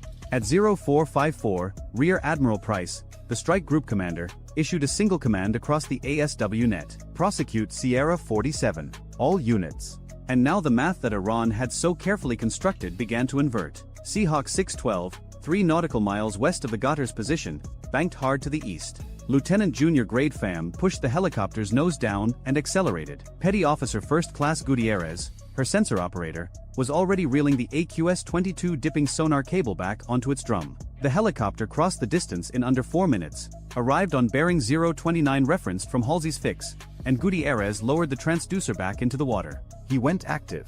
A 1,500-watt pulse blasted outward. In 80 feet of water, at this range, the physics are brutal and simple. The sound hits the target and comes back almost instantly. Solid return. Metal object on the bottom. Not a wreck. The signature was too clean, too symmetrical. 29 meters long. Gutierrez called it submarine, diesel. On the bottom. Bearing 031, range 3,200 yards. That was Davoud's boat. The one that had just transmitted. Simultaneously, the active pulse illuminated enough of the surrounding seabed that a second return appeared on the display. Fainter. Farther. 4 nautical miles to the southwest. Same profile. Same size. 2 submarines. Aboard Sterret, Okafor heard the helicopter's report and gave the order that would prove decisive. Deploy the towed array. Now. The SQR-20 began paying out cable. 4 minutes to operating depth. At 0458, the array reached depth and began listening. Within 90 seconds, the sonar operators had the 47 Hz tonal. Bearing 018. Range estimated 11 nautical miles. Northeast of the other 2 contacts. A third submarine. Exactly where a third boat in a staggered ambush line would be positioned. 3 contacts. 3 positions. The geometry of the ambush was now visible, and the Americans could see what it had been designed to do. A bracket shot across the narrowest point of the deep channel, converging on the predicted position of the carrier at the predicted time. The carrier was no longer at the predicted position. At 0455, Price had ordered an emergency turn. The Lincoln's 4 bronze screws churned the shallow water as 100,000 tons of warship began a ponderous swing to starboard, away from the threat bearing. A Nimitz-class carrier at 12 knots needs approximately 3,200 feet to reverse course. Half a nautical mile of ocean consumed by the simple physics of mass and momentum. She could not stop. She could only bend her track and hope the geometry changed enough to matter. She was also dumping speed, slowing from 12 knots toward 5, reducing her wake signature. The Iranian torpedoes were wake homers, Chinese-derived U-4 variants. Straight runners that relied on detecting the turbulence pattern of a ship's passage and turning into it. Less speed meant less wake meant less for the seekers to find. The Lincoln's SLQ-25 Nixie torpedo countermeasures were already deployed. 2 towed acoustic decoys, one off each quarter, each a device that mimicked the acoustic and hydrodynamic signature of the ship's wake. Each Nixie cost approximately $50,000. Against a wake-homing torpedo on a straight approach, the Nixie presented a false target that the torpedo's primitive seeker head could not distinguish from the real thing. $13 billion of aircraft carrier, defended by $100,000 of towed noisemaker. The ratio was absurd. The engineering was sound. At 0458, Dawood ordered tubes fired. Compressed air ejected the first torpedo, then the second. Two weapons in the water from the command boat, running at 40 knots on preset bearings toward where the carrier should have been. 4 nautical miles southwest, the first gunner fired 2. 8 nautical miles northeast, the third gunner fired 2. 6 torpedoes. Total munitions cost approximately $3.6 million. Aimed at a formation whose combined replacement value exceeded $22 billion. Each torpedo carried approximately 400 pounds of TNT equivalent explosive. Against the hull of a Nimitz-class carrier, that warhead could not achieve a kill. The carrier's underwater protection system, a layered arrangement of voids, liquid loading and structural bulkheads, was designed to absorb precisely this kind of threat. But a 400-pound detonation against the hull below the waterline could buckle frames, breach compartments, damage shaft seals, and compromise propulsion. A single torpedo hit would not sink the Lincoln. A single torpedo hit would force the most expensive warship on Earth into a dry dock for months, remove a carrier from the global deployment rotation, and produce an image that would dominate every news cycle on the planet for weeks. Iran did not need to sink the carrier. Iran needed to touch it. The response was immediate and overwhelming. Mobile Bay fired 2 VL ASROC anti-submarine rockets from her vertical launch cells. Each round, $1.6 million, arced upward on its rocket motor, flew to the designated coordinates, and released a Mark 54 lightweight torpedo by parachute. The Mark 54 is 12.75 inches in diameter. It weighs 608 pounds. It runs at 40 knots. It carries a 96-pound warhead. It costs approximately $400,000. Against a submarine with a thin single-hull construction displacing 120 tons, 96 pounds is catastrophic. The first ASROC targeted Dawood. The second targeted the southern Ghawtar. Seahawk 612 dropped a Mark 54 directly. Gutierrez had a precise fix on Dawood's boat. The torpedo hit the water, activated its seeker, and began a helical search pattern centered on the Ghawtar's last known position. Dawood now had 2 problems that were going to converge into one. His torpedoes were running. His mission, in a technical sense, was complete, but a Mark 54 was in the water above him in 80 feet of depth. There was nowhere to hide. A Ghawtar-class submarine has a maximum submerged speed of approximately 11 knots. The Mark 54 runs at 40. The submarine could not outrun it. It could not outdive it. The water was too shallow to exploit thermal layers, and the Ghawtar carried no torpedo countermeasures. No decoys. No noisemakers. No expendable jammers. The submarine had been designed for one mission profile: get into position undetected, fire, and run for the coast before anyone figured out what happened. The entire concept depended on not being found before the torpedoes were away. Nobody had adequately planned for what happened after being found. Dawood ordered maximum speed southeast. The electric motor wound up. The Ghawtar lurched off the bottom, trailing a cloud of silt, accelerating to 11 knots through water that now contained an active torpedo specifically designed to kill exactly what he was. At 0501, the Mark 54 dropped by Seahawk 612 acquired Dawood submarine at a range of 600 yards. Terminal homing. The torpedo closed the gap in under 30 seconds. Impact was against the pressure hull just after the sail. At 80 feet of depth, the detonation ruptured the hull along a fracture line 3 meters long. Seawater entered the engine compartment at a rate that exceeded any damage control capability a crew of 18 could have mounted even in theory. The submarine's depth gauge swept past 100 feet as the boat, suddenly heavier by tons, descended to the bottom 120 feet below. The descent took 11 seconds.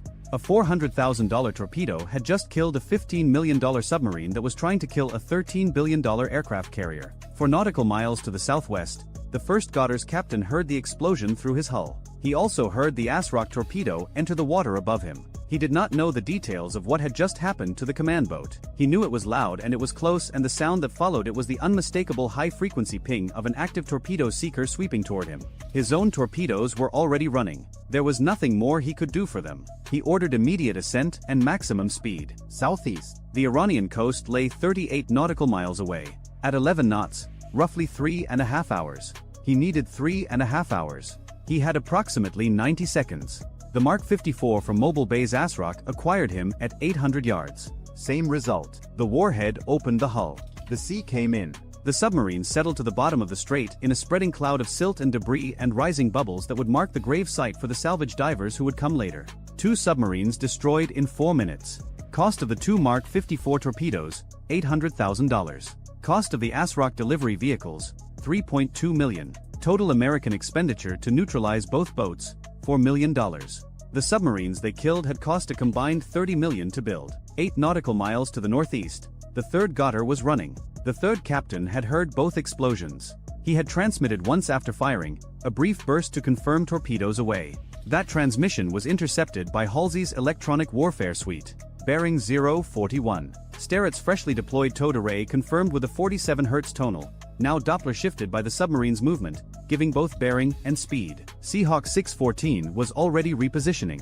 The pilot covered 6 nautical miles in 8 minutes and dropped a pattern of /SSQ 62 die-cast sonobuoys, directional active sonobuoys that cost approximately $2,200 each, across the submarine's predicted escape route. The third Goddard was now being tracked simultaneously by passive sonobuoy, towed array, and active dipping sonar. It was the most precisely located object in the Strait of Hormuz. Sterrett fired a VL ASROC. The rocket arced north. The Mark 54 payload descended by parachute, entered the water, activated its seeker. Acquisition at 900 yards. The third captain attempted a crash dive, which in 80 feet of water meant driving the submarine toward the bottom at maximum downward angle. The maneuver gained him nothing. The Mark 54 caught the submarine at 70 feet. Detonation. Hull failure. The third Goddard joined the other 2 on the floor of the strait. 3 submarines. 9 minutes. Over. But the torpedoes were not over. 12 nautical miles to the south, 6 Iranian torpedoes were still running through the water at 40 knots. They had no wire guidance. Once fired, they could not be redirected or recalled. They were ballistic in the truest sense, committed to their preset courses, their simple wake-homing seekers scanning for turbulence. 4 of the 6 had been aimed at the carrier's predicted position at 0458. The Lincoln's emergency turn and speed reduction had shifted her nearly a mile from that position. 3 of the 4 torpedoes ran through empty water, their seekers finding nothing, their fuel burning down to nothing, their casings eventually sinking to the bottom as inert metal cylinders that would be recovered by Navy EOD divers over the following week. The 4th torpedo found a wake, not the Lincoln's. The Nixie decoys. The towed device was doing exactly what it was built to do, generating a false wake signature that a simple seeker head could not distinguish from the real thing. The torpedo turned into the false wake, closed to 50 feet, and detonated. The Nixie was obliterated. $50,000 of decoy absorbed $600,000 of torpedo. The Lincoln felt the detonation as a dull thump transmitted through the water and up through the hull. No damage, no casualties. The ship continued her turn. The 2 torpedoes from the third Goddard, fired from 8 nautical miles to the northeast, had been aimed at the predicted positions of the carrier's escorts. One ran out of fuel 1,100 yards from USS Halsey, never having acquired a target. Its seeker had pinged uselessly against the confused acoustic environment of the strait until the battery died. The 6th torpedo found something. Not a warship, not a decoy. A 280,000 deadweight ton Panamanian flagged crude oil tanker, the MV Pacific Harmony, making 8 knots through the outbound shipping lane. The torpedo's wake-homing seeker, designed to chase the turbulence of a moving ship, locked onto the tanker's massive wake. The weapon closed from astern. It detonated 20 feet from the tanker's stern, directly beneath the waterline. The blast buckled 3 hull plates below the waterline. The engine room flooded. The tanker developed an 11-degree list and went dead in the water within 6 minutes. Her crew of 32 evacuated to the bow sections. No fatalities. But the inner hull had sustained a 4-foot gash, and 280,000 tons of Basra light crude oil began seeping into the Strait of Hormuz at a rate that would accelerate as the structural damage worsened over the following hours. At 0512, Admiral Price stood in flag plot aboard the Lincoln, receiving reports. His carrier was untouched. His escorts were untouched. His helicopters had killed 3 submarines in 9 minutes using weapons whose combined cost was less than the price of a single Goddard. By every tactical metric, this was a decisive American victory. The kind of engagement that gets studied at the Naval War College for decades. The kind of kill ratio that makes careers. 3 hours later, CNN opened its broadcast with aerial footage of a black slick spreading across turquoise water. The anchor said the word carrier once in a 12-minute segment. She said the word tanker 14 times. By sunset, the Strait of Hormuz was closed to commercial traffic. Salvage teams needed to stabilize the Pacific Harmony before she broke apart completely. Navy divers needed to survey the 3 submarine wrecks on the bottom for unexploded ordnance. Maritime safety authorities needed to verify that the shipping lanes were clear of torpedo debris. The closure would last 9 days. During those 9 days, approximately 189 million barrels of oil did not transit the strait. At the pre-crisis spot price of $78 per barrel, that represented roughly $14.7 billion in delayed energy shipments. Global oil futures spiked 18% before the New York Stock Exchange opened on the morning after the engagement. Brent crude hit $97 per barrel by close of trading, the highest price in 14 months. The spike rippled through every economy that imports oil, which is nearly every economy. The Pacific Harmony's insurance claim triggered the single largest maritime liability case in Lloyd's of London's history. The cleanup operation, involving specialized skimmer vessels, dispersant aircraft, and environmental remediation teams from 4 countries, would take 14 months and cost in excess of $3 billion. Lawsuits from the governments of Oman, the UAE, and 3 other Gulf states whose coastlines were affected would accumulate for years. Iran spent $45 million on 3 submarines and $3.6 million on 6 torpedoes. Total investment, $48.6 million. The economic disruption from the operation exceeded $17 billion before the insurance claims. Before the diplomatic fallout. Before the emergency session at the UN Security Council. Before the Pentagon was forced to explain to Congress why a carrier strike group that successfully destroyed every threat it encountered had still failed to prevent a catastrophic oil spill in the world's most important maritime choke point. The 3 submarine crews, 54 men, were dead. The carrier was fine. And the side that lost every engagement somehow came out ahead on the ledger. That is the strategic paradox of defending a $13 billion asset in a waterway that carries 20% of the world's daily oil supply. You can detect every submarine. You can sink every submarine. You can execute flawlessly by every measure the Navy uses to evaluate performance. And a single torpedo that misses its intended target and finds a tanker instead can produce consequences that dwarf the entire military engagement in scale, in cost, and in the only metric that ultimately matters in a conflict between a regional power and a global one: political impact. The torpedo that missed the carrier hit something the market cared about more. The 54 men on the seafloor achieved in death what they could not achieve alive. Not the destruction of an American warship, but the demonstration that the strait itself is the weapon, and that any country willing to spend $48.6 million and 54 lives can hold $17 billion hostage with technology from the 1970s. The Lincoln completed her transit 2 days later, after the strait reopened, under escort conditions that had been upgraded to wartime protocols. She arrived in the 5th Fleet area of operations without a scratch on her hull. Her deployment continued as scheduled. Her air wing flew missions for 7 months. None of it made the front page. The oil spill did. The operator almost ignored it. At 0437 local time, in a compartment that smelled like sweat and old coffee, a sonar technician aboard USS Halsey sat up in his chair, pulled one headphone cup tighter against his ear, and stared at a line on his waterfall display that looked like every other line. A faint smear of green against the cascade of noise that the Strait of Hormuz produces every second of every day. Shrimp snapping. Hull cavitation from tankers. The groan of current dragging across a sunken barge somewhere southeast. The strait is not quiet. The strait is never quiet. It is one of the loudest, most acoustically cluttered corridors of shallow water on the planet, and every American sonar operator who has ever worked a Hormuz transit knows the same thing. You will hear 1,000 sounds that mean nothing, and the one that means something will sound exactly the same. He almost marked it by a logic and moved on. He didn't. Somewhere beneath 80 feet of warm, silty water, on a shelf of compacted sand and broken coral where the bottom of the strait rises toward the Iranian coast, 3 submarines sat with their engines off. Each one 29 meters long. Each one displacing 120 tons submerged. Each one built for approximately $15 million. Gautar class. Diesel-electric. Iranian. Derived from North Korean designs that were themselves derived from Yugoslav coastal defense boats from the 1970s. They are small. They are cheap. They are not sophisticated. And in the right water, at the right depth, doing absolutely nothing, they are functionally invisible to every major anti-submarine warfare system the United States Navy has spent the last 4 decades perfecting. Because those systems were not built for this. The American anti-submarine playbook is a masterpiece of deep water detection. Towed arrays that can hear a Russian Akula at 40 nautical miles. Hull-mounted sonars that can track a Chinese Jean-class ballistic missile submarine through convergence zones across hundreds of miles of Pacific Ocean. Sonobuoy patterns that can sanitize a box of open water the size of Connecticut in under an hour. In blue water, the United States Navy finds submarines the way a hawk finds mice. Patiently, precisely, and from a distance that makes the kill inevitable before the prey knows it has been seen. The Strait of Hormuz is not blue water. The Strait of Hormuz is a bathtub. The deepest point in the shipping lanes barely reaches 260 feet. The average depth in the traffic separation scheme is closer to 150. The water temperature in summer creates thermal layers so dense that active sonar pulses refract, scatter, bounce off the bottom, bounce off the surface, and return to the transducer as a wall of meaningless noise.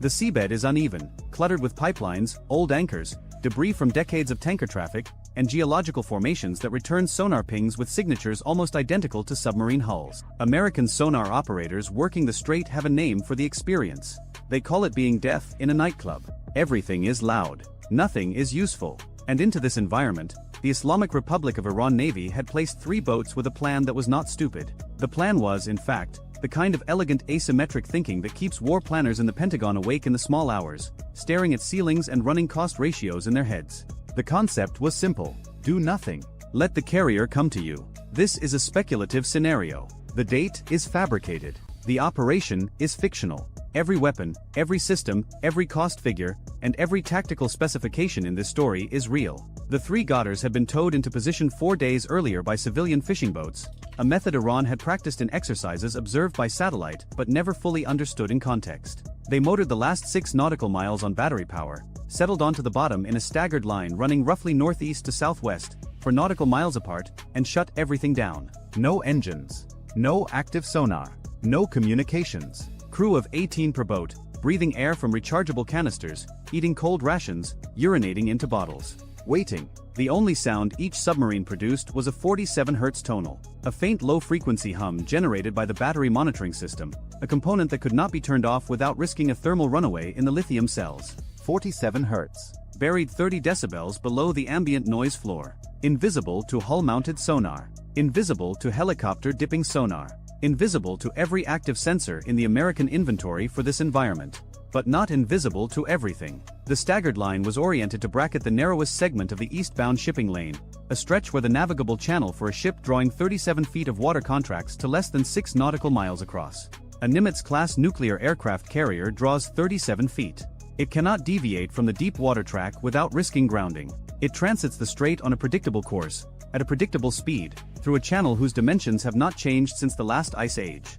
The carrier has to come through. It has to come through here. And when it does, it will pass between the 1st and 3rd Godders at a range where even 1970s-era straight-running torpedoes have a meaningful probability of impact. The man coordinating the ambush sat in the 2nd submarine, the middle boat in the line, Lieutenant Commander Davoud. His background, according to Iranian state media profiles that Western intelligence had assembled into a dossier over 7 years, included 2 years at the Bandar Abbas Submarine Warfare School, a 6-month technical exchange in Pyongyang, and command of a Godder during Exercise Great Prophet 9, where he had simulated a torpedo attack on a target barge being towed at 10 knots and missed by 600 yards. He had not missed in the 40 rehearsals conducted since then in a reservoir outside Bandar Abbas where the depth and temperature profile had been artificially matched to the strait's summer conditions. Davoud carried the cell's only encrypted burst transmitter, a system that compressed a 3-second message into a 0.4-second transmission.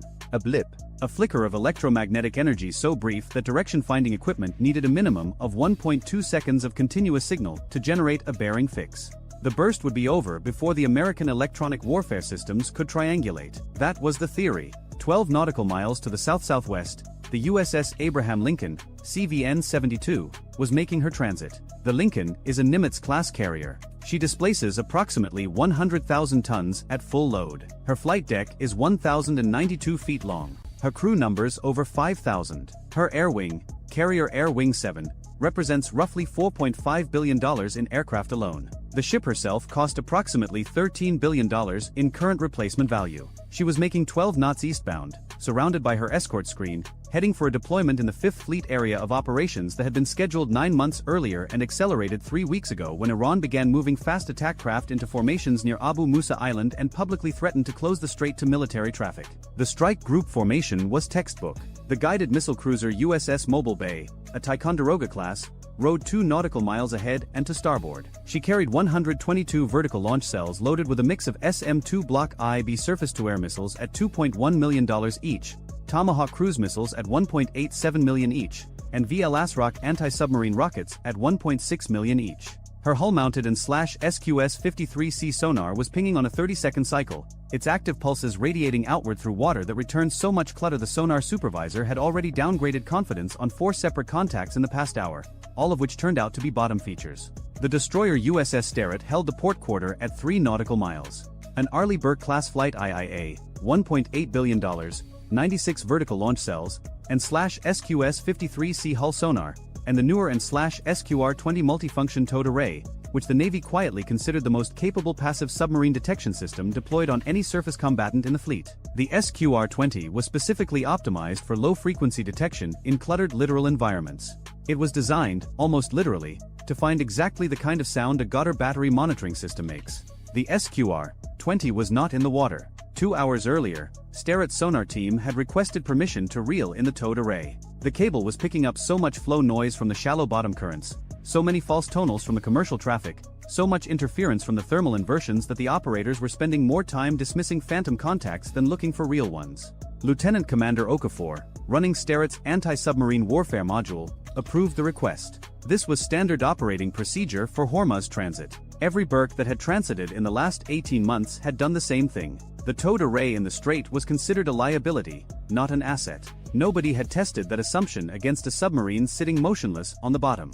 A second destroyer, USS Halsey, trailed 5 nautical miles astern, running the group's other towed array, an older /SQR-19. Halsey's array was still deployed, but the SQR-19 lacked the low-frequency optimization of the SQR-20. It could hear the 47 Hz tonal if conditions were perfect. Conditions in the Strait of Hormuz are never perfect. Above the formation, 2 SH-60 Seahawk helicopters from the Lincoln's Air Wing were running a dipping sonar pattern. Seahawk 612 and Seahawk 614, each carrying an AQS-22 airborne low-frequency sonar, had been cycling through predetermined hover points for 90 minutes.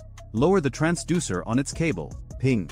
Listen. Reel up. Fly to the next point. The pattern was designed to sanitize a corridor ahead of the strike group's advance, focusing on the approach vectors that intelligence assessed as the most likely submarine threat axes. The assessed threat axis pointed south. Iranian submarine activity and exercises had consistently originated from the southern approaches, from the vicinity of Keshem Island and the deep channel south of Larak. The dipping sonar pattern was weighted accordingly. The hover points were concentrated south and southwest of the formations track. The gutters were northeast. Already inside the screen. Already ahead of the formation.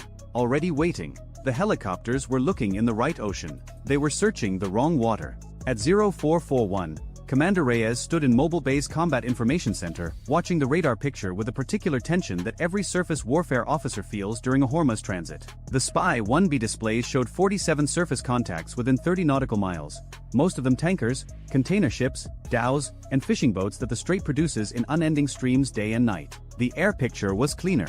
2 Iranian P-3F Orion maritime patrol aircraft orbiting well inside Iranian airspace, watching the carrier group with the same intensity the carrier group was watching the strait. Everyone was watching everyone. That was normal. What was not normal was the message that had come down from 5th Fleet headquarters in Bahrain 6 hours ago. Intelligence suggested Iran might attempt a demonstration. The word demonstration was doing a lot of work in that sentence, because it could mean anything from a fast attack craft swarm feinting toward the formation to something considerably more serious. Reyes had spent 20 minutes studying the message and concluded it told him nothing he didn't already know, which was that transiting Hormuz was inherently dangerous and that Iran had the tools to make it more so. He was right about that. At 0448, the passive sonar operator in Dawood's submarine touched the commander's arm. Bearing rate shift. The Lincoln had passed the first Goddard's position. The carrier was entering the kill zone. At 12 knots, roughly 1,200 feet per minute, she would be centered between the first and second submarines in approximately 6 minutes. Dawood opened the torpedo tube outer door interlocks. Pneumatic. Nearly silent. Nearly. The tubes flooded with seawater. 2 torpedoes per boat. In the other 2 submarines, captains who had received the prepositioned timing protocol performed the same sequence simultaneously. 6 torpedo tubes opened across 8 nautical miles of seafloor. The sound of the outer doors was a transient, a brief metallic groan that propagated outward through the water at 5,000 feet per second. 9 nautical miles to the south-southwest, aboard USS Halsey, sonar technician second class Rivera heard something. Bearing 027. A transient, metal on metal, faint, brief, gone. In the open ocean, this would trigger an immediate classification effort. In the Strait of Hormuz, you hear transients on every bearing, every few minutes, all watch long. Wrecks settling, anchors dragging, hulls popping in temperature gradients, shrimp colonies snapping in coordinated bursts that can sound remarkably like mechanical events. Rivera logged it. 1 line. Transient bearing 027, 0449. Possible mechanical, possible biologic. No classification. He did not call it up to the tactical action officer. He almost let it go. Then Dawood made the transmission. At 0453, Davud picked up the handset for the burst transmitter and sent the execution code. A single compressed word. The signal lasted 0.4 seconds on a frequency that the American Electronic Warfare Library had catalogued and flagged as a known Iranian naval burst communications band. Rivera didn't hear the burst. His equipment wasn't configured for electronic intercept, but Halsey's and /SLQ-32 electronic warfare suite was. The system caught the 0.4 second emission, matched it against its threat library, and flagged it automatically. The display in Halsey's electronic warfare module lit red, Iranian burst communications, bearing 029. Rivera saw the EW alert come across the tactical display at almost the same moment he remembered the transient from 4 minutes ago. Bearing 027 then. Bearing 029 now. Close enough to be the same contact. He keyed the intercom before the EW operator finished his own report. The two data points converged on the tactical action officer's screen simultaneously. Lieutenant Commander Cho, Halsey's TAO, processed the information in approximately 4 seconds. A transient that sounded mechanical, followed by a burst communication on a known Iranian military frequency. Same bearing. Submarines transmit when they are coordinating. Submarines coordinate when they are about to act. Cho patched to the Strike Group Anti-Submarine Warfare Commander aboard Lincoln. The report went up the chain with the speed that only genuine alarm produces. At 0454, Rear Admiral Price, the Strike Group Commander, issued a single command across the ASW net. Prosecute Sierra 47. All units. And now the math that Iran had so carefully constructed began to invert. Seahawk 612, 3 nautical miles west of the Ghottar's position, banked hard to the east. Lieutenant Junior Grade Pham pushed the helicopter's nose down and accelerated. Petty Officer First Class Gutierrez, her sensor operator, was already reeling the AQS-22 dipping sonar cable back onto its drum. The helicopter crossed the distance in under 4 minutes, arrived on bearing 029 referenced from Halsey's fix, and Gutierrez lowered the transducer back into the water. He went active. A 1,500-watt pulse blasted outward. In 80 feet of water, at this range, the physics are brutal and simple. The sound hits the target and comes back almost instantly. Solid return. Metal object on the bottom. Not a wreck. The signature was too clean, too symmetrical. 29 meters long. Gutierrez called it submarine, diesel. On the bottom. Bearing 031, range 3,200 yards. That was Davud's boat. The one that had just transmitted. Simultaneously, the active pulse illuminated enough of the surrounding seabed that a second return appeared on the display. Fainter, farther, 4 nautical miles to the southwest. Same profile, same size. 2 submarines. Aboard Sterret, Okafor heard the helicopter's report and gave the order that would prove decisive. Deploy the towed array. Now. The SQR-20 began paying out cable. 4 minutes to operating depth. At 0458, the array reached depth and began listening. Within 90 seconds, the sonar operators had the 47 Hz tonal. Bearing 018. Range estimated 11 nautical miles. Northeast of the other 2 contacts. A third submarine. Exactly where a third boat in a staggered ambush line would be positioned. 3 contacts. 3 positions. The geometry of the ambush was now visible, and the Americans could see what it had been designed to do. A bracket shot across the narrowest point of the deep channel, converging on the predicted position of the carrier at the predicted time. The carrier was no longer at the predicted position.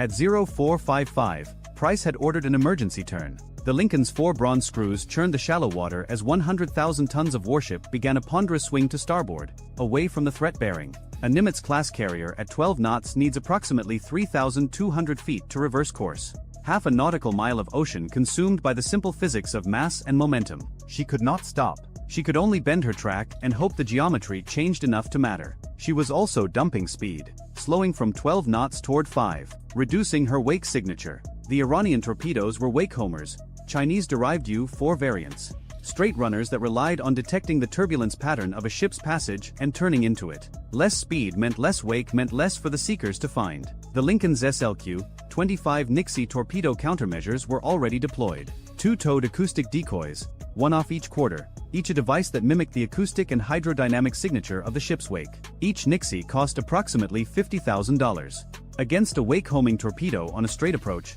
the Nixie presented a false target that the torpedo's primitive seeker head could not distinguish from the real thing. $13 billion of aircraft carrier, defended by $100,000 of towed noisemaker. The ratio was absurd. The engineering was sound. At 0458, Davoud ordered tubes fired. Compressed air ejected the first torpedo, then the second. 2 weapons in the water from the command boat, running at 40 knots on preset bearings toward where the carrier should have been. 4 nautical miles southwest, the first gunner fired 2.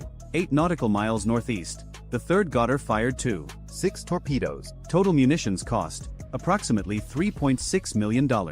Aimed at a formation whose combined replacement value exceeded $22 billion. Each torpedo carried approximately 400 pounds of TNT equivalent explosive. Against the hull of a Nimitz-class carrier, that warhead could not achieve a kill. The carrier's underwater protection system, a layered arrangement of voids, liquid loading and structural bulkheads, was designed to absorb precisely this kind of threat. But a 400-pound detonation against the hull below the waterline could buckle frames, breach compartments, damage shaft seals, and compromise propulsion. A single torpedo hit would not sink the Lincoln.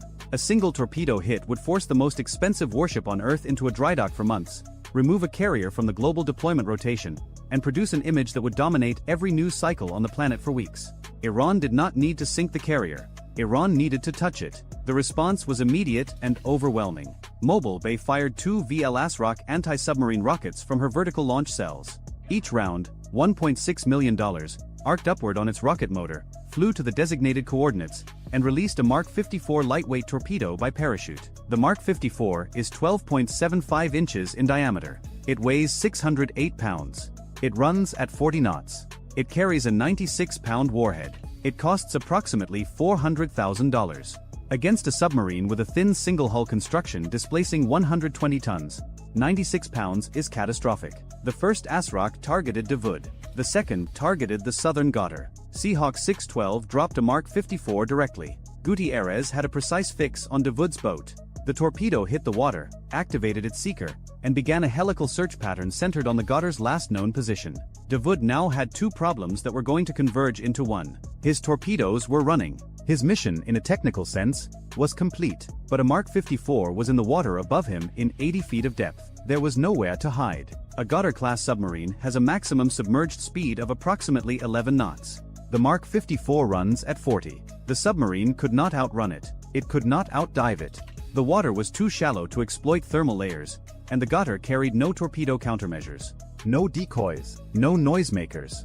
No expendable jammers. The submarine had been designed for one mission profile: get into position undetected, fire, and run for the coast before anyone figured out what happened. The entire concept depended on not being found before the torpedoes were away. Nobody had adequately planned for what happened after being found. Davoud ordered maximum speed southeast. The electric motor wound up. The Ghouta lurched off the bottom, trailing a cloud of silt, accelerating to 11 knots through water that now contained an active torpedo specifically designed to kill exactly what he was. At 0501, the Mark 54 dropped by Seahawk 612 acquired Davoud submarine at a range of 600 yards. Terminal homing. The torpedo closed the gap in under 30 seconds. Impact was against the pressure hull just after the sail. At 80 feet of depth, the detonation ruptured the hull along a fracture line 3 meters long. Seawater entered the engine compartment at a rate that exceeded any damage control capability a crew of 18 could have mounted even in theory. The submarine's depth gauge swept past 100 feet as the boat, suddenly heavier by tons, descended to the bottom 120 feet below. The descent took 11 seconds. A $400,000 torpedo had just killed a $15 million submarine that was trying to kill a $13 billion aircraft carrier. 4 nautical miles to the southwest, the first Ghouta's captain heard the explosion through his hull. He also heard the ASROC torpedo enter the water above him. He did not know the details of what had just happened to the command boat. He knew it was loud and it was close, and the sound that followed it was the unmistakable high-frequency ping of an active torpedo seeker sweeping toward him. His own torpedoes were already running. There was nothing more he could do for them. He ordered immediate ascent and maximum speed. Southeast. The Iranian coast lay 38 nautical miles away. At 11 knots, roughly 3.5 hours. He needed 3.5 hours. He had approximately 90 seconds. The Mark 54 from Mobile Bay's ASROC acquired him at 800 yards. Same result. The warhead opened the hull. The sea came in. The submarine settled to the bottom of the strait in a spreading cloud of silt and debris and rising bubbles that would mark the grave site for the salvage divers who would come later.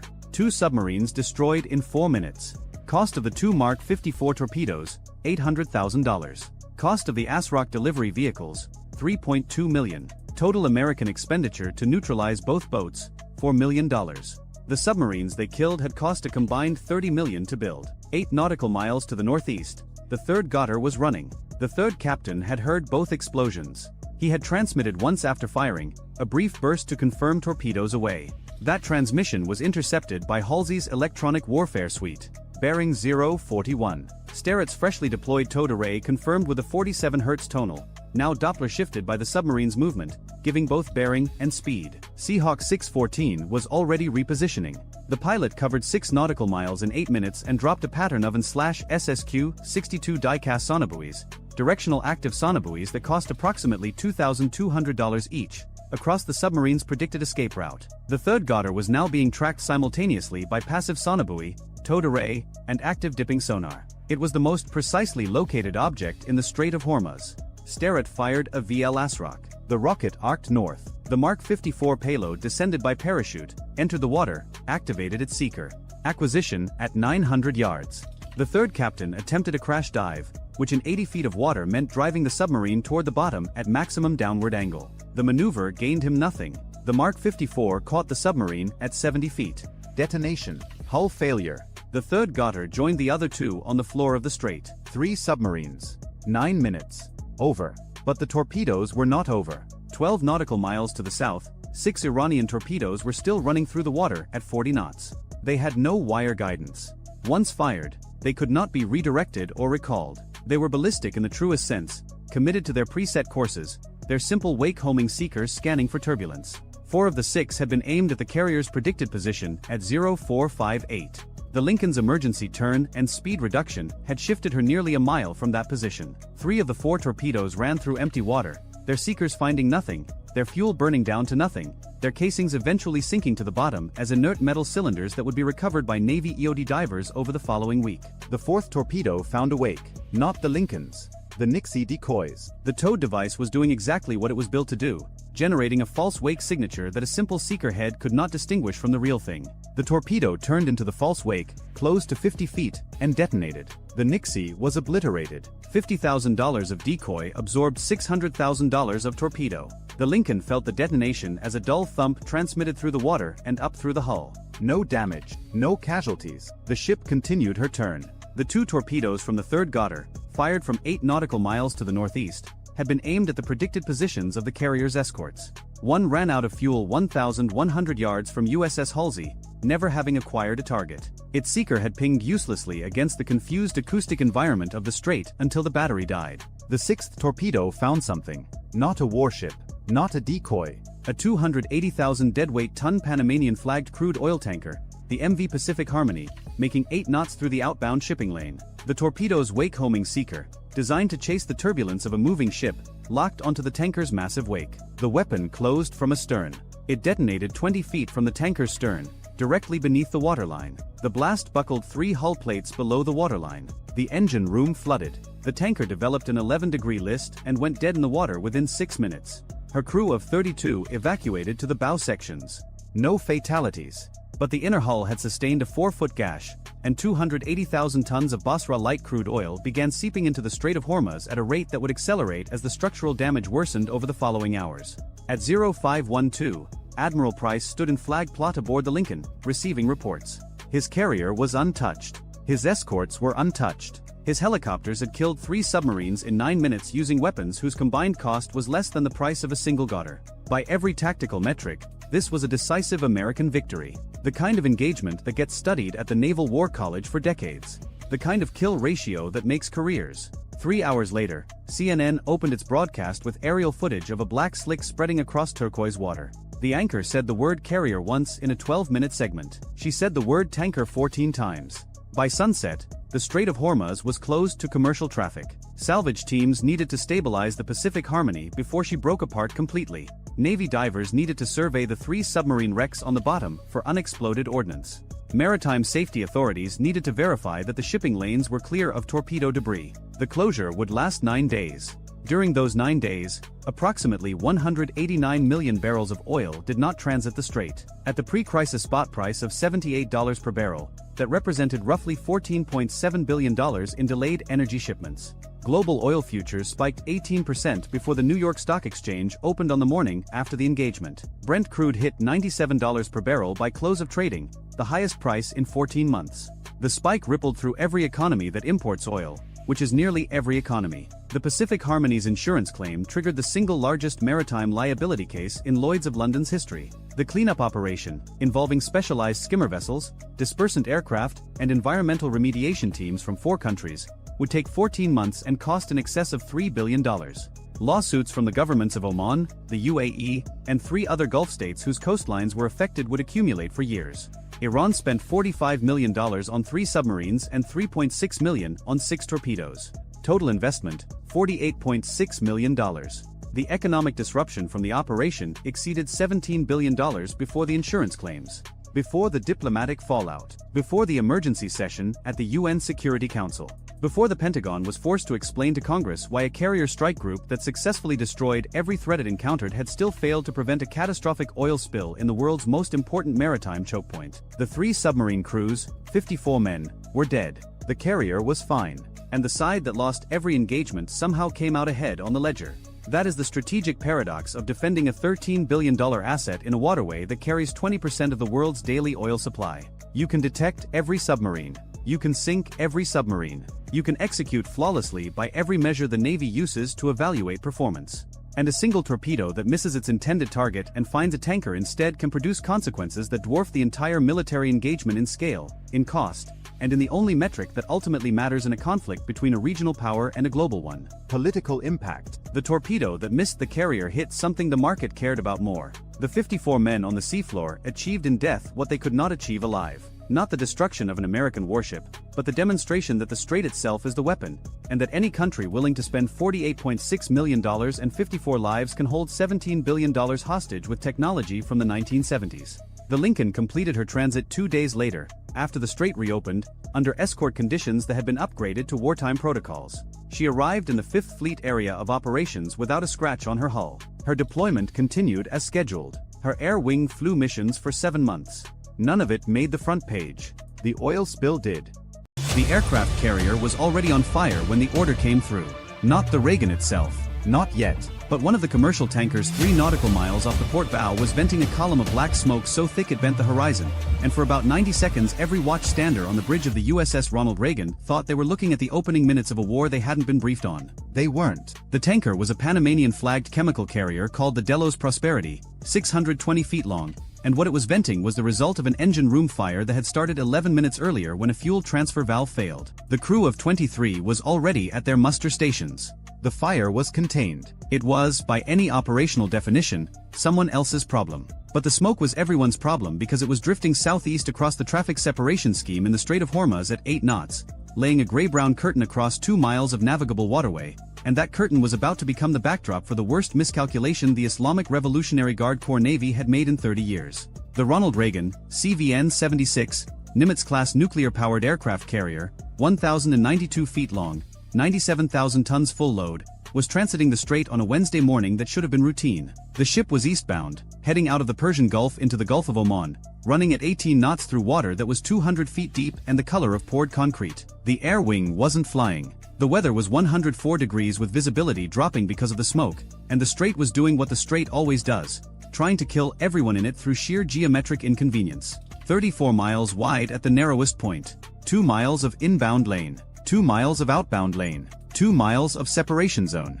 And crammed into those lanes on this particular morning, 9 commercial tankers, 14 cargo vessels, 2 container ships, 6 dhows of various registration, and somewhere in the neighborhood of 140 small craft contacts that the Spy-6 V-1 radar aboard the escort destroyer USS John Finn, DDG-113, was dutifully tracking as it steamed 3 nautical miles ahead of the Reagan on the threat axis. The John Finn was an Arleigh Burke-class Flight 3 destroyer, the newest variant, carrying the AN/Spy-6 V-1 air and missile defense radar, which represented a quantum leap over the older Spy-1D. The SBY-6 used gallium nitride transmit/receive modules that gave it roughly 35 times the sensitivity of its predecessor. It could detect a target with a radar cross-section of 0.1 square meters at ranges exceeding 200 nautical miles. It could track ballistic missiles in the upper atmosphere, while simultaneously maintaining a surface picture dense enough to count fishing boats.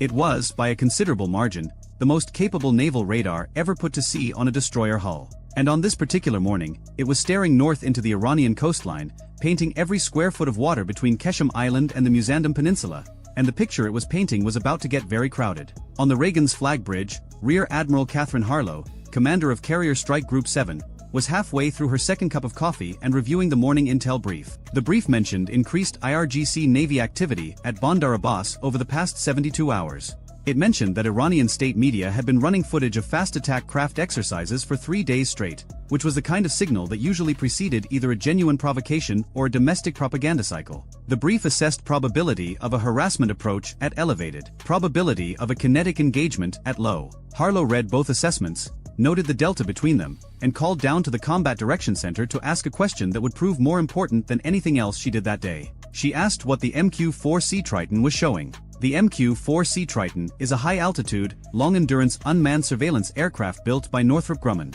It has a wingspan of 131 feet, larger than a Boeing 757, and it operates at altitudes above 50,000 feet for missions lasting more than 24 hours.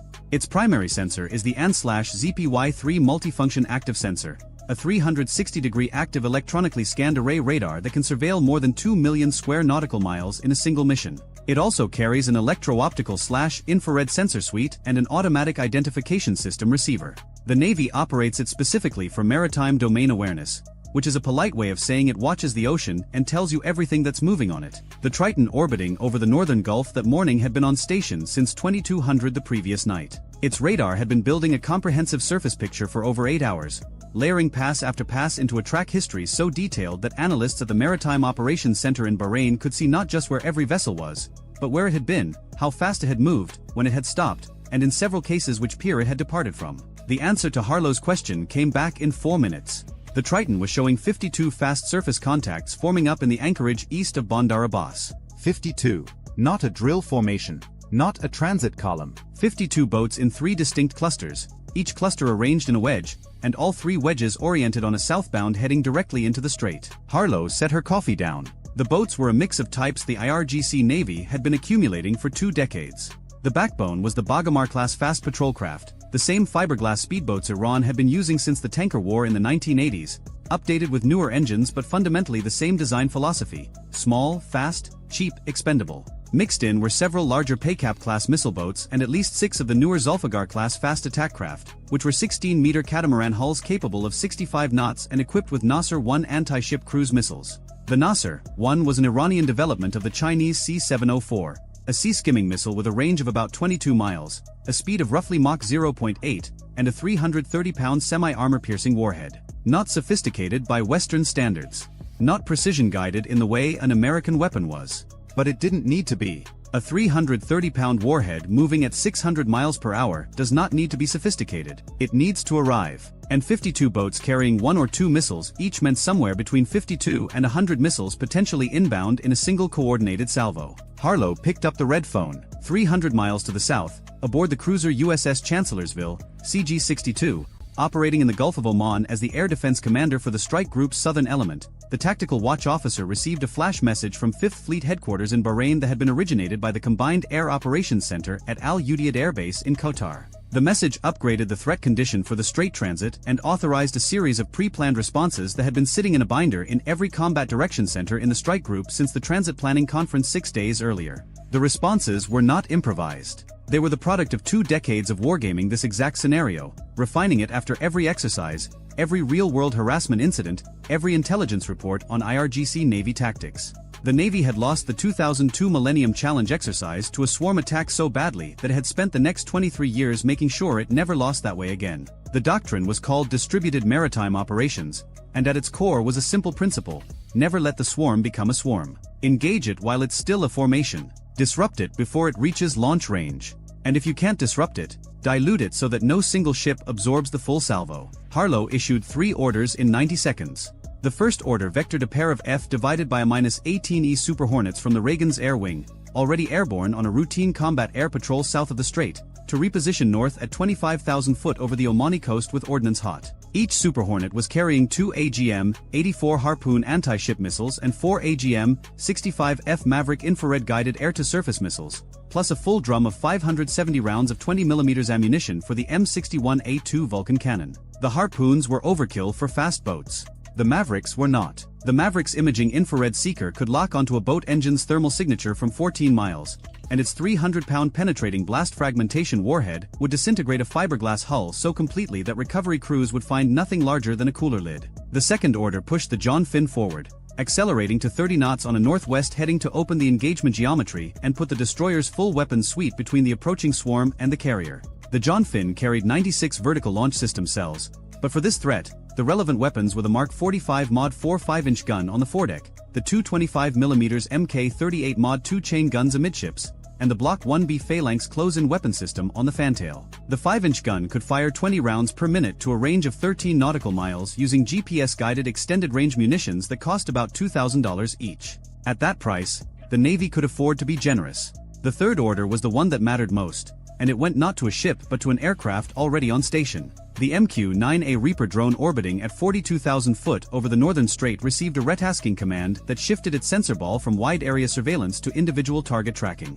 The Reaper's MTSB electro-optical sensor could identify and classify small surface craft at ranges exceeding 30 miles from its operating altitude. Within 4 minutes of Harlow's order, the Reaper's operator at a ground control station in an air-conditioned trailer somewhere in the Middle East had each of the 52 boats individually designated, numbered, and classified on the targeting network. Every ship in the strike group could now see every boat, its heading, its speed, and its type in real time on the same screen. The IRGC had planned for American hesitation. They had not planned for American omniscience. At 0618 local time, the 52 boats cleared the anchorage east of Bandar Abbas and entered the strait. They were running in 3 groups. The western group, 18 boats, hugged the Iranian coastline headed south-southeast toward the outbound shipping lane. The central group, 20 boats, pushed straight south through the separation zone. The eastern group, 14 boats, angled southeast toward the inbound lane where the Reagan's formation was steaming. The 3 groups were spread across a front roughly 15 miles wide, and at speeds between 45 and 55 knots, the entire formation would reach potential missile launch range of the carrier in approximately 26 minutes.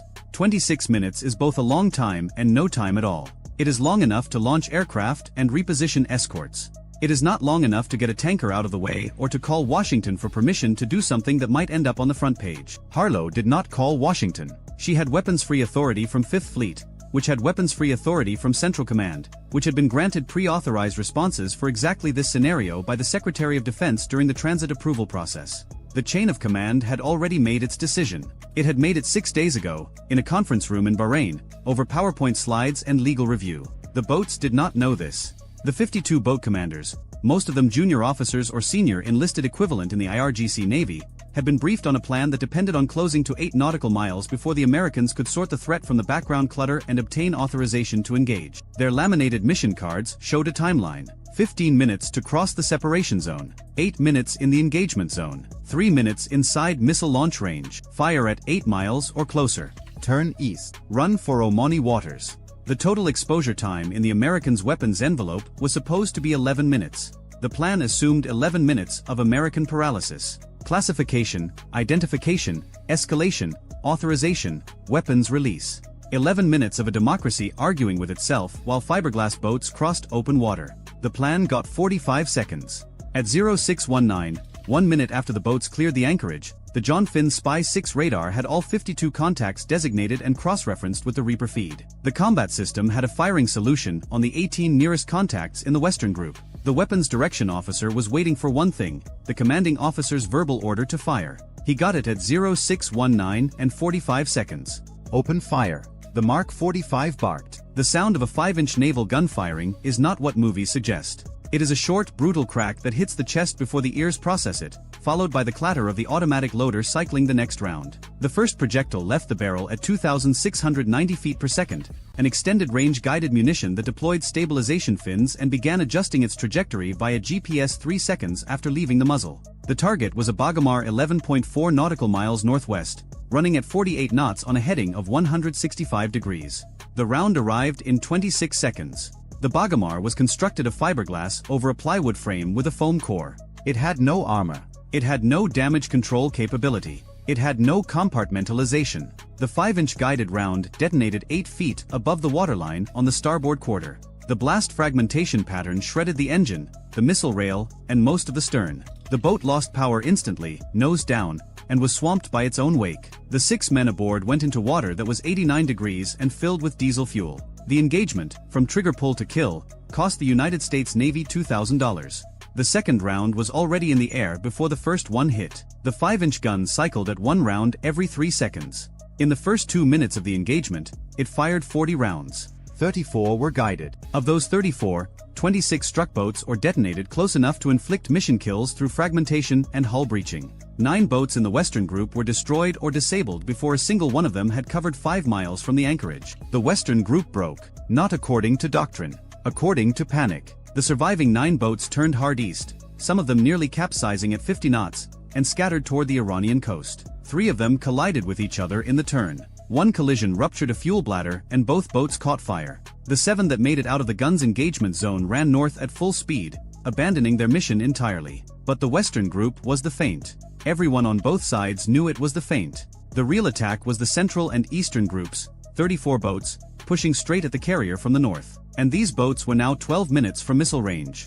At 0622, the 2F divided by a -18E Super Hornets reached their station over the Omani coast at 25,000 feet. Their APG-79 active electronically scanned array radars painted the Central Group at 34 miles. 20 contacts, tight formation, heading due south at 52 knots. The lead pilot, call sign Red Hawk, selected 4 targets on the left side of the formation and designated them for Maverick. His wingman, Vandal, took 4 on the right. The Maverick engagement was almost clinical. The AGM-65 FS imaging infrared seeker stared down through 25,000 feet of Gulf haze and saw what it was designed to see: hot engine exhaust against cooler water.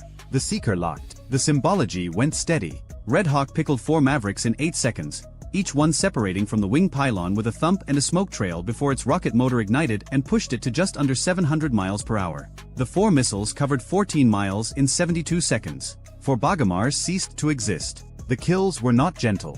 A 300-pound warhead impacting a fiberglass boat at 700 miles per hour does not leave a boat. It leaves a debris field the size of a tennis court. The shockwave from each impact was visible on the Reaper's feed as a white flash followed by a rapidly expanding ring of spray. The infrared sensor showed each impact point cooling from white-hot to ambient in under 10 seconds. There was nothing left to burn. Vandal's 4 Mavericks hit 7 seconds later. 8 missiles, 8 boats, 8 kills. 1,600 pounds of Maverick warhead against $2 million worth of Iranian fast attack craft. The Central Group lost 8 of its 20 boats in under 2 minutes without having fired a shot, without having seen the aircraft that killed them, without any warning at all. The 12 surviving boats in the Central Group did something unexpected. They did not scatter. They accelerated. The formation tightened, the boats moving closer together and increasing speed to 55 knots, pushing their engines past the red line. The IRGC Navy had trained for this. The doctrine said that if the outer boats were killed, the inner boats were supposed to compress the formation and sprint for launch range,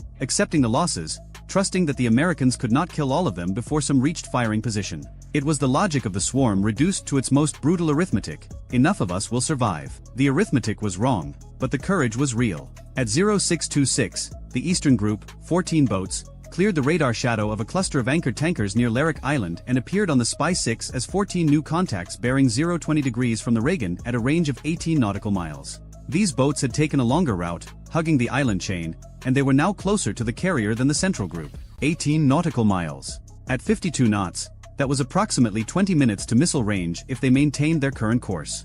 But the Nasser 1 missile carried by the Zulfiqar-class boats in this group had a stated range of 22 miles. 4 of these 14 boats were already inside launch range. This was the real play, not the Western feint, not the central charge. The Eastern Group, arriving from an unexpected bearing, masked by commercial traffic and island geography, carrying the longer-range missiles. The IRGC had studied American carrier defense doctrine carefully enough to know that the escorts would push toward the most obvious threat. The John Finn was now 8 nautical miles northwest of the Reagan, fully engaged with the Western and Central Groups, its 5-inch gun cycling continuously. The carrier's defensive screen on the northeast axis was thinner. Harlow saw it. She saw it because the Reaper saw it, and the Reaper's picture was on her screen in the Flag Combat Direction Center, and she had been doing this for 27 years. She saw 14 contacts appear on a bearing that was not the primary threat axis, and she understood in about 2 seconds what the IRGC was trying to do. She ordered the Reagan to come hard to starboard, turning the carrier's stern toward the Eastern Group to open the range. A Nimitz-class carrier at 30 knots turns like a building falling over sideways, but it turns, and every second of heading change added distance. She ordered the destroyer USS Halsey, DDG-97, which had been screening the carrier's starboard quarter, to sprint northeast at flank speed to intercept the eastern group. And she ordered the 2 Super Hornets to break off the central group and reposition to the northeast. The Halsey was a Flight IIA Arleigh Burke, older than the John Finn but carrying the same 5-inch gun and the same close-in weapon systems.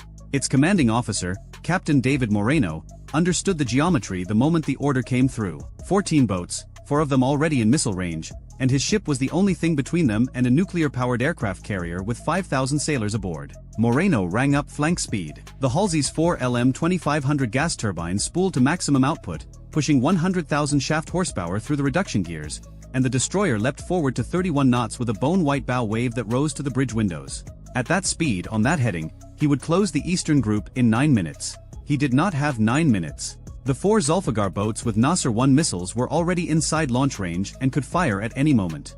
At 0628, the first Nasser-1 launched. The missile came off the rail of a Zulfiqar boat designated Track 4207 on the Halsey's combat system. The Nasser-1 dropped from the rail, its solid rocket booster ignited, and it accelerated to Mach 0.8 in 4 seconds, transitioning to sea-skim altitude of approximately 15 feet above the water. Its radar altimeter held it steady. Its terminal active radar seeker was set to activate at 3 miles from the programmed target location. The missile weighed 770 pounds and was heading south-southwest at 614 miles per hour toward the USS Ronald Reagan. 7 seconds later, a second Nasser-1 launched from a different Zulfiqar. Then a third, then a fourth. 4 anti-ship cruise missiles, sea-skimming, inbound on the carrier from the northeast. Aboard the Reagan, the Spy-6 radar on the John Finn detected the missile launches within 2 seconds of booster ignition. The thermal bloom of a rocket motor is unmistakable on a phased array radar, and the system automatically classified the contacts as ASCMs, anti-ship cruise missiles, and generated engagement quality tracks. The data flowed through the Cooperative Engagement Capability Network to every Aegis-equipped ship in the strike group simultaneously. The Halsey's Aegis system had the tracks before the missiles had covered their first mile. The Halsey responded with a weapon designed for exactly this moment. 2 RIM-162 evolved Sea Sparrow missiles erupted from the forward VLS cells in a cloud of white exhaust, accelerating vertically before tipping over and screaming toward the inbound Nasser-1s at Mach 4. The SSM cost about $2.5 million per round. It used X-band semi-active radar homing in its earlier variants and active radar homing in the Block 2, which was what the Halsey carried. The Block 2 SSM could engage sea-skimming targets at ranges up to 30 nautical miles and had demonstrated a kill probability against subsonic cruise missiles that the Navy described as very high in unclassified briefings and that was rumored to be above 95% in classified ones. The first SSM intercepted the lead Nasser-1 at a range of 6.4 nautical miles from the Reagan. The engagement happened at a closing speed of roughly Mach 4.8 combined. The 86-pound blast fragmentation warhead on the SSM detonated within lethal radius. The Nasser-1 disintegrated. The debris fell into the strait from an altitude of 12 feet, which meant it simply became part of the water. The second SSM killed the second Nasser-1 4 seconds later. Range 5.8 miles from the carrier. Clean kill. Debris in the water. The third Nasser-1 was killed by the Reagan's own close-in defense.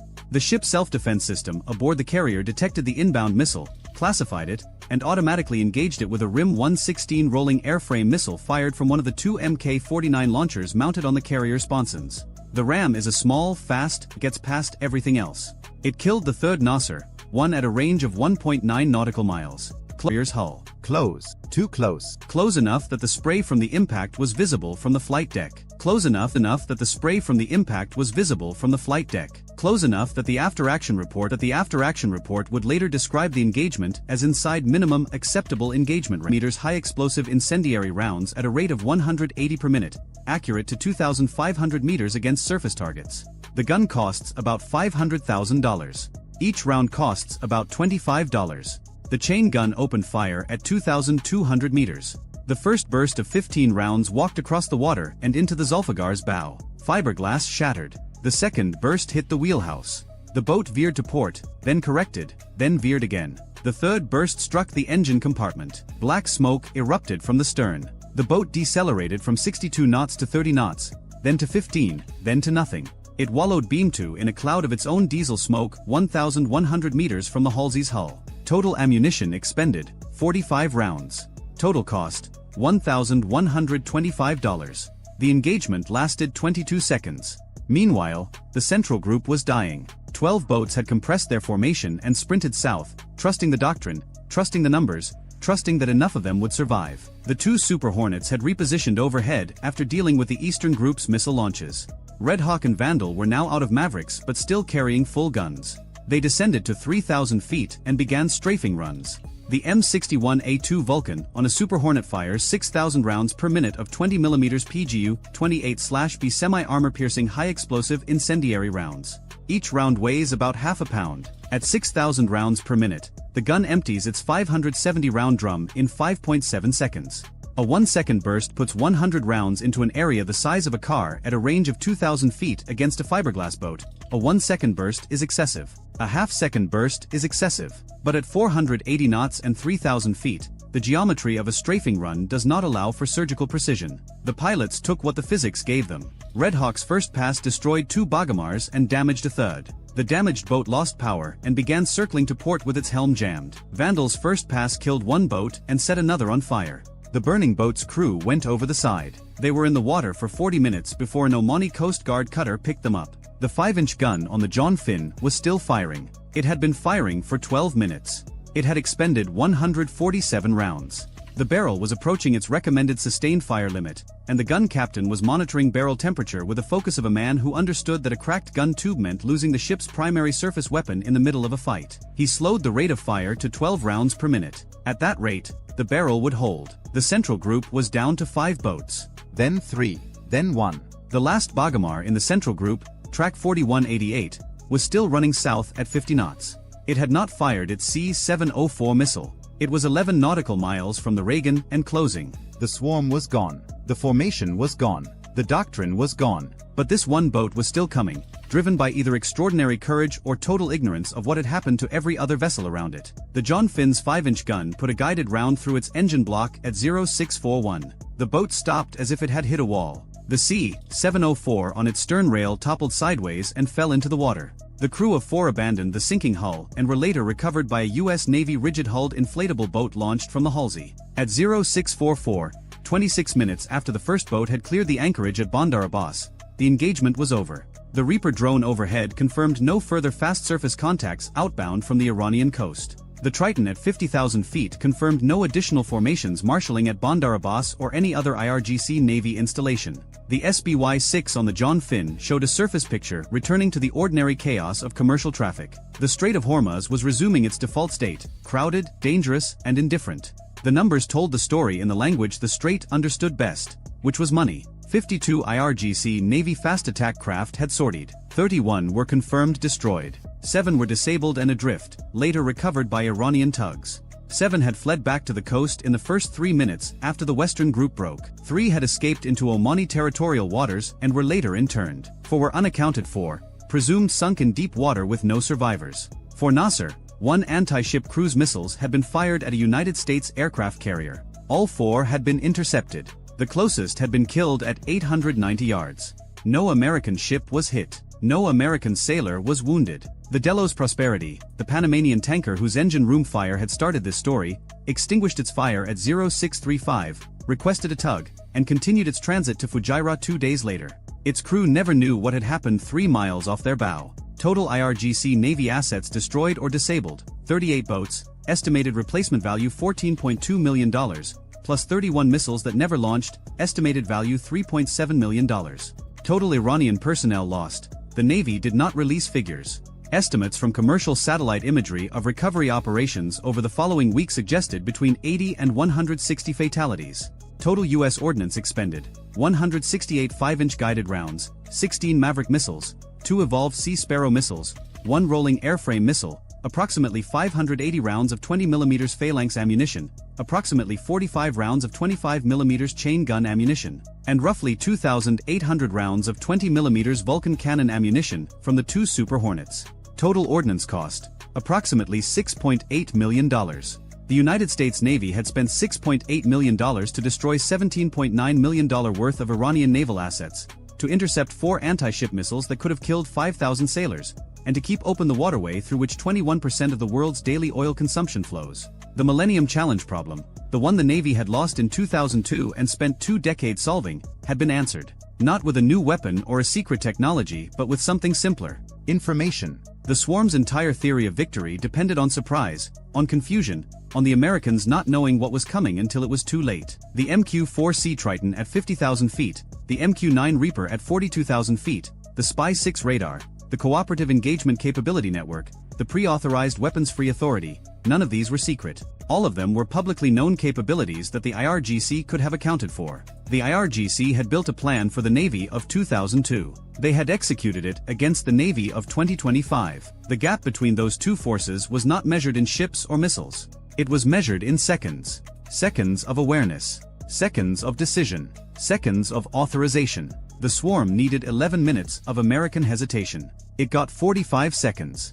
And 45 seconds was not enough time to cross 20 miles of open water against a force that could see every boat, track every heading, and shoot every target from the moment it left the harbor. The Strait of Hormuz went back to being the Strait of Hormuz. The tankers transited. The oil flowed. The Reagan passed through the eastern exit and turned south toward the Gulf of Oman. The John Finn's gun crew swabbed the barrel and counted their remaining ammunition. The Halsey recovered 4 Iranian sailors from the water and gave them blankets and medical treatment and Gatorade because that is what the Navy does after it is done killing you. And somewhere in a ground control station in the Middle East, a Reaper pilot who had been on shift for 14 hours watched the last IRGC boat limp back into Bandar Abbas on one engine, trailing smoke, and entered the final target assessment into the log. He saved the file, stood up, and went to get a sandwich. The carrier was never on fire. The plan to set it on fire had lasted 26 minutes. It had cost Iran a generation of fast attack craft and somewhere between 80 and 160 men who had been told the Americans would hesitate. They did not hesitate.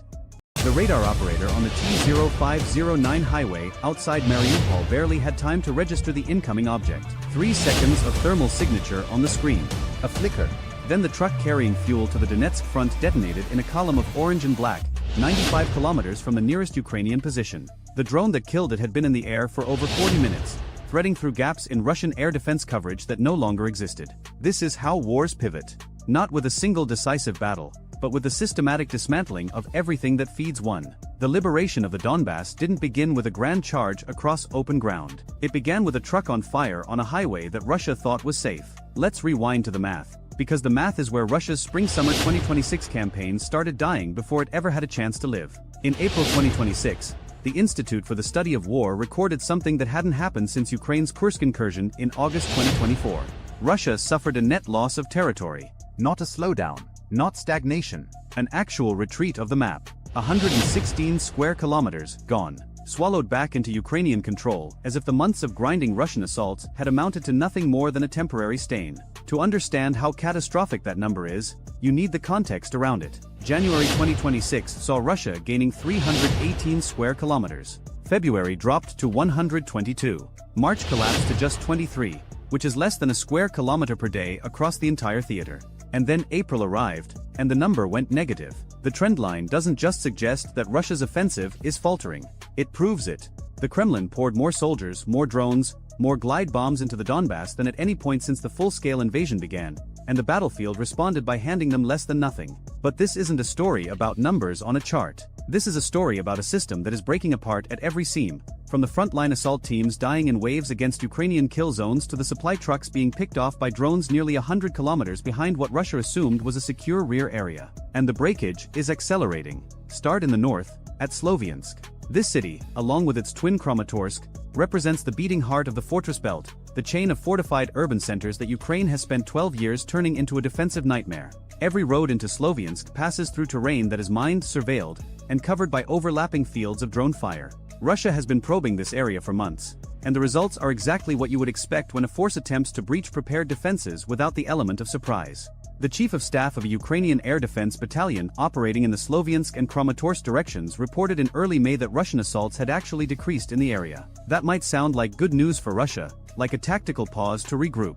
It isn't. Russian aerial reconnaissance and glide bomb strikes indicate that Russia is preparing for larger mechanized assaults as warmer weather dries out the mud and hardens the ground. They tried this before. In March, Russia launched a reinforced company-sized assault near Shandryholov, northwest of Lyman. It was an attempt to probe Ukrainian defenses, to find the weak points before the big push. The assault failed. The probing found nothing but drones and death. Now the spring is here, the ground is dry, and Russia is gearing up to try again.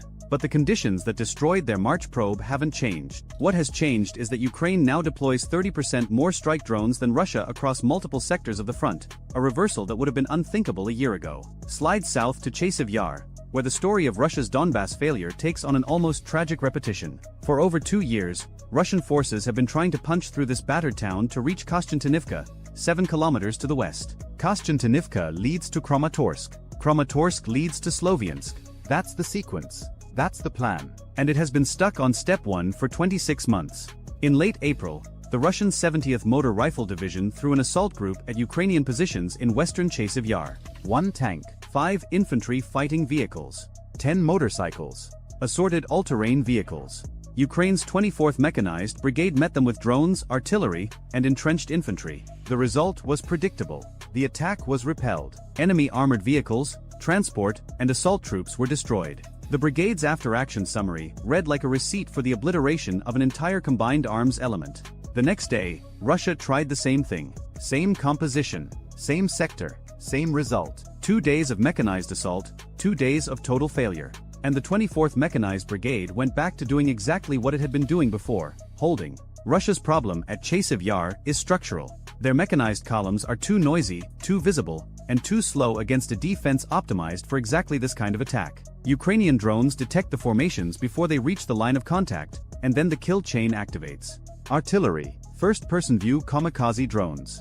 Overhead surveillance drones directing adjustments in real time. By the time the Russian vehicles reach the Ukrainian positions, assuming they reach them at all, the assault teams have already been shredded. So Russia is pivoting. The same infiltration tactics that eventually cracked Pokrovsk are now being attempted at Chasiv Yar. Small groups of infantry, sometimes just 3 or 4 soldiers, moving on foot or on motorcycles through the gaps between Ukrainian surveillance zones. The goal is to slip past the Chasiv Yar defenders and entrench in Novodmitrivka, a village just east of Kostiantynivka. If enough Russian troops can dig in there, they cut the resupply route to Chasiv Yar and gain access to the H-20 road running north to Kramatorsk. But enough Russian troops is doing a lot of heavy lifting in that sentence. The infiltration has started. Ukrainian military analyst Konstantin Mashevets has confirmed ongoing Russian attempts to seize Novodmitrivka. So far, those attempts are being met by the same drone-saturated defense that stopped the mechanized assaults. Geolocated footage from early May shows Ukrainian forces striking Russian positions in northeastern and southern Kostiantynivka after what analysts assess were failed infiltration missions. The SW reported on May 8 that footage showed Ukrainian forces hitting Russian service members along the T-0504 Pokrovsk-Kostiantynivka highway in southern Kostiantynivka, again after an infiltration attempt. The pattern is consistent. Russia sends small groups. Ukraine finds them. The drones do the rest. Here is where the geometry of the Donbass becomes a trap for Russia rather than a corridor to victory. Russia is trying to advance on Kramatorsk and Sloviansk from multiple directions simultaneously. From the east through Chasiv Yar, from the south through the Pokrovsk axis, from the southeast through Kostiantynivka. Each of these axes demands a massive commitment of troops, drones, artillery, and logistics. And Russia simply does not have enough of any of these things to sustain simultaneous pressure across all of them. The consequences of that overextension are playing out in real time. Ukraine's commander-in-chief, General Oleksandr Syrsky, reported on May 2 that Russian forces intensified activity in the Kostiantynivka-Drushkivka tactical area in April, attacking 83 times in the Kostiantynivka direction in the final week of the month alone. That is an enormous number of assaults for a single sector. And yet, Ukrainian forces recently advanced in southern Dovabaka, southwest of Kostiantynivka, according to geolocated footage. Russia is pouring in attacks, and Ukraine is gaining ground. That is not how a successful offensive works. The reason why becomes clearer when you look at what is happening behind Russia's lines. And this brings us back to that burning truck on the T-0509